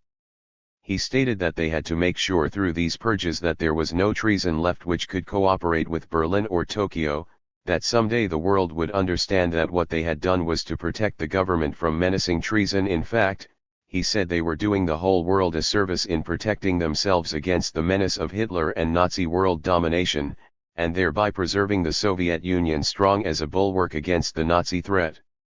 That the world would appreciate what a very great man Stalin was. 103. In 1937, Abdurrahman Avtarkhanov was working for the Central Committee of the Bolshevik Party. A bourgeois nationalist, he had close ties to opposition leaders and with the Central Committee members from the Caucasus. In his book The Reign of Stalin, he regrets that Tkakhevsky did not seize power in 1937. He claims that early in 1937, after his trip to England, Tkakhevsky spoke to his superior officers as follows. The great thing about His Britannic Majesty's army is that there could not be a Scotland Yard agent at its head, allusion to the role played by state security in the USSR. As for cobblers, allusion to Stalin's father, they belong in the supply depots, and they don't need a party card. The British don't talk readily about patriotism, because it seems to them natural to be simply British. There is no political line in Britain, right, left or centre, there is just British policy, which every peer and worker, every Conservative and member of the Labour Party, every officer and soldier, is equally zealous in serving. The British soldier is completely ignorant of party history and production figures, but on the other hand he knows the geography of the world as well as he knows his own barracks. The king is loaded with honors, but he has no personal power. Two qualities are called for in an officer: courage and professional competence. Alexander Uralov, Abdurrahman Avtarkhanov, The Reign of Stalin, Westport, Con, Hyperion Press, p. 1975, p. 50. Robert Coulondre was the French ambassador to Moscow in 1936–1938. In his memoirs, he recalled the terror of the French Revolution that crushed the aristocrats in 1792 and prepared the French people for war against the reactionary European states. At the time, the enemies of the French Revolution, particularly England and Russia, had interpreted the revolutionary terror as a precursor of the disintegration of the regime. In fact, the opposite was true. The same thing, Coulondre wrote, was taking place with the Soviet Revolution. Soon after Tkakhevsky's arrest, the minister of Lithuania, who knew a number of Bolshevik leaders, told me that the Marshal, upset by the brakes imposed by the Communist Party on the development of Russian military power, in particular of a sound organization of the army, had in fact become the head of a movement that wanted to strangle the party and institute a military dictatorship. My correspondents can testify that I gave the Soviet terror its correct interpretation. It should not be concluded, I constantly wrote, that the regime is falling apart or that the Russian forces are tiring. It is in fact the opposite, the crisis of a country that is growing too quickly. Robert Kulundra, De Stalin à Hitler, Souvenirs de deux ambassades, 1936–1939, Paris, Hachette, 1950, pages 182–184. Churchill wrote in his memoirs that Beneš had received an offer from Hitler to respect in all circumstances the integrity of Czechoslovakia in return for a guarantee that she would remain neutral in the event of a Franco-German war. In the autumn of 1936, a message from a high military source in Germany was conveyed to President Beneš to the effect that if he wanted to take advantage of the Führer's offer, he had better be quick, because events would shortly take place in Russia rendering any help he could give to Germany insignificant. While Beneš was pondering over this disturbing hint, he became aware that communications were passing through the Soviet embassy in Prague between important personages in Russia and the German government. This was a part of the so-called military and old guard communist conspiracy to overthrow Stalin and introduce a new regime based on a pro-German policy. President Beneš lost no time in communicating all he could find out to Stalin. Thereafter there followed the merciless, but perhaps not needless, military and political purge in Soviet Russia. The Russian army was purged of its pro-German elements at a heavy cost to its military efficiency. The bias of the Soviet government was turned in a marked manner against Germany. The situation was, of course, thoroughly understood by Hitler, but I am not aware that the British and French governments were equally enlightened. To Mr. Chamberlain and the British and French general staffs, the purge of 1937 presented itself mainly as a tearing to pieces internally of the Russian army, and a picture of the Soviet Union as riven asunder by ferocious hatreds and vengeance. Winston S. Churchill, The Second World War, The Gathering Storm, Boston, Houghton Mifflin, 1948, pages 288–289. The Trotskyist Deutsche rarely missed an opportunity to denigrate and slander Stalin. However, despite the fact that he claimed that there was only an imaginary conspiracy as basis for the Moscow trials, he did have this to say about Tchékevsky's execution. The non-Stalinist versions concur in the following: the generals did indeed plan a coup d'état. The main part of the coup was to be a palace revolt in the Kremlin, culminating in the assassination of Stalin. A decisive military operation outside the Kremlin, an assault on the headquarters of the GPU, was also prepared. Tchékevsky was the moving spirit of the conspiracy. He was, indeed, the only man among all the military and civilian leaders of that time who showed in many respects a resemblance to the original Bonaparte and could have played the Russian first consul. The chief political commissar of the army, Gaymarnik, who later committed suicide, was initiated into the plot. General Yakir, the commander of Leningrad, was to secure the cooperation of his garrison. General Zhubarovich, commander of the Western Military District, Kork, commander of the Military Academy in Moscow, Primakov, Budyonny's deputy in the command of the cavalry, and a few other generals were also in the plot. Deutsche Stalin, a political biography, 2nd edition, London, Oxford University Press, 1967, p. 379.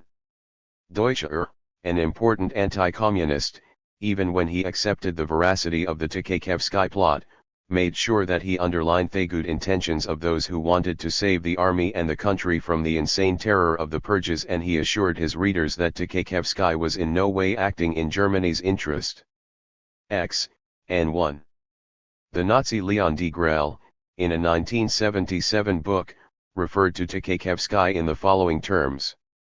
Who would have thought during the crimes of the terror during the French Revolution that soon after a Bonaparte would come out and raise France up from the abyss with an iron fist? A few years later, and Bonaparte almost created the United Europe. A Russian Bonaparte could also rise up. The young Marshal Tkaczewski, executed by Stalin on Beneš's advice, was of the right stature in 1937. Louise Narvaez, De Grelle M.A. did, postface by De Grelle, Brussels, Editions du Bossons, 1977, pages 360-361. On May 8, 1943, Goebbels noted in his journal some comments made by Hitler. They show that the Nazis perfectly understood the importance of taking advantage of opposition and defeatist currents within the Red Army. The Führer explained one more time the Tkaczewski case and stated that we erred completely at the time when we thought that Stalin had ruined the Red Army. The opposite is true. Stalin got rid of all the opposition circles within the army and thereby succeeded in making sure that there would no longer be any defeatist currents within that army.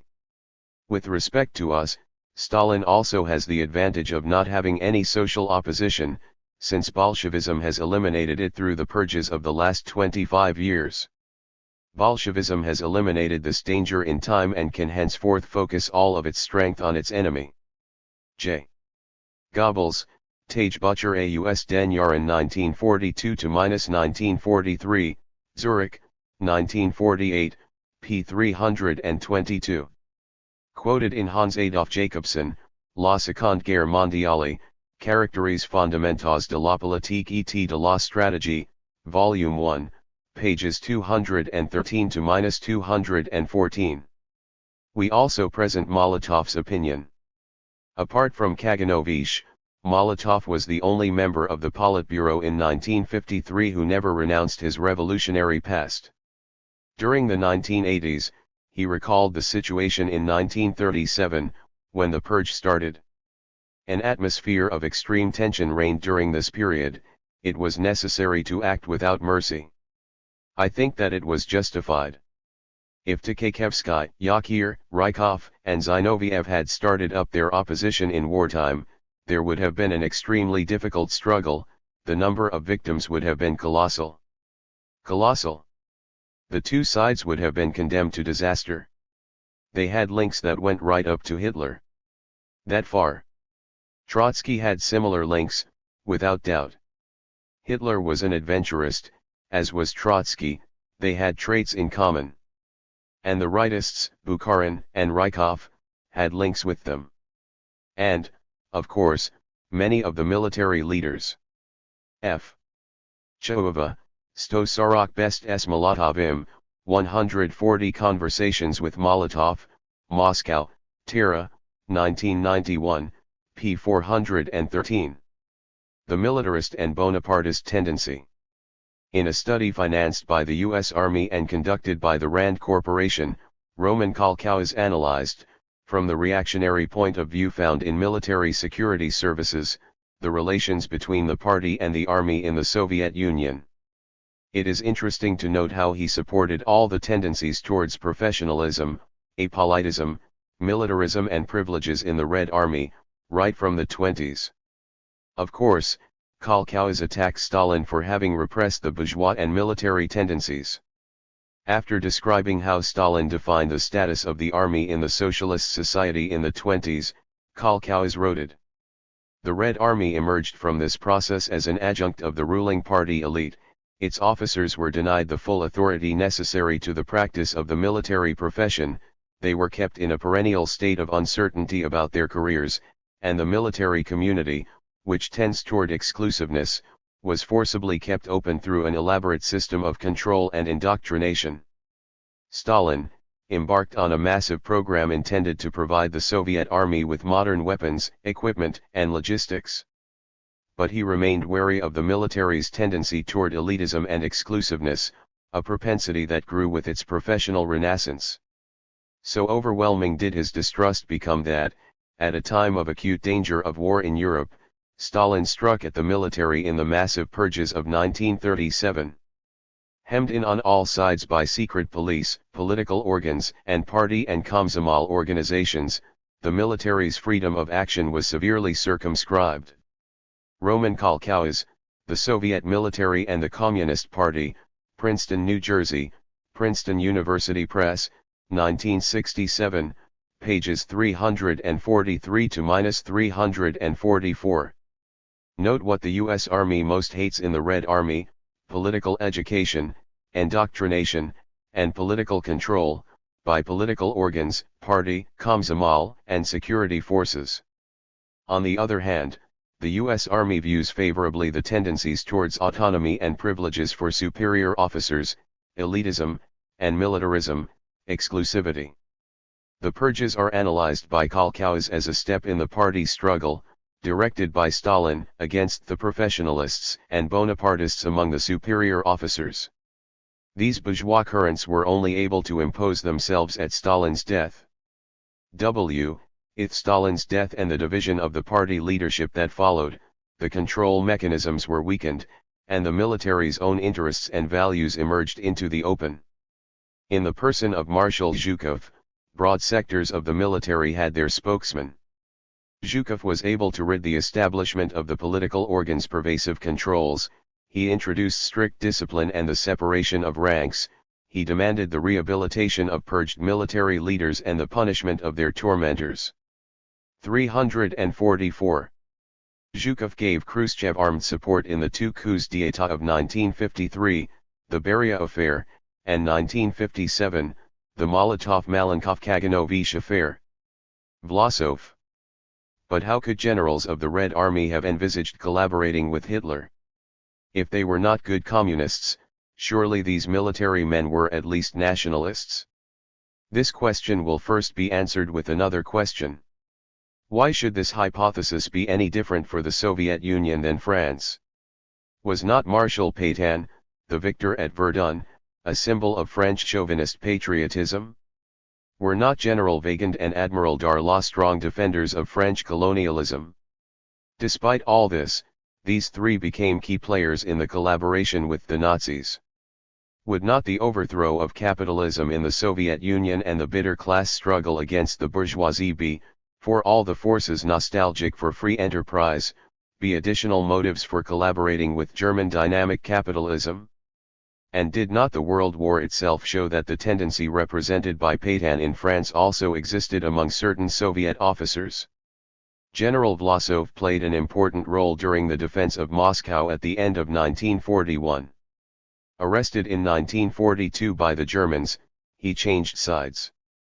But it was only on September 16, 1944, after an interview with Himmler, that he received the official authorization to create his own Russian Liberation Army, whose first division was created as early as 1943. Other imprisoned officers offered their services to the Nazis. A few names follow. Major General Trukhin, head of the operational section of the Baltic Region Chief of Staffs, professor at the General Chiefs of Staff Academy. Major General Malishkin, head of the Chiefs of Staff of the 19th Army. Major General Zakutny, professor at the General Chiefs of Staff Academy. Major Generals Blagovshchinsky, brigade commander, Shapovalov, artillery corps commander, and Meandrov. Brigade commanders Hylenkov, member of the Military Council of the 32nd Army. Colonels Maltsev, Zverev, Niryanin, and Bunyachenko, commander of the 389th Armed Division. What was the political profile of these men? The former British Secret Service officer and historian Cookridge writes. Vlasov's entourage was a strange motley. The most intelligent of his officers was Colonel Milty Zykov, a Jew.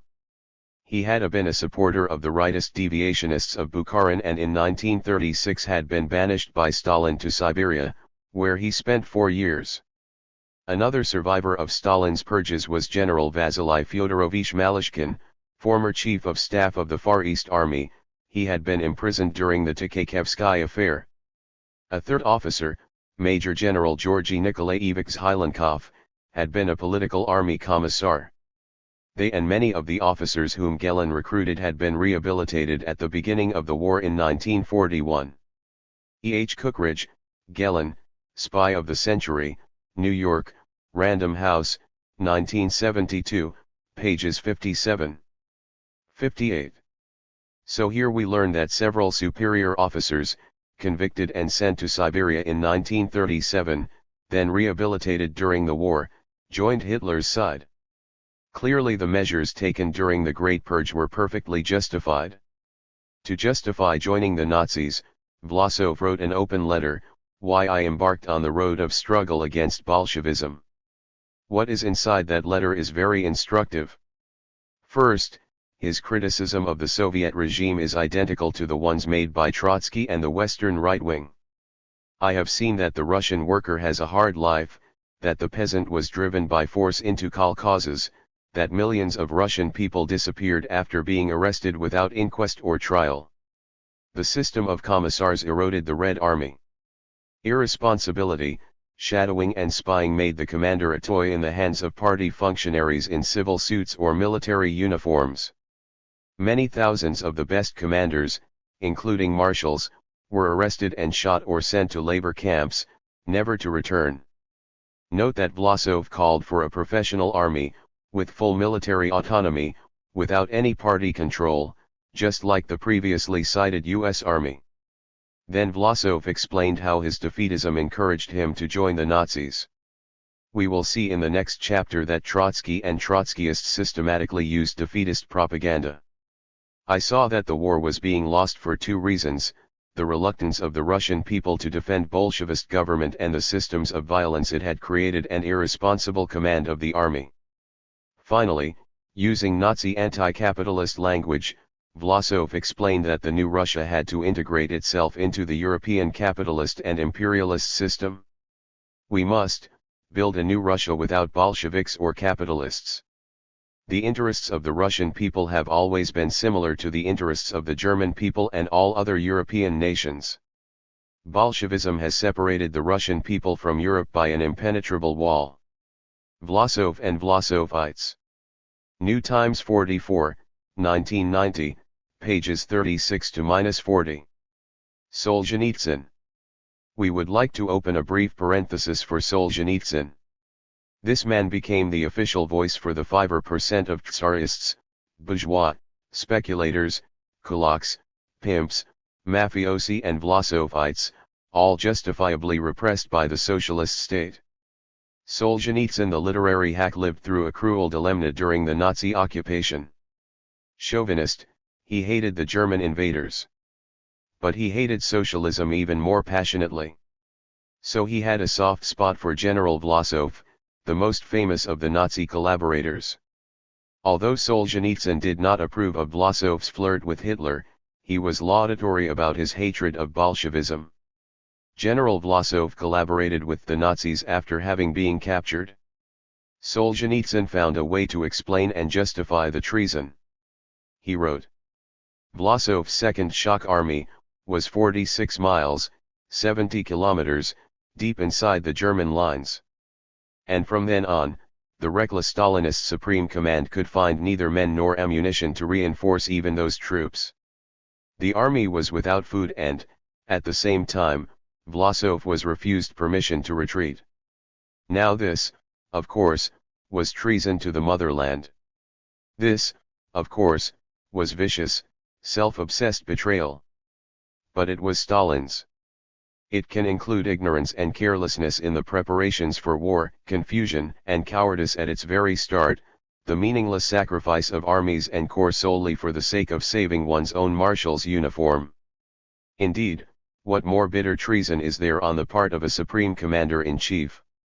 Alexander I. Solzhenitsyn, The Gulag Archipelago, 1918 to -1956. An Experiment in Literary Investigation I2, New York, Harper and Row, 1974, p. 253, note. So Solzhenitsyn defended the traitor Vlasov against Stalin. Let us look at what really happened in early 1942.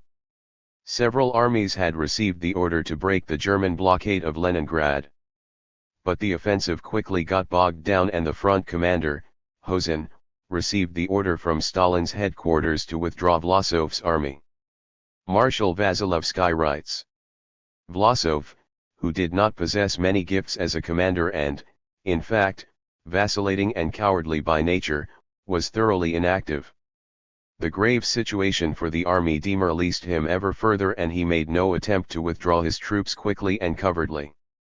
I can with some authority confirm the extremely serious concern which Stalin displayed daily for the Second Shock Army and for rendering every possible assistance to them. This is evidenced by a whole series of GHQ directives that I personally wrote primarily to Stalin's dictation. Vlasov joined the enemy while a considerable part of his army succeeded in breaching through the German trap and in escaping. A.M. Vasilevsky, A Lifelong Cause, Moscow, Progress, 1973, pages 139 to -141. Russians were hired in the Nazi army to combat the Soviet people? But, exclaimed Solzhenitsyn, it was Stalin's criminal regime that pushed them to do it. And could be induced to enter the Wehrmacht's Vlasov detachments only in the last extremity, only at the limit of desperation, only out of inexhaustible hatred of the Soviet regime. Solzhenitsyn, OPCIT. p. 255. Besides, said Solzhenitsyn, the Vlasovian collaborators were more anti-communist than pro-Nazi. NLY in the fall of 1944 did they begin to form Vlasov divisions that were exclusively Russian. Their first and last independent action, dealt a blow to the Germans themselves. Vlasov ordered his divisions to the aid of the Czech rebels. 258 to -259. This is the fable that has been repeated by Nazi and other fascist criminals of all countries. When the German fascists were on the verge of defeat, they all discovered their national and independent vocation and remembered their opposition to Germany, looking for protection under the wings of U.S. imperialism. Solzhenitsyn did not object to the Germans being fascists, but to the fact that they were stupid and blind fascists. If they had been more intelligent, the German Nazis would have recognized the value of their Russian brothers in arms and they would have allowed them a certain level of autonomy. The Germans, in their shallow stupidity and self-importance, allowed them only to die for the German Reich, but denied them the right to plan an independent destiny for Russia. 261. The war was still raging, Nazism was not clearly defeated, and Solzhenitsyn was already crying for the inhuman lot reserved for the arrested Vlasovian criminals. He described a scene after the cleaning up of a Nazi pocket on Soviet territory. A prisoner on foot in German breeches was crying out to me in pure Russian. He was naked from the waist up, and his face, chest, shoulders, and back were all bloody, while a sergeant Ossibist drove him forward with a whip. I was afraid to defend the Vlasov man against the Ossibist. This picture will remain etched in my mind forever. This, after all, is almost a symbol of the archipelago. It ought to be on the jacket of this book. 256 to -257. We should thank Solzhenitsyn for his disconcerting candor. The man who best incarnated the millions of victims of Stalinism was a Nazi collaborator. A clandestine anti-communist organization in the Red Army. In general, the purges within the Red Army are presented as acts of foolish, arbitrary, blind repression. The accusations were all set UPS, diabolically prepared to ensure Stalin's personal dictatorship. What is the truth? A concrete and very interesting example can give us some essential aspects. A colonel in the Soviet Army, G. A. Tokov, defected to the British in 1948. He wrote a book called Comrade X, a real gold mine for those who want to try to understand the complexity of the struggle within the Bolshevik Party. Aeronautical engineer, Tokov was from 1937 to 1948 the political secretary of the largest party branch of the Zhukovsky Air Force Academy. He was therefore a leading cadre. Tokov, OPCIT. Pages 83 to -84. When he entered the party in 1933 at the age of 22, Tokov was already a member of a clandestine anti-communist organization. At the head of his organization was a leading officer of the Red Army, an influential member of the Bolshevik Party Central Committee. Tokov's group held secret conferences, adopted resolutions, and sent emissaries around the country.